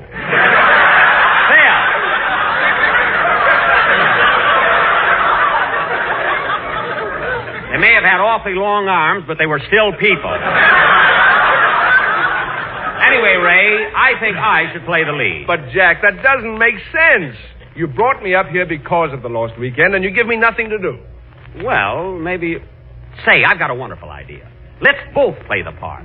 We'll be twin brothers. Twin brothers? Yeah, we'll give them a double feature.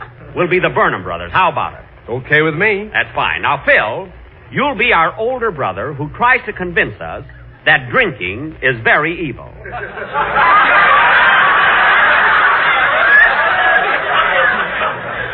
Who's going to convince me? Phil, it's just a part. After all, you know, I don't drink, and neither does Ray.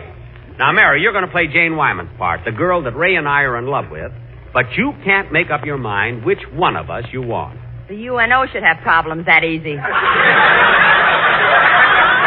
don't be so sure.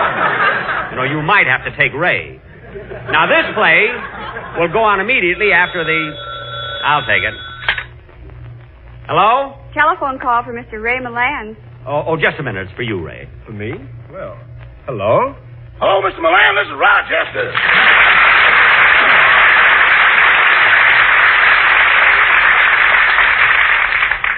I saw by an ad in the paper that you wanted a butler, and I called up to find out about it. But aren't you already working? I sure am.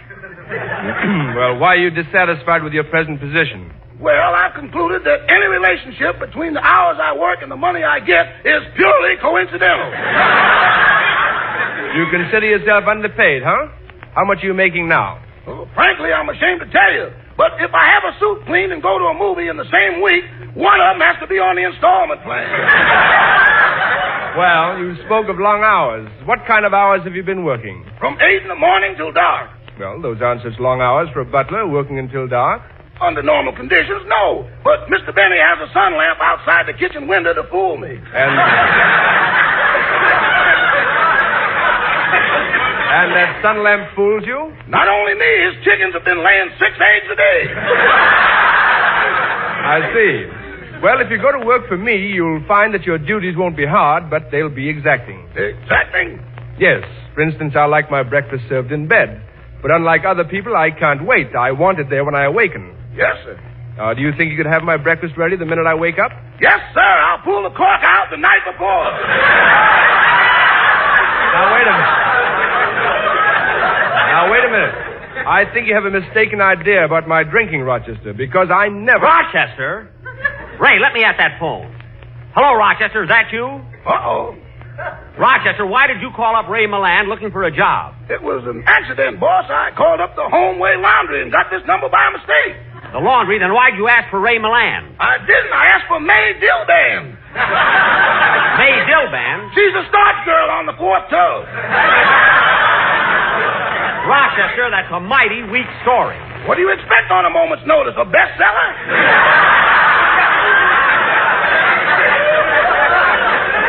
Stop being funny, and I'll talk to you when I get home. Goodbye. Goodbye. Imagine doing a thing like that behind my back. Come on, Larry, let's have a song.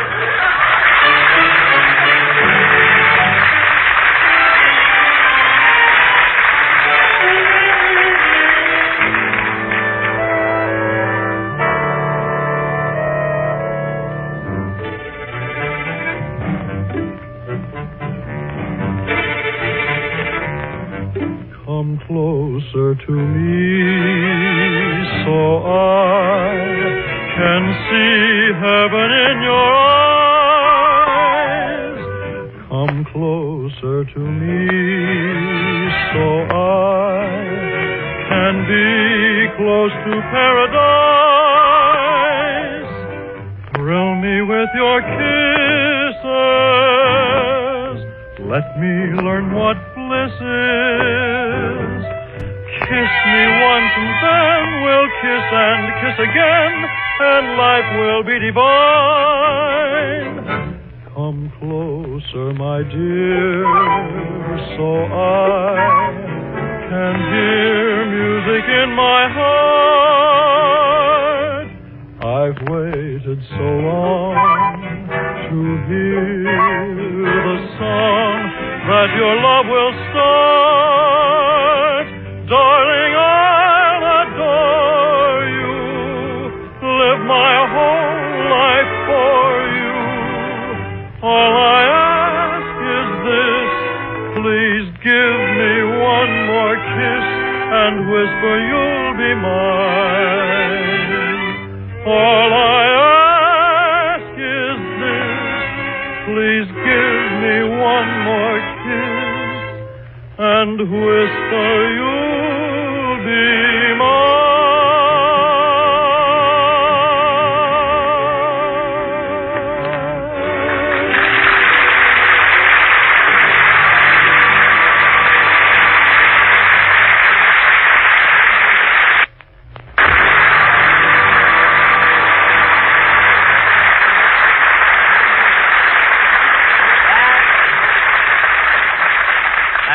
Closer to Me, sung by Larry Stevens. Very good, Larry. I bought that record you made of that song, and it's swell. Thank you, Mr. Benny.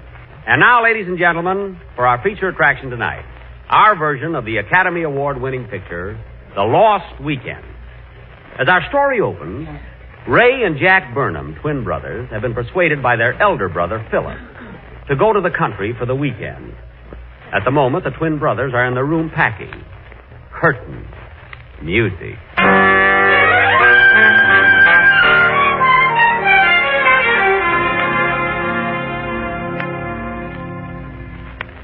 Gosh, Jack, I don't know why we have to go away on this weekend. Neither do I, but Brother Philip insists upon it. Are we all packed? Oh, just about. Shirts, ties, sweaters, socks, quarts, fits, and pints.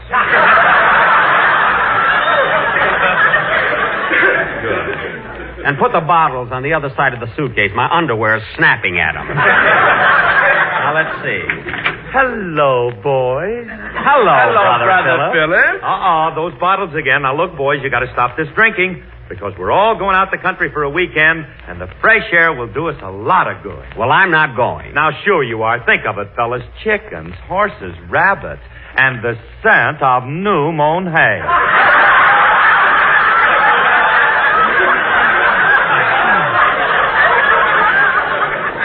Now, you've just got to go because it'll be a wonderful weekend. Why do we have to go? Because we won it on Truth or Consequences. Oh. Now, look, boys, I hate to keep lecturing, but don't you know how bad liquor is for you? Don't you realize that alcohol is your worst enemy? Liquor isn't good for you. Now, you should stay away from it. Ladies and gentlemen, the opinions expressed by Mr. Harris are written in the script and are not necessarily his own.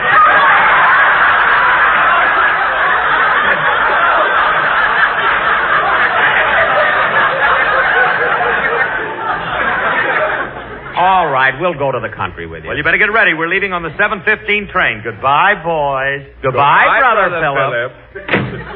Gee, I hate to go away for a weekend. Me too. I was figuring on losing this one. Yeah. Quick, Brother Philip's coming back. Hide those bottles. Okay, there. Come in. Oh, it's you, Jane. Hello, boys. I just saw Philip, and he told me you're all going away for the weekend. Yes, we are. You boys are so wonderful. You know, sometimes I regret that you two are twins. I just can't make up my mind. Make up your mind? What do you mean? Well, there are two of you and only one of me. That's funny. We always see two of you.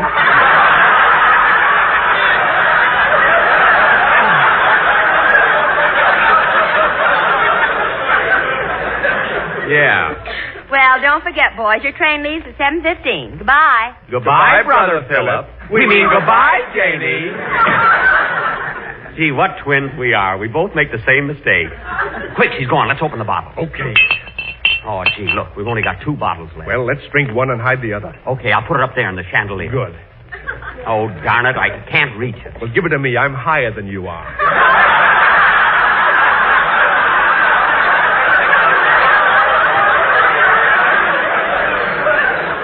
You are not. I can do it. All right, but don't screw the bottle into the socket like you did the last time. When I turned on the switch, it blew out a powerhouse at Boulder Dam. Don't worry. There, the bottle's in the chandelier. Now, let's open the other one. Oh, boys. Yes, Brother Philip. Jane and I are going to the... Wait a minute. Give me that bottle. I'm going to pour it down the sink. Oh, no, Brother Philip. Don't pour it down the sink. That's right, Brother Philip. Let Ray drink it. That stuff will eat out the plumbing. Well, I don't care, boys. I'm not going to give it back to you. And remember, you're not to leave this room until it's time to go to the train. We won't, Brother Philip. Come on, Jack. He's gone. Let's go down to Nat's bar room and he'll give us a drink. Okay.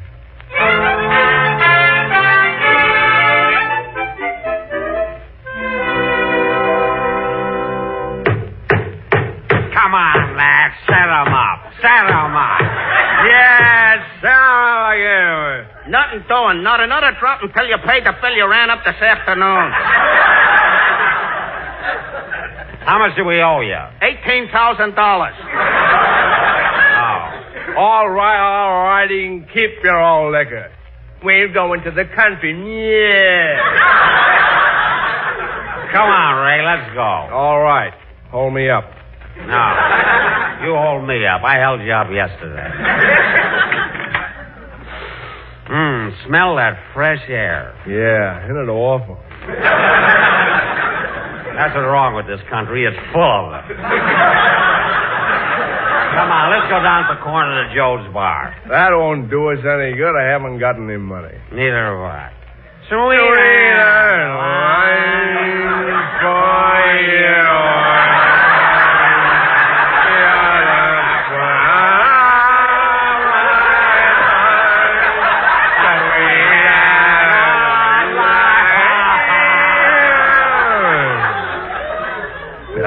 Not a nickel. Let's try the other side of the street. This singing won't get us any drinks. I'll go home and get my violin. That's my line. I'm tired. Let's lie down here in the gutter. Okay. Wait a minute, Ray. Don't you want to put your head up on the curb? No, I always sleep without a pillow. My feet are cold. Pull up that manhole cover. Well, now I'm comfy.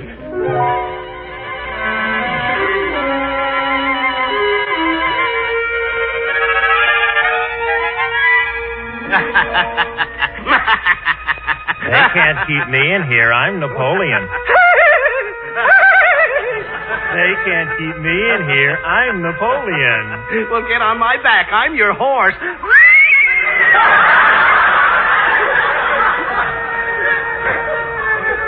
Ray, where are we? I don't know. Let's ask that man in a white coat. Oh, yes. Say, mister. Yes?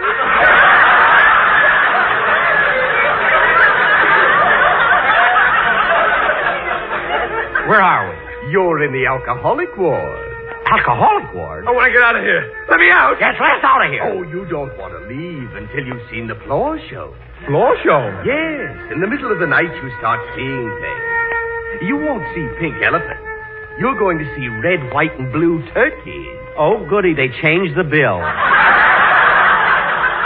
And then you're going to see tiny rabbits in straw hats. Midget monkeys that come through the keyhole. You know, the kind of talent that's handled by Madman Munch. You'll see thousands of little snakes that knit themselves into a sweater. And that isn't all. Stop it! Oh, I can stop it, but you can. You're going to see beetles. 23 of them running in the Santa Anita Handicap. And 11 of them are in the field. There'll be grasshoppers 5 feet tall. And there'll be woodpeckers pecking on your head.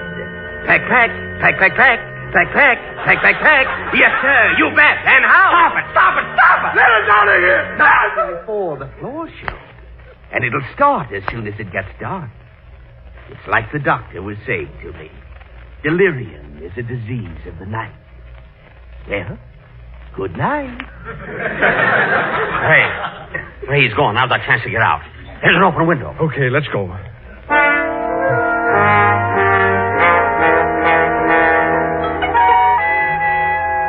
Well, here we are, back in our room. That's funny. We didn't even open the door. No, we crawled in under it.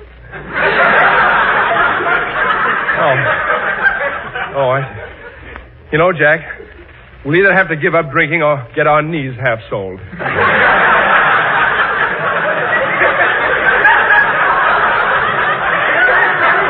on. Let's look for that bottle we hid. Let's see now. Where do we put it? Maybe it's in this dresser. Yes, the dresser. Maybe it's behind the bookcase. No, it isn't here either. We gotta find that bottle. Maybe it's behind the sofa. Help me move it out. Yeah, the sofa. We gotta find that bottle. Wait a minute. The china closet. Yeah, the china closet.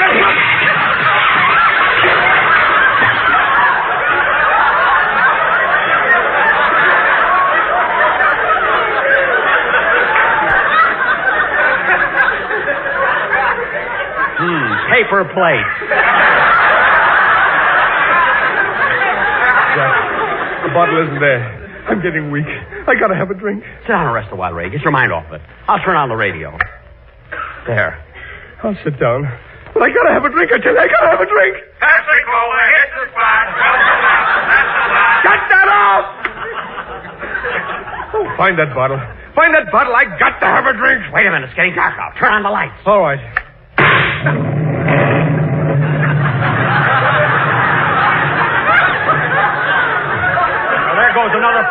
house at Boulder.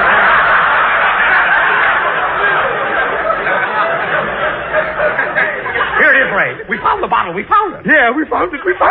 Say, Ray, I was just thinking, wouldn't it be awful if Mother were here? Yeah, there isn't enough for 3 of us.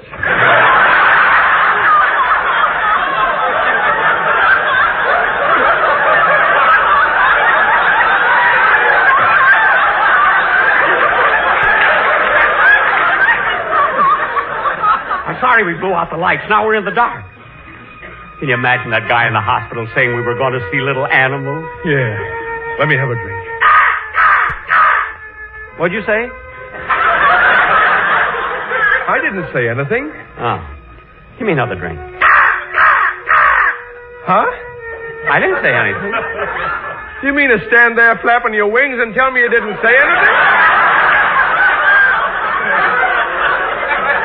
I haven't got wings. Then what are you doing on the chandelier? I'm not on the chandelier. Well, there's something up on the... Look, it's a bat. It's a bat. I see it. It's picking the straw hair off the little monkey. Oh, the monkey! He's coming at me! He's coming at me! Keep him away from me! Keep him away from me! Ooh, this little animal. And here come more of them. They're coming through the keyhole. They're swarming around. They're getting closer. They're surrounding us. Ray, look out! I can't help it! Ray, they're coming at me now. The little animals at my throat. It's something. Do something. Ray, do something.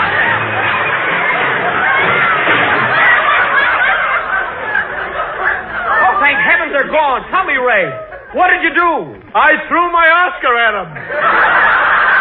I knew those things would come in handy.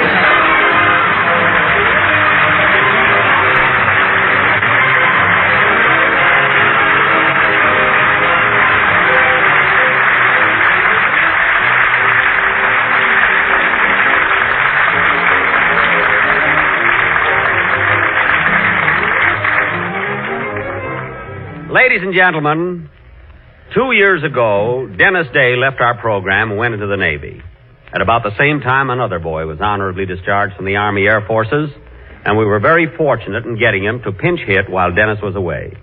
Of course, I'm referring to Larry Stevens. Now that the war is over, Dennis Day will be back with us next week. Larry, I want to thank you for the wonderful job you've done on our show. You were a great asset, and I'm sure that our listeners feel the same way I do. Well, thank you, Mr. Benny. It sure has been grand being with you and your whole gang. Well, it was grand having you. We'll be hearing you on the air and seeing you soon in the new 20th Century Fox picture, Centennial Summer. Good luck, kid. Thank you, Mr. Benny. Land appeared through the courtesy of Paramount Pictures and may be soon seen in the picture Kitty. Jack will be back in a minute, but first here's my good friend F.E. Boone. At 49, American. Remember, in a cigarette, it's the tobacco that counts. And Lucky Strike means fine tobacco. Yes, Lucky Strike means fine tobacco. Here's what Mr. Roy Lee Daniel of Durham, North Carolina, 32 years an independent tobacco auctioneer, said. I've seen Lucky Strike buy fine, ripe, quality tobacco that's chock full of aroma, mildness, and good taste. I've smoked Lucky's myself for 15 years. Yes, sir. Lucky Strike means fine tobacco. So for your own real deep-down smoking enjoyment, smoke that smoke of fine tobacco, Lucky Strike. The famous tobacco auctioneers heard on tonight's programmer, Mr. F.E. Boone of Lexington, Kentucky. At 49, American. And Mr. L.A. Speed Riggs of Goldsboro, North Carolina. This is Basil Rysdale speaking for Lucky Strike. LSMFT, LSMFT, LSMFT. Yes, Lucky Strike means fine tobacco. So round, so firm, so fully packed, so free and easy on the draw. Thanks, Ray Milan, very, very much for appearing on our program, and congratulations.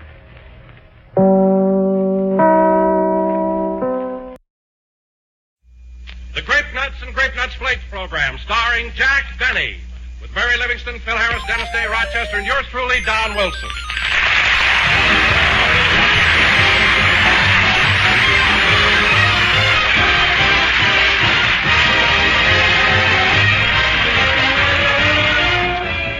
And now, speaking of New Year's resolutions, here's a poem for you, friends, so listen. When the year is at the morn, resolutions fine are born. When the year is old and gray, resolutions, where are they? I have the answer here to a season full of cheer. Just resolved to start each day happy, carefree, blithe, and gay. And you know, folks, all it takes to start the day is grape nuts flakes. That's the answer, all right. Eat a good breakfast, do a better job. Because you need an adequate breakfast after a fast of 10 or 12 hours the night before. In fact, dietitian tells us that morning is the time we should get at least 1/4 of our entire day's nourishment. Yes, breakfast is the stoke-up meal. And grape nuts flakes are certainly a swell-tasting stoke-up food. They're a whole-grain cereal, crammed full of all-around whole-grain nourishment. So for 1944, let's all resolve to eat a good breakfast, do a better job. And let crisp, toasty brown grape nuts flakes help make it easy for you. Oh, hello, Barbara.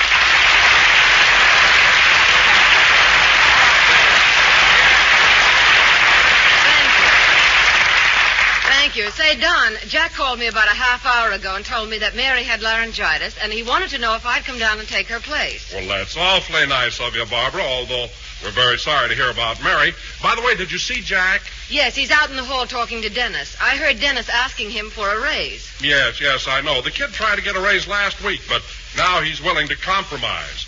He only wants half as much. If I know Jack, he's holding out for unconditional surrender. That'll go on for weeks. But you've certainly got to admire Dennis. His motto is, if at first you don't succeed, try again. Well, Mary tells me he doesn't stand a chance, because Jack's motto is, if at first you don't get it, you just don't, brother. I feel sorry for the boy. So do I. You know, Barbara, it's hard to believe that Jack is so cheap. Cheap? Oh, listen, Don, I've known him for years. Remember that girl he used to go with, Gladys Zabisco? Remember? Yes. Well, Jack broke up with her because she moved to a 10-cent telephone zone. What a guy. Say, Phil, did you ever ask Jack for a raise? Yeah, but I had to cut it out. It's habit forming. Oh. Well, anyway, Phil, you've got no kick coming. You're doing all right, aren't you? Yeah, but what am I going to do if Alice quits working? You'll be out in the hall where Dennis is. Gee, they've been out there 3 hours already. I wish they'd get it settled one way or the other so that we could get on with the show. Yes, I know, Mr. Benny, but my mother said I really do deserve... Your mother. Now, look, kid. Look, kid, you've been on this program 4 years. Now, when you first came to work for me, I paid you only $30 a week. That's right. And what am I paying you now? $35.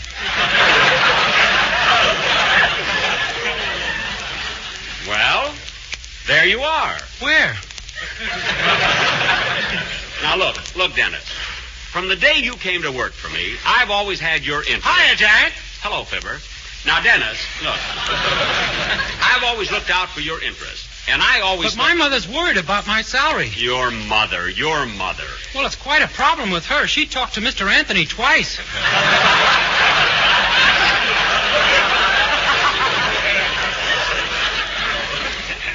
Well, your mother had no right to discuss our business. Now, you listen to me, Dennis. I'm paying you. Ooh, my arm. Oh,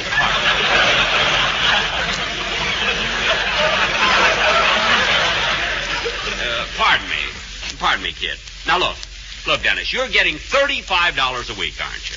Yes, but I've got a cousin who makes $40 a week, and he's a shoe salesman. All right, your cousin makes $40, and he's a shoe salesman. That means he has to work every day in the week for it. Now, you don't work Monday, do you? No. You don't work Tuesday? No. You don't work Thursday? You forgot Wednesday. Yeah, Wednesday. No.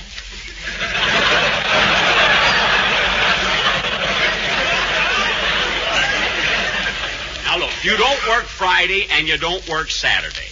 The whole week is almost over, and you haven't worked yet. Gee, I'm a bum.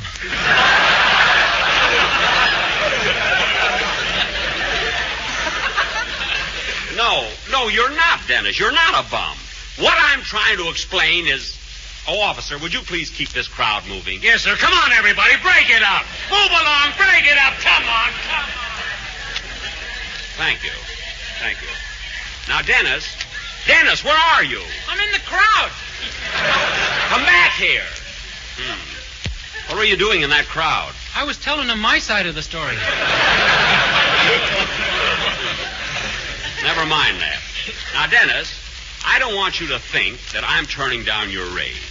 But let me give you the reason why.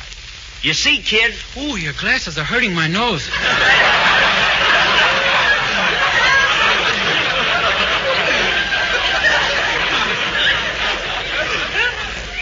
Oh, excuse me. Excuse me, Dennis. Now, listen, kid. Money isn't everything. There are other things to consider, well, let me put it to you in another way. You see... What was wrong with that way? Nothing. With all the trouble I have, it's a wonder I'm not losing my hair.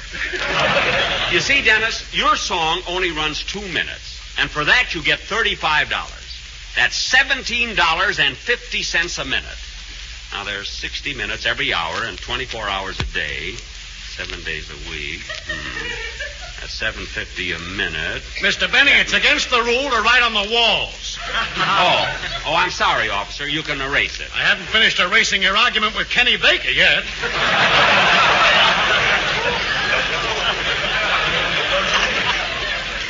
Oh, well, I'll do it myself. Now, there you are, Dennis. There are 10,080 minutes in a week. And since you get $17.50 a minute, that means you're being paid $186,000 a week. Oh, boy, am I loaded. Yes, sir, $186,000. You know what that amounts to a year, kid? $9,672,000. What do you think of that, kid? Huh? And my cousin's been snubbing me.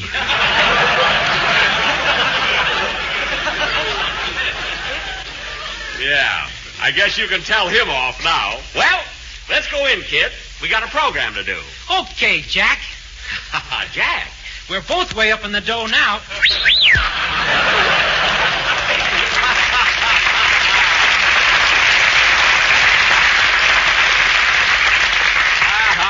You're right, kid. Potatoes are cheaper, tomatoes are cheaper. Hiya, Jack. Hello, Eddie. Now's the time to fall in love. What a ham. Come on in, Dennis. Let's go in. We got a program to do. Come on.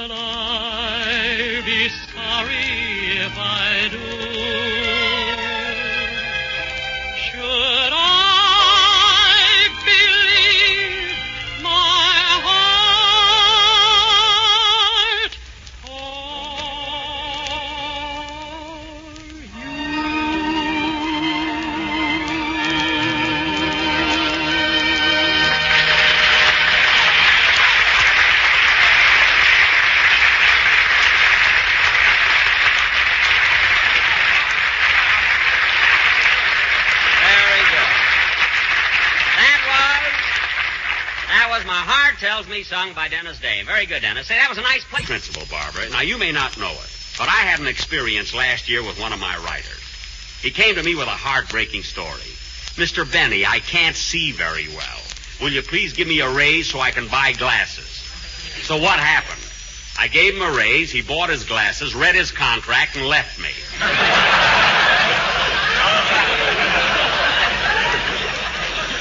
So go be nice to people. Now, where was I? You know, Barbara, as a rule, I don't like to take sides, but there's no question that Jack is underpaying all of us. Do I hear a thin voice from a fat boy? What did you say, Don? I said that we were all being underpaid, including me. Oh, so I'm paying you starvation wages. I suppose that stomach came with your suit. Now listen, fellas, I've heard all I want to hear about salary and raises. This goes on every year, and I've had enough of it. Mary is satisfied. Oh, yeah? Asking for a raise gave her laryngitis. Well, Phil is satisfied. I am not. You ought to get Mr. Benny out in the hall. He's a sucker.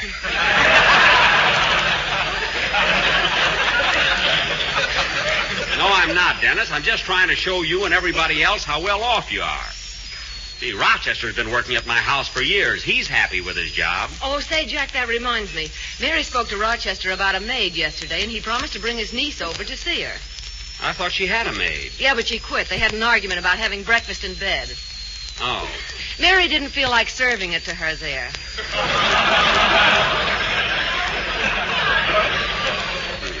Well, I'll call Rochester and tell him to... Hey, wait a minute. When did you and Mary see Rochester? Yesterday afternoon, coming out of the movies. We saw him at Warner's Beverly Theatre. You saw Rochester at Warner's Beverly Theatre? And he told me his best friend was getting married and he wanted the day off. Give me that phone. Here you are. Operator. Operator. When you hear the tone, the time will be... What? Oh, excuse me. I was on time signals all day yesterday. Number, please. I want Crestview 670... You know, when you're on time signals, you keep saying the same thing over and over and over and over. Look, miss, all I'm trying to get is Crestview 6... You know, the day before yesterday, they had me on information. Look, I want Crestview 670... That drives you nuts altogether. Well, miss, look, I know how you feel, but I've got... You don't know how I feel. When Myrtle and I came to work here, they promised to make me a supervisor. Listen, Myrtle's my girlfriend, and she ain't got half the education I got. Look. So who do you think they made a supervisor? All right, Myrtle. No, a complete stranger. Now, look here, miss, I'm sorry about all your... Will you please get me my home, Crestview 67071. Okay. I must be the fatherly type. Everybody tells me they're... Hello? That's strange. Is this Crestview 670? I'm not talking to you.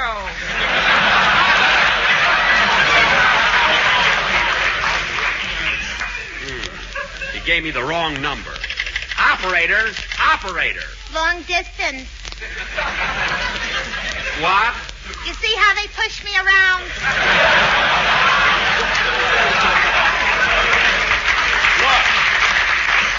Look, miss, you gave me the wrong number. I want Crestview 67071. Okay. Wait till I get Rochester on the phone. I'll tell him a thing or two. Oh, Barbara, what am I mad at Rochester about? He told you he wanted a day off to go to his best friend's wedding, and he went to Warner's Beverly Theatre instead. Oh, he did, eh? That burns me up. Mr. Benny's residence, star of stage, screen, and radio.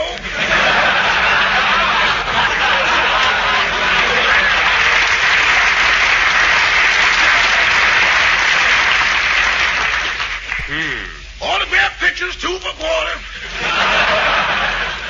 Rochester, this is Mr. Benny talking. Rochester, how did you enjoy the wedding you went to yesterday? Oh, fine, boss, fine. That's good. By the way, did you promise to bring your niece over to see Miss Livingston about a maid's job?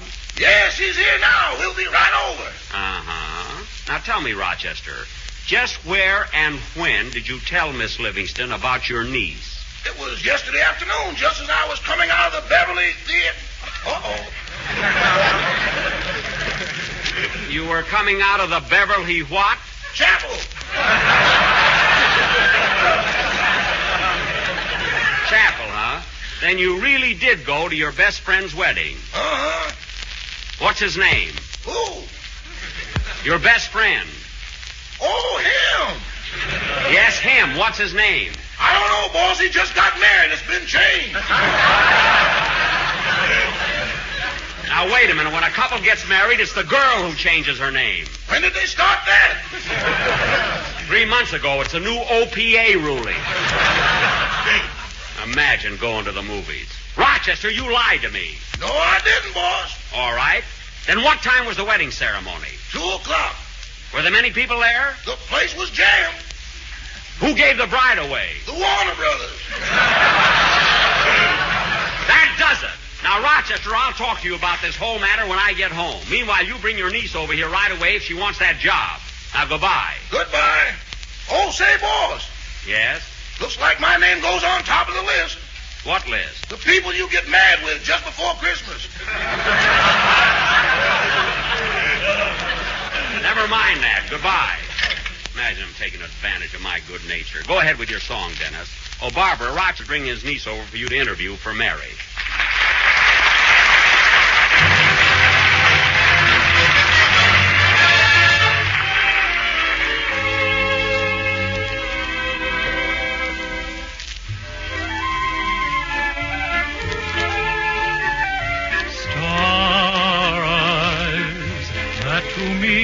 What your eyes are, soft as stars in April skies are. Tell me someday you'll fulfill their promise of a thrill. Star eyes, flashing eyes in which my hopes rise. Let me show you where my heart lies. Let me prove that it adores that loveliness of yours.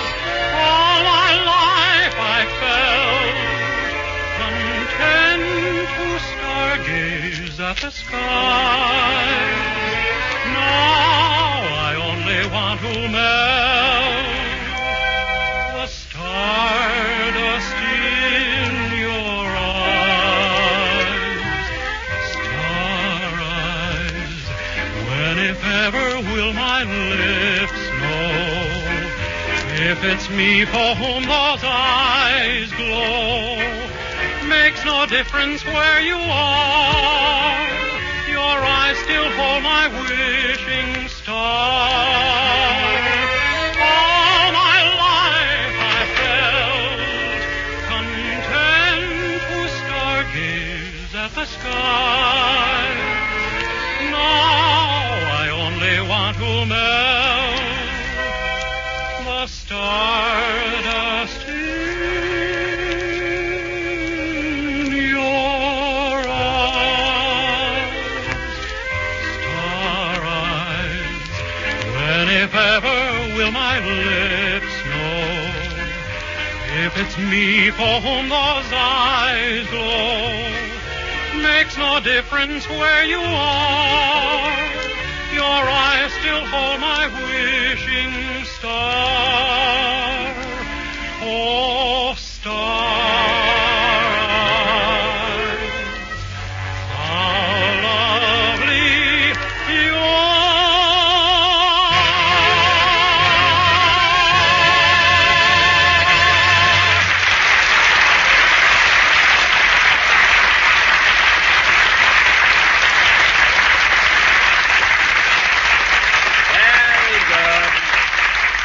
Very good. That was Star Eyes, sung by Dennis Day. And his $1 million voice. That's right. And now... Oh, brother. And now, ladies and gentlemen... Oh, say, Jack. Yes, Don? I meant to tell you how very sorry I was that I couldn't be at your house Thanksgiving. I had sort of a family reunion at my mother-in-law's. Oh, how was the turkey? I mean, how was the turkey? I'm sorry, Don. That's all right. Did you have fun Thanksgiving? Yes, we had a nice big dinner, and after we finished eating, we all played a game called What Is It? A game called What Is It, huh? Oh, that was nice. It goes something like this. Don. I make up a poem, and you have to guess what I'm describing. Don, we haven't time for that. Oh, Lordy, take a minute. Now, listen. It's sweet as a nut and yum, yum, yummy. It's good on your plate, but better in your tummy. Now, what is it? I know, but I'm not going to tell him. No, don't tell him, Barbara. Don't tell him. Well, now, I don't think you know, so I'll give you another hint. It's toasty brown and munchy crunchy. If you don't like it, you're slightly punchy. Now, what is it? I know. I'm not going to tell him. Don't tell him, Phil. Don't tell him, audience. Don't prompt them. Just let him stand there all by themselves. Yeah. Don't tell him. Oh, you're just doing that, Jack. Oh, I know you what don't you're know what it is. driving at. Don't Now, tell- look, Jack, I'll give you one last clue. All right. On Thanksgiving, it's so tasty, you will eat it, but oh so hasty. Now, what is it? All right, fellas. Let's give him the answer. It's Grape Nuts Flakes. It is not. It's turkey. What? Turkey? Why, Don. Ooh, what he said.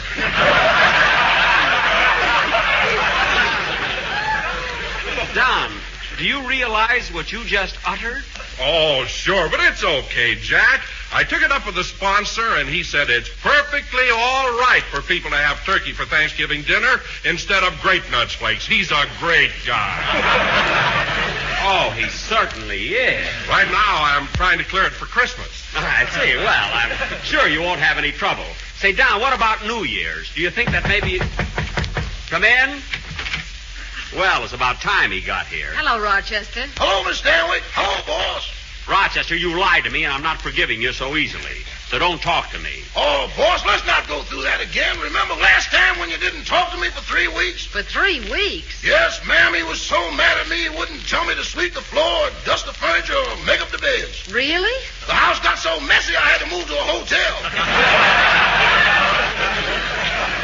Now listen, Rochester. Oh, wait a minute, Jack. Mary asked me to interview a maid for her. Rochester, did you bring your niece with you? Yes, Miss Stanley. She's right here if you want to talk to her. Good. Butterfly, this is Miss Stanley. How do you do? We got each other that time. Well, I'm sure glad I wasn't in that sketch. Music, please.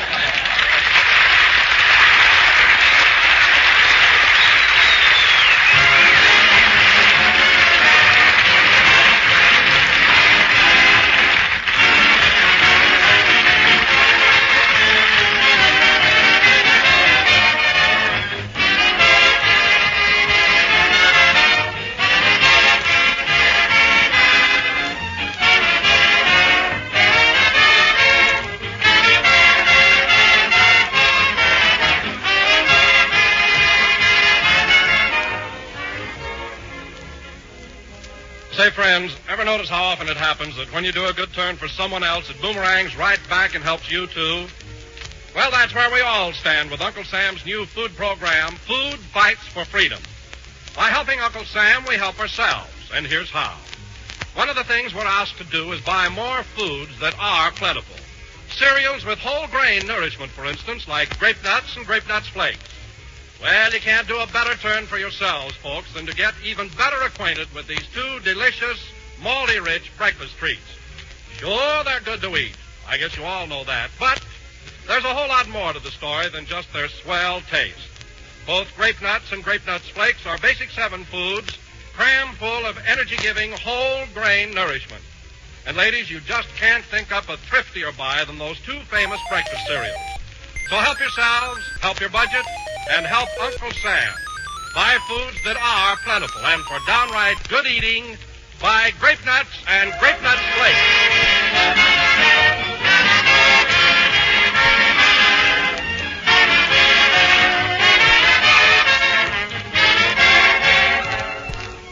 Well, folks, it's been a privilege to broadcast here for the personnel of the Air Ferry Command and the Turney Military Hospital. And we'll be with you again next Sunday night at the same time. Good night, everybody.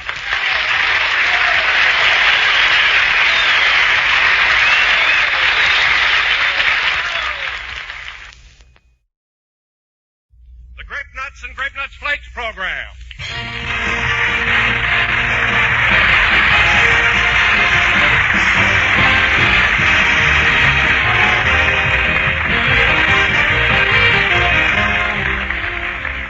Friends, if you all had a time clock in your home and had to punch it coming and going for breakfast, do you know what you'd find out? Well, you'd be surprised. According to a recent survey, it seems the average time that folks spend on breakfast is estimated at just 12 minutes. Kind of makes breakfast a brush-off meal, doesn't it? Whereas nutrition experts all tell us breakfast is actually the most important meal of the day. The time when you should get at least 1/4 of your entire day's nourishment after a fast of 10 or 12 hours. All right, say you are pressed for time in the morning. Just start off with ready-to-eat, swell-to-eat grape nuts or grape nuts flakes. Because these same experts tell us the adequate breakfast should include a cereal with whole grain nourishment. And that's grape nuts and grape nuts flakes for you. Both are crammed full of energy-giving, body-building, whole grain nourishment. Eat a good breakfast, do a better job. And for a neat time saver as well as good eating fun, feature nutritious, malty-rich grape nuts or grape nuts flakes.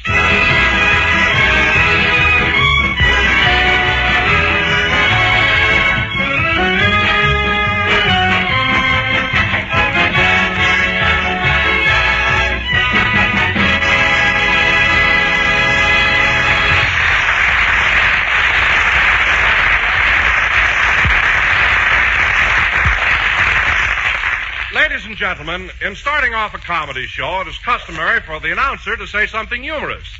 But tonight I can't think of anything funny, and here he is, Jack Benny.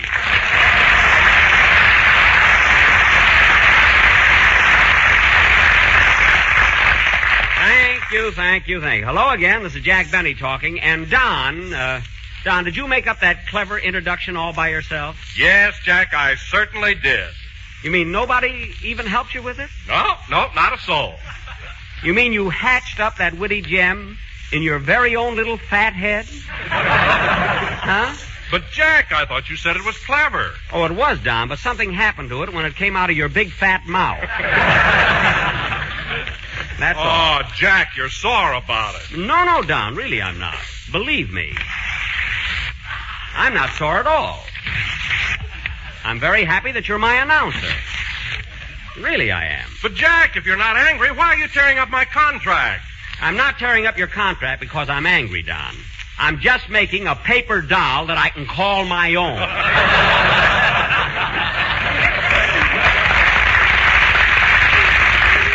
You get it? Hey, Jackson, look. Now, why are you getting all steamed up? You get sore and excited and lose your temper just because Don makes a clever widow kiss him.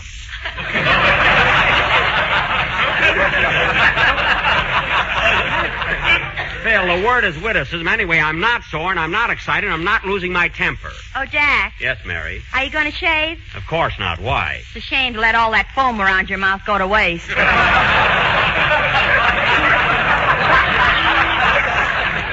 Well, I've got a right to be mad. When Don introduced me, he inferred that I wasn't funny. Well, that's no military secret, Jackson. Wait a minute, let me ask you something, and this goes for the three of you.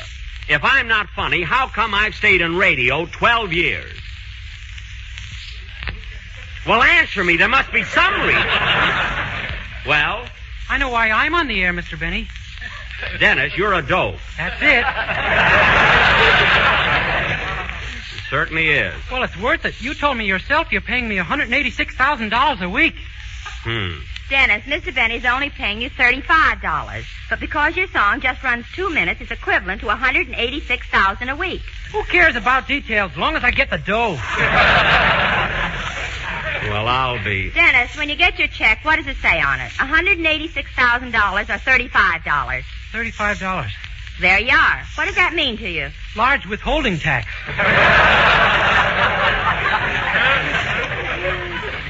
Thanks, kid. You had me worried there for a minute.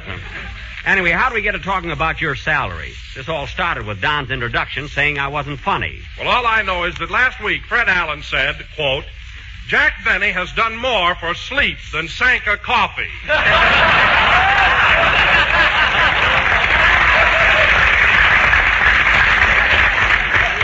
Unquote. Look, Don, the next time you mention my name in the same breath with Allen's, please use sense-en. Quote, double strength, unquote. Oh, Jackson, I think you're jealous of Allen. I heard him last week and he was terrific. Phil, do you listen to Fred Allen's program? Well, sure I do. Oh, you do, huh? Well, you don't mind, do you? No. Why should I mind? I don't care at all. If you want to listen to Alan, it's certainly your privilege. Hey, wait a minute, Jackson. What are you doing with my contract? You know that paper doll I made before? Yeah? Well, I'm fixing her up with a boyfriend.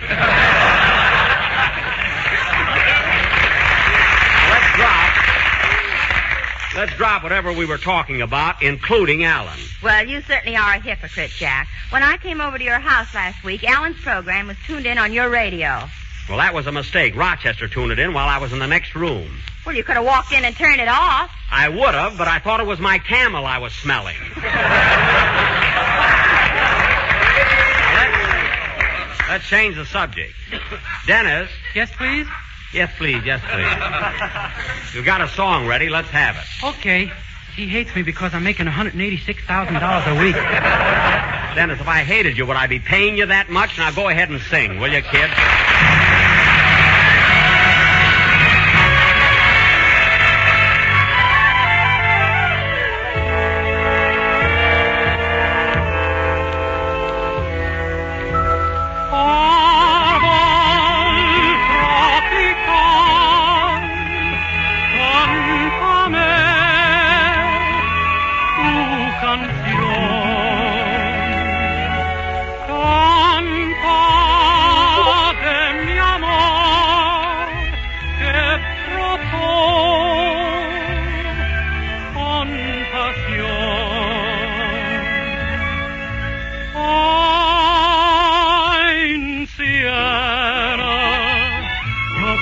Speak to me of love. Pale moon is casting shadows from above. Fine Sienna, somehow I feel the jungle heat. Within me there grows a rhythmic savage beat.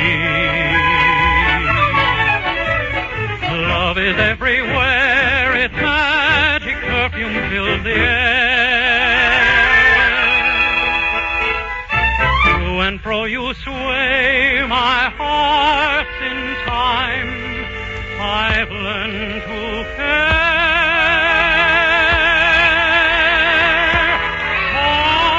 Fine Sienna, from now until the dawning day.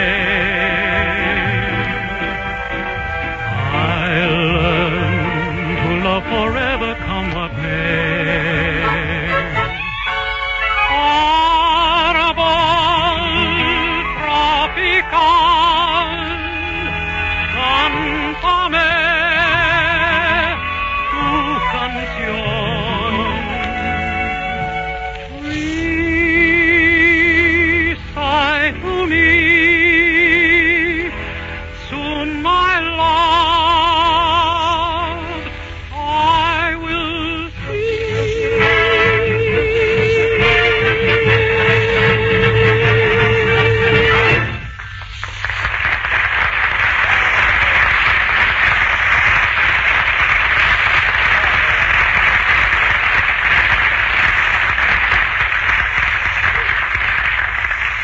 Was Poinciana, sung by Dennis Day and accompanied by Phil Harris. All right, Don. Dennis Day and Phil Harris. Oh, Jack, not this season, please.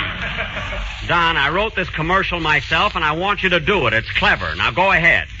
Dennis Day and Phil Harris. Oh, all right. Ladies and gentlemen, when you go to bed at night, it's dark. But when you wake up in the morning and see the sun streaming through your window, then it's day, and it's time to eat your grape nut flakes.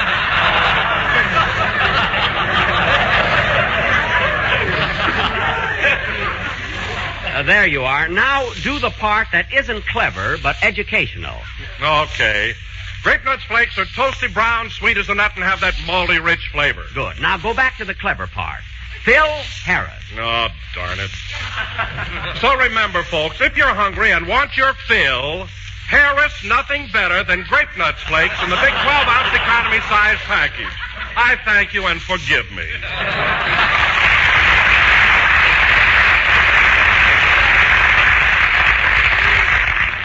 You see, Don, those are the kind of commercials that people remember. Now, wasn't that a clever idea, Mary? Well, if you want to know the truth, I thought it was Phil, what did you think of it? Well, as long as you're asking for it, I thought it was... Dennis, did you like it? Oh, yes, Mr. Benny. I thought it was wonderful. You did? Yeah. Gee, the way you took my name, Dennis Day, and made a commercial out of it. Yes, it was a brilliant thought. And now, fellas... You'd have been in a spot if my name was Hassenpfeffer.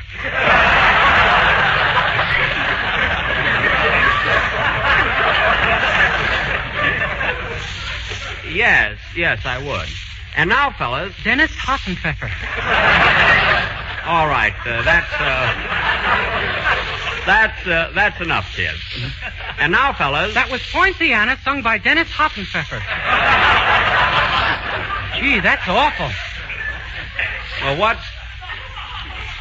what's awful about it? Well, how do I know Hassenpfeffer can sing? Stop being so silly, Dennis. Oh, you can call me Hassie. Thanks. Now, fellas, let's see, what was I going to say? I had something on my mind. Oh, yes. Now, fellas, beginning next week, we'll have to do our rehearsing at Warner Brothers because I'm starting my new picture there. You know, the one I'm making with Alexis Smith. Oh, is that The Horn Blows at Midnight? Yes, that's the title. And, oh, boy, just wait till you see it. It's a fantasy. You know, I'm a sort of an angel like Gabriel. And in the picture, I come down to Earth to blow a trumpet and destroy the whole world. You can do that with your violin. I'm not playing a violin. I blow a horn. That's where the title comes from. The horn blows at midnight. Wait a minute, Jackson. Where'd you ever learn to blow a horn? Oh, it's easy. Sure, he just puts it up to his mouth and lets the air out of his head. I do not. Anyway, when I get to Earth, I lose my angelic powers, and that's when I meet Alexis Smith.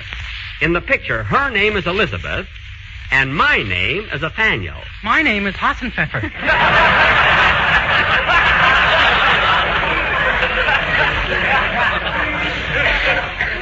Dennis, don't interrupt me when I'm trying to explain something. Now, where was I? You were letting the air out of your head. Oh, yes. Well, anyway, when I come down to Earth, I meet Alexis Smith, and that's where we're supposed to fall in love and have our big romantic scene. What do you mean, supposed, Jackson? Well, Raoul Walsh, the director, wants to take the love scene out of the picture, and I can't understand why. I don't mind for myself, but poor Alexis will be heartbroken. I don't understand why they took it out. Well, Jack, instead of worrying about it, why don't you go over to the studio and find out? Oh, I am down. Rochester is outside waiting to pick me up. In fact, I'd go now if I thought the program could possibly go on without me, you know? Well, go ahead, Jack. I can get laughs. Oh, well, then you better come with me, Mary. Phil can play a band number. That's okay with me, but what do you want me to play? Anything, Phil. Just keep time. That's all I ask. Now, come on, Mary. So long, fellas.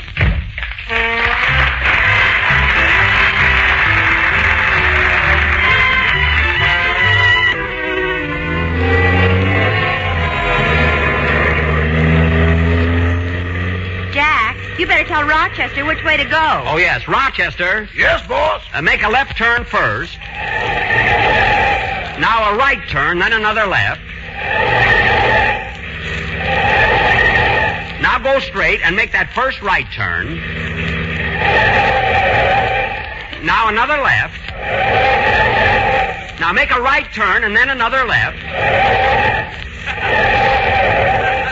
Now a left. Now keep going straight and... That's enough, boss. I can find my own way out of the parking lot now.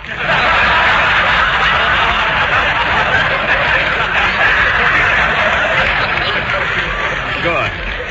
Now, Rochester, right out to Warner Brothers Studio. Okay. Gee, I like working at Warner's, but I hope I don't have any trouble about that romantic scene. Oh, Jack, no matter who you make a picture for, you always have trouble. When you made Love Thy Neighbor, you had a big argument with Paramount. Well, I had the last word, didn't I? Yeah, but you had to phone it in from Warner's. What's the difference as long as I'm healthy? What does that mean? Say, Rochester, did you fix up my new dressing room yesterday? Yes, boss, but I got bad news. You have to move out of this one, too. Oh, for heaven's sake. What's the matter, Jack? First, they gave me Errol Flynn's dressing room, but they decided to paint it. Then they gave me Humphrey Bogart's, but they had to put in a new floor.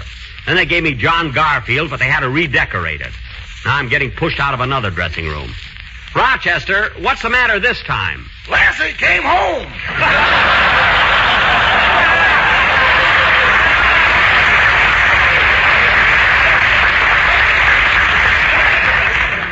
Lassie? She works at MGM. What's she doing at Warner's? Well, you know the housing problem. Oh, well, animals have to be comfortable, too. Say, Rochester, did you feed the camel before you left the house? Yes, and then I put her out in the backyard. Good. I strung a clothesline between her humps and hung out the laundry. Now, you see, Mary, I told you we'd find some use for her. Oh, Rochester, here's Warner's. Now drive us to the main office and go slow through here. I want to see Raoul Walsh, my director, first and get this thing settled. I don't think there'll be any trouble. Mary, that's Humphrey Bogart's dressing room. Oh, really? Yeah. You know, I don't think I'll have any trouble about the love scene.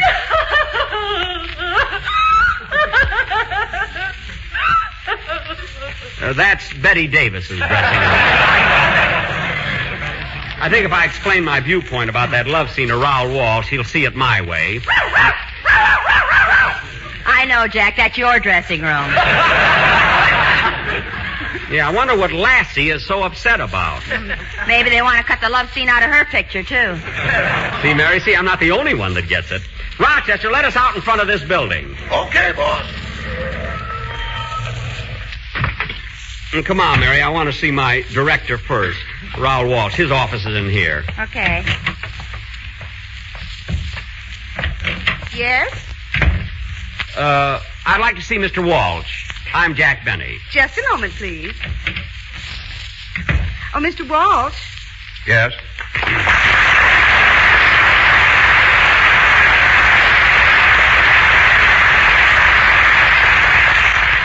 Mr. Benny to see you. Oh, Mr. Benny, huh? Yes, sir. Well, try number 5. Yes, sir. Well? Mr. Walsh isn't in. Oh. He's at his tailor's having the cuffs put back on his pants. Well, will it be long? No, he likes his socks to show. Well, I wish you'd try to get in touch with him. It's very important. I'll see if I can locate him. Just a moment, please. Mr. Walsh, he insists upon seeing you. Oh, well, try number 8. Oh, Mr. Walsh. No good, huh? Uh-uh. Well, try number 3, Miss Stephan. Yes, sir. Oh, Mr. Benny. Yes? Mr. Walsh left his tailor's, and on his way back to the studio, his car ran off the road and got stuck in the mud. He'll be there indefinitely. Mud? Why, it wasn't even raining. The studios can do anything. Gee, miss, I wanted to get this thing settled today. It's really urgent. Can't something be done about it? Well, I'll try to locate him once more. Fine. I'll lay you 8 to 5. Quiet. Mr. Walsh, why won't you see Mr. Benny? After all, he is one of our stars. I know, but I'm sure he wants to beef about that love scene that was taken out of the picture. Well, why was it taken out? Did you see Jack make love to Ann Sheridan and George Washington slept here? No, I didn't. Well, when you make love to a girl like Ann Sheridan, you should take her in your arms and gently kiss her on the lips. Uh-huh. You're not supposed to grab her by the earlobes and pull yourself up.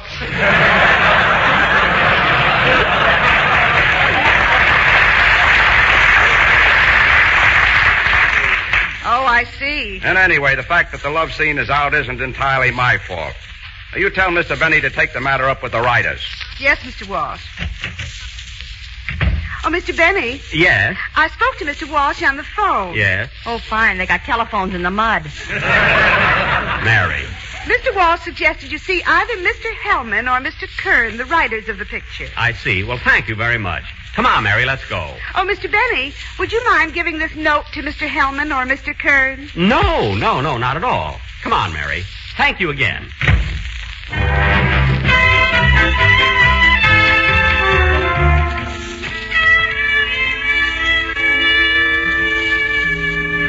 Now, here we are.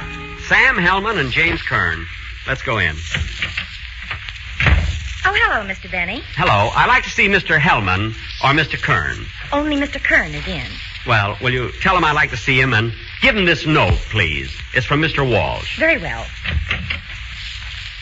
Oh, Mr. Kern. Just a minute, I'm thinking.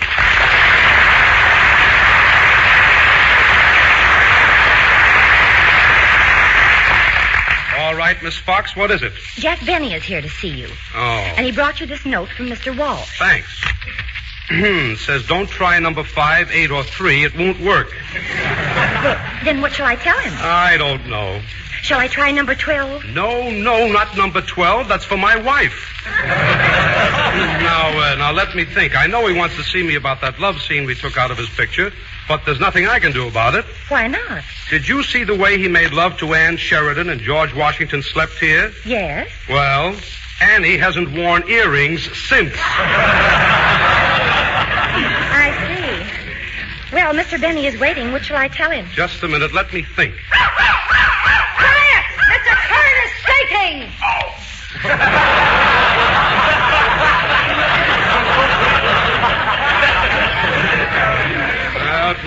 Let me see. Okay, I've got it.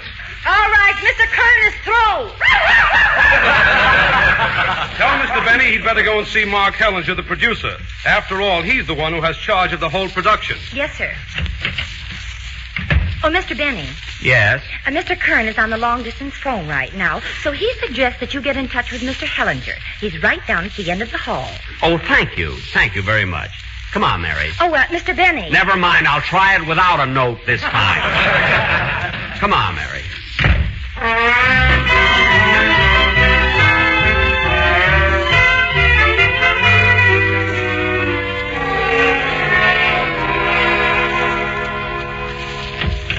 Oh, Mr. Hellinger. Mr. Hellinger. Yes?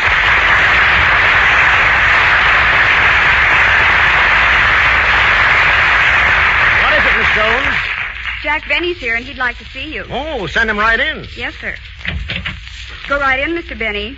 Well, when he gets back, will you tell him that... What? You can go right in. Mr. Hellinger wants to see you. Oh, thank you. Come on, Mary. Don't rush in. It might be a booby trap. Don't be silly. He's always glad to see me. Well, hello, Mark. Hello, Jack. When did you get back from Africa?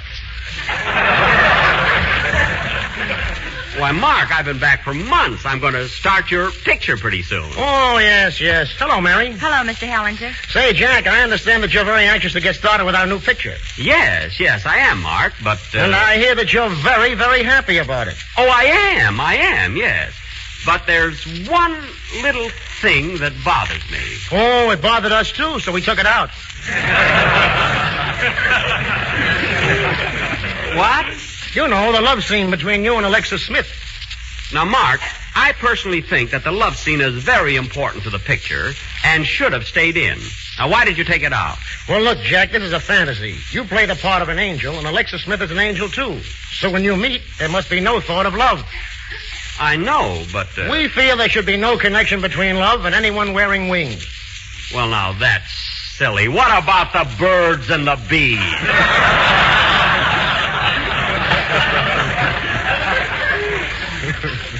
Answer that. I wouldn't know. They're not on the contract to warn us.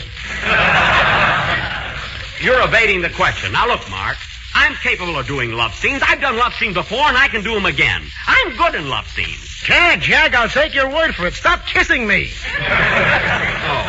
Oh, I'm sorry. I didn't think I was that close to you, you know. Well, then, for heaven's sake, get off his lap. Mary, I got excited. I'm sorry.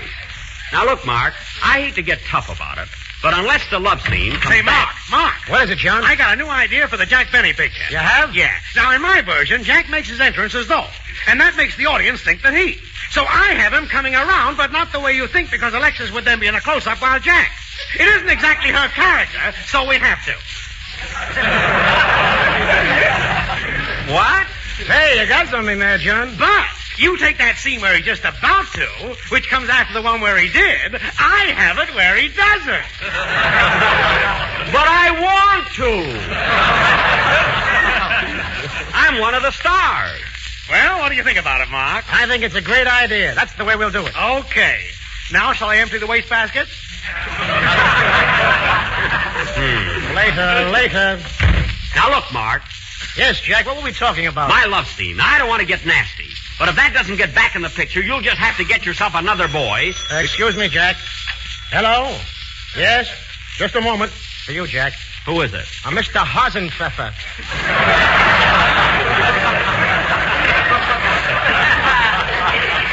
Oh, hang up. It's that silly kid. Now, listen, Mark. I've got a contract here, and that love scene is going back in the picture, or... Well, Jack, I'm sorry. I didn't know you felt that way about it. After all, we want everybody to be happy. We wouldn't think of hurting you for the world. Jack, look what he's doing to your contract. I know, and he's making the legs too long. Look, Mark, when you want to make a paper doll, you're supposed to shape the head like this. Then you come around the shoulders like this. Oh, yes. And how do you make the arms? Well, that's easy. You see, you just tear it to one side with a little curve. See, like this. Then you go out a little for the hips, in a little for the thighs, see? A little curve for the knees, and then straight down to the cookie wood.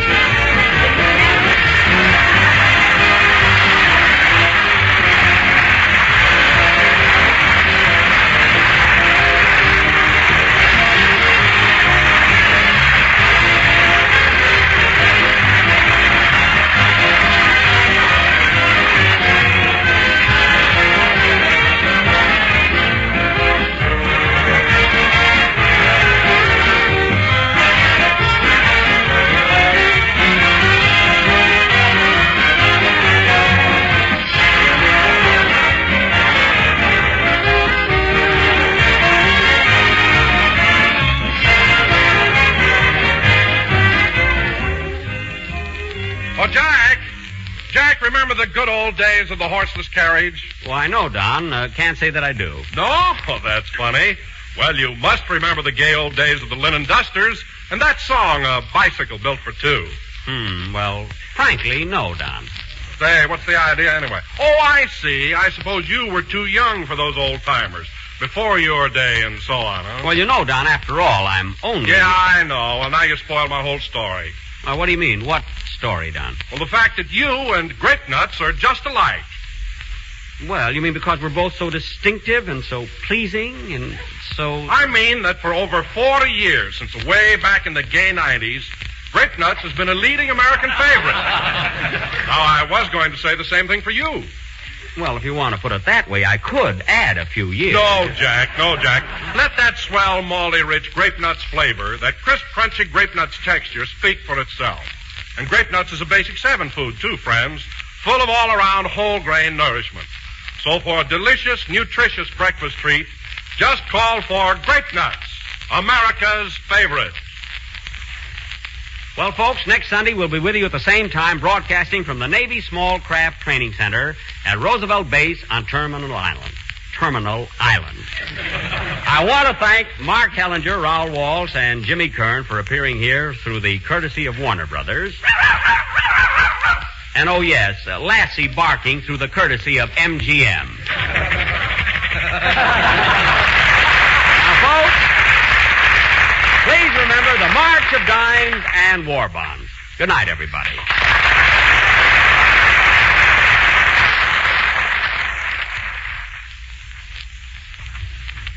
Hot Grape Nut Sweet Meal. Oh, boy, what an elegant dish. Why, for nourishment and flavor, it's got everything you'd wish. Hot Grape Nut Sweet Meal. Oh, boy, what a wonderful prize. When you buy this swell new cereal in the new economy size.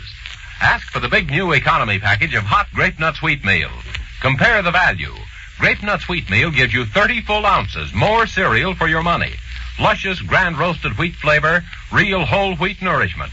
Get Hot Grape Nut Sweet Meal in the new economy package tomorrow. This is the National Broadcasting Company. J-E-L-L-O. The Jell-O program coming to you from the stage of the Ritz Theatre in New York City, starring Jack Benny, with Mary Livingston, Phil Harris, Dennis Day, and yours truly, Don Wilson. The orchestra opens the program with I Hear Bluebirds.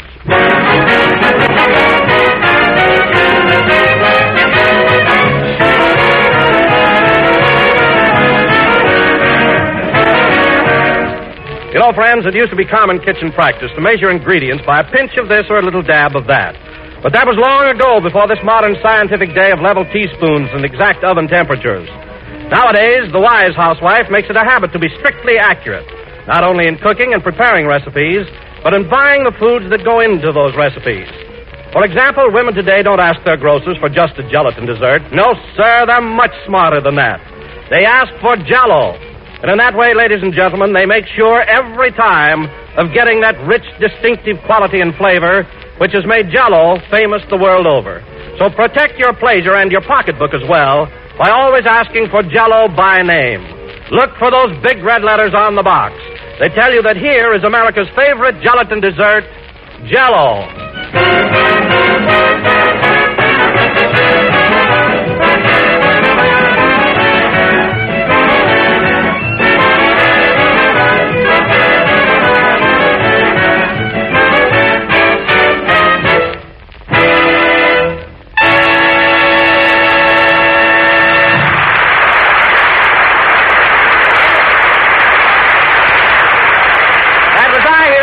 Played by the orchestra.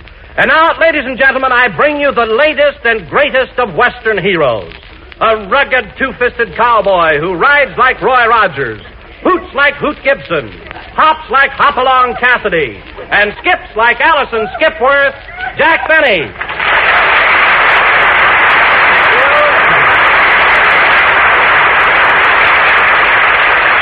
Thank you. Yippee again, folks. This is Two-Gun Benny talking. Bang, bang. And, Don, I gather from your introduction that you've seen Buck Benny rides again at the Paramount this week. Tell me, how did you like it? Well, Jack, I'm not saying this just because I'm a friend of yours, but the picture was swell and you were great in it. Really? But I thought you told me it was going to be in Technicolor. We tried Technicolor, but it didn't work out. You see, Don, due to a peculiar pigment in my skin, I photographed plaid. In fact, you couldn't tell where my suit left off and my face began. Tell me, Don, how did the picture go over? Did the audience seem to enjoy it? Well, Jack, you mean to tell me that you haven't seen your own picture yet? Well, I've been meaning to, Don, but it slipped my mind. I must drop in there one of these days. Why, Jack Benny, what are you talking about? Mary, I'm speaking to Don. The idea of telling him a big fib like that. What do you mean, Mary? Well... Never mind. Jack got a job as an usher at the Paramount so he could see his picture 6 times a day. Now, wait a minute, Mary. That wasn't me at all. That was my cousin, Boo Boo.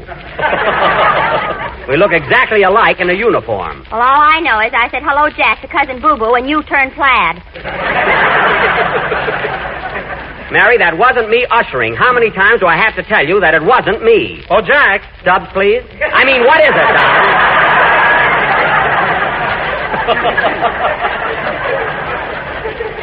Gee, Mary, you got me all confused.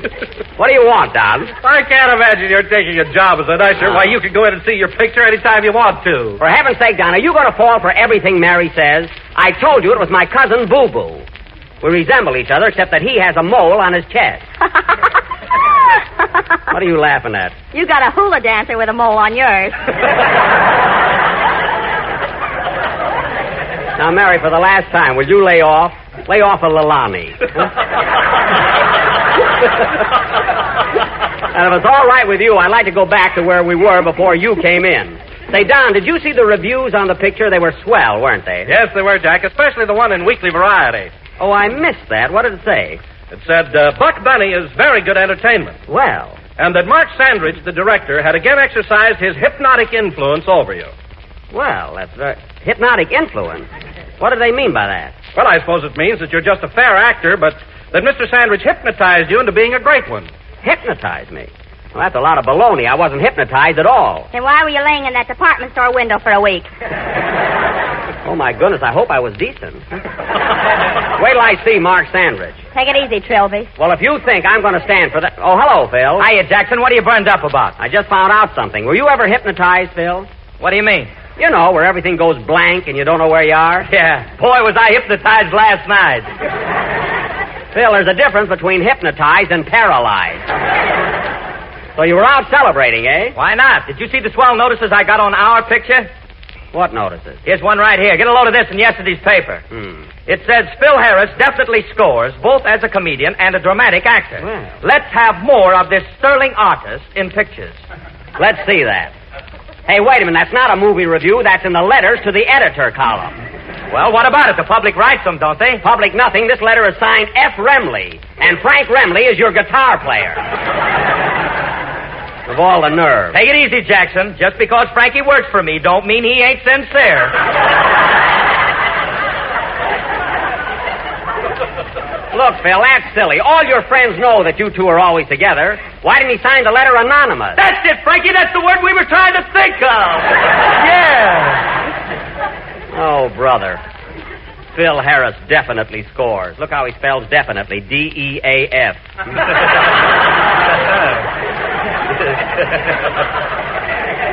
You know, Phil, I hate to ask a sterling artist like you to play a band number right now, but we're about due for one, so get going. Say, Mr. Benny. Oh, hello, Dennis. I didn't see you. What do you want? I just want to tell you how much I enjoyed your picture the other night. Well, that's very nice of you, Dennis. And I want to thank you for showing me to that swell seat down in front. Dennis! Now, forget it. Go ahead, Phil. Showing him to a seat. Hey, what is this? Jack's working his way through the Paramount this week. All right, now, fellas, I've had just about enough of this. I haven't been working at the Paramount. I'm not an usher there, and I'm still running this program. Now, go ahead, Phil. Play something. Okay. You want a hot tune like Benny Goodman or a sweet tune like Guy Lombardo? Just play a blow-the-roof-off tune as only you can do it.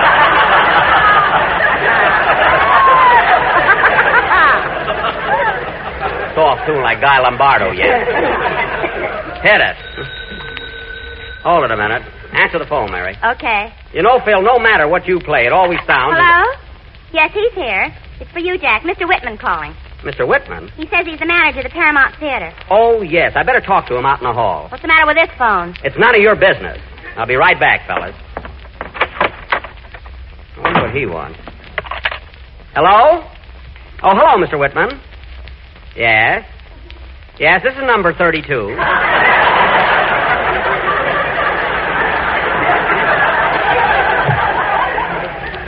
What's that? Aisle 4 is in an uproar? Well, I can't help that. I'm a balcony man myself.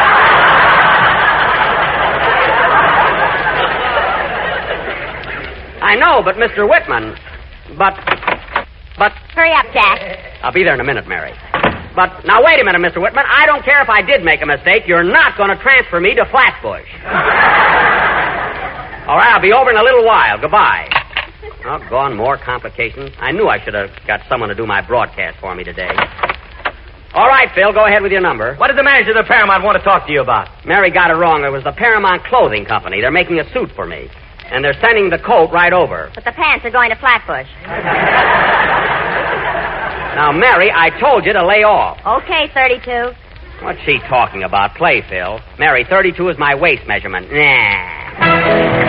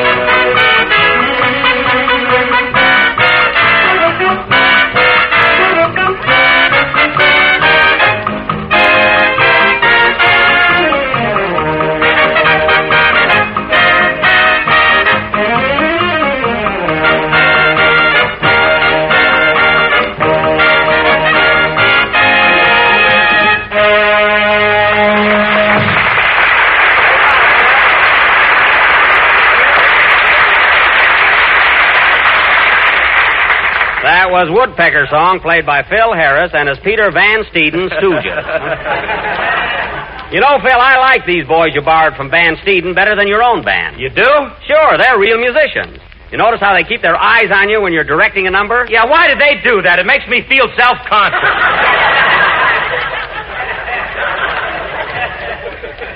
Well, it is a new experience for you. But, Phil, I noticed when the boys played just now, the fellow with the flute seemed to be way off. He sounded pretty bad. Nix, Jackson. That's Van Steeden himself. Van Steeden? Sure. Come on over here, Pete. I want you to meet Jack Benny. Nuts to him! Nuts to you, too! Come on over here.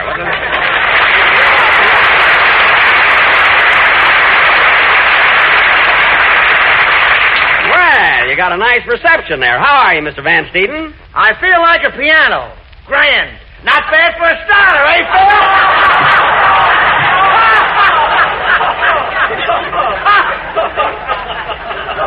Well, he's from the Allen program, all right. Hey, lay off of him, Jackson. Van Steeden's got a terrific sense of humor. Thanks, Zeb. Okay, Zeke. What a team. Zeb and Zeke, they make me seek. You said it. Hey, Van Steeden, this is Mary Livingston. Well, glad to meet you.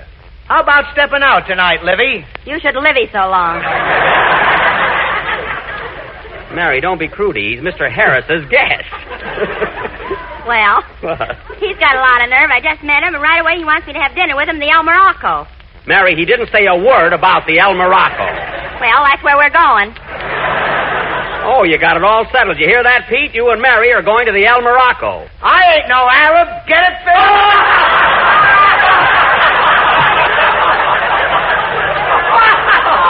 Man, that's a Lulu.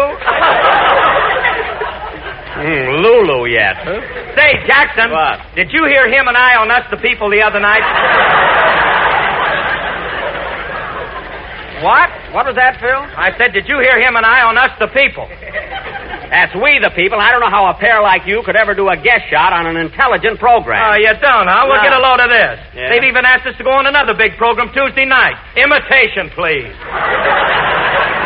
Imitation, please. He means inflation, please. That's information, please.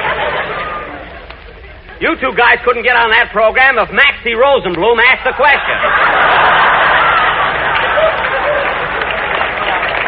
And that went better even than Abe Lyman.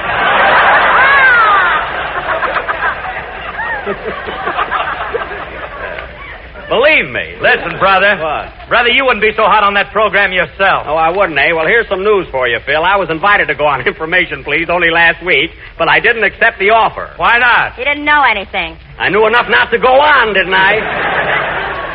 Say, Pete, let me ask you something. How long have you been band leader on the Fred Allen program? Oh, about 5 years. 5 years with Allen, huh? My goodness, how can you stand it? It doesn't bother me at all. I understand, huh? I get it, kid. Well, Peter, you can go back to your band, sit down now. We've got to continue with our program. Okay, Jackson.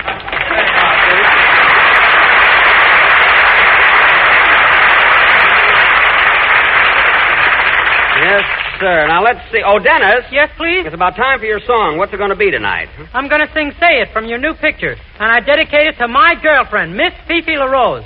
Dennis, we had that all thrashed out. I told you Fifi's my girl, so forget about her. Oh, Jack, I think it's a crime. Dennis gets a girl, and you take her away from him. Well, she's a gold digger, and I don't want Dennis going out with her. But, Jack, you're hardly the type of fellow that would go out with a gold digger. Don't worry about me, Don. I can handle him. I'll say you can. Tell Don what you pulled last night. Never mind. What was it, Mary? Fifi wanted to go to the Stork Club, and Jack told her it was a maternity hospital.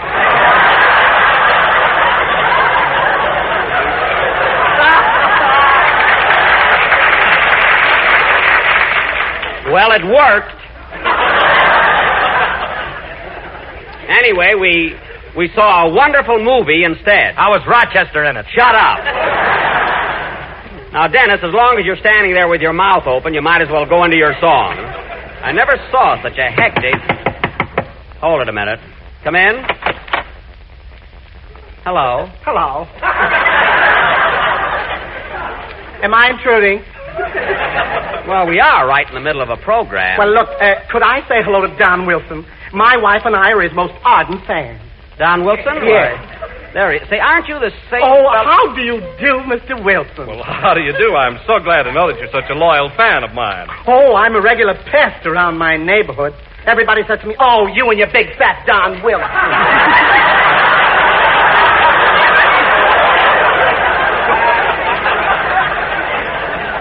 I know I've seen that fella before. I know it. Thank you very much, Mr. Jerkfinkel. I knew it. The name is Logan Jerkfinkel. I knew it. Now, look here, Logan. What's the big idea? Last week you came up here and said that I was your favorite. I switched.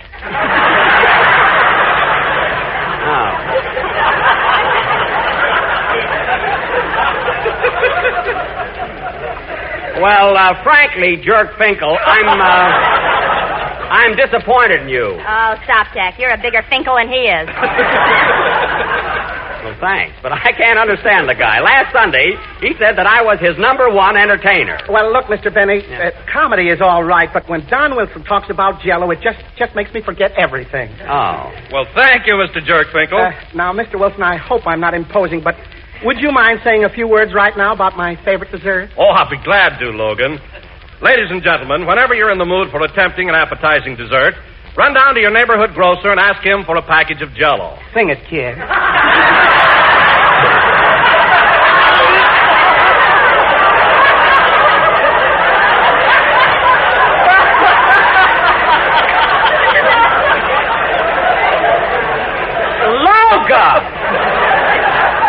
You will find that Jell-O is not only economical and easy to make, but that it comes in 6 delicious flavors. You tell him, Tubby.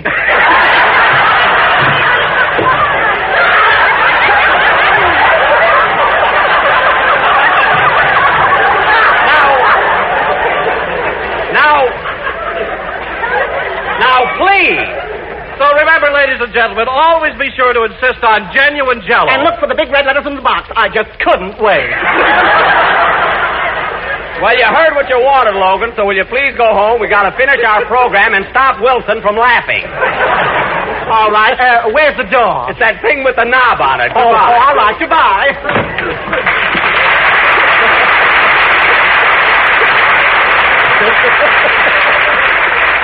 I hope he doesn't follow us to Hollywood. Sing, Logan, or Dennis.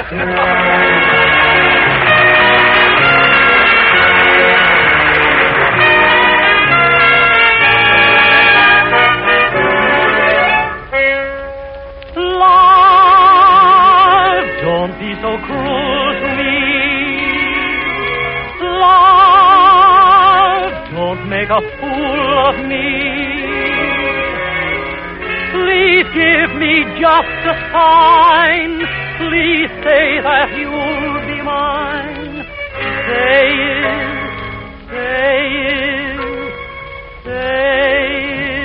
it over and over again. Over and over again. Never stop saying you're mine.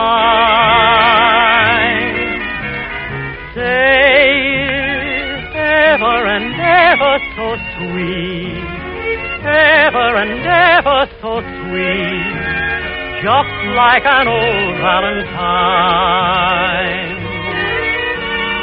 When you say I love you, the same old I love you, they whisper in stories and play. You can change I love you, the same old I love you, oh, such a heavenly phrase. Oh, say softly and gently and then over and over again. Never stop saying you're mine. When you say I love you, the same old I love you, they whisper in stories and play. You can change I love you, the same old I love you, oh, such a heavenly phrase. Oh, say softly and gently and then over and over again. Never stop saying you're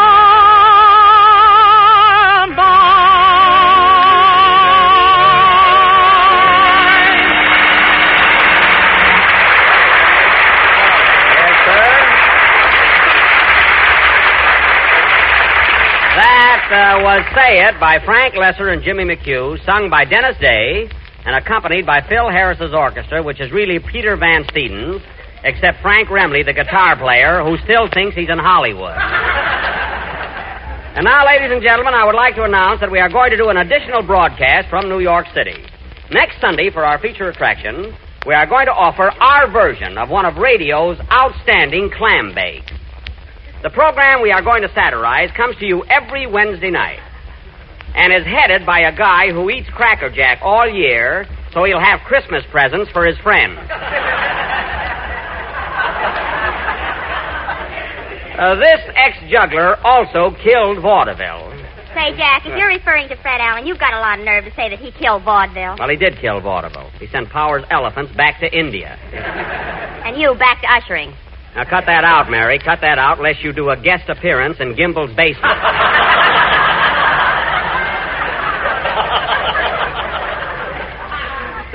Anyway, folks, be sure and tune in next Sunday for our version of Town Hall Tonight. Say, Jack, while we're on the subject of Fred Allen, wasn't Rochester swell on his program Wednesday night? What? What'd you say? Rochester was on the Fred Allen show. Sure, didn't you hear him, Jackson? Well, of course not. He sure spilled the beans on you, Mr. Benny. You mean he had the nerve to go on Allen's program and discuss my private life? Yeah. Rochester said he had to strap water wings on you before you got in the bathtub. That's a lie. I don't even wear them in my swimming pool anymore. I got it right this time. I think that my valet would be so disloyal. It ain't his fault. Allen asked him questions, and Rochester just answered them. Well, that's the most embarrassing thing I ever heard of. The idea of telling Allen I hide money in my mattress. He never mentioned that. Oh. Why don't I keep my mouth shut? Mary, get me Rochester on the phone. What's his number? It's the Teresa Hotel up in Harlem. I've got the number right here. It's Lennox 888-COME-7. And hurry. Okay. I'll fix him. Now, Jack, don't be too harsh. Remember, they're putting on a tremendous celebration for him up there. I'll say they are. Why, do you know, I passed the Teresa Hotel the other day, and there was a big banner clear across the front of it saying Rochester's headquarters. That burns me up. Burns you up? Why? Why? Because at my hotel, the Sherry Netherlands, all I did was hang a little handkerchief out of the window to dry, and they made me take it in. That's why. Hello, Teresa Hotel. I'd like to speak to Rochester Van Jones, please. Give me that phone. Hello? Hello. Hello, Rochester? Yeah, just a minute. I'll see if it's unpreoccupied. Unpreoccupied or not, I want to talk to him. Who shall I say is calling, please? In other words, who is you? Who is I? Who is you? I'm Mr. Van Jones' secretary, Mr. DeWitt. Well, I'm Mr. Benny, Rochester's boss. So put him on. Yeah, okay, Mr. Benny, okay. Get off his lap, sugar. He's wanted on the phone. I'll find out what's going on. Oh, is this who I think it is? Bingo! Yes, Rochester, this is Mr. Benny. And I'm awfully sorry to disturb you, but there are a few questions I'd like to ask. In the first place, how can you afford to have a secretary? That makes three of us worrying about the same thing. Well, you should worry. Now, Rochester, getting down to business, and I want the truth. Were you on Mr. Allen's program last Wednesday? Which Mr. Allen? Mr. Fred Allen. Were you on his program? Let me check on that. Oh, DeWitt. Never mind that. Now, let me ask you something, Rochester. Who gave you permission to appear on Mr. Allen's program? Mr. Allen? Oh, he did. Well, listen, who do you get paid by, Mr. Allen or me? I had a little trouble with both of you. Well, I could have told you you'd have had trouble with him. What did he give you for appearing there? Toothpaste, Salapatica, a smile of beauty, and a very little cash. I thought so. Say, boss, I don't know whether I ought to tell you this, but Mr. Allen made me an offer. He wants me to be his valet. I don't know what he wants with a valet. He's only got one suit. Well, it needs pressing. You said it. Now, Rochester, what did you do about this offer? I turned him down, boss. Well, thanks, Rochester. I couldn't leave you. Well, thanks. I'm in too deep.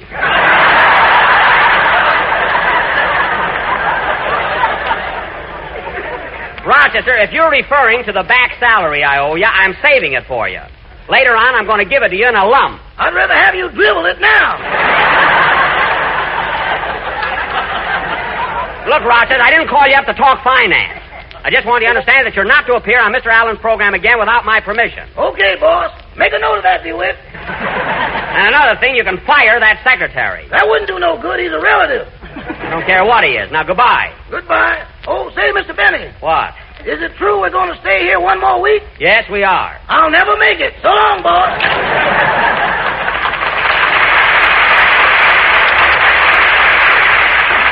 What a guy. I call up to bawl him out and nothing happened. Say, Jack, are you really saving Rochester's money for him? I certainly am, Don. Someday he'll thank me for it. Hey, Mary? Well, personally, I think Oh, that... look what time it is. Play, Phil. You'll have to hold that for next week, Mary. And now, ladies and gentlemen, let's all swing into spring with one of the grandest salads of the season. Yes, I'm talking about Jello Pimento salad, a gay, brilliant combination of bright red pimento, juicy sweet pickles, and the tart, refreshing flavor of rich lemon Jello. Now, here's a wonderful treat, and there's no trick at all to making it. All you have to do is first make up a package of lemon Jello. Next, take 4 individual molds, and to each one, put 1 teaspoon of chopped pimento and 2 teaspoons of chopped sweet pickle. Then pour in the Jello and chill until firm. When it's all ready, serve it on crisp lettuce with mayonnaise, and watch the family take up where you left off. Tomorrow, order some lemon Jello from the grocer, blend it with crimson pimento and delicious sweet pickle, and decorate the dinner table with this new Jello treat, Jello Pimento Salad. Good night, Joni. Be a good girl, and this is the last number of the 30th program in the current Jello series.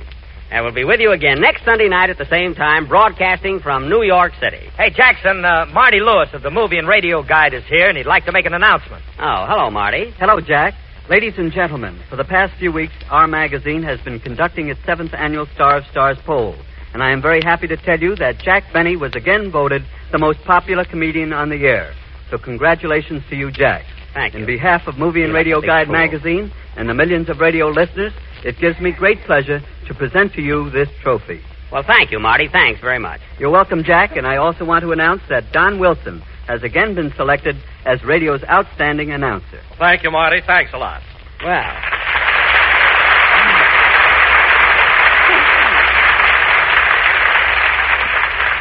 Gee, a trophy and everything. I know just where I'm going to put this in my living room. Say, Jack. What? The manager of the Paramount just called up and said you better get over there right away, or else. Oh, yes, I must hurry. Lucky I got my uniform on under my suit. Good night, folks. This is the National Broadcasting Company. 65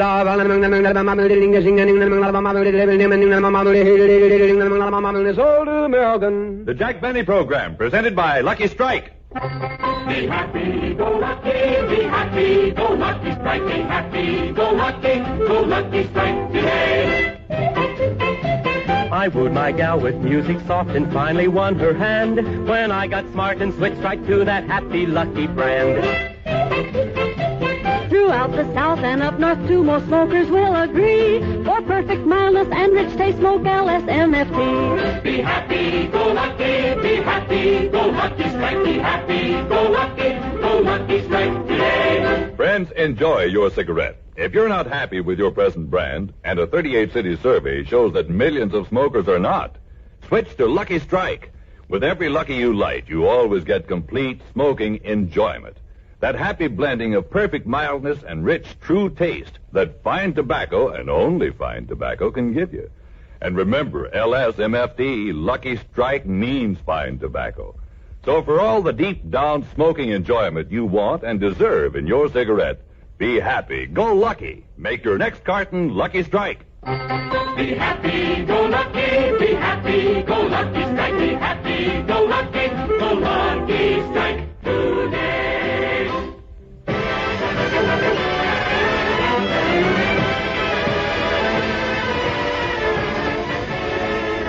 The Lucky Strike program starring Jack Benny with Mary Livingston, Phil Harris, Rochester, Dennis Day, the Sportsman Quartet, and yours truly, Don Wilson.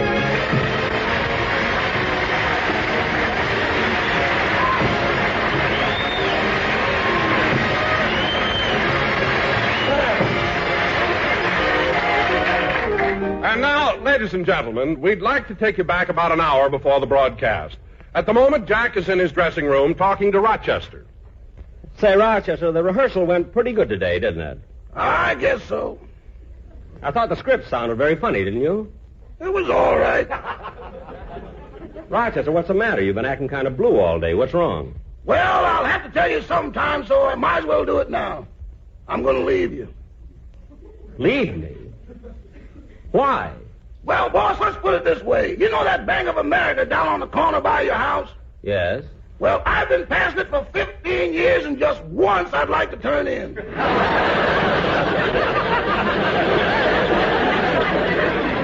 Oh, stop. You get everything you want, a nice home, food, clothes. Besides that, I give you pin money. I know, but stick me a little deeper, boy.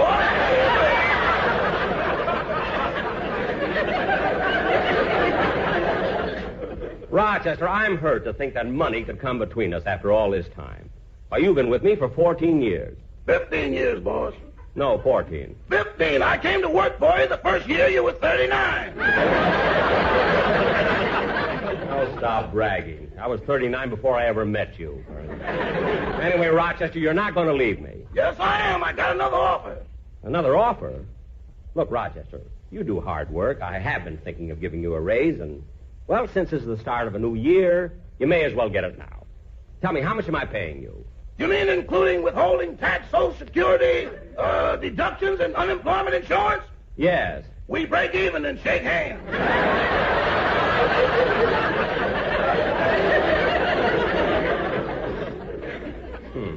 Well, that's all going to be changed. Starting today, I'm giving you a $10 a week raise. What have you got to say to that? Oh, that's wonderful, boss. Wonderful. Excuse me a minute.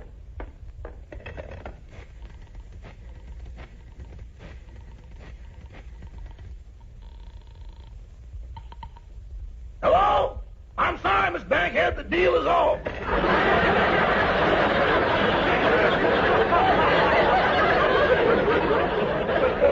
Now, Rochester, I know you're kidding. So stop making up a lot of things. Come in. Hey, Jackson, I finished rehearsing the band. Good, good. We're going to run through the script again? No, it isn't necessary, Don. Oh, I still have to rehearse my song. We'll do it later, Dennis. Come on in and relax a while. You know, fellas, I was thinking that perhaps we could... Oh, Phil, for heaven's sake, watch what you're doing. You're mussing up my hair. I'm sorry, Jackson. I didn't see it there when I sat down. Well, be more careful next time. Throw it up in the air, Phil. I've got my slingshot. Now, cut that out. I wish you fellas wouldn't upset me right before the show. Oh, now, what's the matter, Jack? Why are you so nervous? Don, you know I'm always on edge right before a broadcast. Jackson, I can't understand you. What do you got to be nervous about? What? Why don't you be like me? Like you? Certainly. When I do a show, I just walk out and stand in the middle of the stage, look the audience right in the eye, and defy them not to like me. I should do that? Yeah, but first marry money like I did. I knew there was a catch to it. Listen, Phil, when I have to do... Come in. Oh, it's Mel Blank. Hiya, Mel. Hello, Mr. Benny. Here's that $1 I owe you for the Rose Bowl game. Oh, thanks, Mel. Hey, Mel, you bet on California, huh? No, I didn't bet. Then why do you owe Jackson $1? I watched the game on his television set. All right. See you later, Mel. Yeah, so long. By the way, Don, you should have come over. Oh, I didn't have to, Jack. I was at the game. Oh. And it was really exciting. But the most thrilling thing of all was when Michigan won and they carried Coach Oosterman out of the bowl. That's right. Well, say, Phil, what did you win? Me? Yeah, I saw them carry you out, too.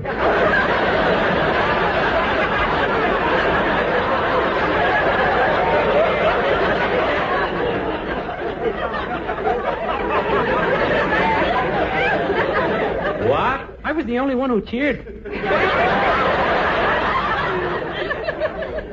Look, Dennis. Boy, was I proud. Phil's my friend.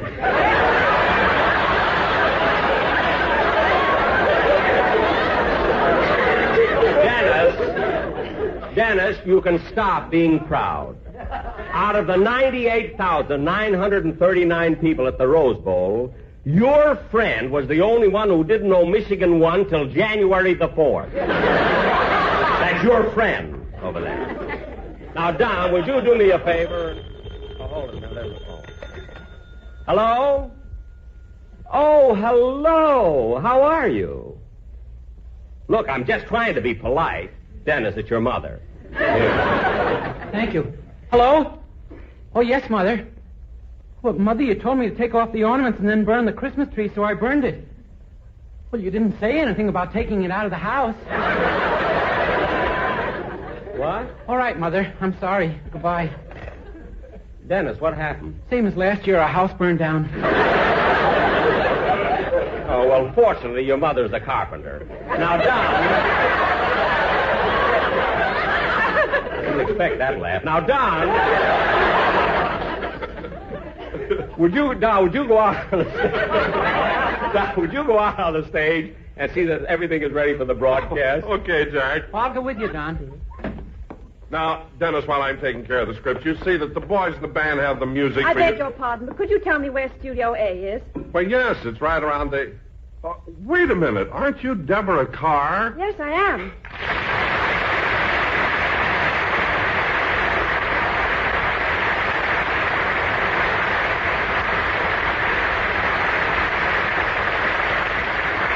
Well, I'm certainly glad to see you. I'm Don Wilson. Yes, I know. And this is Dennis Day, isn't it? Yes. Dennis, you know Deborah Carr. How do you do, Miss Carr?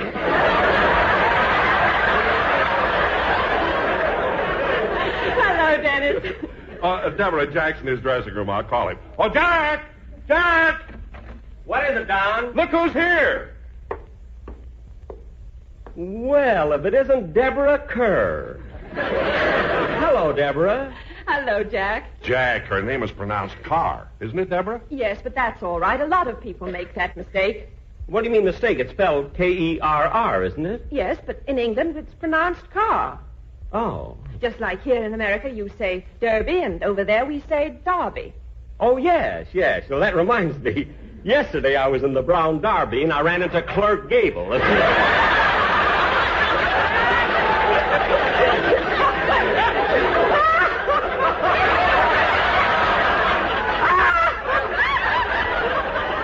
I thought that was good.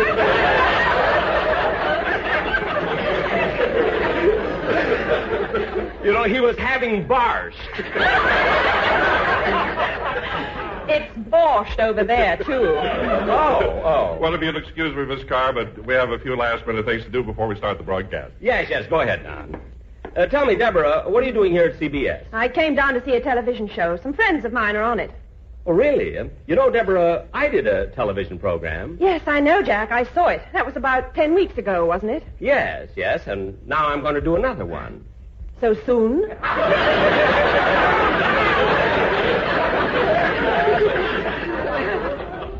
Soon? I mean, with your radio shows and all, how do you find time? Well, it is difficult. But you know, Deborah, it's such a coincidence running into you today when only last night I saw your latest picture, King Solomon's Mine. Oh, did you like it? Yes, I saw it at a drive-in, and I thought it was just great. But I missed the very end of it. You did? Yeah, you see, the fog came up suddenly, and I couldn't see the last 50 seconds of the picture. Oh, well, if you wish, I'll tell you how it ended.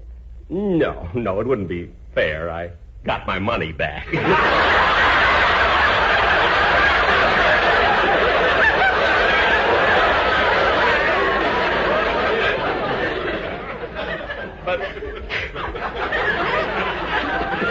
But Deborah, King Solomon's Mines was really exciting, and you and Stuart Granger were wonderful in it.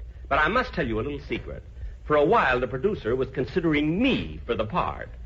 Well, Jack, I'm certainly glad I got it. No,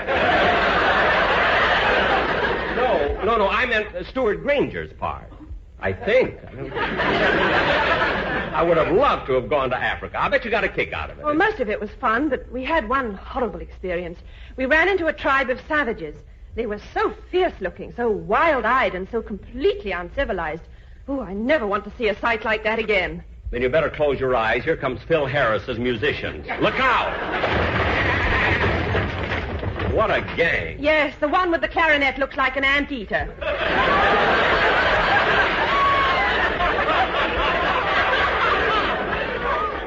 It is an anteater. Phil doesn't know it.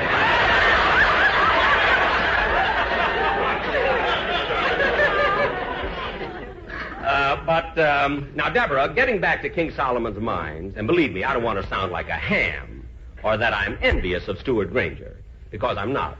But if I had played that part, I would have done it a little bit differently. I would have sort of changed things around. But, Jack, you couldn't change the locale. No, Deborah, I didn't mean that.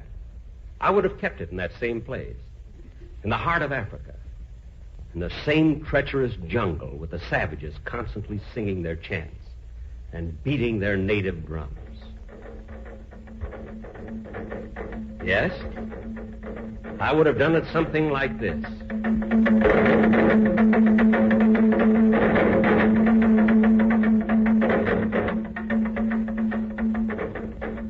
My name is Alan Quatermain. My business is leading safaris through the animal-infested jungles of dark Africa. For 12 years, I had lived among the savages in the Belgian Congo. I lived in a little village called Nairobi Sekarnyanjo, Kenza Poziga, Uganda Watusi Tanganyika. My friend stopped writing to me because my address was driving him nuts. They couldn't remember my zone number.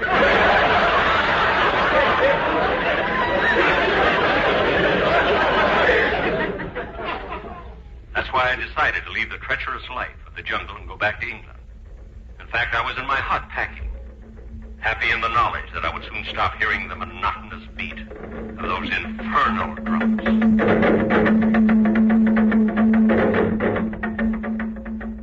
Let me see now. I think I've got everything packed. I can hardly believe it. In 3 short weeks, I'll be back home. Gosh, I haven't seen a civilized woman in over... Ooga boogie.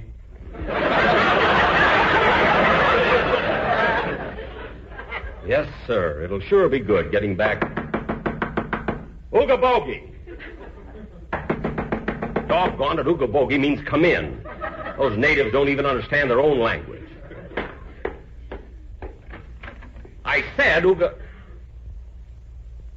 Well. Hello.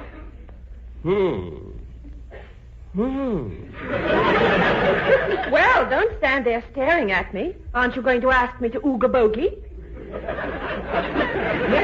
Yes, come in. Come right in. Are you Alan Quatermain? Her voice was so beautiful.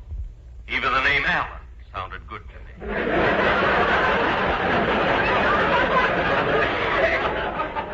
Yes, I'm Quatermain. What can I do for you? I heard that you're the best guide in Africa, and I want to hire you to lead a safari through the jungle. Well, you're too late. I was just packing to go back to England. But I've traveled thousands of miles to see you. I'm sorry, miss. My mind is made up. But you can't. You can't turn me down. It's a matter of life and death. Please, you've got to listen to me. I've come all this way to see you because you're the only one who can help me. So don't turn me down. Please. I beg you. I implore you. Please say you will do it. I need you. I need you. I need you. As she lay there, crumpled at my feet, exhausted from her dramatic outburst, I was confused. I couldn't tell whether she was after me or an Academy Award.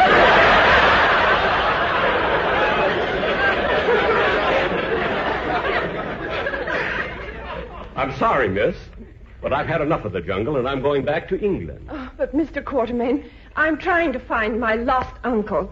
He came to the jungle to write a book. His name is Sylvania Cartwright. Sylvania? That was his pen name. Oh, yes, Pennsylvania. That writer I'm firing. So your uncle is lost, eh? Yes, he came here 2 years ago to do some research on King Solomon's mines. King Solomon's mines? Well, that's just a myth. There's no such place. Oh, but there is. My brother has a map. Your brother? Yes, he's right outside. I'll call him in. Oh, brother, come in here. So you're her brother, eh? Here, you want to make something out of it?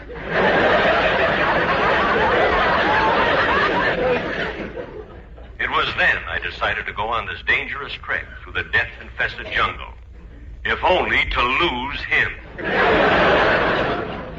All right, I'll go with you. But before we leave, you'll have to sign this register. Certainly. That's a pretty name. Deborah Kerr. That's Carr. Carr? Yeah, you want to make something out of it?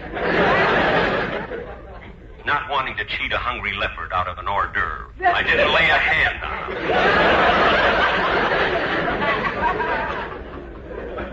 The next morning, I formed a safari. With 22 natives carrying water, food, and supplies, we set out on our dangerous journey. For miles and miles and miles, the natives sang their tribal chant as we hacked our way through the jungle.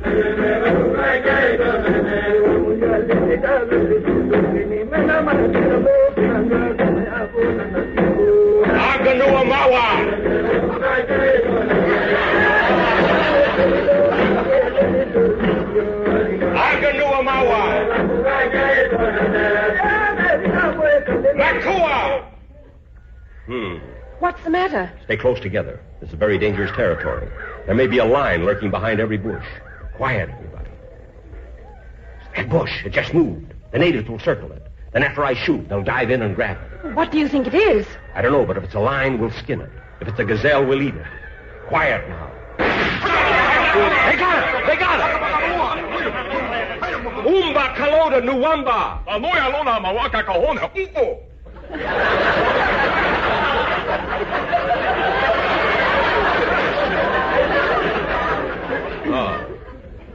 Well, at least the natives can eat. What did you shoot? Your brother.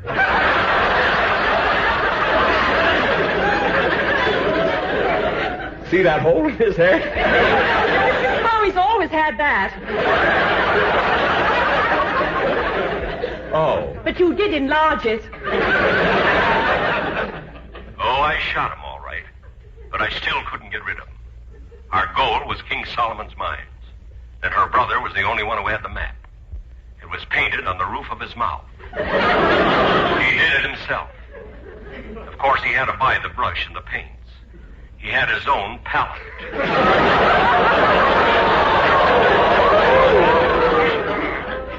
When I heard myself saying a thing like that, I knew the sun was hotter than I thought.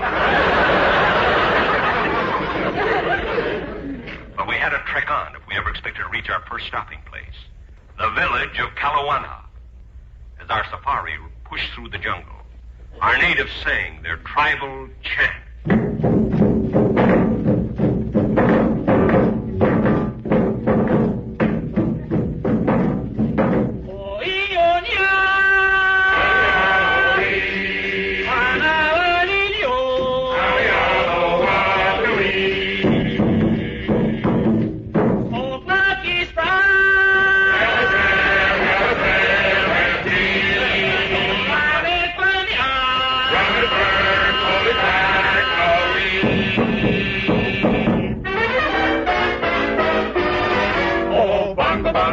We don't want to leave the Congo, no, no, no, no, no, no, no, no. Now it's bingo, bango, bongo, we're so happy in the jungle we refuse to go. We must admit your video makes us giddy, so let's get this clear. Just as long as we have luckies, we'll stay right here. Oh, bonga, bonga, bonga, you can have your Cucamonga, Anaheim, or a zoo. There is nothing in Kentucky like puffing on a lucky in your own canoe. No puff is ever rough. There's no rough puff in Lucky's, you know. So don't forget to take along a lot of Luckies wherever you go.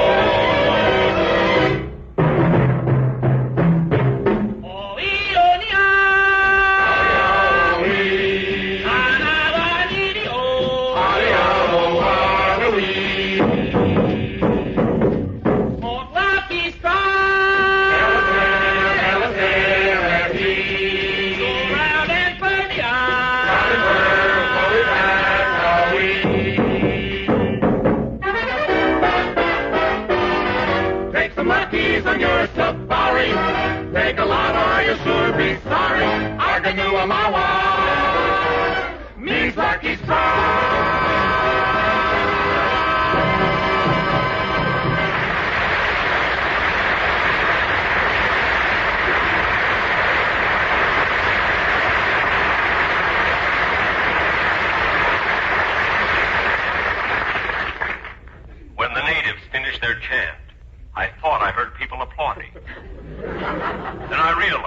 just two Ubangis having an argument.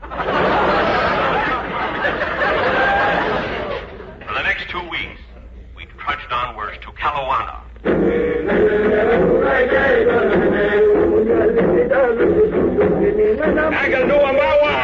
Quatermain!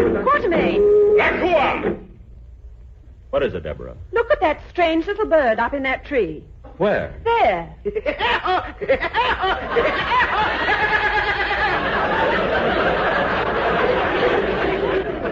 What's strange about that? It's the first time I ever saw a woodpecker with a mustache.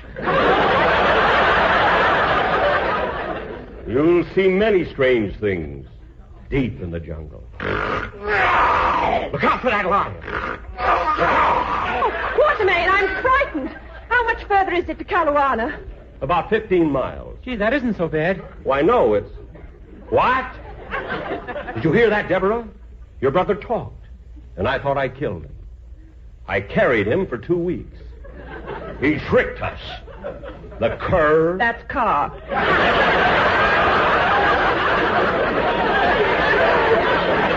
Oh, yes. Come here, brother. Open your mouth so I can look at the map. Come on, open your mouth. Wider. Wider.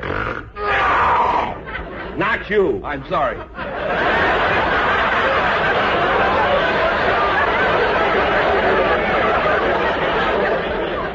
Now, brother, hold your mouth open so I can look at the map. I looked in his mouth, and I was able to see the map very clearly now, because the light was coming through the hole in his head. Deborah, according to the map, we must be close to the village of Kalawana right now. Aganuamawa! Aganuamawa! Quatermain, wait. Nakua! What's wrong, Deborah? I can't go on. I'm so thirsty. I must have something to drink. Well, I was saving this for myself, but here, you can have it. What is it? Snake milk. Snake milk? How in the world do you get snake milk? Oh, the usual way, but you need a very low stool.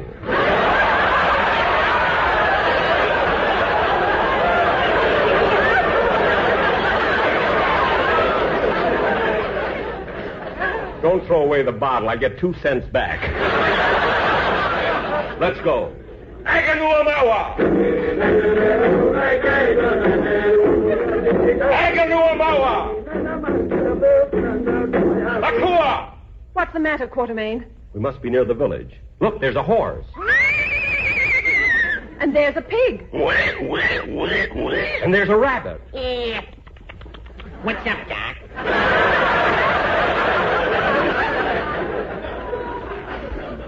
We really didn't see those animals. But if you think I'm going to pay Mel Blanc just to do a lousy woodpecker, you're crazy.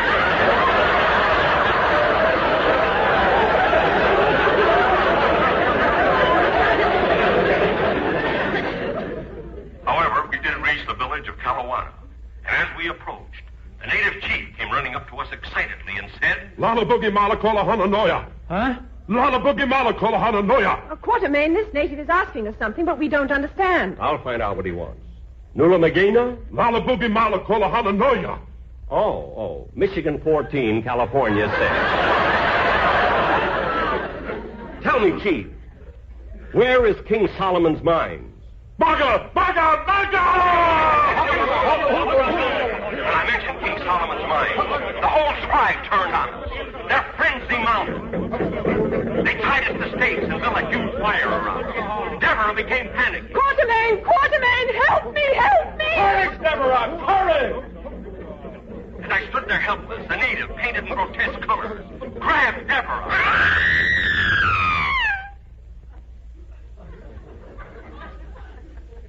Ladies and gentlemen, this exciting epic of the jungle will be continued next week. Will Jack and Deborah escape from the cannibals? Will they find King Solomon's mines? Will Mel Blanc get paid?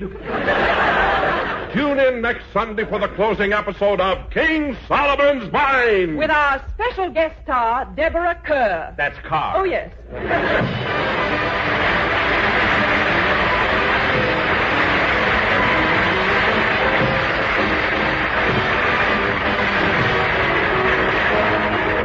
Jack will be back in just a moment. But first, let's join some winter sports at a mountain ski lodge.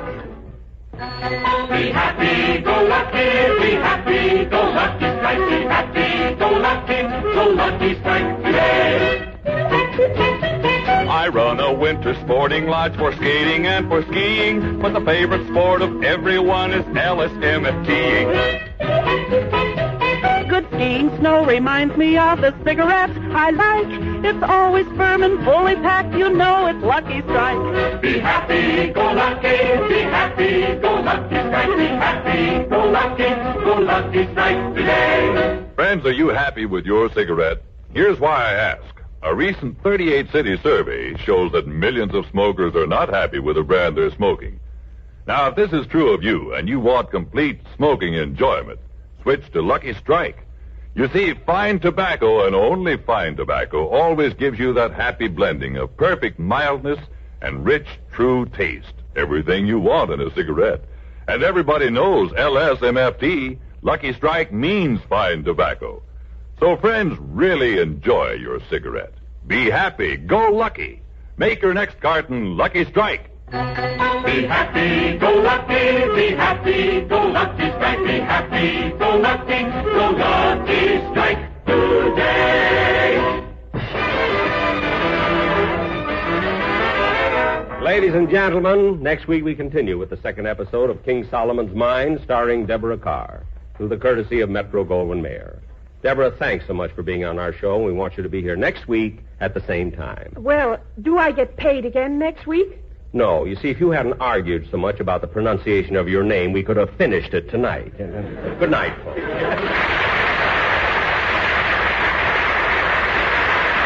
Ladies and gentlemen, when a fellow needs a friend, he needs a helping hand. And the hands of the big brothers have helped thousands of growing boys to find their way to useful life. Be a big brother yourself. All you have to invest is your time and your interest. Write Big Brother of America, Philadelphia 3, Pennsylvania. Thank you. Be sure to hear Dennis Day and A Day in the Life of Dennis Day. Stay tuned for the Amos and Andy Show, which follows immediately. This is CBS, the Columbia Broadcasting System.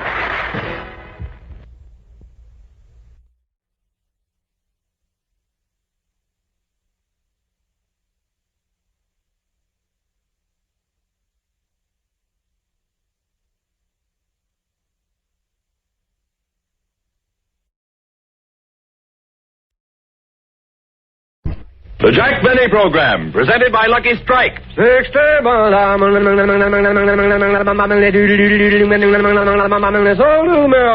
Scientific tests prove Lucky Strike is milder than any other principal brand of cigarettes. Yes, scientific tests prove Lucky Strike is milder than any other principal brand of cigarettes. Confirming these scientific tests, an independent consulting laboratory with more than 15 years' experience in cigarette research reports Lucky Strike, mildest of 6 major brands tested. And no wonder Lucky Strike cigarettes have been proved milder. For years, Lucky Strike has conducted a unique and vast program in research, in quality controls, and manufacturing methods. And today, tomorrow, always. LSMFT. LSMFT. Lucky Strike means fine tobacco. Fine, light, naturally mild tobacco that gives you smoothness and mildness and never a rough puff. So light up a Lucky. Prove to yourself what scientific tests prove. Lucky Strike is milder than any other principal brand of cigarettes. Let your own taste and throat be the judge. For the rich taste of fine tobacco, for smoothness and mildness, remember, there's never a rough puff in a Lucky Strike. The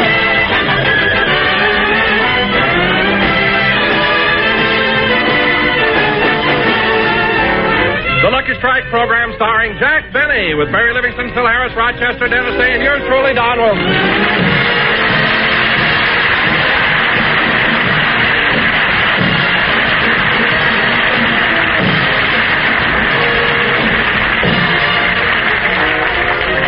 Ladies and gentlemen, on the corner of CBS Square, there's a small drugstore which is frequently visited by radio personalities. At the moment, Mervyn, the soda jerker, is talking to Flossie, the new waitress. Take it easy, Flossie. Don't be so nervous. I can't help it, Mervyn. After all, this is my first day as a waitress. It's nothing to worry about. What did you used to do? I was in the movies. You? You was in the movies?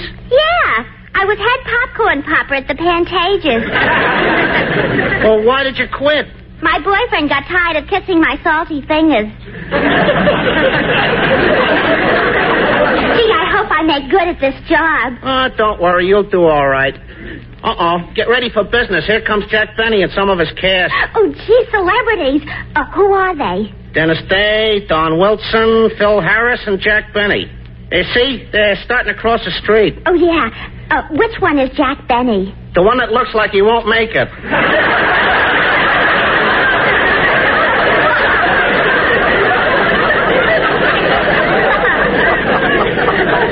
Hey, you better set a table for him. Okay, Mervyn. Give me 4 glasses of water. You'll only need 3. One of them never touches the stuff.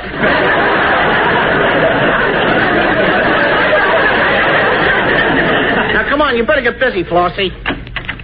Now, come on, fellas. There are plenty of tables. Let's sit over by the window. Okay, by me. Hiya, Mervyn. Good health to all from Rexall. Phil, why do you always make him do that? Well, it only costs me $1 a month, and if my sponsor comes in, he'll be impressed. Why? Because this is a thrifty drugstore. Oh. Well, let's sit down, fellas.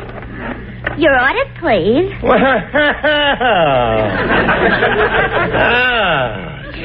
Get some new talent here.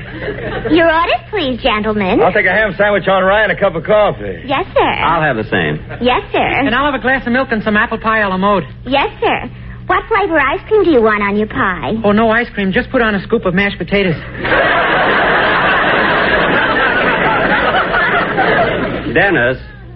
Dennis, why in the world do you order pie with a scoop of mashed potatoes? Because I'm a slow eater.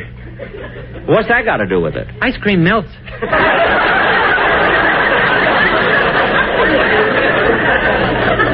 Well, I asked him. He answered me. Now I'm too sick to eat. What do you have, sir? Well, I'll have a shrimp cocktail, some clam chowder, a porterhouse steak, hearts of lettuce with Thousand Island dressing, some green peas, French fried potatoes, a piece of chocolate layer cake, and a cup of coffee. Can you remember that? I hope I can carry it. That'll be all, miss. Thank you. I'll be right back with your orders, gentlemen. Hey, fellas. Hey, she's a kind of cute-looking girl, isn't she? Yeah. Huh? Nice personality. Beautiful red hair, sunny smile, trim ankles, cute little figure, and... Phil, remember, you're married. I know, but I can still take inventory, can I? Yes. Hey, Dennis, what are you looking at? There's lipstick on my glass. Lipstick? Well, I'll call the waitress and tell her... Oh, no. This is exciting.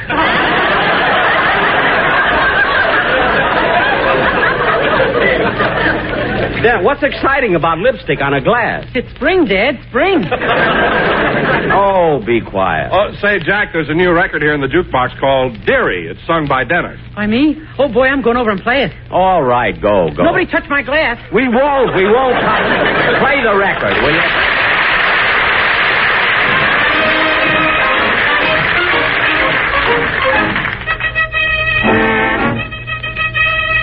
Dearie, do you remember when we waltzed to the Sousa band? My, wasn't the music grand? Chowder parties down by the seashore. Every 4th of July, test your memory, my dearie. Do you recall when Henry Ford couldn't even fix a running board under a Chandler six? Dearie, life was cheery in the good old days gone by. Dearie, do you remember when most gents owned a Sparrow hat, wing collars and derby hats? Lovely ladies swinging their bustles made those gentlemen sigh. Test your memory, my dearie. Do you remember watching John Elwyn every fight? 'Cause nobody ducked from Sullivan's right. Dearie, life was cheery in the good old days gone by. Jackie, do you remember leaving Waukegan, Illinois? Gosh, weren't you just a boy? That was long before Love in Bloom and maybe Brahms' Lullaby. Test your memory, my Jackie. Can you remember when your bankroll was very scant? When you played a lady in Charlie's Aunt? Jackie, life was cheery in the good old days gone by. Do you remember? If you remember, well, Jackie, you're much older than I. I'm 39. You're much older than I.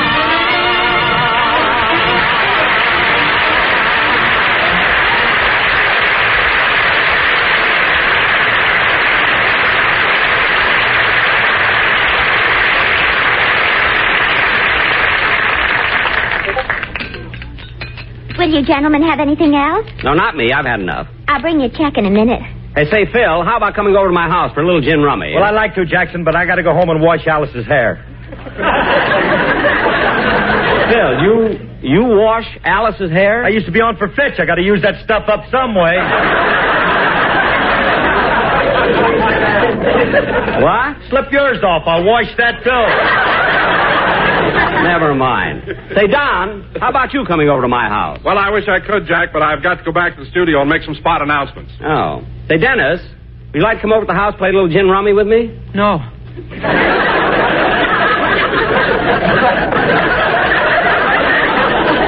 Why not? You cheat. I cheat? I've been watching you. When you play, you deal off the top of the deck. What? The man I played with on the train always dealt off the bottom. For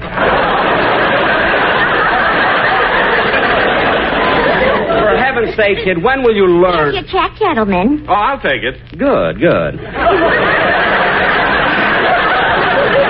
Well, fellas, I'm going home. Mr. Benny, do you want me to drive you? No, thanks, kid. It's such a nice evening, I think I'll walk. So long, boys. So long, Jack. Gee, the weather's balmy. Spring is the nicest time of the year. Trees are green, flowers are in bloom. Makes a fella feel good. Tootsie, goodbye. Tootsie. Where does Jolson get off saying he doesn't go yeah? Da-da-da-dum, bum-bum-bum. Excuse me, mister. Huh? Could you spare a dime for a cup of coffee? A dime? Well, let's see. I haven't got a dime. The smallest I have is half a dollar. I haven't eaten since yesterday. Well, look, buddy, here, take the half a dollar. Gee, mister, thanks a lot. You're welcome. Dum dum tootsie goodbye. Yum bum beam bum bum bum. Gee, that was nice of me.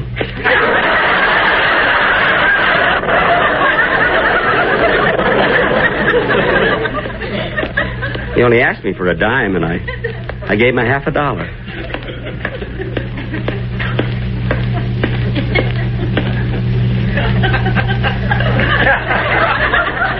I wonder if it's deductible.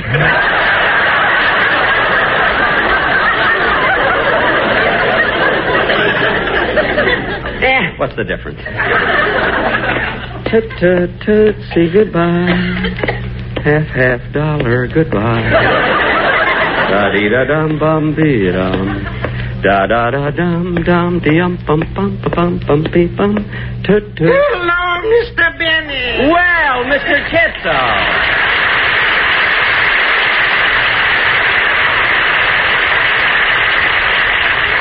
Mr. Benny, who was your friend who I just saw you talking to? My friend? Oh, that was some poor man who wanted a dime for a cup of coffee, but I gave him a half a dollar. Bless your heart. Thank you. By the way, Mr. Kitzel, where are you going? I'm on my way to the baseball game. Oh, yes, there is a game tonight. The Angels in San Diego. I didn't know you were such a fan. Oh, my, yes.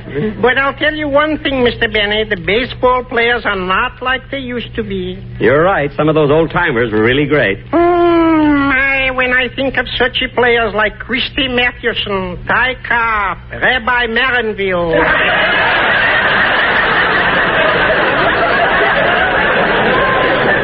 No, Mr. You mean Rabbit Marinville. Rabbit? Him I never heard of. Oh. Well, I don't want to be late, Mr. Bennett. See you again. Oh, by the way, Mr. Kitzel, while I was in the drugstore, I meant to buy a package of Lucky Strikes, and I forgot to. Do you happen to have a... Of course.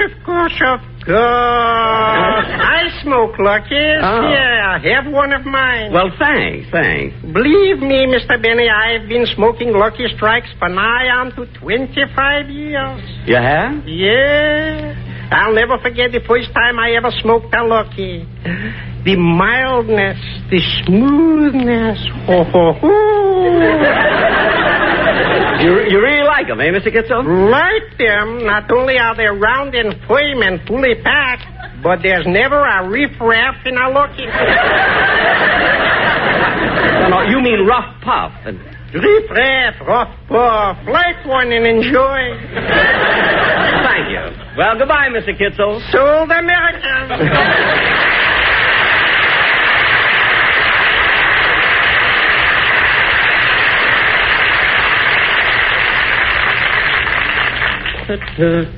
Say goodbye. Yeah, Mr. Kitzel is a nice guy. But then I'm a nice guy, too. Yeah, a fellow only asked me for a dime, and I gave him 50 cents. Yeah, I wish Luella had been there to see it.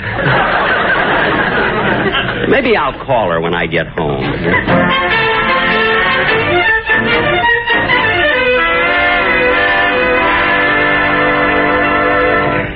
Well, here's my house.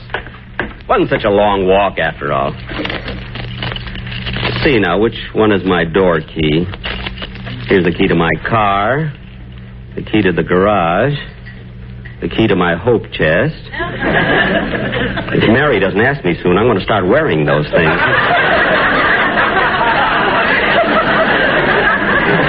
Oh, here's the key to the door. Boss, is that you? Oh, Rochester, I didn't know you were home. I'm in the kitchen. Rochester, isn't this your day off? Yeah, but I thought I'd stay home and get caught up with these dishes. Well, look, you've let a whole week's dishes accumulate. Why do you let them pile up like that? It isn't my fault. It's that new soap you bought. We just can't get together. What do you mean you and the soap can't get together? When tide's in, I'm out.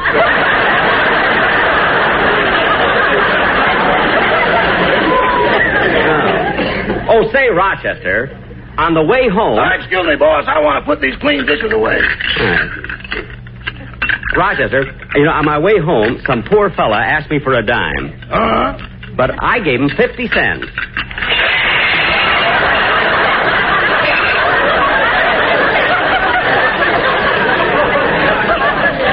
Rochester, why'd you drop those dishes? All I said was I gave a man 50 cents. Rochester, you didn't have to push that second stack off the drain board. I didn't touch them. They jumped off by themselves. What a mess. Boss, look at me. Huh? Did you really give a man 50 cents? I certainly did, Rochester. And, you know, if I had known the wonderful feeling, the warm glow I'd get from being generous, I would have started earlier in life. Boss, would you like to talk about my salary? Mañana. It's a word I picked up in Palm Springs. Well, Rochester, I've had a long day, so I think I'll go to bed. Okay. Good night, boss. Good night. Tootsie, goodbye. Tootsie, don't cry. Da-dee-da-dum, boom, boom. Da-da-da-dum. Yeah, I bet I'll really sleep tonight.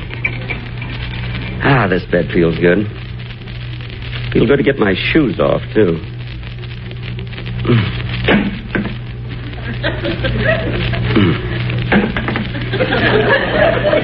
That's a funny-looking sock. Oh, for heaven's sake, I told Rochester 1,000,000 times, don't put my gloves in that drawer.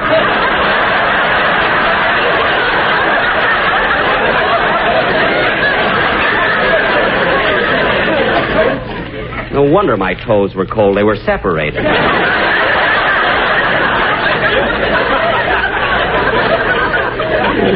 Where are my pajamas? Oh, here they are. I don't ever remember being as tired. Oh, my goodness, I almost forgot. Dear Diary, April 9th, 1950 cents. Today I did a wonderful thing. A needy person asked me for a dime for a cup of coffee, and I gave him 50 cents.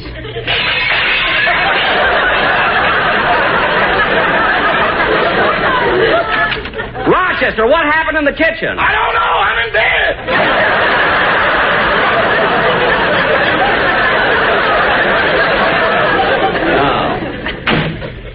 Oh. Well, I better get to bed, too. I got to get up early tomorrow morning and play golf with Mary.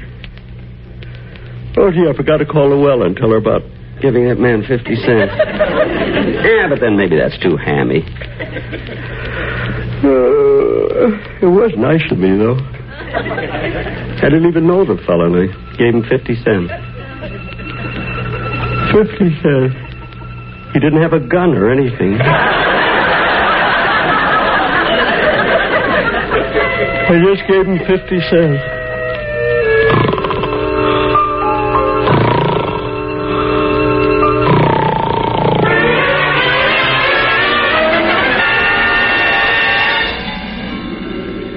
Ladies and gentlemen, this is your CBS worldwide correspondent bringing you the event you've all been waiting for. Today, dignitaries from the four corners of the earth have gathered at this banquet to pay homage to the most generous man in the world, Jack Benny. That's me. He's talking about me. They're giving me a banquet. Yes, ladies and gentlemen, this great event is coming to you from the banquet room of the Taj Mahal. The dais is replete with dignitaries. A hush falls over the audience as the master of ceremonies rises to his feet. He is none other than the Honorable Winston Churchill. Winston Churchill? At a banquet for me? Ladies and gentlemen, it is with a deep feeling of pride that I have come here to preside on this wonderful occasion.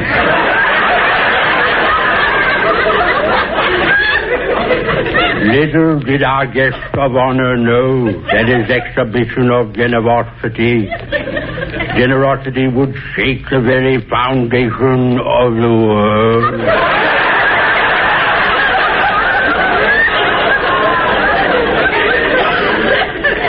I know that most of you were as shocked as I was. When the news reached me, I was sitting on the front steps of number 10 Downing Street. As you all know, I'm not quite inside yet.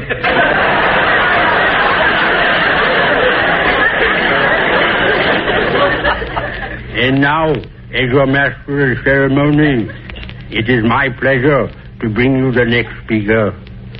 A great cinema star from Hollywood, Mr. James Cagney. James Cagney? How do you do, ladies and gentlemen? It's a pleasure to be here. There are so many things going to be said tonight about Mr. Benny tossing 4 bits to a panhandler that I'm not the kind of a guy who makes flowery speeches. But I'd like to say one thing. Good health to all from the Taj Mahal.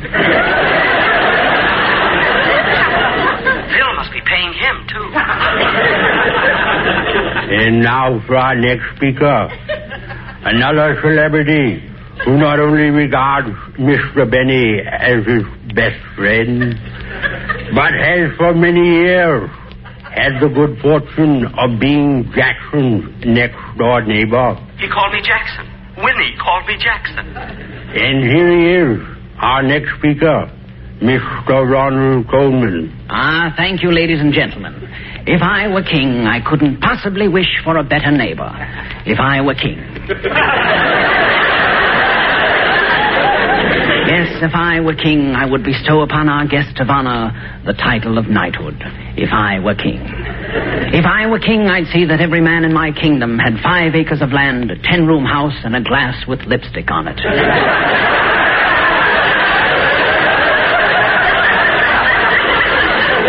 And now, before I conclude, I would like to assure Mr. Churchill that the 50 cents that Mr. Benny gave away came out of his own pocket and will not be deducted from the Marshall Plan.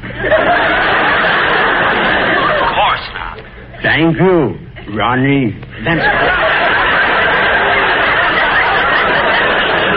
That's quite all right, Winnie. Ladies and gentlemen, while Mr. Churchill is introducing the next speaker, I want to take this opportunity of passing through this vast audience and pointing out some of the other celebrities who are here today. At the far end of this table, I see Princess Elizabeth. Seated next to her is Madame Chiang Kai-shek. Looking down the table, we see Queen Juliana of the Netherlands. And seated next to the Queen, we have a lovely lady dressed in ermine cape, star sapphire tiara, and a diamond bracelet. I beg your pardon, miss, but I've taken the liberty of describing your jewels, so now may I ask, who are you? I'm the girl who works in the drugstore. Oh, well, who is this sitting beside you? Don Wilson. He hasn't finished eating yet.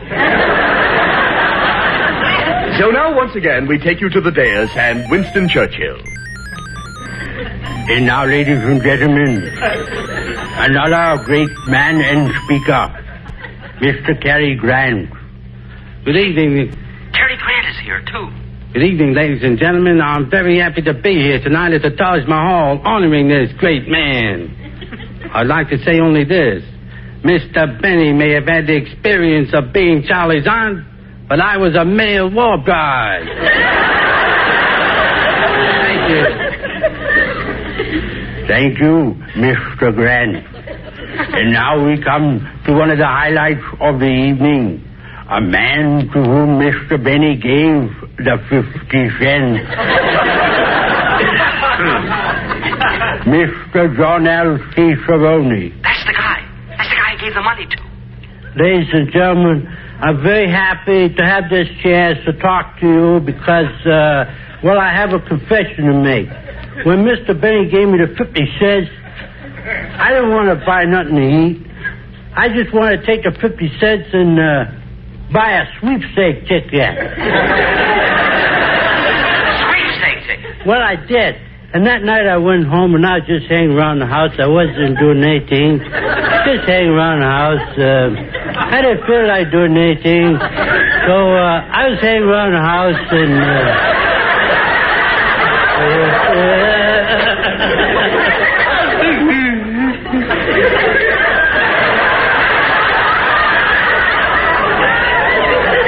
I started listening to the radio.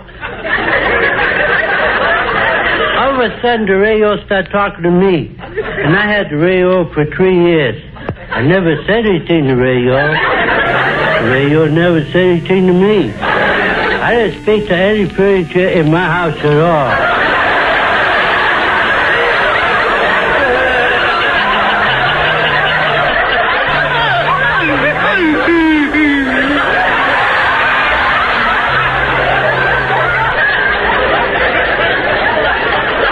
All of a sudden, the radio says, "Did you know that you are the winner of $150,000?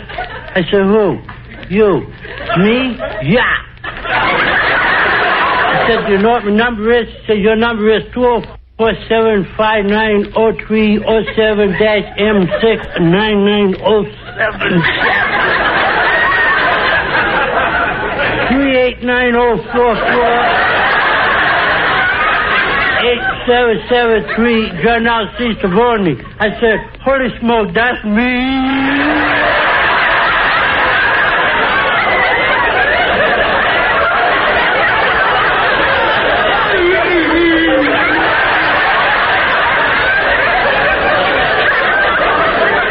So I won $150,000. $150,000? That's what I won. Then $150,000 is mine. I gave you the 50 cents. I paid for that ticket. It's mine. It's mine. I paid for it. I paid for it, do you hear? It's mine. I paid for it. Boss! It's mine. It's mine. I paid for it. Boss, wake up! I paid. Huh? Boss, you've been yelling in your sleep. Oh, yes, I was dreaming. What were you dreaming, boss? About giving that man 50 cents. Oh, for heaven's sake, there go the rest of the bit.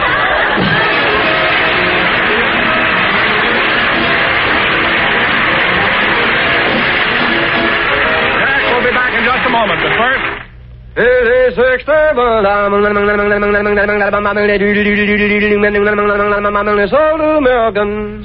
tests prove Lucky Strike is milder than any other principal brand of cigarettes. Yes, scientific tests prove Lucky Strike is milder than any other principal brand of cigarettes. Confirming these scientific tests, an independent consulting laboratory with more than 15 years' experience in cigarette research reports Lucky Strike, mildest of 6 major brands tested. LSMFT. LSMFT. Lucky Strike means fine tobacco. That's why with every Lucky, you get the rich taste of fine, light, naturally mild tobacco. Yes, smoothness and mildness with never a rough puff. Just listen to the words of Mr. Raymond W. Crutchfield, for 16 years an independent tobacco warehouseman from Reidsville, North Carolina. Recently, he said, "In my experience as a warehouseman, year after year, I've seen the makers of Lucky Strike buy good smoking tobacco. Fine, ripe, mild leaf that makes one great smoke. I've smoked Luckies for 20 years. So, smoke a Lucky. Prove to yourself what scientific tests prove. Lucky Strike is milder than any other principal brand of cigarettes. Let your own taste and throat be the judge. For the rich taste of fine tobacco, for smoothness and mildness, remember, there's never a rough puff in a Lucky Strike. So round, so firm, so fully packed, so free and easy on the draw."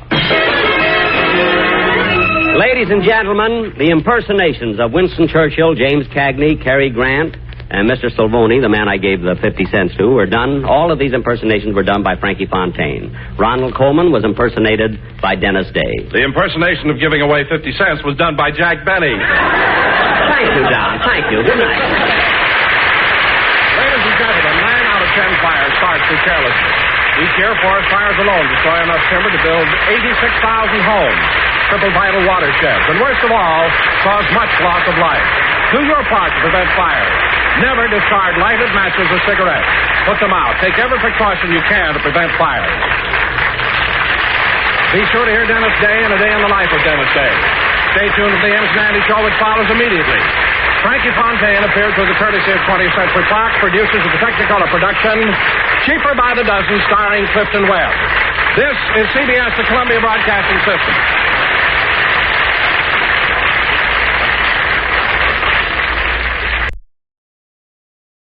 The Jack Benny Program, presented by Lucky Strike.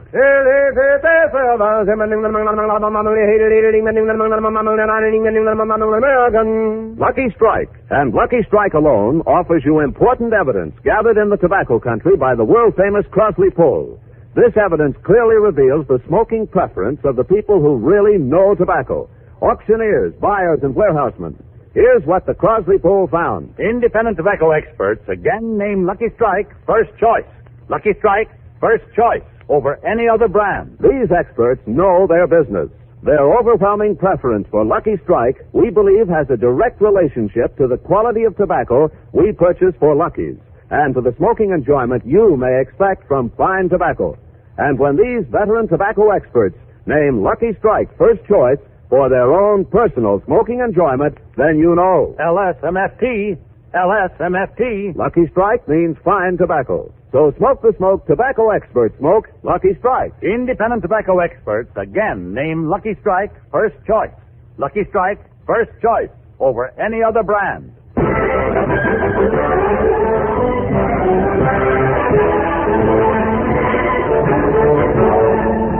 The Lucky Strike program starring Jack Benny with Mary Livingston, Phil Harris, Rochester, Dennis Day, and yours truly, Don Wilson.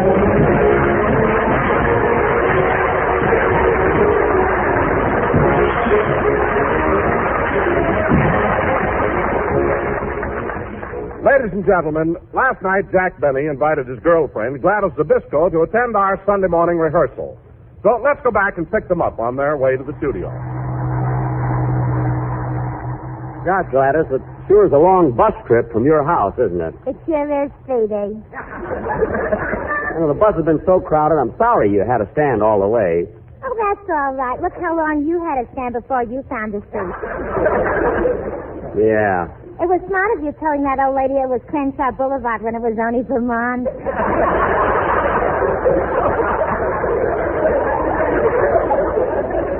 Oh, well, the walk will do her good. You know, Gladys, you're the first one I've ever invited to my rehearsal. I want you to see how a big star operates. You mean Phil Harris will be there? Gladys, when I said a star, I meant that...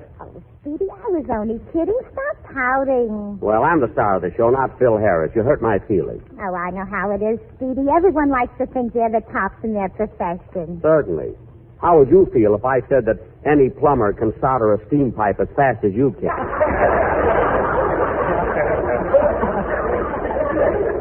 You know, everybody's proud of the things they do by them.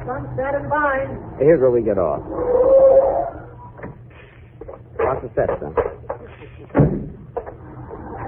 Say, Gladys, I'm early for rehearsal. Let's go into the drugstore and get a sandwich. Okay.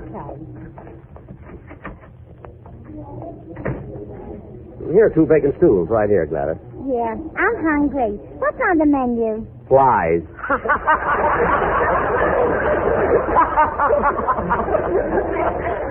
Oh, Speedy, even when you're sitting down, you're on your toes. Yeah. Well, let's see what's on the menu. Corned beef sandwich, 55 cents. Roast beef sandwich, 60 cents. Ham and cheese, 70 cents. Sardine sandwich, 15 cents. Steak sandwich, $1.25.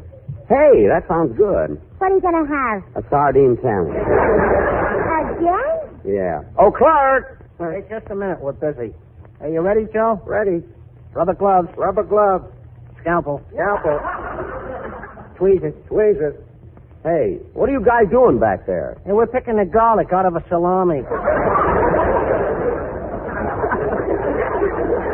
Well, you can do that later. Okay. What do you have? We'll have 2 sardine sandwiches. 2 sardine sandwiches. Would you like the domestic or the imported? Imported? Yeah, those sardines come from Sweden, Norway, and Holland. Now, where did the domestic come from? Anaheim, Azusa, and Cucamonga. Oh, well, then we'll have the domestic sardines. Well, it'll take a little while. We have to cook those over a smudge pot. Never mind the jokes. I'm in a hurry. Well, look, if you don't like the service here, go someplace else. Well, then don't tell me to go someplace else. I came in here to get a sandwich, and you got to give it to me. Can't push me around, you know. I know my rights. You tell him, Speedy. You've been on the Freedom Train. You said it. Now go get our orders. Okay. While you're making the sardine sandwiches, I'll have a bowl of soup. What have you got? Navy bean and soup de jour. What's the soup de jour? Navy bean. No, well, I'll have soup de jour. I'll have Navy bean. Okay. Float the fleet and Halsey's eyewash. Navy bean. Hey, he's new here. Oh. Well, hurry up, will you, and get our sandwiches? Oh, hello, Mr. Benny. Oh, hello, Dennis. I thought I'd have a bite to eat before rehearsal. Oh, good, kid. Here's the menu. What are you going to have? I think I'll have a roast beef sandwich and a corned beef sandwich. A roast beef sandwich and a corned beef sandwich? I've got 2 shows.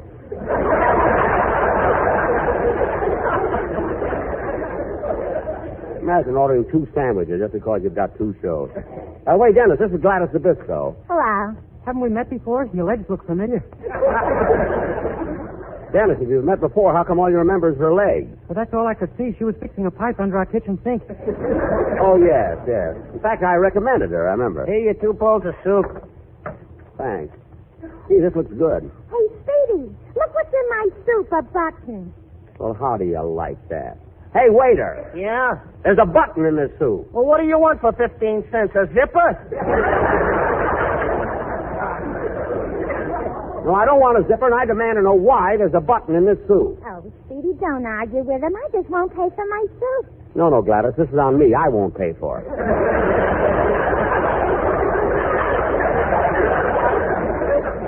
Now, look, waiter. Here's a roast beef sandwich and a corned beef sandwich. Who ordered it? I did. And what do you have to drink? Coffee, tea, and milk. Coffee, tea, and milk? I did a guest shot last week. No. Well, come on, kids. We got to hurry, so let's...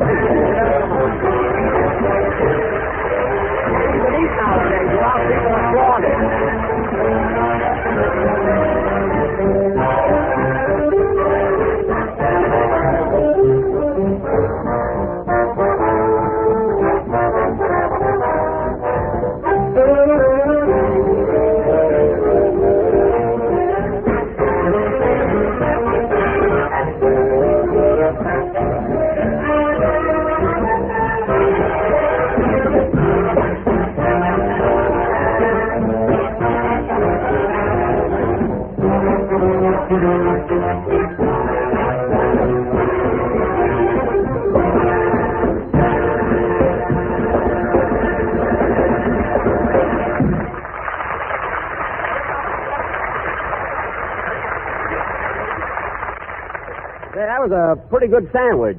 Come on, we better get over to the studio. Come on, Gladys. Right behind you, Speedy. Watch the jet, folks. There's water all over the floor. Oh, yes, yes. I'm the manager. I hope you'll excuse it. One of the pipes behind the soda fountain sprung a leak. That's too bad. Come on, Gladys. I have no idea what caused it. Well, mister, maybe the water's backing up because you're not getting enough air through the vents. No, I checked the vents. Gladys, come on. On the other hand, maybe the washer in the union behind the waste trap is shot. Gladys, let's go. Well, I was... Of course, you can't always put your finger on it, but my guess is that your inside line is corroded, or the valves in the hot water intake will have to be reseated. Gladys, let's go, will you? Speedy, this is business. But this is Sunday. That's time and a half. I know, but look at Look, mister, if you want, I'll be glad to check all the connections. Or even run a snake through the line and see that there's any obstructions between the elbow joint and the flush out. Well, I would appreciate if you fixed our plumbing. That is, if your friend won't mind. Oh, I thought you knew my friend. His name Herman Fishback. Now, come on, Gladys, let's go. Well, it'll only take a minute. Hand me my bag. You can't fix it now. Anyway, there's nothing in there but a lipstick. On the other end is a pipe wrench. Oh. But Gladys, when you finish the job, I'll be over at the studio. Come on, Dennis, let's go. Hey, Mr. Benny. Huh? Are you in love with Gladys Tabisco? No, Dennis. I wouldn't call it love. We're just friends, that's all. Gee, a plumber's friend.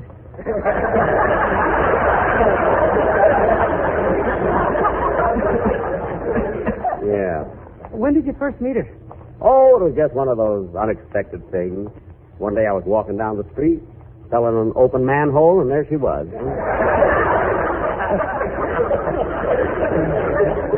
You know, fate.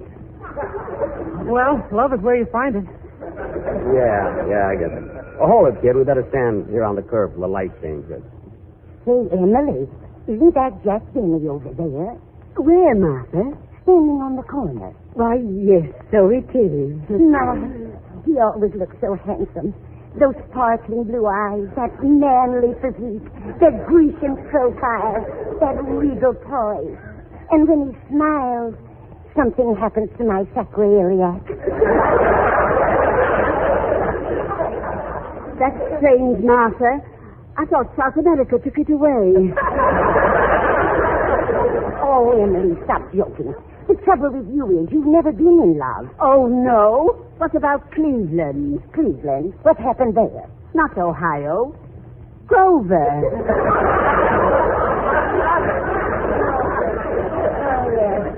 But, Emily, I always keep dreaming that someday I'll be taking an ocean voyage on the same boat with Mr. Benny, and we'll get shipwrecked, and we'll wind up alone on a desert island. Just me, Jack, and Errol Flynn. Martha, if your shipwrecked with Jack Benny, what do you want with Errol Flynn? What's the matter? You're crazy or something?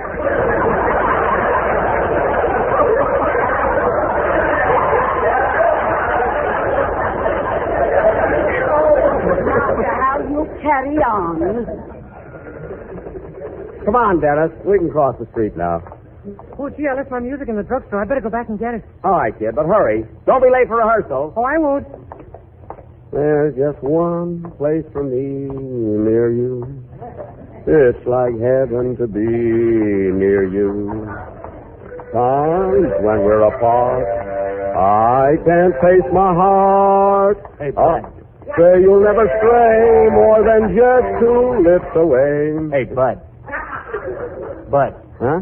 This is my side of the street.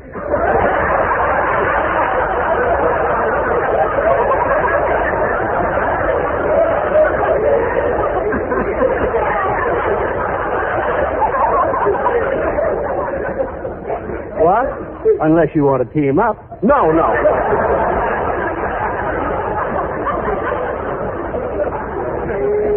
Well, maybe I should have taken him up. Then I'd have 2 shows. Nah, I'd have to play the violin and everything. Oh, well. Da-da-dum, dee-ba-boom, dee-boom, dee-da-dum. Whoop.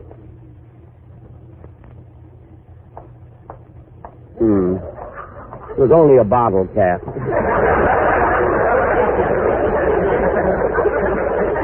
Well, here's the studio.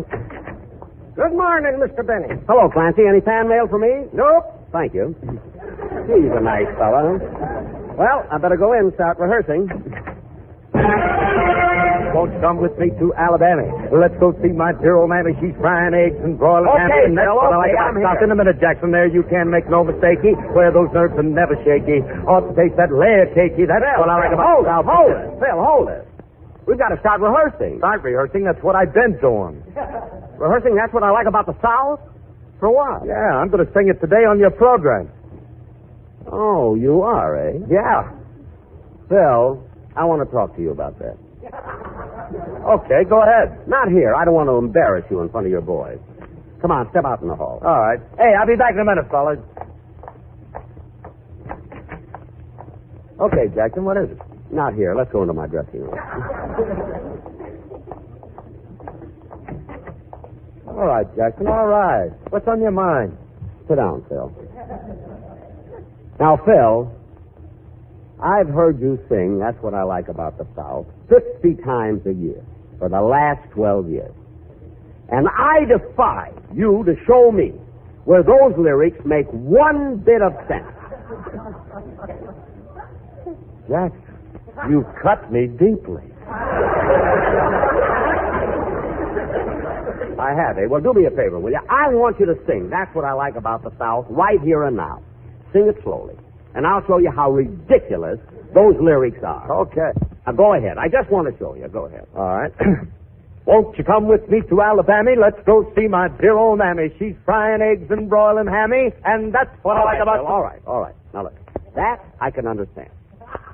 You have a mammy, she lives down in Alabama, and she's frying ham and eggs. Now, that's fine.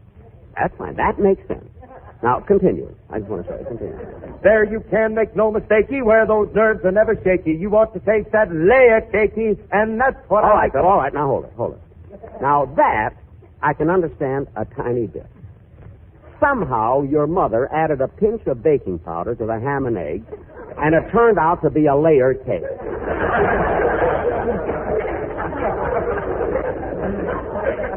Layer cakey. All right, cakey. Now go on. I want to hear the rest. Go on. Down where they have those pretty queens, they keep on dreaming those dreamy dreams. Let's sip that absinthe in New Orleans, cause that's Hold what it. Now, wait a minute. Hold it a minute. What's the matter? Look, 10 seconds ago, you were eating ham and eggs in Alabama. Now you're sipping absinthe in New Orleans. Certainly. Well, Phil, answer me this. If you're in Alabama, how can you sip absinthe in New Orleans? Long straw. Well, all right, Phil. I'll even go along with that. Now, continue. Here come old Roy with all the news. The box-back coat and the button shoes, but he's all caught up with his union dues, and that's what I like about the South. Go on. Here come old Bob down the street. Whoa, what happened to Roy? A couple of feet. He would rather sleep than eat, and that's what I like about the South. Did I tell you about the place called Doo-Wah Diddy? It ain't no town, and it ain't... Hold it, Phil. Hold it. I've been waiting for that.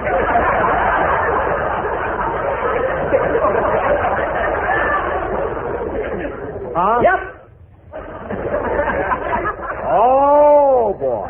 Just a minute. Oh, what's the matter? Now, wait a minute. Phil, I have the latest Rand McNally map of the United States. Here, look at it. Show me one place on it called Doo-Wah Diddy. I can see Walla Walla, Ypsilanti, Ashtabula, Tucumcari, Nacogdoches, and even Waxahachie. But where in the name of Stephen Foster is Doo-Wah Diddy? I call Petrillo. Where in the name of... Where is Doo-Wah Diddy? Jackson, I just told you. You told me what? It ain't no town, it ain't no city. It's awful small, but awful pretty. Doo-Wah Diddy. Now, don't describe it. I mean, just tell me, is it a real place? Certainly, Jackson. It ain't just a fig leaf of my imagination. But, Phil, just answer me one thing. Look, just answer me one thing, Phil. Look, if Doo-Wah Diddy ain't no town and it ain't no city, what is it? Is it a village? Is it a hamlet?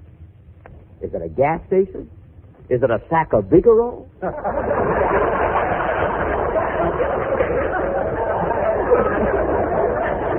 Is it Clyde? Is it sulfur-thiazole? What is What is doo-wah did it? Now, quiet. Jackson, will you... Now, wait. What is... Don't get yourself worked up. You'll fall over. Wait a minute. You're going to pick everything to pieces. You got nothing. What? Well, you can do that with any song. What do you mean? Well, take Frank Sinatra. Last night on the hit parade right here at NBC. Yeah. NBC, which is on Sunset and Vine, Yeah. right in the middle of Hollywood. What does he sing? River, stay away from my door. So what? River, stay away from my door. It ain't rained here for 4 months.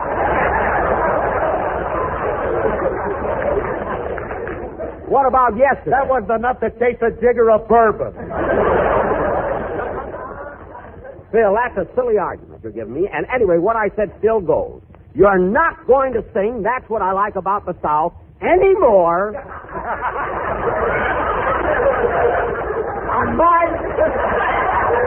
Anymore on my program. Now, let's get back to rehearsal. Okay.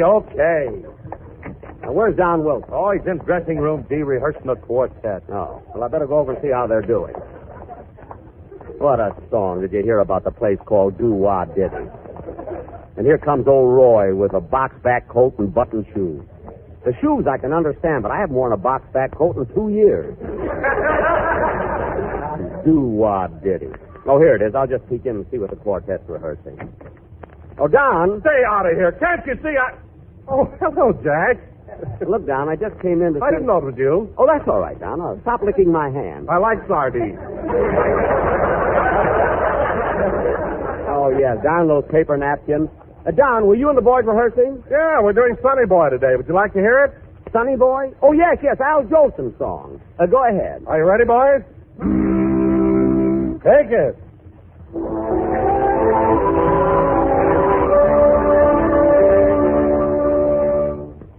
I'm up on my knees, speedy ring. LSMFT, speedy ring. You've no way of knowing, there's no way of showing what you mean to me, speedy ring. When there are gray skies, I don't mind the gray skies. You make them blue, Effie Boone. Effie Boone? You're often hearing. Yeah. Make them grow and hearing. Yeah. Say it's true, Effie Boone. You're from Kentucky, and I know your worth. You fellows lucky, the best right here on earth. They're so dead. When I'm old and gray, dear, I'll smoke night and day, dear. Yeah. I love you so, Speedy Boone.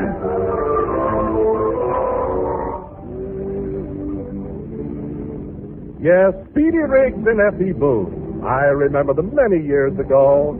A pair of barefoot boys playing joyfully in the tobacco field.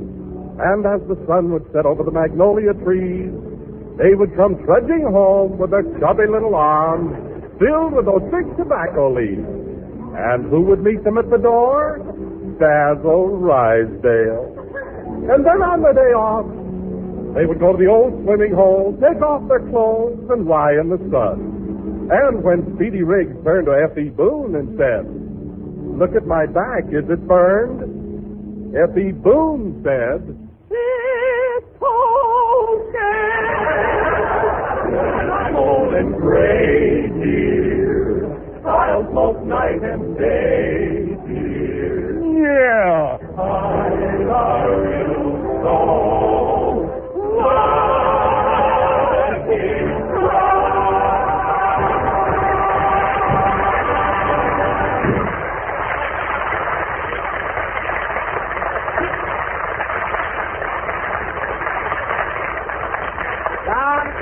Don, that was very good. I'm glad the boys didn't go crazy. Well, thanks, Jack. Well, I'll see you later. Well, I guess I better get in there. Jackie. Oh, hello, Gladys. How'd you get in without a pass? They thought I was going to fix the pipes. Ah. Well, did you finish your job at the drugstore? Yes. Well, we're rehearsing in Studio C, so... Wait a minute, Gladys. What's that on your finger? The hot water faucet. I can't get it off. Gee, I was scared. I thought we were engaged. Oh, well, I'll help you with it later. Now, wait for me in Studio C. I got to go to my dressing room. Yada-dee-da-dum, da-dee-da-dum, da-dum, da-dee-da-da-dum. Hello, boss. Oh, hello, Rochester. What are you doing here? I brought your glasses down. You left them at home, and I knew you'd need them for your show. Oh, thanks, Rochester. Hand them to me. I'll put them on. There. Funny how I could forget my glasses. You know, I can hardly see a thing, but... Say, I wonder if that was a bottle cap.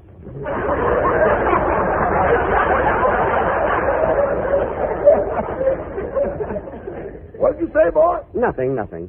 Oh, by the way, Rochester, I won't be home for dinner tonight. I'm going to the K. Kaiser banquet. You know, it's the 10th anniversary on NBC.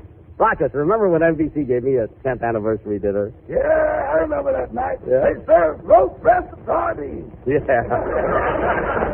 That's where I got the habit, you know. But you know, K. Kaiser's a nice fellow. He deserves a testimonial. Say, Rochester, what do you think I ought to wear tonight? My blue shirt suit or my tuxedo? You can't wear your tuxedo, boy. Somebody answered the ad you put in the paper, and I ran it out this morning. My tuxedo? Who'd you rent it to? K. Kaiser. Oh. I hope he's careful with it. Well, boss, I might as well be getting back home now. Okay. So long, Rochester. So long, boss. Now, let's see. Where are the strips? Oh, here they are. I think they're all right. Say, Mr. Benny. Yes, Rochester. I meant to ask you, as long as you're not coming home for dinner, do you mind if I take the night off? No, I guess it'll be all right, Rochester. Why? Well, my aunt is visiting me, and I'd like to show her the town. Oh, your aunt, eh? Yeah, she's never been to Los Angeles before. She's from way down south. Really? What part of the South? Mississippi. Mississippi, eh? What town? A little place called Doo-Wah-Diddy.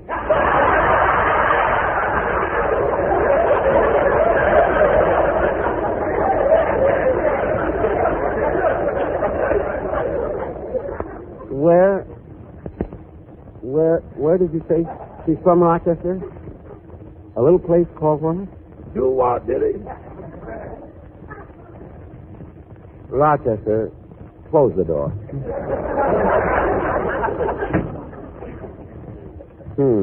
What's the matter, boss? Rochester, are you sure your aunt lives in Doo-Wah-Diddy? Yeah, see this package I've got under my arm? Uh-huh. It's from my Uncle Roy.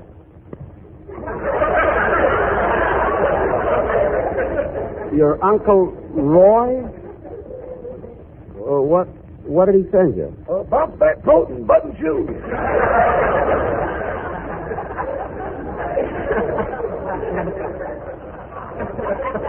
Wait a minute, Rochester. Your Uncle Roy, who lives in Doo-Wah-Diddy, sent you a box back coat and a pair of button shoes? Yeah. What's the matter, boss? You look kind of pale. Yeah.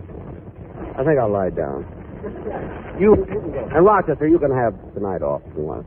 Okay, boss, thanks. Oh, Rochester. Yes, sir. When you pass Studio C, tell Phil Harris it's all right for him to sing. That's what I like about the South.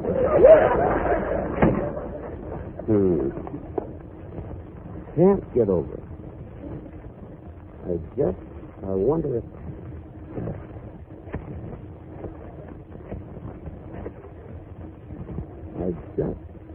Hello? Public Library? Miss, can you tell me, is there a little town in Mississippi called Doo-Wah-Diddy? What's the population? No, that's all. Thank you very much. Yeah, never been so embarrassed in all my life. I wouldn't blame Phil if he never talked to me again. Well, I'm not going to take this lying down.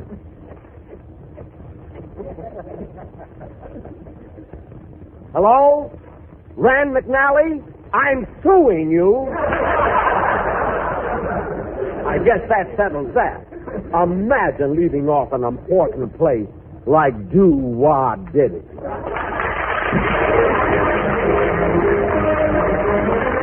Jack will be back in just a minute, but first... American independent tobacco experts again name Lucky Strike first choice. Lucky Strike first choice over any other brand. That statement is backed up by an impartial Crosley poll just completed in 11 southern tobacco states. This poll, taken among tobacco experts, clearly reveals the smoking preference of the men who really know tobacco. The survey shows... Independent tobacco experts again name Lucky Strike first choice. Lucky Strike first choice over any other brand. These are the experts, the top men in their field, auctioneers, buyers, and warehousemen. And we believe their overwhelming preference for Lucky Strike has a direct relationship to the quality tobacco we purchase for Lucky. You've heard the poll results.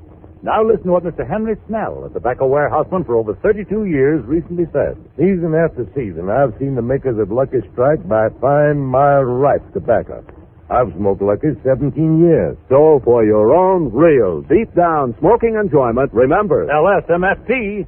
LSMFT. Lucky Strike means fine tobacco. So round, so firm, so fully packed, so free and easy on the draw. Good night, folks. This is NBC, the national broadcasting company.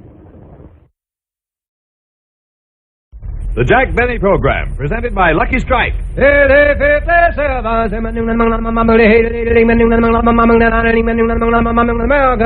a cigarette, it's the tobacco that counts. And LSMFT. Lucky Strike means fine tobacco. First, last, always. LSMFT. Yes, Lucky Strike means fine tobacco. Friends, it's only common sense that fine tobacco is what counts in a cigarette. And season after season, independent tobacco experts, men who spend their lives buying, selling, and handling tobacco, can see the makers of Lucky Strike consistently select and buy that fine, that light, that naturally mild tobacco. Fine, light, naturally mild tobacco. Real Lucky Strike tobacco. Fine tobacco that means real deep-down smoking enjoyment for you. So smoke that smoke of fine tobacco, Lucky Strike. So round, so firm, so fully packed, so free and easy on the draw. American.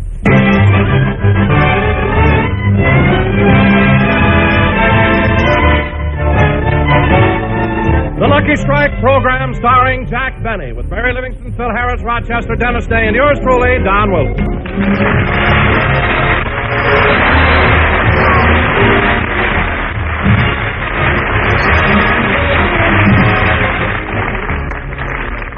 And now, ladies and gentlemen, let's go out to Jack Benny's home in Beverly Hills, where even as you and I, Rochester is filling out his income tax. Let's see. Name, Rochester Van Jones. Occupation, butler, chauffeur, cook, gardener, valet, masseur, window washer, and author of What to Do in Your Spare Time. Now, let's see. Exemption.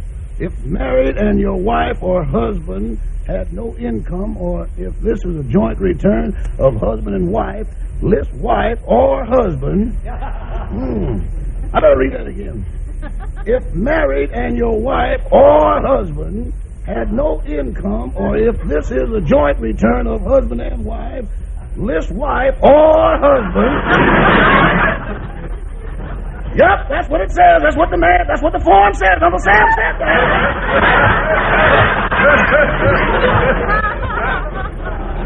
Well, fortunately, I'm single and have no wife or husband. Now, let's see. Enter your total wages. Oh, hello, Rochester. What are you doing? I'm filling out my income tax, Mr. Benny. It certainly is complicated. I'll help you out if you like. I sure would. All right, let's see the form. Oh, Rochester, look at all the occupations you listed. You don't work that hard. Don't, eh? No. I got housemaid's knee clear up to the hip.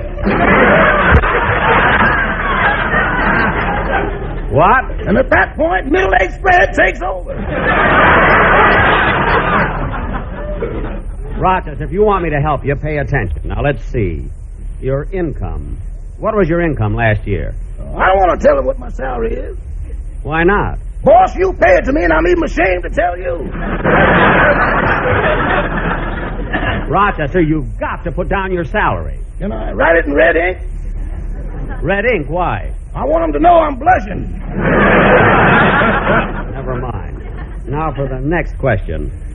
List any extra monies you received as gratuities, gifts, or bonuses from your employer. Oh, boss, come now.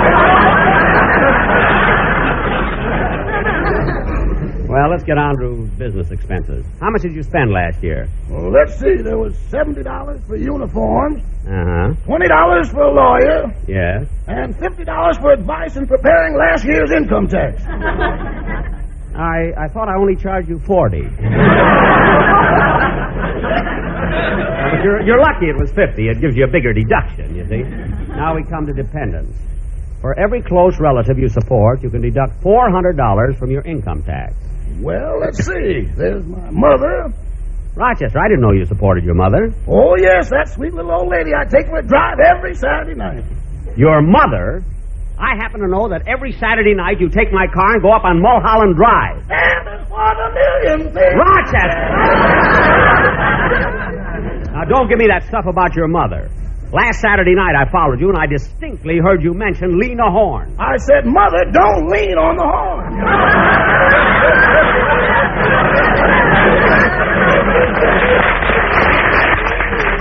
Oh, sure. Now, Rochester, after you sign this, all you have to do is... I'll get it. Hello, Jack. Well, hello, Mary. I wasn't expecting you. Come on in.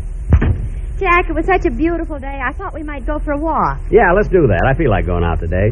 In fact, if you hadn't come along, I was going to call up my girlfriend, Gladys Zabisco, and invite her out. Oh, is Gladys still around? Certainly. Why? I thought Louis B. Mayer auctioned her off last week.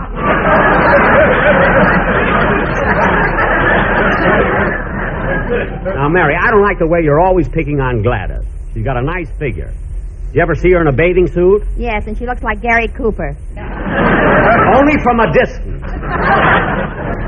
So what if she is a little thin? She's homely, too. Now, wait a minute, Mary. Gladys may not be the most beautiful girl in the world.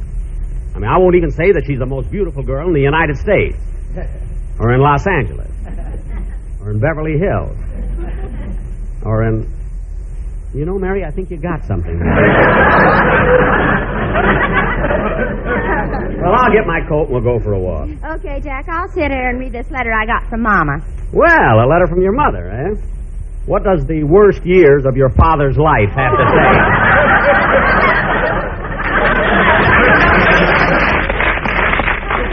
I'll read it to you. Go ahead. My darling daughter Mary, everything is fine at home and the weather is getting to be real nice.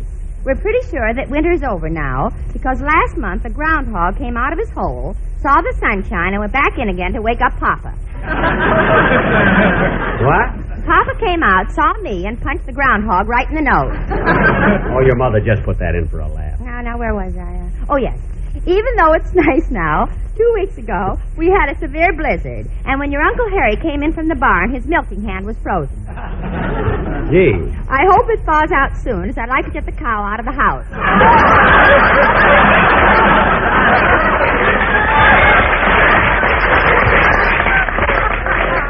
Mary! Mary, you mean to tell me... Jack, please. Oh. Your sister Babe and I are going to the movies tonight and see a new picture. I heard that the picture's all about Jack and his violin. It's called The Beast with Five Fingers. No other news. Love and kisses from your mother, the shocking Mrs. Livingston. That's the silliest thing I ever listened to. Oh, wait a minute. P.S.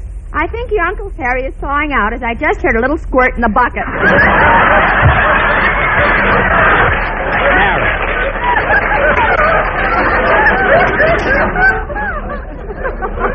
Mary, look, why doesn't your mother write a letter sometimes without... Oh, who can that be? Say, Mr. Benny, I came over to ask you if it's all right to... Oh, hello, Dennis. Hello. I came over to ask you if it's all right to... Hello, Dennis. Hello. I came over to ask you if it's all right to... How do you feel, kid? Thanks.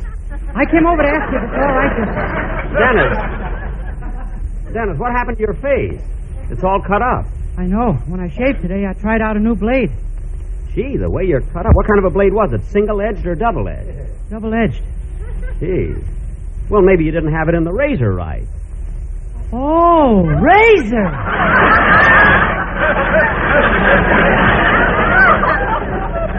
Well, certainly. You're supposed to put the blade in the razor before you lather up. Oh, lather! Dennis, if you don't know how to work a safety razor, why don't you get an electric razor? I mean, that would be easy for you. Well, I tried an electric razor, but that doesn't work either. What do you mean it doesn't work? All you have to do is plug it in. Oh! Now, cut that!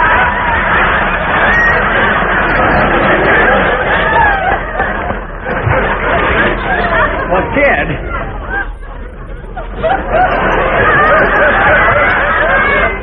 With all the trouble you have, you're better off going to a barber.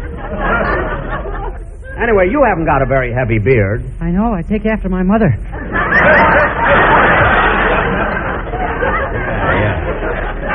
Now, look, Kid, what did you want to see me about? Well, I wanted to ask you if it's all right for me to sing You Can't See the Sun When You're Crying on the program next Sunday. Yeah, I guess it'll be all right. Let's hear your arrangement of it. Okay. We'll leave in a minute, Mary. Go ahead, kid.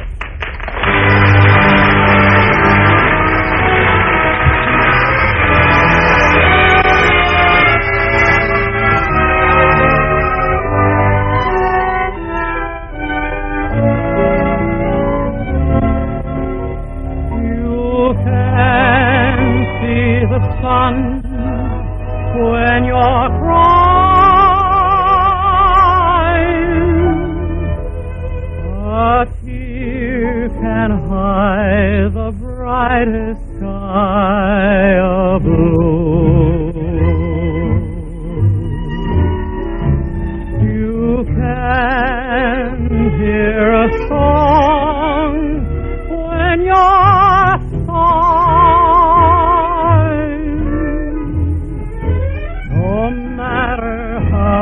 the birds sing for you. Suppose you may believe your eyes were cloudy window panes. I'm sure you'd clean them up to look for rainbows when it rains. You can see the sun when you're crying. So smile and let the sun shine through. Suppose you may believe your eyes were cloudy window panes. I'm sure you'd clean them up to look for rainbows when it rains. You can see the sun when you're crying. Oh, smile and let the sun shine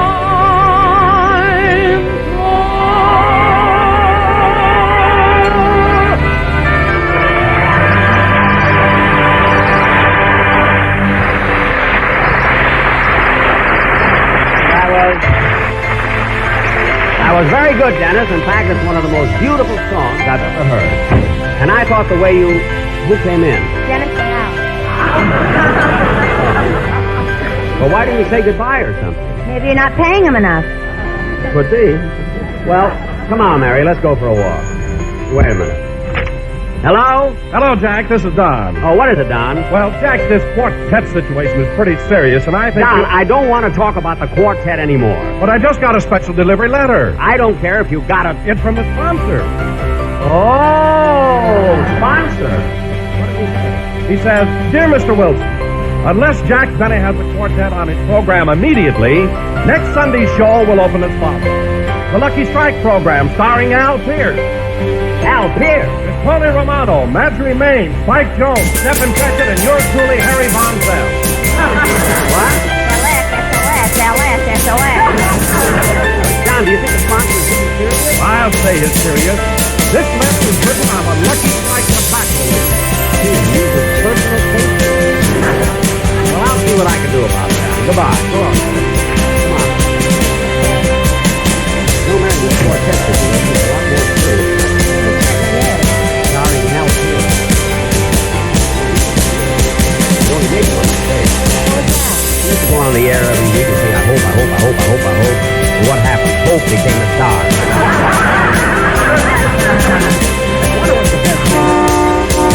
Who's that? Oh, yeah. Hey, Phil, where'd you get that trailer? Huh? That trailer you're pulling. Where'd you get it?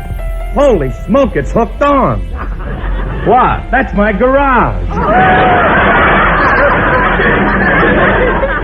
Oh, for heaven's sake. I better wake up the maid. She lives upstairs. Don't bother, Phil. She probably likes the ride. What are you doing around here, anyway? Well, look, Don called me up this morning and told me you were in a lot of trouble with that sponsor about the quartet. Phil, don't worry about it. I ain't worried, Jackson. I'm thinking about you. What? I'm young and cute. I can get $1 million, Jack.